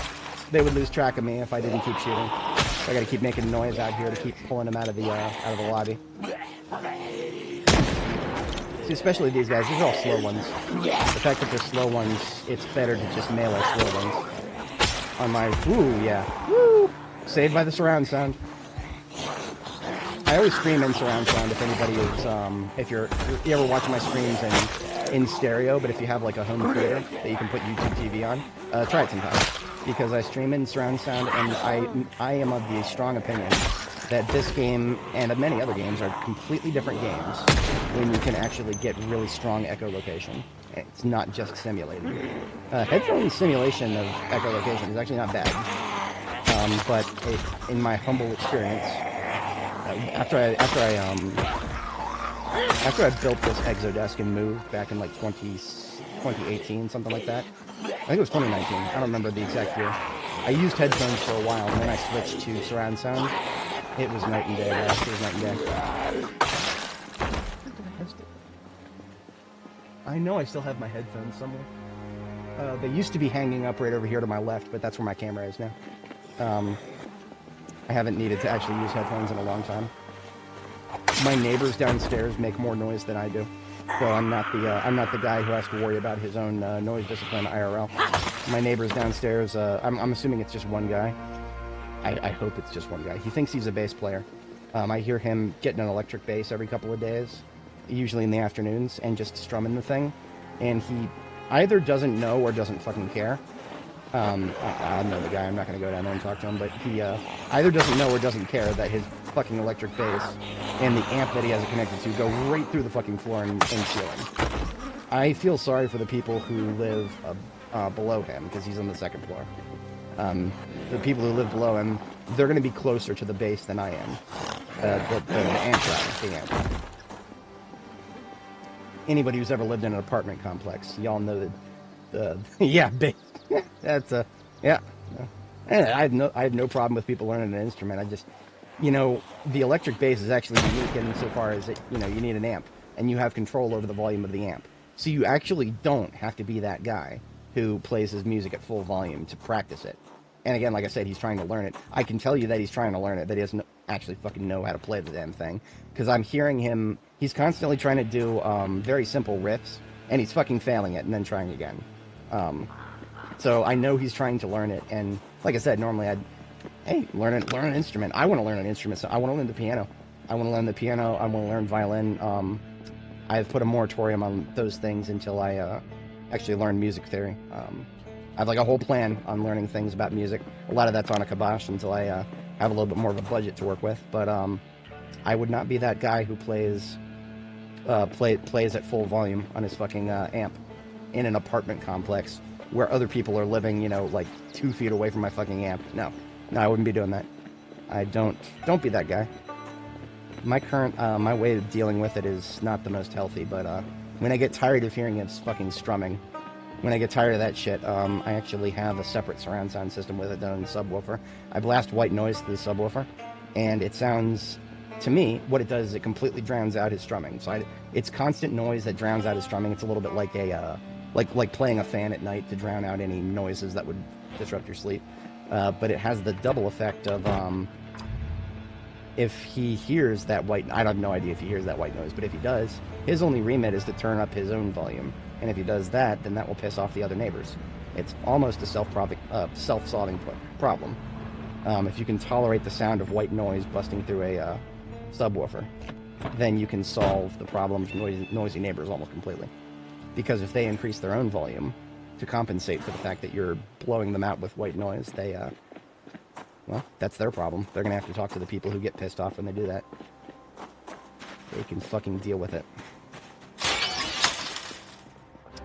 I don't think we picked up anything.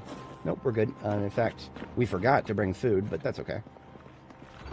I only recently learned that being extremely hungry doesn't actually reduce your melee damage.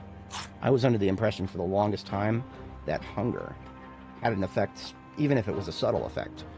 But no, we looked at the code. Hunger actually does not directly affect your melee weapon damage. It does affect your attack speed if you are carrying around a heavy kit. You get hungry and your weight thresholds they get changed. That could actually affect you. But now we're good. We are good. Now that we've cleared those zombies, let's take a look at our map here. We've got residential to explore. Now, I get the sinking feeling that Market Street right here. I get the sinking feeling that Market Street that all these little buildings here, I think they're going to be townhouses. That's okay. Townhouses have a chance of being survivor houses. That's what we want to do. We want to explore residential for survivor houses.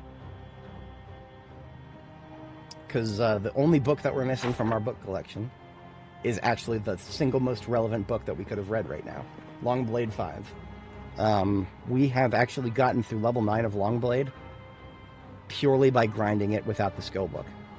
We would be level 10 a long time ago with Longblade if we were not, or if we had actually gotten lucky enough to find the book. On other characters that I've played in Build 42, I've gotten Longblade 5. I've never actually gotten to the point where I can read it, though. And that's a bit tragic in my humble opinion, but that's okay. We're going to hop in the ambulance, and we're going to do a little exploration. Now that we've dealt with that hellscape right there. A little hellscape of... we're going to need another bite to eat. We just shut up our hunger for now, but we're going to need... let's just take the last 2 salads here. Let's take those. The learn. Yeah, I mean, honestly, other weapon skills don't come with books. Only aiming and Longblade come with books. But I'm of the very humble opinion that if you can get a book, you should read it before actually expending resources on that skill. Thankfully, Longblade, I mean, I can just make more swords. Level 10 blacksmithing, that is my privilege. I can make as many swords as I feel like it. Steel bars are... We can get steel bars from many places in this game. I think the devs have actually gotten the Man in the Woods infrastructure for steel bars. I think that's actually been sorted out. But now, we are finally exploring new territory for the first time in a while. And because we're exploring new territory, any one of these townhouses, I believe, has a chance of being a survivor house. Survivor house criteria is really simple. It just needs to have a kitchen or a living room, a bedroom, and a bathroom. Just those 3 things. The kitchen or living room. It could one or the other. So the hard requirements: bedroom, bathroom, and then kitchen or living room. So even if a place is so small it doesn't have a kitchen, but it has a living room, or vice versa, still potentially a survivor house. One of the most interesting things we learned about survivor houses more recently is that the upper limit on room count is 500. Which is why that one apartment complex in March Ridge, I think that is actually still valid. But I think most of the places here in Louisville that are like, mega apartment complexes, I think all the ones here in Louisville that could be mega buildings, all of them have more than 500 rooms, I think. Now this is interesting. Lots of zombies here, very little room to maneuver. Not a fan of that particularly. We're not boxed in yet, but I would prefer not to get boxed in. So we've also gone past... We've gone past the individual houses, and now we're into connected ones. I don't know if these connected ones could ever be survivor houses. I want to say they have fewer than 500 rooms, but I've never tried to count. See, the way it works, I know that they're all connected from a building story calculation standpoint, because they'll entire townhome complexes will be either looted and trashed or not. Like this one right here to the north here that we're passing by now. This has not been looted and trashed. All the doors and windows are intact. Meanwhile, to the south of us, all the doors and windows are busted out. We got garbage on the floor. This entire townhouse complex has been looted and trashed. Same to the north now. This one farther north here that I've got the blue or the cursor over, those have all been not looted and trashed. But then the green roof one here, those have all been trashed. But of course what we're looking for is the opposite of looted and trashed. This is bad, this is bad. I've got to run this guy over with the front. So it's not the hook, or it's not the side. We're still good.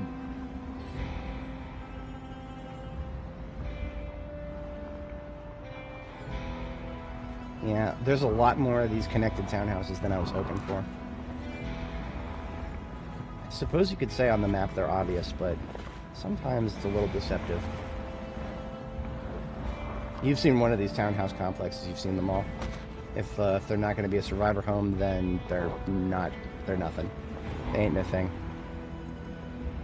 What have we got here? This is new, I've never seen this before. I don't think I've spawned its interior in yet. I'm going to try to avoid it. If I don't get too close, the zombies inside won't spawn in. So I'm going to blitz past these guys right here real quick. Shaken and stirred, butcher, shop, tax and accounting, a coffee shop, but it's been looted and trashed. Fashion, Suki's Bloody Mary. Merry, Bloody Mary. Nice Lord of the Rings reference there. A haircut shop, but it has been looted and trashed. This is my first time driving past this entire commercial sector here. Greens, Goodman. Greens has been looted and trashed. The brewery there hasn't. Shoot for the stars. Haha. EP Tools there. The door's been left open, but it is not looted and trashed. Neat. Get back in, please. Oh, we've got a funeral home here. Morbid. I think anything farther north of this we've already explored. Yeah, there's Jimmy's Pre-Owned. I was always disappointed to see the parking lot of this place. For a pre-owned car lot, not a lot of pre-owned cars there. Even on the other side here. This is upscale mobility auto dealership. This place doesn't look very upscale to me. Fucking a busted-ass Chevrolet Niala and a taxi, and that's it. I wonder if it's the kind of place that'll have a car inside. I've actually seen that, unironically, once at least. Maybe if it wasn't looted and trashed. Yeah, maybe if it wasn't looted and trashed, there might actually be cars inside this place. But nope. This bit, just hearing the word upscale mobility, that makes me think if there were going to be sports cars anywhere in Louisville, this may have been a place once perhaps. Alas. Alas. I am still on the lookout for a Corvette in Louisville. There are certain situations where I would have loved to have a Corvette.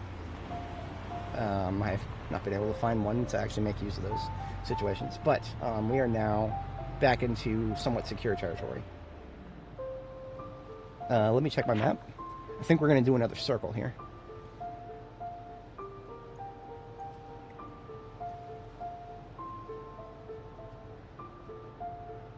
Where am I? Thought I was here north of Butch. Oh, I'm far north of Butch. This is Jackson. Okay. So I'm going to take a left on Lewis and Clark. I've explored Main Street, west and east here. That was actually part of our journey initially. I did not actually get all the way into this residential here. I don't think there's any need to. These are all going to be those connected townhomes. You know what? For the sake of thoroughness, we're going to take a peek at them. We're just going to drive past them. That's it. So I'm going to eat a salad here because we are hungry enough for one. And it's going to be the next left up here, I believe.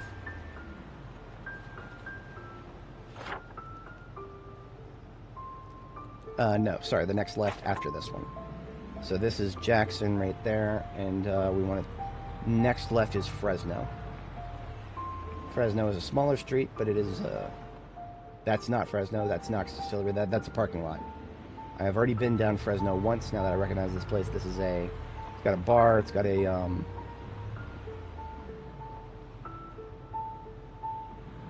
sorry, distracted for a second there. It's got a bar, it's got a grill shop. We already looted all of the, propane tanks from the grill shop. We came away with a fair bit there. It was good. But we never went much farther in this direction, I don't think. Now, the fact that a zombie just came out of that apartment complex right there, that tells me we may be driving past a building that could spill forth many, many thousands of them. See how big this apartment complex is, the High Street Apartments. Seeing a zombie come out of it means we woke it up, which means there's, potentially thousands just inside this building. And I can already see them congregating at the front lobby there, but we're far enough away that we haven't woken them up yet. I'm not interested in waking them up right now. We just got hit by fatigue. We don't have any more pipe bombs readily available. We would have to fall back and make some more if we wanted to do another bombing.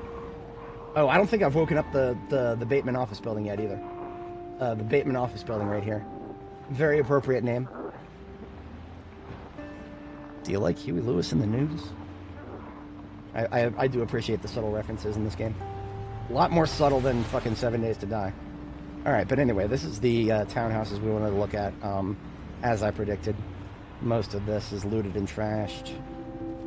This one here isn't. That's cool, I guess. But I mean, like I said, you've seen one of these, you've seen them all. The only thing that would really make me make my heart skip a beat is if I saw some boarded up windows on one of these, because that would tell me that these actually not only can become survivor houses, but are. Because I'm pretty sure we've driven past many places that could theoretically become survivor houses. We just fucking 1 out of 500 chance or some shit like that. That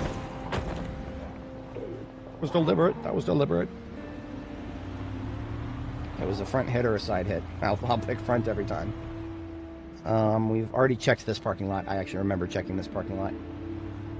Big parking lot. Always on the lookout for certain things. Corvettes. Corvettes would be the most important thing right now. I would always peek at the trunk of a heavy-duty vehicle if I had the opportunity to do so. This is the stadium. This is the baseball stadium right here. The baseball stadium here, actually, as far as I know, it has very few ways in and out. That doesn't mean I would ever want to build a base in there, but well, I think there's a good reason that in Fallout they turned a stadium into a settlement. And Fallout 4 was the most that's when I played.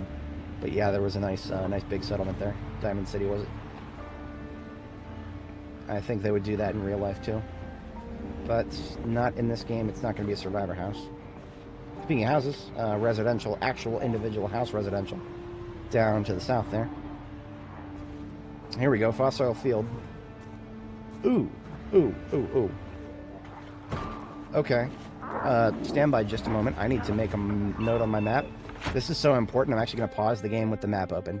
This is a little bit of a... I don't know if the devs intend for this, but you can actually... You can pause the game with the map open. And,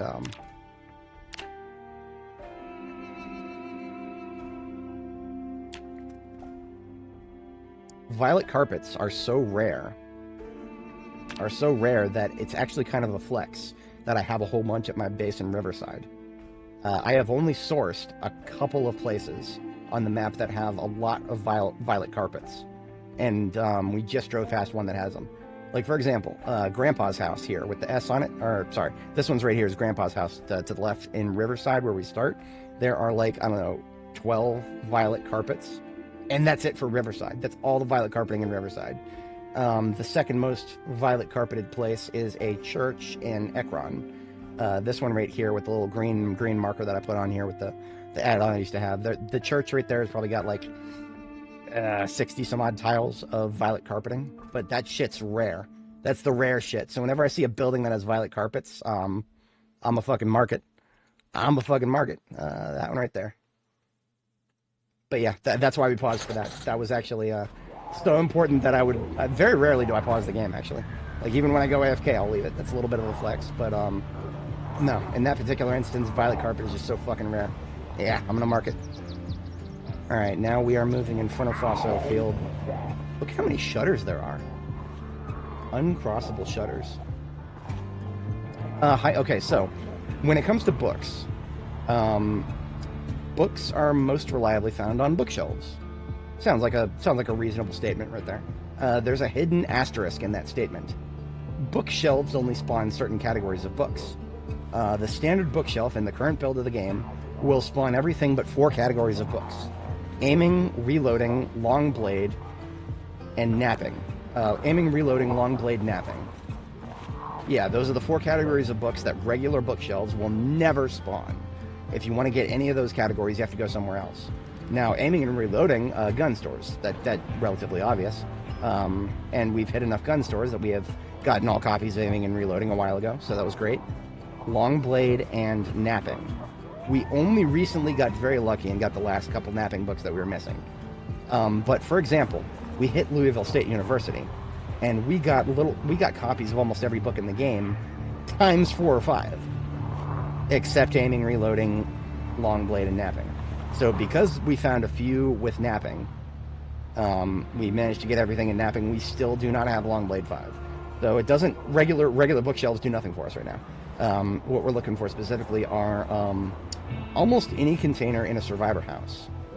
or a survivor zombie, which now that we're actually uncovering new territory.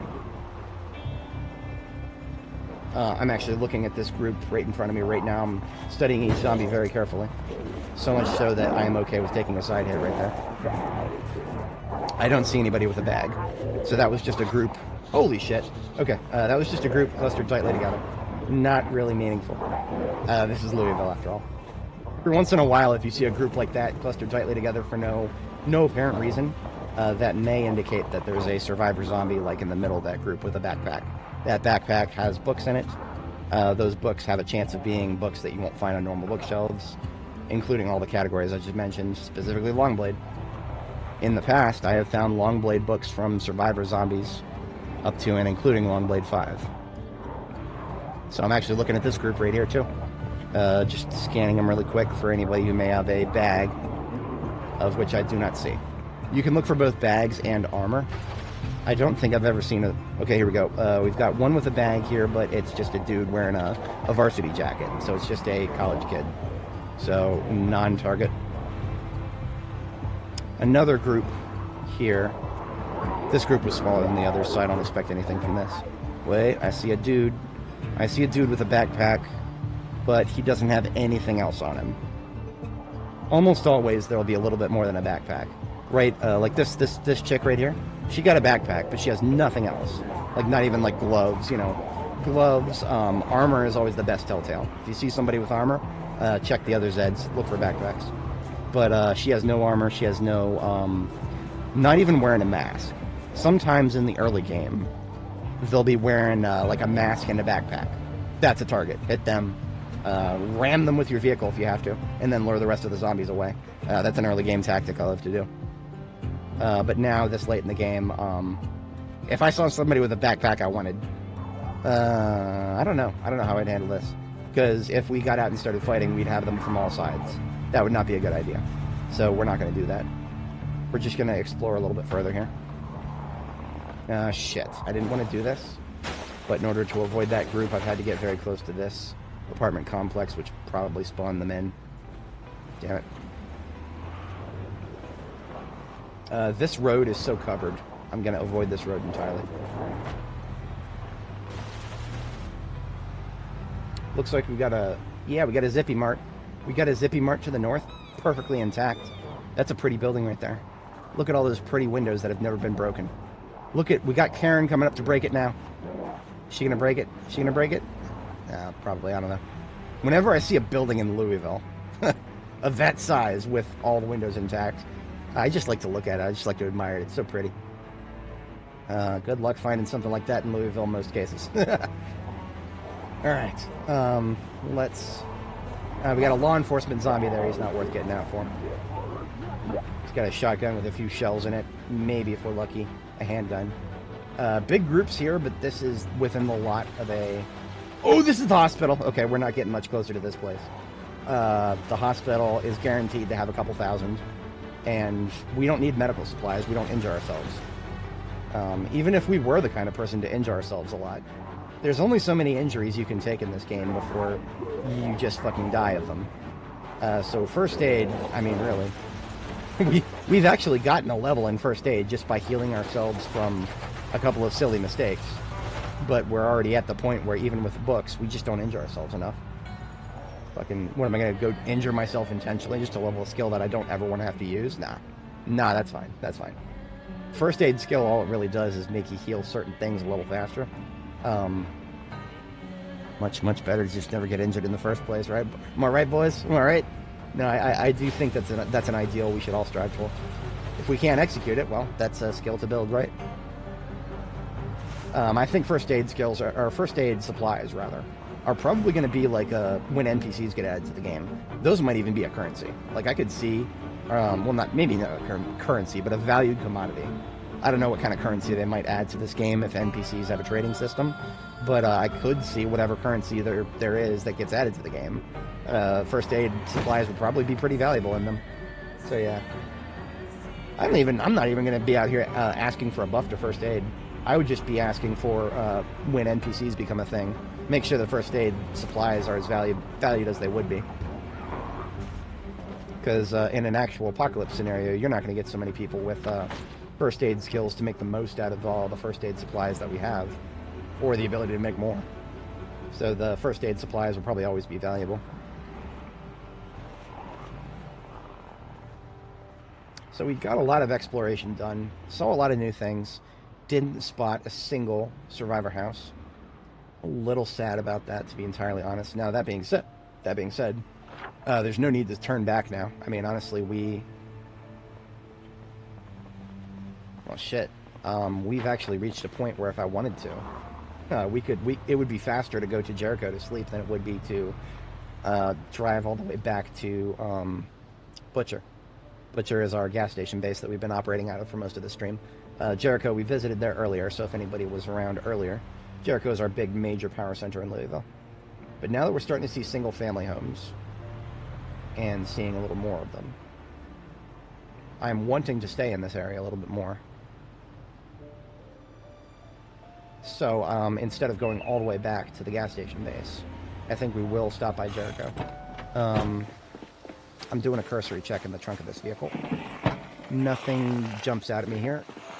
I'm not even going to engage. I am currently at fatigue 2, so it would actually take more hits to kill a zombie than I'd even want to. I'm not even going to get stuck in. Nope. What is that? That is a van with leatherworking van.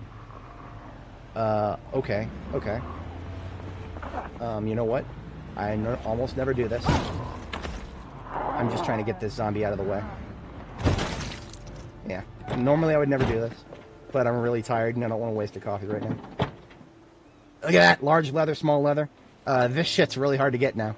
This shit's really hard to get because you got to put a lot of time into making it. So yeah, I'm stealing all that shit. Hell yeah.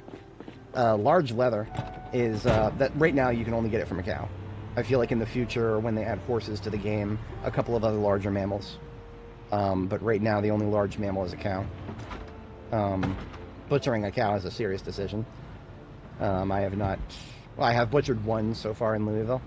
We got a lot of meat. We actually still have the meat in the freezer from that butchering. I didn't know there was a gas to go here. Or this is a fossil oil. It is intact, looks like. This is also Wellington, and then we take a left up here as soon as we're able. And then we're just basically on a straight track to get back to Jericho, which is closer. And we can also get a little bit of exploration on the way. I'm in favor of both of those things. Big fan of leather right now. It's if I find some in the world, gimme. Okay, Ranger truck up there. That's something to take note of. That would be a big fight to get to, though. I'm not going to bother with it now. File that in the mental notes. Okay, so we took that turn. We took this turn. This is another residential subsector of some. No, it's not. This is this double tall wooden fence is the rail yard, which means we're already re-entering territory that I've cleared once we get past the front of the rail yard here. Yeah, this is my gas to go. I've got a generator here, and then past that is Zulu. So we've got a lot of Zeds down there. They're no concern to me now, because we're not stopping at Zulu. We are taking a left here and going down my custom road and hitting up Jericho. Much closer. I always knew that there would be a faster way to get to Jericho. Oh, look at this! We got respawns in the rail yard. I had a feeling this was coming. Question of when, not if. All right, no problem. That's no problem. We're just gonna avoid them for now, because again, stage 2 fatigue. I'm just gonna drive back to Jericho, catch a night's sleep, and as an overnight activity, we're gonna clear these respawns. I cannot acquiesce respawns in my supply lines. If we open up my map, we have now re-entered my supply line territory. We are on Blue Arrow territory here. The Blue Arrow territory is supposed to be clear of zombies, so obviously we can't keep it clear all the time, but when we have the opportunity to do so, which we will, we'll be doing that. Now, even if I were to go to sleep now, it would be a little early. So I'm going to take advantage of the free water here. Lovely little free water resource in the middle of southwest Louisville. Sometimes hard to locate these. I don't know if there is one in Southeast. Southeast has got a lot of random stuff in it, but in terms of little strips of water like this, where are we at? Right here. Tiny little blue triangle. That's a part of the normal map. Very hard to spot something like that if you are just scrolling around. Oh, look at this. We got fountains. I think these are fountains here. I think these little blue tiles are fountains. We'll have to check those out. And then, of course, we got this lake. If we want to go through all these trees to get to it. Yeah. Generally I don't even want to think about going through all these trees. Not when all these dirt paths are going to be completely overgrown. We're also getting stutters. We're getting a lot of stutters. Are they gone? Yeah, okay. They're inconsistent. Okay. You know what I'm going to do? Because, yeah, we're getting stutters. This house right here is semi-secure. Semi-secure. The first floor is no longer secure. I did kill zombies in it very recently, so I don't think there's going to be any respawns. This is a safe spot. I'm going to go ahead and just close and reopen the game. When the game starts stuttering like that, just close and reopen it. Usually I can feel it building up, right? There's usually some frame rate drops that'll start happening when I travel. In this case, it didn't telegraph itself. We just went straight to the stutters. I mean, look at this. The game is, we tried to quit, and the game doesn't even want to quit clean. Whenever the game doesn't want to quit clean, I usually check to make sure there's not a dump. Refresh my save folder, sorted by date modified. There are no dumps happening, so I don't know what the fuck the game's trying to do right now, but it's not dumping the save. So I'm just going to go ahead and kill it.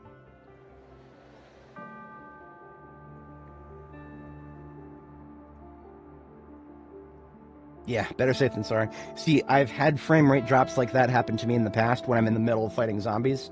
Never again if I can avoid it. Nowadays, if I start seeing the stutter, I stop what I'm doing, find a safe spot, close, reopen. When I worked at the coffee shop, we treated the split shifts where you close and reopen it. We called it the clopin. Just clopin the game. That's all I gotta do. Do the clopin. Closing shifts and then opening shifts for a coffee shop like Starbucks. Nasty. Nasty. We didn't even do a 24-hour store. It was a licensed store and a grocery store, so we had pretty much the same hours as the grocery store, which was, actually, the grocery store itself was 24 hours. This was pre-COVID, so. Oh, hey, Ayo. We are, today it is, well, I've already finished it. It was Fireball and Chocolate Baileys. 2 parts Fireball, 3 parts Chocolate Baileys. About a fifth total. It was pretty good. Not enough to get me too tipsy. Just enough to take the edge off when the panic sets in. We had a few panic moments when I was on the 2nd floor of the Grand Ohio Mall. Oh, I'm an idiot. I left my van running the whole time when I slept just now. Oh, no, I didn't sleep. I'm good. I'm good. I thought I slept. I just left it running when I closed and reopened the game. We're good. We are good. We're going to make it all the way to Jericho here, and then we'll get off first to sleep.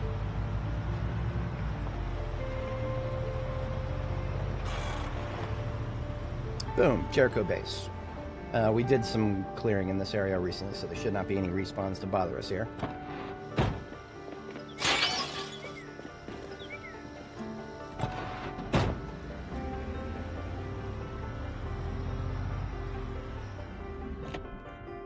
I have not been able to rule out respawns inside of the base. I want to say that I can feel safe. There were never any initial spawns in this place. That was one of the reasons I was so impressed with this place. When we first got here, not a single zombie spawned inside. So I think we may have just gotten really lucky with that. Because I feel like, this is a grocery store, right? A grocery store with not a single zombie inside of it. That sounds like this place might be unfinished. They might not have actually added the spawn tables for it yet or something. In any case, we definitely got lucky with that. I don't have any perishable foods prepped. I'm just going to eat some candy for the evening here. How about some chips? I actually like to keep salt and vinegar on the driver's seat of my van, and I think I have room for one more. So not only will we eat some chips, we'll replenish our stock. Oh, I've got room for one more too. Wait a minute, 2 more. Yes, I should be able to fit 5 bags of chips on my driver's seat. So we'll fix that tomorrow. We're really tired. More tired than we should be at 2100 hours. I think something went wrong with our sleep schedule. It might have been the nightmare we had this morning. In any case, we're a little bit off, so we're going to bed a little early here.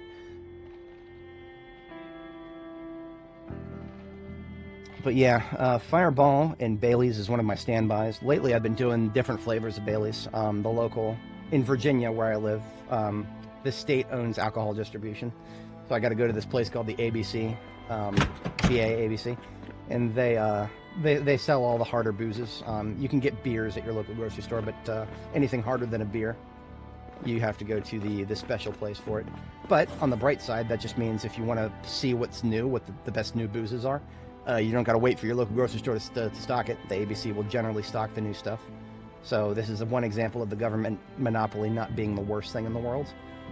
I'm sure my buddy Ken, my buddy Ken is a big fan of alcohols, and he's the kind of guy who will go to different ABC stores in the county to see what they have that your local one might not have. I don't go that hard. If my local store has it, I'll take it. If they don't have it, they'll get it someday. Or it'll just go out of print. That could always happen too. Oh, I'm a doofus. I have had another salad this whole time. So we'll eat that really quick. And I think as an overnight activity, I had it slated on the board. We were going to get some killing done on our supply line. And I think that's exactly what I'm going to do. I'm going to put the leather I just picked up here with the rest of it. Somewhere nice and conspicuous. Where my drying racks are. I got my drying racks here. Haven't had to dry any leather recently. And it doesn't look like the chickens have matured yet, so I don't have to butcher them yet. The cows are good. We don't have any male calves to worry about. Athena is pregnant, but she is just in the beginning phases, so I think that's probably a couple months. In this game, in real life, cow pregnancies take, I think they take longer than humans. Don't quote me on that, but I think in real life, cow pregnancies are actually pretty long. I do remember that gestation duration is actually an element of just size. Like the size of the mammal determines how long the fetus gestates. So that's why I think cows, because of their mass, much bigger than us. I think their gestation phase might be longer, but don't quote me. Any farmers in the audience, let me know. I do know in this game they're much faster. Like the pregnancy speed in this game is actually pretty fast, relatively speaking. So we've still got a kale salad. We need another chips bag for the driver's seat, ×2. And then I think I'm gonna get some eggs because we don't have any other perishables here. I'm gonna get some eggs from the chickens. Yeah, they're interesting creatures. We have selectively bred them for very interesting purposes. The Holstein cows right here. It's fitting that you see Holstein cows on milk cartons because these lovely ladies produce more milk by an order of magnitude than their competitors. If you've ever eaten Angus before, Angus is actually a breed of cow, not just a type of meat, but a breed of cow. Angus are the black cows.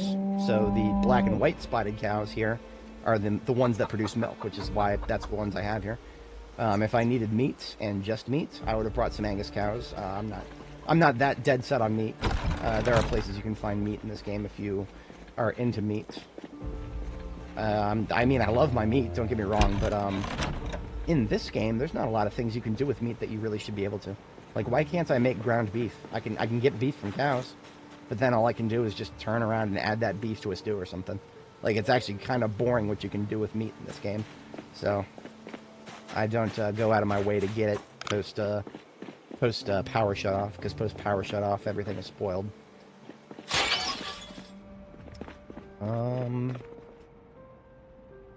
Order of operations. I was supposed to get some eggs. Now, here's a thing that I wanted to do for a long time. I still haven't really...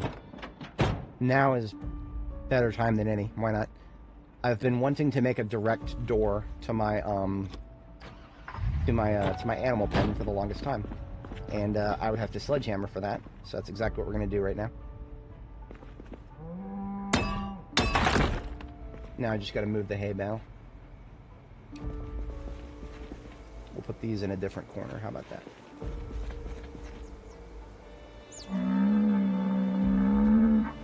Now I just got to rebuild the door here, because we do not want the animals to just start wandering out. Unfortunately, they will. They're random wandering.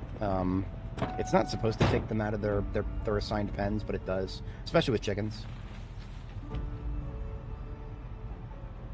I need to start rethinking my layers ever so slightly if I can manage. It's getting hot even during the night here. but I don't have any spare planks laying around. So I actually think I need to go cut a tree. Or, what if I did metal? I could do metal. I could do metal. What is the cost of a doorway? Steel rods times 4. That's easy. I could do that. Yeah, we're just gonna do metal. We have 1 billion more metal in this area than we do anything else. So we've got our welding torch here. I don't remember if we even need a mask, but I'll take it anyway. Then we just need some rods.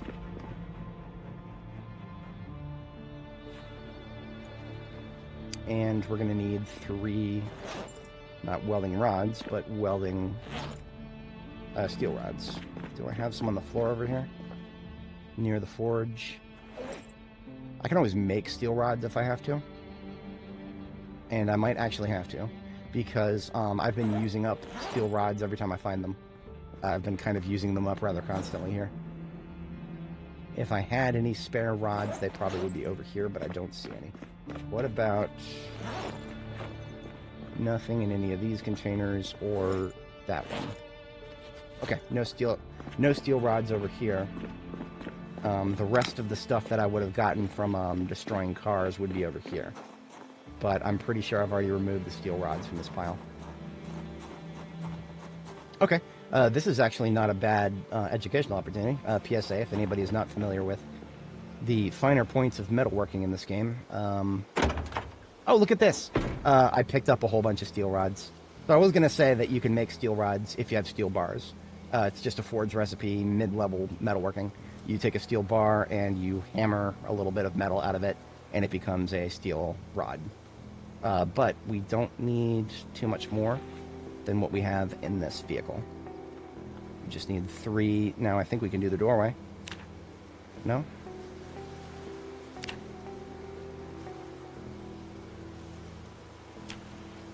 Oh, we just don't have light. Yeah, we've got it for that. And then, so if we want to do a metal door itself, we just need a couple of small steel sheets. Should have some of those on the floor out here, don't I? Or did I moved the steel sheets indoors as well. I do have 2 steel sheets, and if you have a steel sheet, you can split it up. Just need a crafting surface.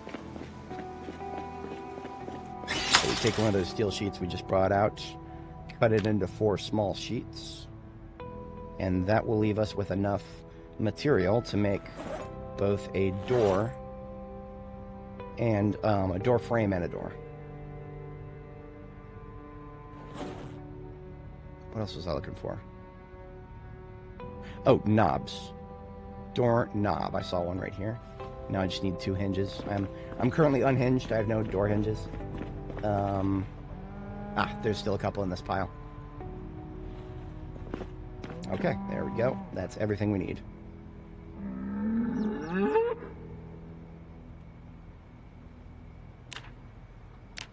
What? Oh, I needed 1 more rod. I'm a doofus.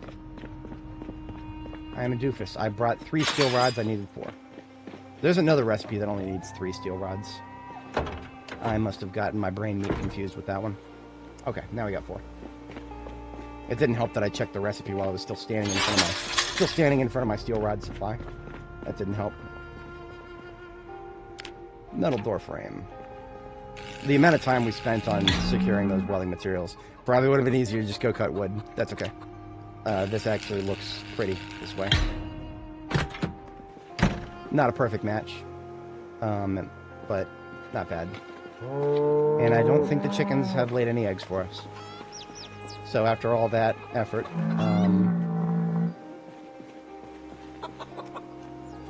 that's okay. Worth a check. I managed to accomplish one of the tasks I wanted to accomplish. Now, it would be early to sleep right now, but we are behind on my sleep schedule rather significantly. So I'm going to sleep again right now, and I may do a 3rd sleep or a cup of coffee. I think I have some coffee here. I can brew another cup of coffee.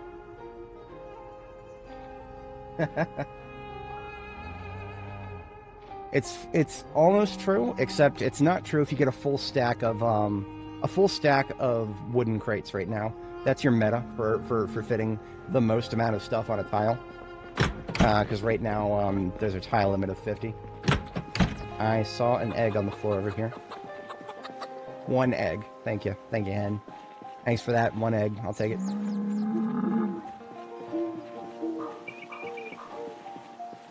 Yeah, okay.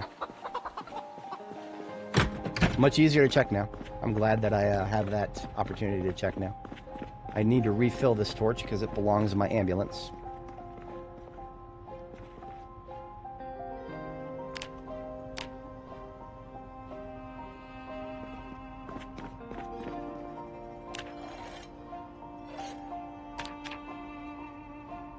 Sword is topped up. Okay, now here's an interesting thing. Why do I have an ambulance key in my inventory and in the ignition right now? I think there's something wonky going on with ambulance keys. I have the key to 6 different ambulances in my inventory right now. Allegedly, they're all unique. But for some reason, sometimes one will get stuck in my inventory. And I have no explanation for that. Just the fact that I accidentally left the ambulance running is an interesting commentary in and of itself. Seeing as somehow the key for another ambulance was just right there in my inventory. I got nothing. One of those things that I would love to know more about, but there's nothing to find out in the game. I'd have to open up the code. I've done enough code browsing for one day. Even if it was just a little bit. Still more than I wished.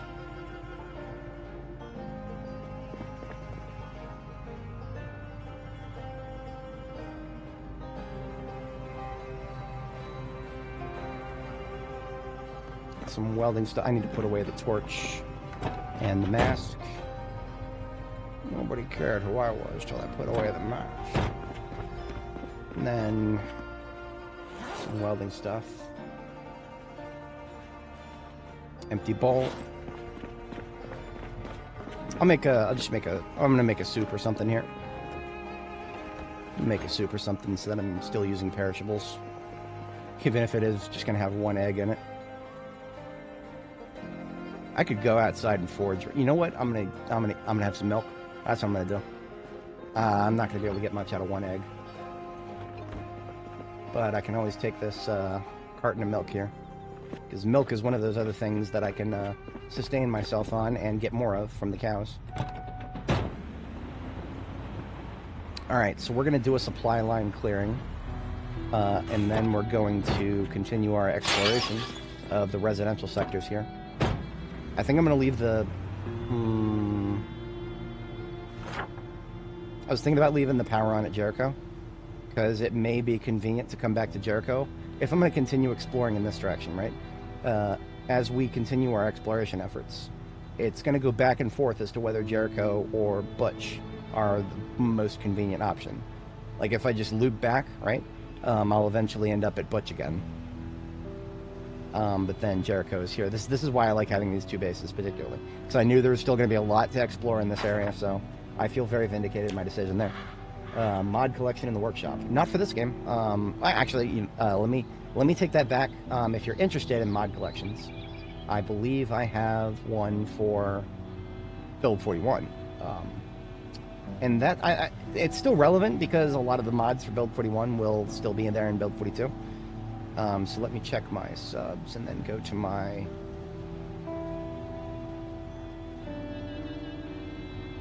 These are the only ones that I'm currently subbed to.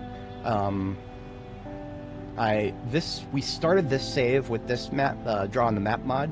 I removed it after the devs added the new map system. So the new map system that the devs added to the game is actually really, really good. It's not quite free drawing, but it's much better than it used to be. This is the Build 41 version of the mod that I'm using right here. I ported it myself, so it's actually imperfect. The saving system doesn't work. There's a couple of flaws with it, but it's a B41 mod. I ported it myself, and then there's another B41 mod here that this dark texture for the backpacks. I took this, ported it to B42, and also did the Alice kit as well. So if we look at Annie right now, she's wearing an Alice kit and a backpack that would normally be puke green. But thanks to this mod and one that we extended it with, we don't have to deal with the puke green. So those are the only things for Build 42 that I'm rocking. Just the simple stat bar mod, which you can find other ports of for B42 are available in the workshop. Any one of those will work fine. And I haven't published my version of the Dark Backpack mod. I've also rolled some random stuff into it as well. I might publish that at some point. Yeah, I don't know. But Build 41 mods, I have an entire list somewhere. Somewhere. I don't remember where. Because I was looking at... Okay, so... Damn, I thought I had a mod list for Build 41. Damn. Okay, so... Collections? No. No. If it was still collections. Wait a minute, hold on a second. Why didn't they show up before? Okay, here we go. So I didn't come up with any custom, I didn't come up...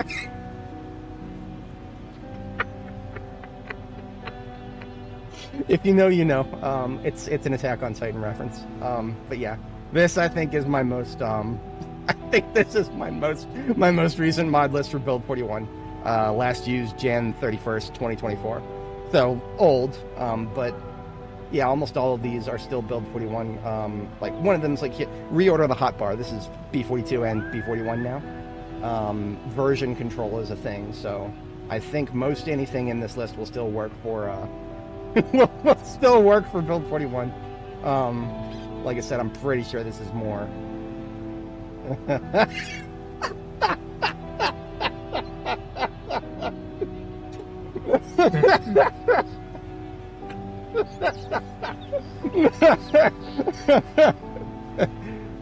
Oh man, this one has a couple fewer mods in it.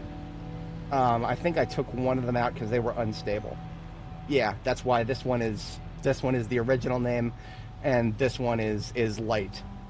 So yeah, I'll post a copy of this. If anybody watching is into B41 and B41 mods, this is what I rolled in B41. So this is a long time ago for me, but a similar sort of list of this would be something that if I were to ever convince my homies to play Build 41 or Build 42 with me, we would probably get something similar to this for our multiplayer server. Just because like scrap armor, that's in vanilla now. I wouldn't use that. Firearms, this one here, this would add more problems than it would solve, because it adds more different... This would add more calibers of ammo to the game, and I've articulated previously on stream that's not a good idea to just start adding more calibers of ammo to the game without changing how ammo looting works. So I wouldn't want to add new firearms to the game. I think the game's firearm selection right now is okay-ish. I don't think working masks is needed anymore. That's actually been fixed in vanilla. Jump through windows. I don't know. That Panaka wanted that. He really wanted that. I would never jump through a window myself. Now swap it. This is something, if I could get it in B42, this would be one of the first things. Swap it is something where, okay, if you guys have seen me rock the M16 at the same time as the shotgun. Those are both weapons that can only fit on your back. What the Swap It mod does is it makes it so, like, something you put on your back. Let's just say I equip the M16 right now, and I see a bunch of zombies clustered together. I see a good shot of opportunity with the shotgun. The mod would make it so that by pulling out the shotgun, I would just swap the M16 and the shotgun, as opposed to the M16 now just laying around in my inventory and weighing me down. That's a very good mod, and I really wish that was in vanilla. So Swap It right there. Very important one. It is... Okay, look at that. It looks like it's been updated for B42. So this is just one of the many little QOL ones that I would recommend. Has been read. This is vanilla feature. Reorder the hotbar. I have put myself in the mentality of how to do this without a mod, but rename containers. This is no longer maintained. Always check whether mods are still maintained. Probably would work for 41, but wouldn't do anything for 42. Common sense. Everybody's a big fan of this. Well over 3 million subs to this fucking mod. That should be a sad commentary in and of itself for Project Zomboid. That a mod called Common Sense has almost 4 million subs. Yeah, that tells you a lot about the game right there, doesn't it? Better sorting. Ooh, better sorting, yes, if this has a Build 42 version. What this does, it just adds more categories, right? So instead of just food, beverage, food, non-perishable, food, perishable. It really needs to be in vanilla. Really fucking needs to be in vanilla. I would absolutely fucking add that in a heartbeat if we were doing more mods. Authentic Z, It's okay. This one adds a little bit of things that sometimes break my immersion, right? When you see the fucking zombie with the Stephen King's It clown outfit, holding the fucking balloon while it's running at you. Okay, that breaks my immersion just a little bit. Contextually, some of these would be perfectly fine. Like if there was a wedding event and you see a bride and a groom zombie, yes, that's not in the default game. That would be really cool if it was. Things like that come in Authentic Z. Authentic Z also comes with backpacks. Backpacks, you can get the version without the backpacks if you're not interested in the outfits.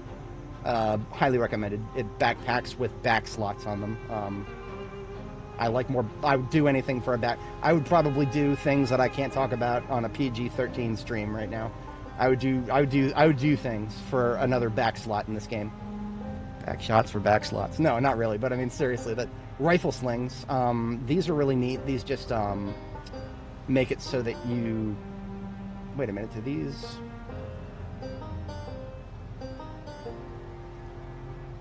They can be worn in 4 positions, but what does that do?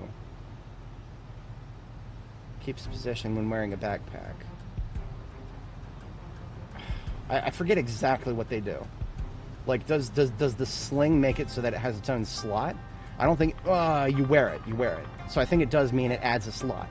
So I think this mod basically is you add a rifle sling, and then the rifle gets to be its own slot.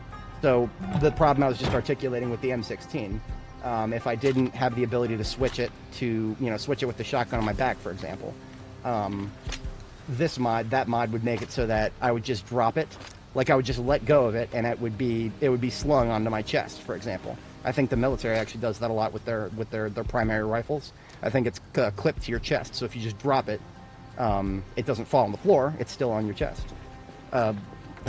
Every fucking rifle on a military zombie in this game should have one of those, but no, that's not how this game. That's not how this game works. Remember, no common sense in this game. That's all right. I still enjoy it, but yeah, there's a reason we had some mods in there. So definitely take a look through that list. Some of it, like I said, is outdated for B42. A lot of it isn't. A lot of it would be very welcome right now. In fact, some of it is making me wish I could add mods, but no. We're trying to maximize. If anybody watching is unfamiliar, we do our absolute best here to maximize forward compatibility as the game updates to new versions. And mods, depending on what they add to the game, mods can really mess with that. Be very wary of any mods that add new items to the game, or mods that change functionality with existing items.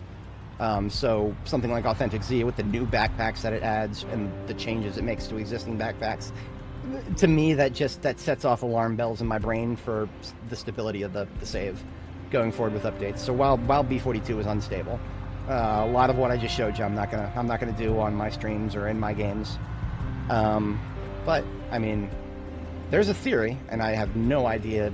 Just spitballing here. There's a theory that they're going to try to do a B42 unstable multiplayer release for holiday season this year. Like I said, just a theory, no data whatsoever. It'd be a really smart thing to do. This is one situation where it's not just something the players want. It's a very smart marketing decision. That would be a very smart marketing decision for the devs to do if they could get B42 multiplayer out by the holiday season. Because you're going to get a lot of people with a lot of free time over the holidays, me being one of them. I think that a couple days around Christmas I won't be able to play or stream or anything, but you know, before and after Christmas, it's going to be really fucking dead on my day job. Federal government might as well go to sleep until the beginning of the next year. Yeah, me and the homies would probably we might actually get a B42 multiplayer run started if it's stable enough to play. Big if, possibly. Hard to say. I mean, I've mentioned this before, but I kind of have turned off some of my friends to this game because they've seen me. If we look at my Steam here, if we look at my library, if we go to Project Zomboid, 2,381 hours. I don't even know if it shows. Where does it show? If I go to Community, it will show how much I've played recently. I wish Steam would show you somewhere more readily how often you've played it recently. I could see my friends, how often they played it recently, but for me, I can't, like, mouse over that. If I go to discussions and post history and go to my last post. There we go. Yeah, 60 hours played over the past 2 weeks. That's a lot. That's a lot. So, Whenever my friends see that, they get a little sussed out. Sunder's got an addiction problem. Yeah, yeah. Oh, really? The Common Sense author abandoned B42? Or at least, I mean, the fact that he got jaded. I thought he was one of the Patreon babes. Like, I thought he was one of the guys raking in actual cash. Sorry, I've got to check this now. Because I'm very curious. Because that, like I said, 4 million subs. If he wasn't already, he absolutely would be the kind of guy who could be getting a lot of... He could be getting a lot of cashola. But I might have missed that.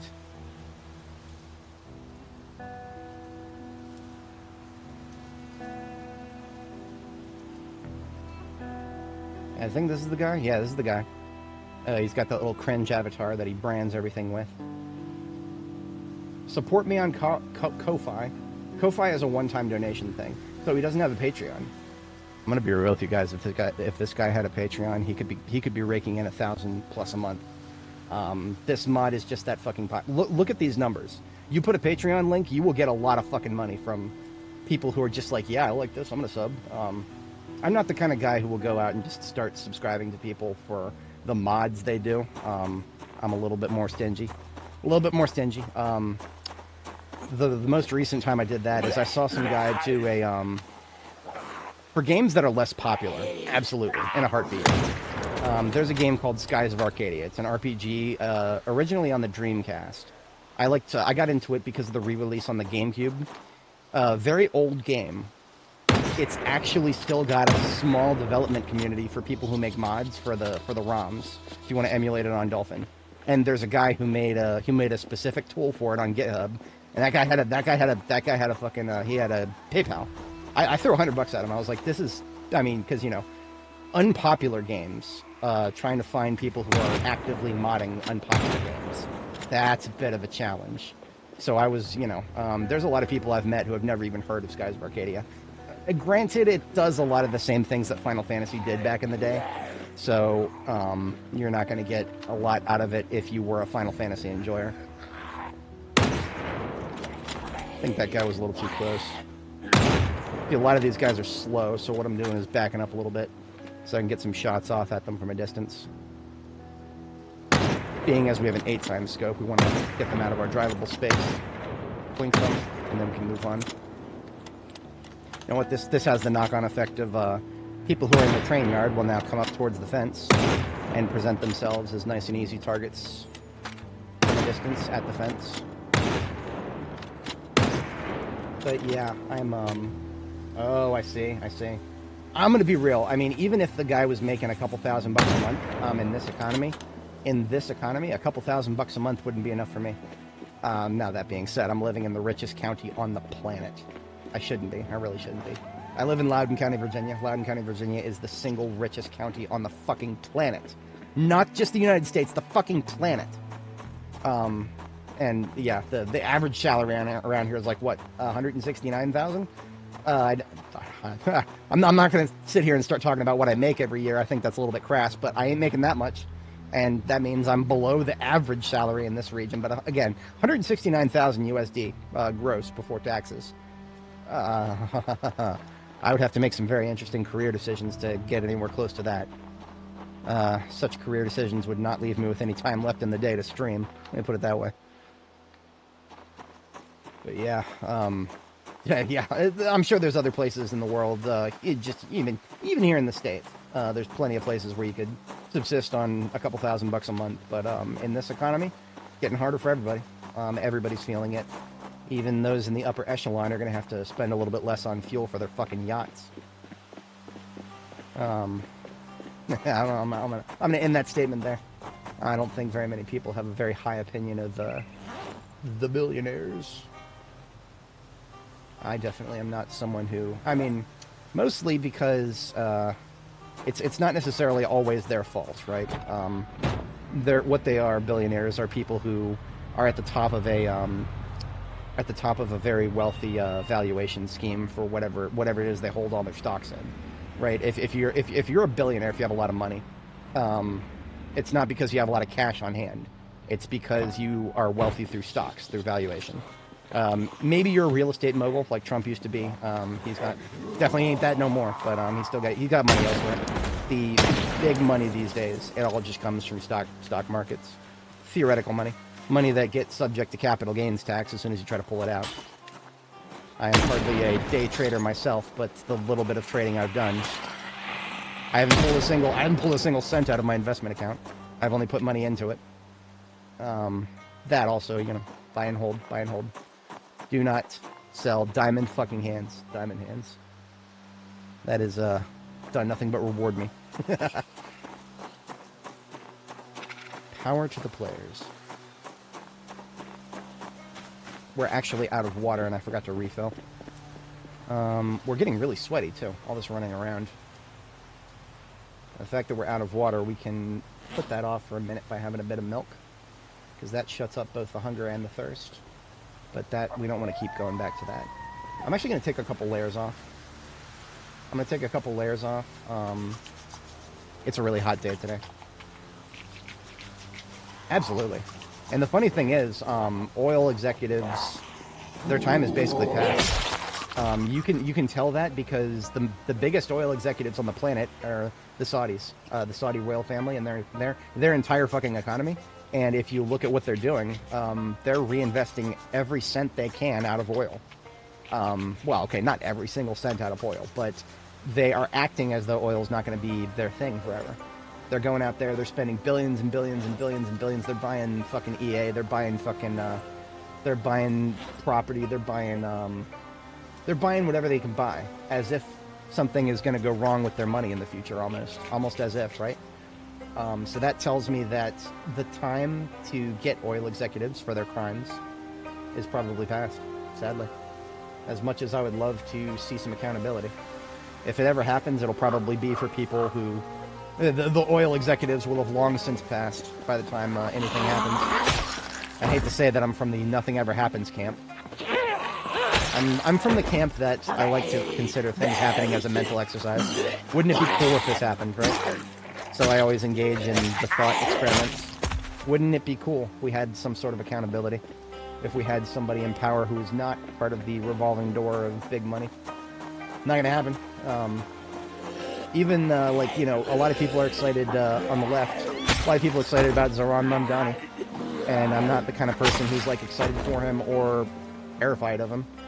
I think he's just a guy who has a lot of ideas. And I think once he starts trying to implement those ideas, I think he's going to get very disappointed, if he doesn't already know how hard it's going to be to break through the bureaucratic roadblocks to change. So even if he is the genuine article, if he tries to change a bunch of things in New York for the better and he just falls flat on his face, it's a possibility that he's the Sanders type. I've been a Bernie bro from the beginning, not because I actually want him to do all of the things that he says he's going to do, but because he's an outsider. He is so much of an outsider that the video of him, that there's a certain video of him talking about the stupidity of invading Iraq to an empty fucking Senate floor, back in like 2000, but before 9/11, this guy was saying we shouldn't be doing this, and he was speaking to an empty fucking room. I want somebody like that in power just to see what fucking happens. So I was a Bernie bro long before anybody even cared about him, but alas. Vermont is going to continue to elect him, but I don't think the country will. He's one of the very few executives who could probably do anything to big oil. I don't see it happening, sadly.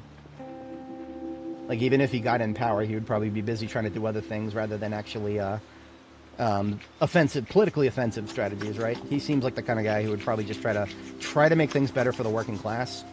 I hate to say it, you're not going to be able to make things better for the working class without a lot of changes that are going to piss off your party donors. Which, well, good luck with that. I was supposed to get a second sleep in, wasn't I? I'm fatigued at 12 p.m. Yeah, I think I fucked something up with my sleep schedule again. That's okay. We're just going to drink a coffee. We've been saving it for Louisville. Now, this group of zombies right here, look at how nice and grouped up they are.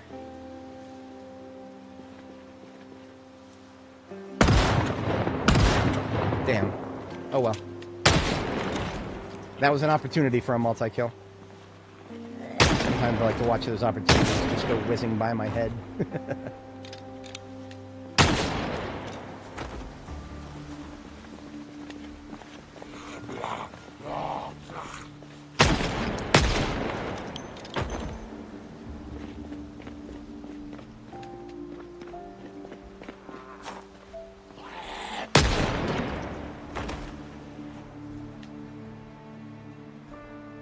Okay. We've been discharging ammo right here, and we don't have any incoming. That tells me it was a relatively small respawn for the train yard. Okay, we have a little bit of incoming. Mostly from this direction. Now, I need to... Not going to do what I did last time. I need to engage in noise discipline beyond this point. Otherwise, I'll pull them from the other side of the parking lot. I don't need that. We just want to clear anybody close to the street. Damn it, you're really going to throw me another lineup. Okay, fine. You can't have them group up like that and not have me pull out the shotgun. That's like putting a big old Reese's cup on the floor in front of me and being like, don't pick that up. I don't have the self-control for that. Who the fuck do you think you're talking to? Boy. Let's see a shot of opportunity. I'm probably going to take it. What are the ramifications of that? We've got one coming our way from this side of the fence, two from the wrong side of the fence. Nobody from the south. That makes me happy. We're going to kill this one guy, and I think that is going to be it for this parking lot. That's going to make me nice and happy. Wait. Die when I kill you. Alright, fuck up out of here. We don't even need to be taking this road, to be honest. This road, I kind of just started taking it because there were respawns, and I wanted to keep them suppressed. Much better to deal with them now while we're equipped than when we're trying to convoy and we're not as well equipped for combat. I have been running the AC in the van now, so we will get a lot less sweaty now. In fact, I think I can safely put that shirt back on. Oh, I already did. Good. Good, good, good. Oh, I removed all of my towels. I'm an idiot. I'm an idiot. I thought I had my towels in here. Okay. I'm an idiot. Usually all of my vehicles that I'm going to be using regularly are going to have towels in them. I looted this Zippy Mart, didn't I? Yeah, there's not going to be any towels in there. Don't see any other places here that would sell towels, sadly. If we get lucky, we would find some in a residential here, but I'm not going to break into residential just to look for something like that.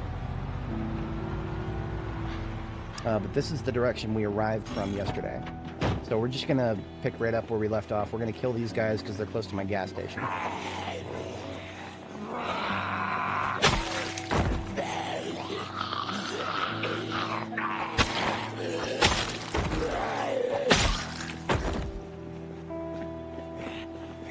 This right here is a motel. Motels usually have laundry facilities. I thought it was apartments, but that means I'm going to take a quick peek around here. Laundry facilities are actually one of the best chances of finding towels in this game, as silly as that may sound. Oh, never mind, never mind. We got towels in the... Sometimes hotel rooms will have things like towels and sheets. I don't think I've ever seen a hotel room have spare pillows. The beds and the closets. Pretty sure in real life hotels would have the most pillows of anyone, but in this universe, nah. Oops. Okay. Interesting E hit there. 4 towels is usually more than enough. Yeah, now we got 5.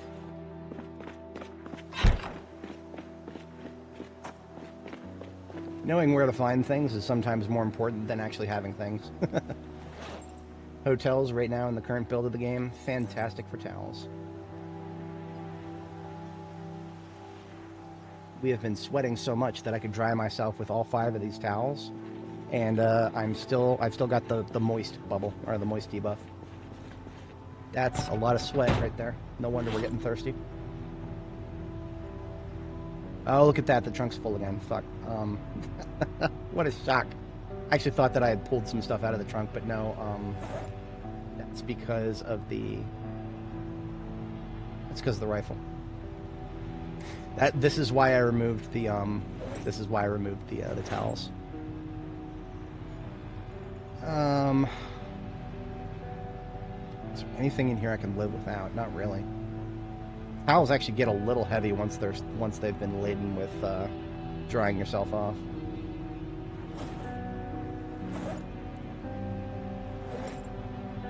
I should probably find a better location for these empty M9 magazines. I have 83 empty M9 magazines. That weighs 16 encumbrance. If I just start getting rid of some of these empty M9 mags, put them somewhere else, that'll solve a few problems here. That'll kick the can down the road for a bit. This is like trying to solve the federal spending budget problem. You can kick the can down the road, but if you actually want to solve it, that's probably going to take more than one administration. Good luck getting more than one administration to work together. I predict the Democrats might be sitting on somebody who can actually win a popular vote. One would say right now all they've got is Newsom, who would have any chance in the popular vote field. But the fact that they didn't field Newsom lately, I feel like Newsom would have had a running chance against Trump. He maybe not. I don't know. That's kind of open to interpretation. But the fact that they're kind of still sitting on Newsom, and the fact that he's going out there making all the mouth noises about, oh, I can do this, this, and this for the country to make it better. Newsom is going to be in the running in the future, I think. But the Democrats might be sitting on somebody, you know, Obama came out of fucking nowhere, remember that. Never forget, Obama, one of the most popular Democrat presidents in recent memory, he came out of fucking nowhere. He was just some senator. He was just some senator. I don't think anybody knew who he was before the election. And he came away and just stole everybody's hearts. Even I was in high school at the time, right? I was in high school at the time. I was a little bit less politically aware. I was looking at the guy and I was like, damn, this guy's a good speaker. This is before I went to broadcast school later, and I realized that 100% of every president just has a teleprompter in front of them. So they're good at reading things. Try to take Obama's teleprompter away and he says some really silly stuff sometimes. He starts stuttering a little bit, but that's okay. I do the same. Y'all hear my yap. My yap is completely unscripted, and I'm stuttering all the time, tripping over my words, repeating myself, usually. I can read pretty well. But I am definitely no speech giver. The power of oration is a life skill in and of itself. I'm stopping by here because we need some water. This place is going to be full of water. It is a untouched Quickie Mart. And we're just looking for, like, we're just going to grab a couple of them there. Seltzer waters. Don't even have to go all the way back to the bathroom yet, do we? You tell me this is a Quickie Mart without much seltzer water? Excuse me, ma'am. Do you have any seltzer water here? Excuse me, ma'am. I asked you a question. Do we have any seltzer water? Alright. I release you from this suffering. No seltzer water. Or if... Yeah, look at that. She was guarding it. Good job. Yeah, alright. That's, he was doing a good job of that. I'm pretty sure they absolutely would have... If term limits weren't a thing, yeah, Obama would have been similar to FDR. But after FDR came through, the deep state was like, nah, we gotta make sure that the dudes who get reelected all the time can't compete with us who don't have to, or, you know, who can get reelected indefinitely. One of the reasons that you're never gonna, well, most likely you're never gonna see any term limits for congressionals, is because it's very easy for them to get reelected once they have the captured audience. People will talk a lot about gerrymandering, but I feel like people don't talk often enough about why gerrymandering is a thing and why it works so well. It's because it works so well for Congress, and gerrymandering would not be anywhere near of a problem if term limits were a thing. If term limits were a thing, you would actually see gerrymandering go away instantly, because gerrymandering only favors those who have a captured audience and can constantly reelect people. If you can't constantly reelect the same kind of person, you've got a lot more effort you got to put into your smaller elections, right? So your smaller elections are going to hinge on they are going to hinge a little bit on your gerrymandering, which all those advantages go away if you have to constantly change who you're campaigning for. Wait a minute. I've had a 2-liter of water in my backpack this whole time. Yep, I'm a doofus. That's okay. Now I just have a backup. Okay, so we are resuming our exploration of, I'm up to 9 hours now, so I do need to start thinking a little bit about end of stream here. It is 6 p.m. local. There was one thing I needed to go shopping for today. So that tells me 8 p.m. is not a bad time to shop at my local grocery store, so that's usually kind of when I shoot for. So I think I'm definitely gonna, I think I'll do one more big exploration here. I think I'm gonna call it a Jericho at the end of the day today and then sleep, and I don't need to get out and fight right now, because we are now definitively outside of my territory. So we are just, we're exploring, but we are not getting out to fight. We need to circumvent these guys before that group on the left moves up. We do not want to wake up this building ahead of us and to the right. It's still got intact windows on the first floor, so it's not awake. I would like to keep it that way. I think this is the hospital. I think this is the other... Yeah, this is the other side to the hospital right here. So we... Again, I don't think we've woken up the hospital, so I'm going to try to keep it that way. The hospital has got such a high Z count in the area around it that I think everything you're seeing right there is just all part of the crowd for the parking lots and the area around the hospital. So I'm okay with those. I mean, they're not, they were there the moment we explored this area. But I ain't going in there right now.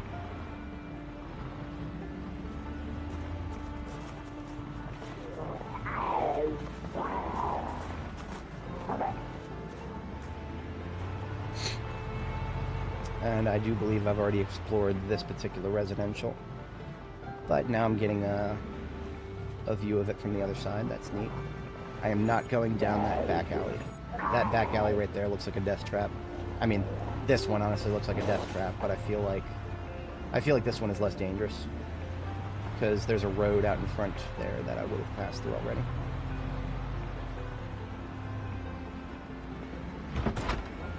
Hello. Okay, so we see a whole bunch of zombies in front of us there, and I don't want to have to deal with them. So what I'm actually doing, as you can see, now that I've driven off the road, and they all coming at me, look at that, they're out of the road now. That's just a little trick you can sometimes get away with. It works better on the smaller roads than the bigger ones.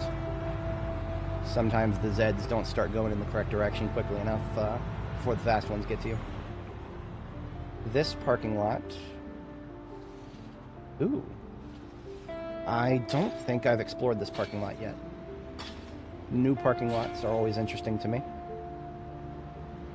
That van there, that's been flipped over. I think that is a van that will have some kind of interesting thing in it. L&B warehousing, that's just like a office headquarters there. Nothing but office loot. A little bit of green territory here, Jay's Chicken. Okay, here's where the corner of the rail yard is. I know where we're at now, so we've made a nice little circle there. Uncovered a little bit more territory on the map. We are... Should be right. Okay, here we are, yes. So we've been up and down Wellington Heights, Lady Kiss Street. We could veer up Lady Kiss just a little bit. So if we ignore the next turn and then... I just want to see what's on the other side of Lady Kiss. We started on the other side of it, but we didn't go down it.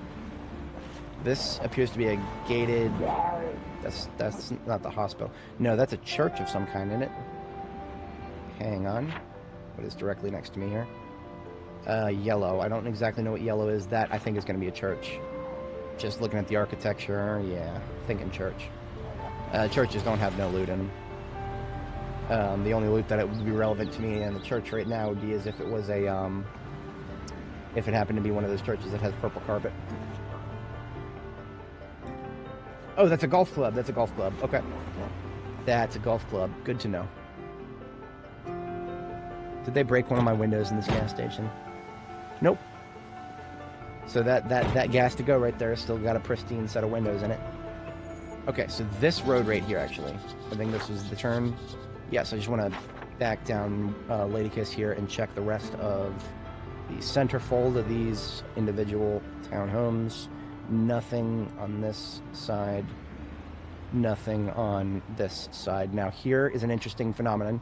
So you notice these townhomes on the right side of the screen here, all of them have their doors and windows busted out at once. So even though these townhomes are, I'd say to call them townhomes, they're not. I didn't think they were connected. They are. So all those are being treated as the same POI. Because the chances of them all being looted and trashed, if they were individually, pretty slim. But we've got all looted and trashed, all intact, all... Wait, hold on. I may have just talked a bunch of shit. I might actually risk getting out really quick to check something here. That means I would have to kill any fast chamblers coming at me right now.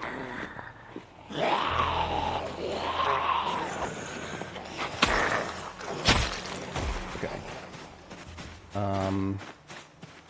Okay, that is looted and trashed, but this one's not. I don't know what to make of that.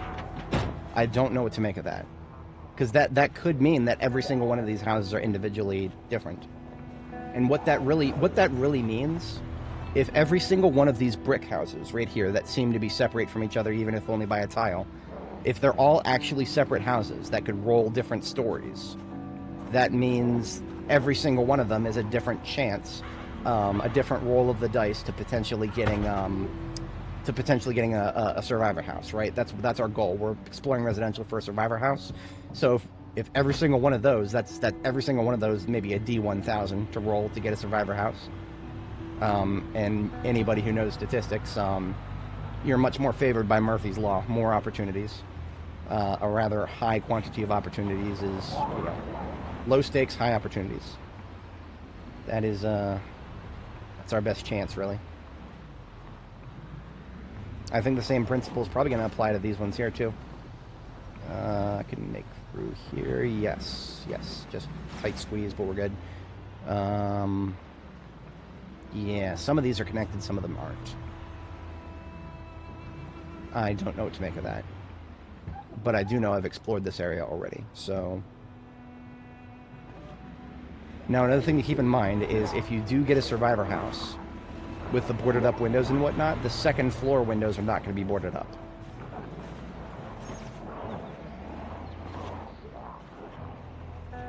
We won't be able to get away with the same trick that I pulled before. If we tried to wait in the grass for too long, the fast ones would get to us and the slow ones would still be in the middle of the road for the most part. We got a little lucky there because all the slow ones in the road, we could bypass them. That could get a little nasty if we, yeah, I'm not going to challenge that group again. I think we've actually explored this area well enough. That's Rudy Grady. We want to set cruise control for 10 miles an hour and check the map again. Peaceful Haven, Wellington Heights. I want to go down Wellington Heights first and then loop back. I would much prefer to go down a street from a different direction than where those hordes were just following me from. These houses now fully explored. Nothing, and nothing. Pretty houses. I mean, look at these. Visually, these are really pretty. Now, here's an interesting thing. This is the closest I've been to a dense forest in a very long time. The trees right here are extremely dense. I'm going to go out on a limb and assume that the zombies in between these trees are probably just as dense. Because we're not actually going to the edge of the map. This is Iroquois Park here. Okay.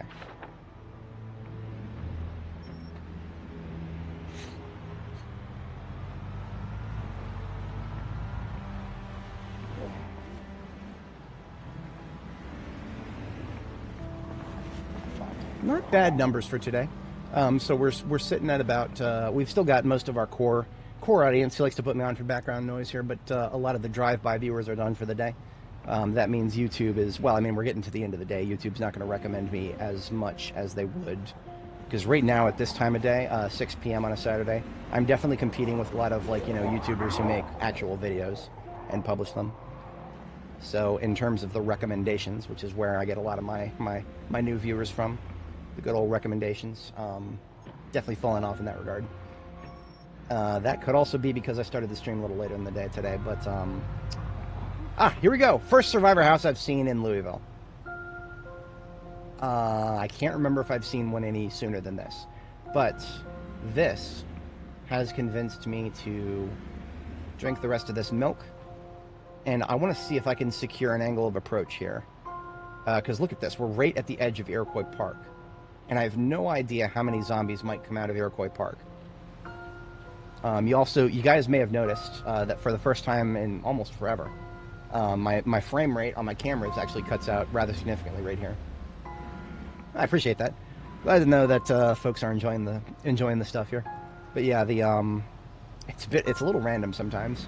YouTube does kind of want to incentivize people to watch their streams, even if it's a smaller streamer. So I actually I'm getting more traffic to my channel than I ever would by making regular videos. I mean, I can tell that just by looking at the videos I've published. The videos I've published, I mean, I feel like the subject matter is okay-ish, but it's nothing compared to live streams. YouTube definitely live streams, and if I wanted to drop all pretenses about whether I was doing this for YouTubing or for just funsies, I could start doing shorts. I don't want to be that guy if I don't have to. I'm holding out. I will be that guy if I have to. I want to build up an audience, and sometimes shorts are the only way to do it. Because shorts are so favored in the algorithm that if you want to reach a bunch of people, you kind of got to do shorts to build your channel up. Now, that being said, there's some shorts I can make that'd be pretty fun. Like, again, if I just did just a quick compilation of all the pipe bombings, that'd make for a pretty decent short. But shorts are also, you kind of want to churn them, right? You want to get a lot of shorts out. I would never be able to maintain any amount of content production with that. I would run out of ideas for shorts pretty quickly.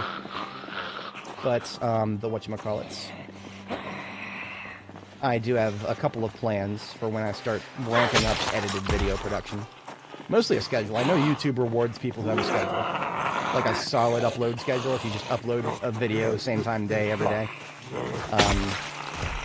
YouTube also I noticed a very interesting thing. I follow a content creator from Romania called V. He's a bit of a weird one. He makes a lot of videos. His content is not all that popular, but he talks about some things that other YouTubers, nobody else in the circle that I've seen will talk about. One of the things he's talked about recently is the AI features that YouTube is trying to roll out for its creators. He didn't go as far as to make a video directly based on what the AI inspiration tab told him to in the video. So, if anybody watching, if you're not you don't ever do YouTube uploads, in the YouTube studio, I'll just bring it up real quick. If we go to the YouTube studio, you've got this little tab here, farthest to the left now. Again, most important things go from the left to the right. Inspiration. They want... Look at this. Mastering the quell cancel rhythm, really? Really, dude? Fat Chuck nerfed it. This is how you fucking know that it's a fucking dumbass AI that doesn't know how to be up to date with things, because quell canceling has been nerfed. I would absolutely do that in a heartbeat. I would do that in a heartbeat. I would make a video about quell canceling. And now I'm not even going to go as far as to call this a not a good feature, right? Because if we look at this, quell canceling are something that people have commented on my Darktide videos asking me about. And of course, ambulance hunt and beyond. I have talked in my streams about how ambulances are strategically valuable resources. So I have so many of them. So clearly what they're doing is they're training their AI based on things that I talk about and things that people who comment on my streams talk about. And then it's, putting together some silly little AI generated thumbnail. But this tab right here, this inspiration tab, some of the YouTubers you follow will be using it religiously. And you're going to notice an interesting amount of success that they're getting that has absolutely fucking nothing to do with the topic that they're discussing. I think, and this is just a wild theory, I think YouTube wants people to use their AI features so much that if I were to actually make a video matching one of these titles, I think YouTube would artificially boost it. So, if I were to make a quell canceling video, Darktide, mastering the quell cancel rhythm, it was a fucking mouse macro, bro. There's nothing to master there. I click the button and the quell I click the button on my mouse and it shoots faster. Nothing to master there. But I think if I were to make that video right now, even if it's no longer YouTube might promote it artificially. And the promotion might be so artificial that there's a theory that we may actually be getting bot views. There may actually be fake views going towards those AI-generated video topics that you guys are seeing. So some of your creators that you guys are watching right now, they may be using that creator tab and maybe getting a highly unusual amount of success from that, versus the people who aren't using that and just doing what they always do. Pure theory. I've not seen numbers to back this up, and there's not enough YouTubers willing to openly talk about it. But I bring up that small YouTuber V. I bring him up because what he did was he went to that inspiration tab and he used just the title, and he didn't fucking talk at all about the subject. It's something to do with Zoomers. It was something to do about Zoomers and liking anime. So right off the bat, Zoomers, obviously, there's a lot of anime enjoyers among them. So right there, just talking about Zoomers and anime, sure, that'll get him some promotion in the algorithm. But not once in the video did he actually talk very much about the topic. But for some reason, he got 1 billion people in the comment section commenting about the topic.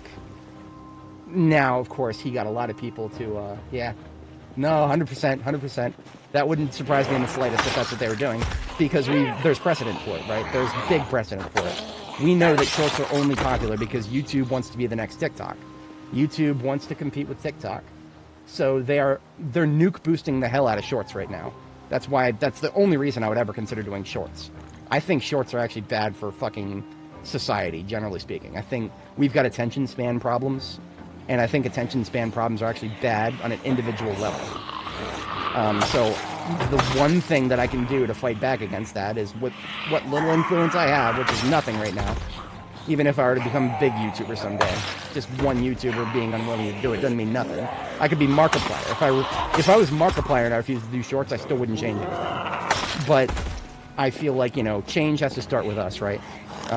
Little things we can do, if enough people start doing them and you talk about them, maybe they'll add up. But I mean, not participating in the shorts craze, that feels like something that I can kind of do on principle and stick with it. And I feel like the AI inspiration bullshit, if that is being artificially nuke boosted, then yeah, I'm gonna try to do that too. Again, you guys may have heard it first here. That may be something that people on YouTube actually start talking about a lot more in the future. Because I mean, a lot of creators right now just fucking ignore it, and that's perfectly fine.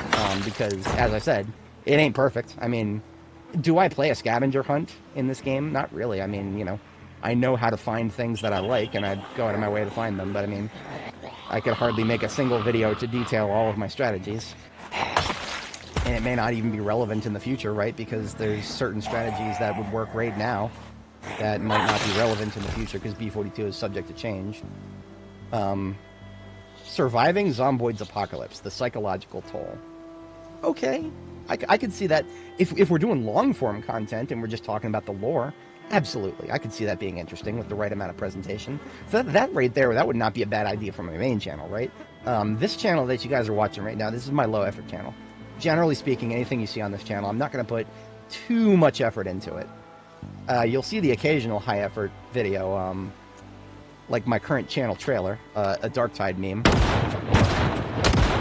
I spent a lot of effort on that, but it was also only 1 day's worth of effort.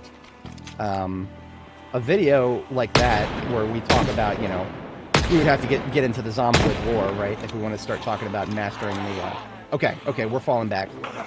I think we're going to fall back. We're getting them, they're coming at it Iroquois Park. That means we don't have a secure angle of approach. That means we're going to have to fall back a little bit, I think. Okay, if there's only 4 or 5 of them coming out of Iroquois Park, that's not unsustainable. I might continue. Okay, I got a little panic for a second there. I just need to maintain my noise discipline.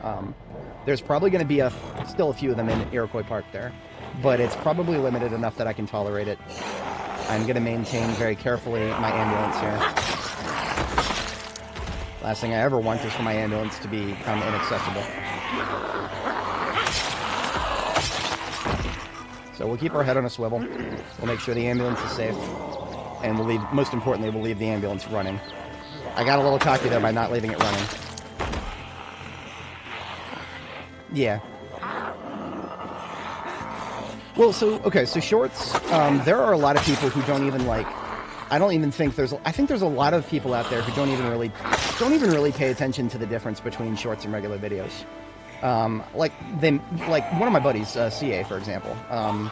He is somebody who's rather well aware of certain silly things that happen in social media platforms. But he doesn't actually fucking care about them that much, and he'll often post shorts in our group chat. I don't think anybody in our group chat really likes shorts very much, but he'll still post them, and sometimes they'll be funny. Right, so that means that, you know, shorts, even for people who like him, CA, you know, he's a Marine. We like to make fun of Marines once in a while, the crayon eaters, whatnot. But he is not somebody who's, like, you know, subject to the low attention span problem. He paints minis.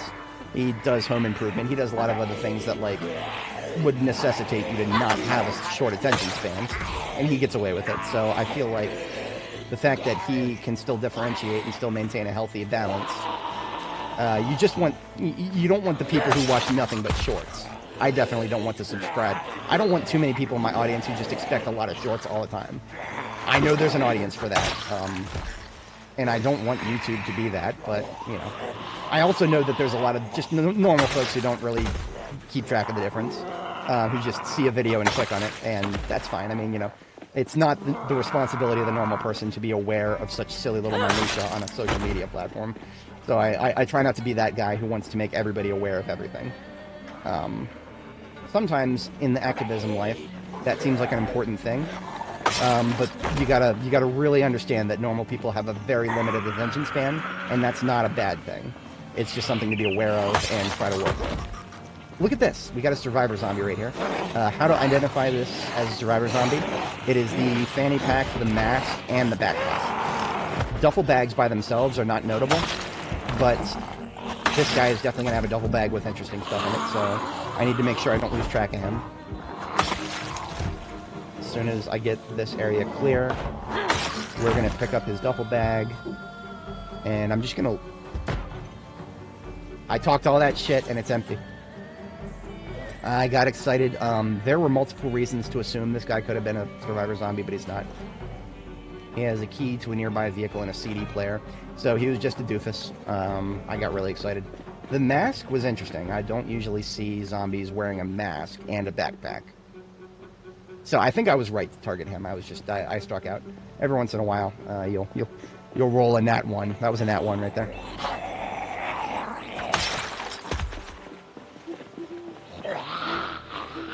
Okay, I think we've gotten enough of the local Zeds cleared. I think I can start pulling a couple boards off of the survivor house. I predict in and around the survivor house there's going to be more zombies. In and around the survivor house, yeah. Yeah, a lot of the dudes in my circle are painters of minis. I've tried it. The problem is I don't have a good... if I was going to put the effort into learning how to paint minis, I need a little bit more than I can just use them in a tabletop game, right? That is cool, and I've actually... One of my buddies lent me some of his minis, and we actually played a Titanicus. We played Titanicus once. That was pretty fun. It was pretty fun. That Titanicus is the 40K game where you have some of the mech walkers, and you can equip them with different loadouts. Now, because I borrowed his army, I didn't really understand a lot of the benefits, and I was going against the guy who whose army I was borrowing. So of course he fucking wipes the floor with me. Now, part of the reason for that was what were they called? Stratagems? The fucking the things that you get for your faction that are not directly tied to your units. The meta strategies. I didn't understand any of those. I don't think he used them either, but the army that I was running was kind of dependent, and they synergized a lot with this the meta strategy. So I didn't know any of those, and I couldn't have even made good of what limited knowledge I had. Even that was incomplete. I still had fun though. It was still fun. I can't say that I would ever be the kind of guy who does that regularly, but as an occasional thing, I can see myself doing that. It is a very expensive hobby though. Anybody who's involved in that hobby will cop to that. It is minis can get out of hand really fast if we're talking about prices. So we got the front door unlocked, but what I like to do with survivor houses is get a window get in through the door, open the door so that I have a way in and out very easy. I do not like to rely on windows to get in and out of the place. Maybe the first time, and that's it. So we'll put these boards down and sneak into the window there. And then just immediately... Okay, now we've got our in and out. We've got one guy. I predict there's going to be several in here somewhere. This one may be a trap. Maybe not. Anybody else in here? Nope. Okay. Just kill this guy. And then we'll just very slowly take it room by room. I predict, I think these survivor houses, even in Louisville, I don't think you're ever going to see too many more than like 5 or 6 per room. Just in terms of real estate, I don't think there's enough room for like big amounts of zombies, but always treat it as hostile territory until proven otherwise.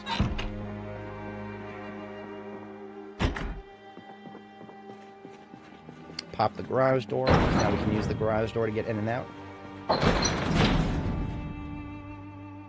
We're not going to immediately start looting, but we have already identified some pretty loot right there. Way more than we could fit in the ambulance. We actually would not be able to loot this place thoroughly. I do hear a mouth breather right now. I hear a mouth breather right now. But this room is clear. I'm predicting this room. Yep. Possibly multiple in this room. No? Huh. What is that room that I'm... so this... I thought that was going to be one big bathroom right there. It's not. Is there another... Okay, right here. Definitely. Hello. That is the power of using your auditory senses. A lot of folks probably would have just... oh no, a guy right... Oh, here we go. Another duffel bag with no loot in it. This was a zombie inside of a survivor house. I feel gypped right now. That's 2 zombies in a row who looked like potential candidates for loot. Ah, whatever. I'm not going to get too mad about it. I mean, we got an entire house full of loot right here. The first thing I'm going to look for is just anything unique. And I'm just going to... Ooh, rarewood spike puller. That's something that you can't make, and I was surprised to see how hard it was to find. Hunting knife, large knife. Switchblades. Don't care about those. I take schematics just for the sake of having them. Mac and cheese will be fixed someday, I'm sure. All the rest of this is stuff I can get elsewhere. Double nat 1. Hundo P.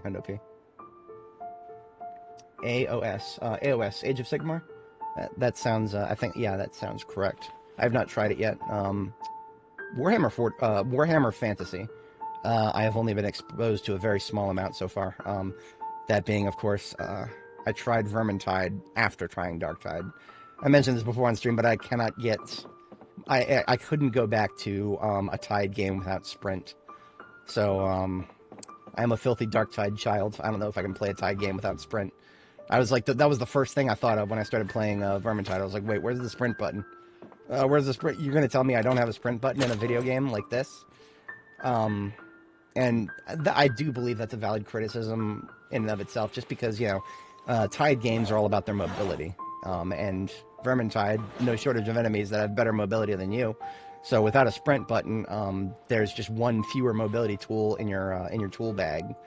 So that it feels wrong. I'm not going to call it a bad game or anything. I'm just saying that I've been spoiled by Darktide. I don't think I would be able to get myself into it. Which is, you know, not everything can't be for everybody. I don't need to carry that around. That's done. Yeah, some stuff in my main backpack I can remove. So this duffel bag is actually almost full just of stuff that we've pulled from those few loot containers in front of us. Bookshelf. Alright, here goes nothing.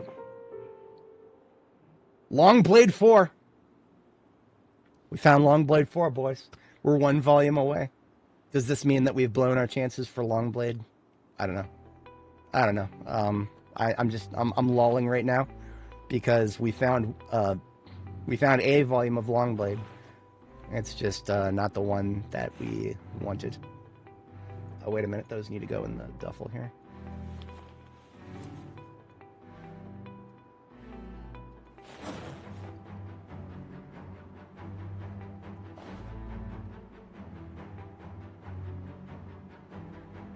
Okay, this duffel bag is now full. So I'm going to take this duffel bag outside, leave it next to the van, and just swap it out for the other duffel bag. I'm probably also going to sleep here. This is not a bad place to sleep. Mostly because the houses, I mean, I've cleared the zombies, but also what I can do is move the bed of the house. I'm going to move the bed of the house to the garage, because that is going to, the garage gives me 2 ways in and out. So I could go back into the house or the garage door, which has plenty of real estate.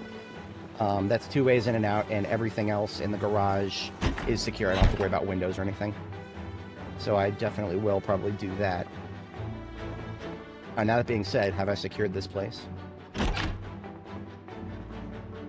There could always be a zombie who just doesn't hear anything. It's the ones that don't react to noise that are actually one of the most dangerous in the game, in my humble opinion. The frickin' lurkers. Lurkers can be dangerous. Don't let nobody tell you otherwise. This is Louisville Northwest. I think I've already got a map of that.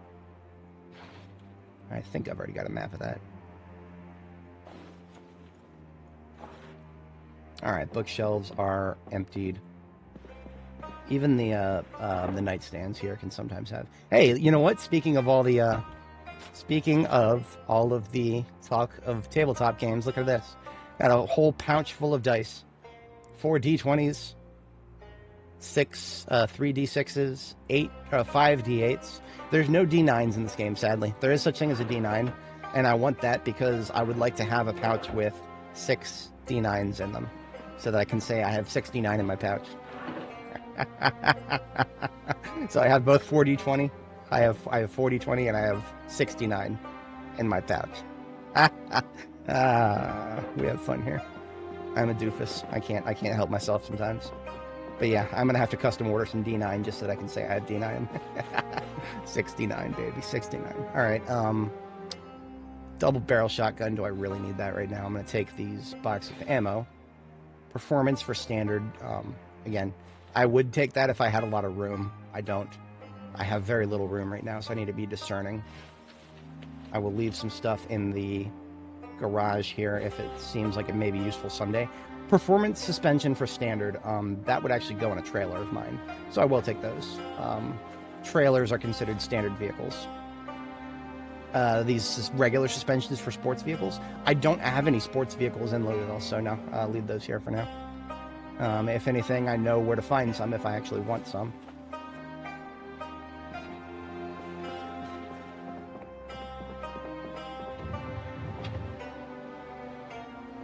Bunch of booze here, but no gin, so I can't even live up to my channel name. I couldn't even exactly tell you what was going through my head when I came up for the channel name for this. I needed something that would work with Gonam from Faces of Evil. That was about it. That was about it. Yeah, I took one look at Gonam and I was like, yeah. Hey, look at this! Okay, we've got a broken katana. Okay. I see how it is, Indy Stone. I see. I see you. So we've got a broken katana now. We could just say we're one step closer to a real katana. Well, survivor houses are one of the best chances. I think a survivor house is one of our best chances to ever find an actual katana. Once again, we didn't actually find a katana, but a broken katana feels like we got a little closer. That's what that feels like. We can only fit about one more encumbrance into this duffel. I'm just gonna put it down.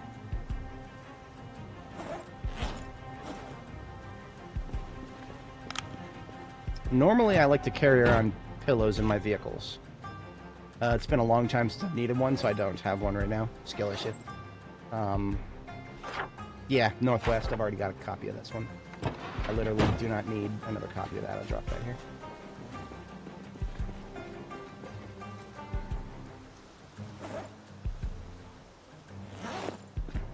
Okay, so like I mentioned before, we're going to put the bed, one of the beds of this house, we're going to put it in the garage, sleep here, and we'll just continue our journey tomorrow. I know I said that I was considering ending the stream tomorrow morning. I think I may do one more day. Kind of depends on how the overnight activity plays out here.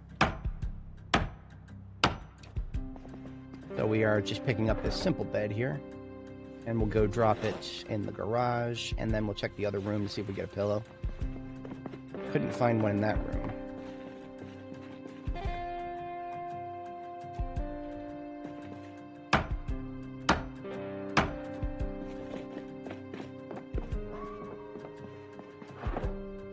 A little bit of everything in this nightstand. Unfortunately, 45 auto. So we found some gun. Wow, look at that. We got 2 M36 revolvers in that box. Fantastic. Both perfect condition. But no pillows. This house has literally got everything in it right now except pillows. Broken fucking katana, but no pillows. Absolute state of this game.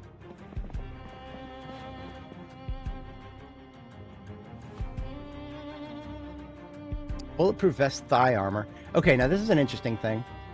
I think I mentioned this once before. This bulletproof vest thigh armor, if you zoom in really close, you can see this bulletproof vest thigh armor is made out of desert camo bulletproof vest. There is no desert camo bulletproof vest. Bulletproof vest comes in, they come in forced camo, they come in police, they come in SWAT. Police is LEO, that's dark blue. Forest camo, obviously, that's forest camo color. SWAT is black, that's the closest you'll ever get to tactical black bulletproof vest. And then you get civilian. Civilian is probably the rarest I've seen so far. That's bright white. If I ever wanted to make a Annie the white instead of Annie the black, I would use civilian bulletproof vests for some of the pieces probably. But yeah, there are no bulletproof vests of that color. And yet, for some reason, we've got bulletproof vest armor of that color. I find that very fascinating. That tells me that they probably just haven't added it yet. Rather, again, my biggest criticism of the devs of this game is that they put the cart before the horse in the weirdest places. That's just one silly little example right there. Here we go. This is nope, no book. One of our best chances of books are these cardboard crates. And, well, a couple books, but level 2s, 3s. Yep, okay. So we looted every loot container that I'm aware of in this place. And we got a long blade 4. Maybe someday we'll get a 5. I'm gonna laugh really hard if we okay. Check the bathrooms too. We found a few canned foods in there. Most of the rest of this is not important, but the fact that canned food can appear in the bathroom, that's interesting. Okay, yeah, we've checked this whole place, no pillows. So not even a pillow. Oh yeah, no problem. Get you in the future, Ziabitus. We are I'm probably not too far behind you myself. We'll get a night's sleep here. And then I'm going to get something to eat to shut the hunger up, because we're actually pretty hungry. And we're going to see what the morning looks like for us here. Because we need to sleep again pretty soon here. And I would say we've done a pretty good job tonight. I'm going to go ahead and I think I am going to call it here. So what we're going to do is we are going to go ahead and get these duffel bags picked up. That's going to be a bit of a challenge, because we're going to have to drop some stuff first. Here's what I can do about this. We're going to drop some gear, and then we're going to put our military backpacks that we carry around with us. One in our primary hand, one in our secondary hand. While you are carrying a military backpack on your back and your hands, you are a walking trailer.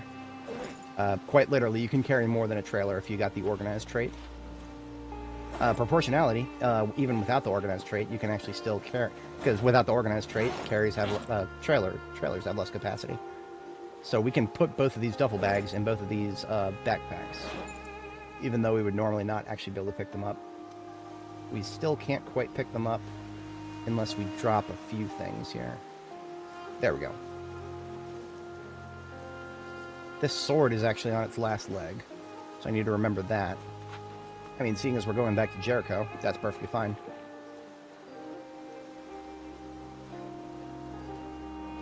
Actually, yeah, we're good to go. So we're out of here. We've got our hands full of stuff, so we can't even get out and fight.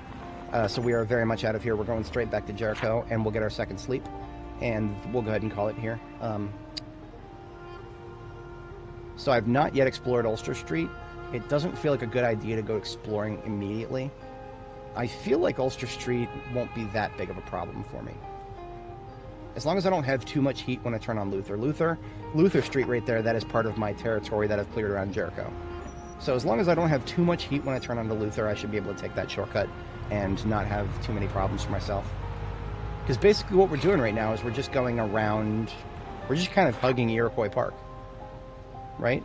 No. We need to not take this turn, the next turn, and then we'll be basically hugging Iroquois Park.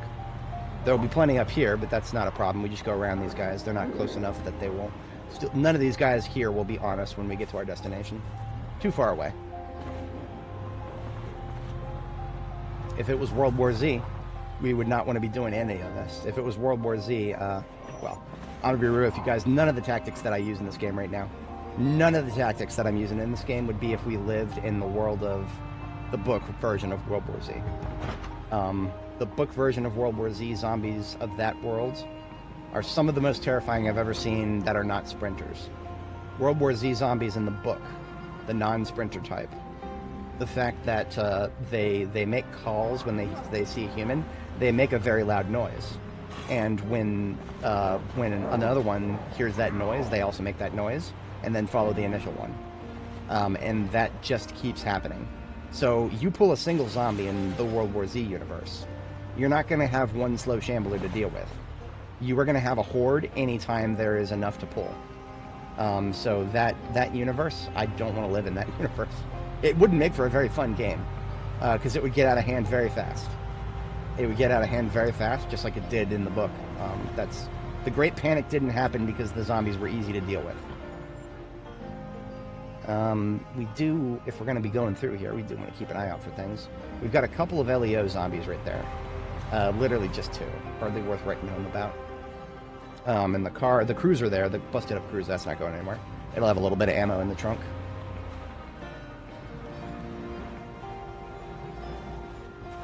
So a few single family homes here next to the rail yard on this side of the fence. Like I said, nothing to write home about. You know what? I'm not going to be able to thread this needle. I'm going to have to ram this guy. It's really tight here because of the trees and the fire hydrant. I really recommend it. If you're into zombie lore and you're into... Now, the only thing that World War Z probably is not as good at, like I said before, I've got a lot of buddies in the military. And when I talked about some of the things that World War Z did to represent the military and why...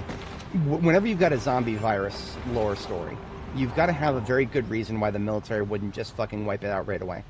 And in World War Z, I'm just going to spoil this small aspect of it. It boils down to incompetence. It boils down to incompetence. Now, the specific things that went wrong, that's a very interesting thing to read about, and you can, yeah, I would recommend reading that, because you'll... Now, what you got to do is you got to ask yourself, the reasons that the military couldn't handle the zombies, were they that good of reasons? Some of the folks that I've talked to who have actually been in the military, they disagree. They think that the incompetence that was shown in the book, which of course, like I said, I won't spoil that. I won't spoil the specifics, just the general, you know, that was the angle that the book took. The military friends of mine, they strongly disagreed. They think that shit would not have gone as bad as wholeheartedly as it did. To the point where the military abandoned like huge portions of territory because they couldn't handle it, before they had to learn how to handle the threat. The tagline, and it's a good tagline, I think this is a great tagline even if you never read the book, you always master the last war you fought. I mean, that's true way outside of the remit of books about zombies. You always master the last war you fought. And even then, if you master it, right? I guess there's no... I can't remember the exact quote. I might be butchering that. But that was the gist that I got from it. I thought it was a pretty interesting take. But then again, it's always hard to square that circle. Even in media that targets the American locations, right? Gun behind every blade of grass is what a lot of people say about America. And it's 100% true. Even here in the nation's capital, where things are a little bit more. No, there's still a very strong gun culture right here in Virginia. Um, yeah, I mean, well, Virginia used to be a southern state, long time ago. Ain't no more, but back in the day it was. And a lot of that has not left the rural areas. You could go 2 hour drive away from Washington D.C. and you'll find houses just prepper houses, proper preppers. So yeah, there is still very much a gun behind every blade of grass in the correct areas of this country, and you've got to square that. When you got slow zombies, that's the book, World War Z, the book. Lots of slow zombies in that book. How do you square that circle with the fact that some preppers out there in the countryside have got enough ammo to deal with more than 500,000 zombies incoming, as long as they pick their shots right? You could come up with some answers to that, and but again, you have to come up with an answer every time. There's a lot of preppers in this country, and I don't know if any. Zomboid right now, in my opinion, Zomboid is the only game that actually properly answers all the questions. Zomboid actually answers all the questions that I have, with the one exception of how do we have infinite energy machines. But Zomboid hasn't explained the exact mechanism of the virus. So they've got a get out of jail free card. They never explained it. Everything else, they've squared all the circles. So Zomboid, I can definitively say, just from a lore standpoint, this game does it best. But World War Z, probably the second best.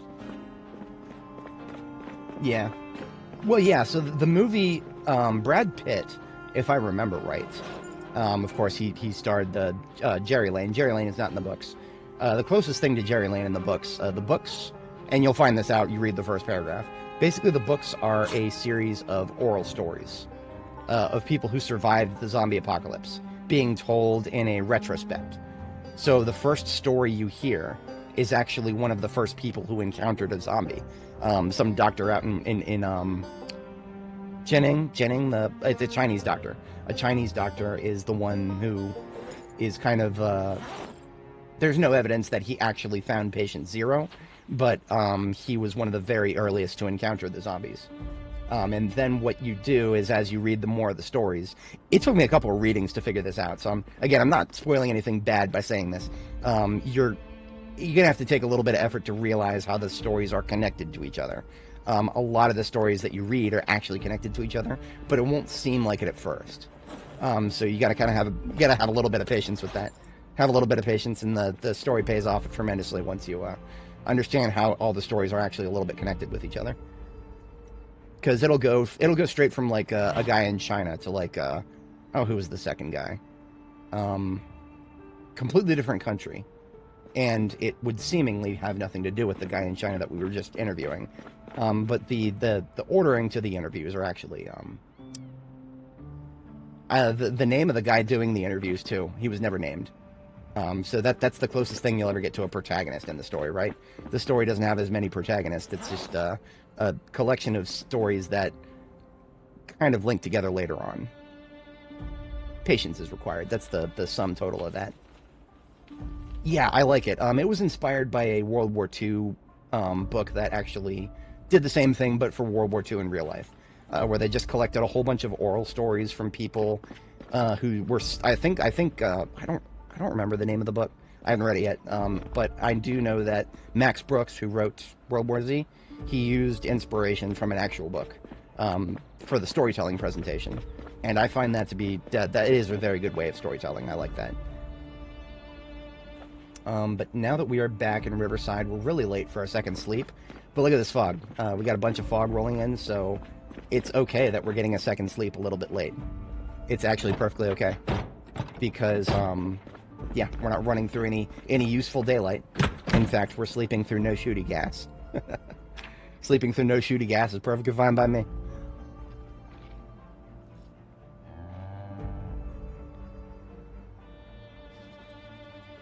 You know what? I actually think, I'm not mistaken, on my local NAS here, files under me, I should actually have the book itself.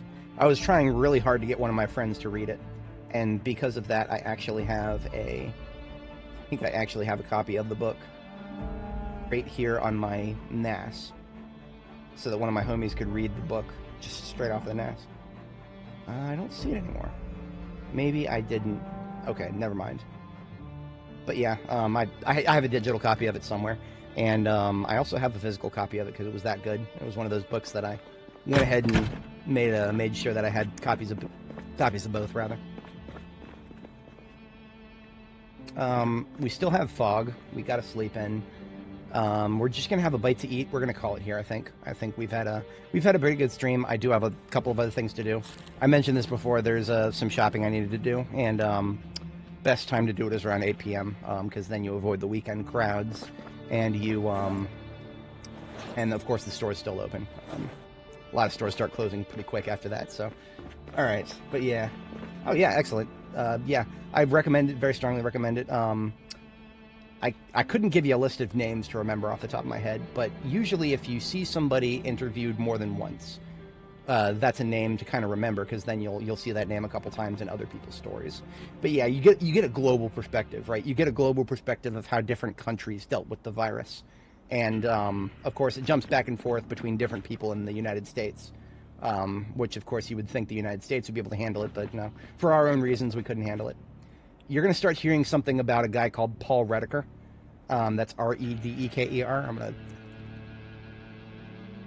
Paul Redeker. That's a name to remember because he came up with a very interesting strategy about how to deal with zombies. And if you get that far in the book, it's a strategy that might actually work in Zomboid when we have NPCs. But it wouldn't work for solo. Redeker's strategy is actually pretty fucking dark, to be honest. It's pretty fucking dark. He is a guy, he's a fictional character. I don't think he existed.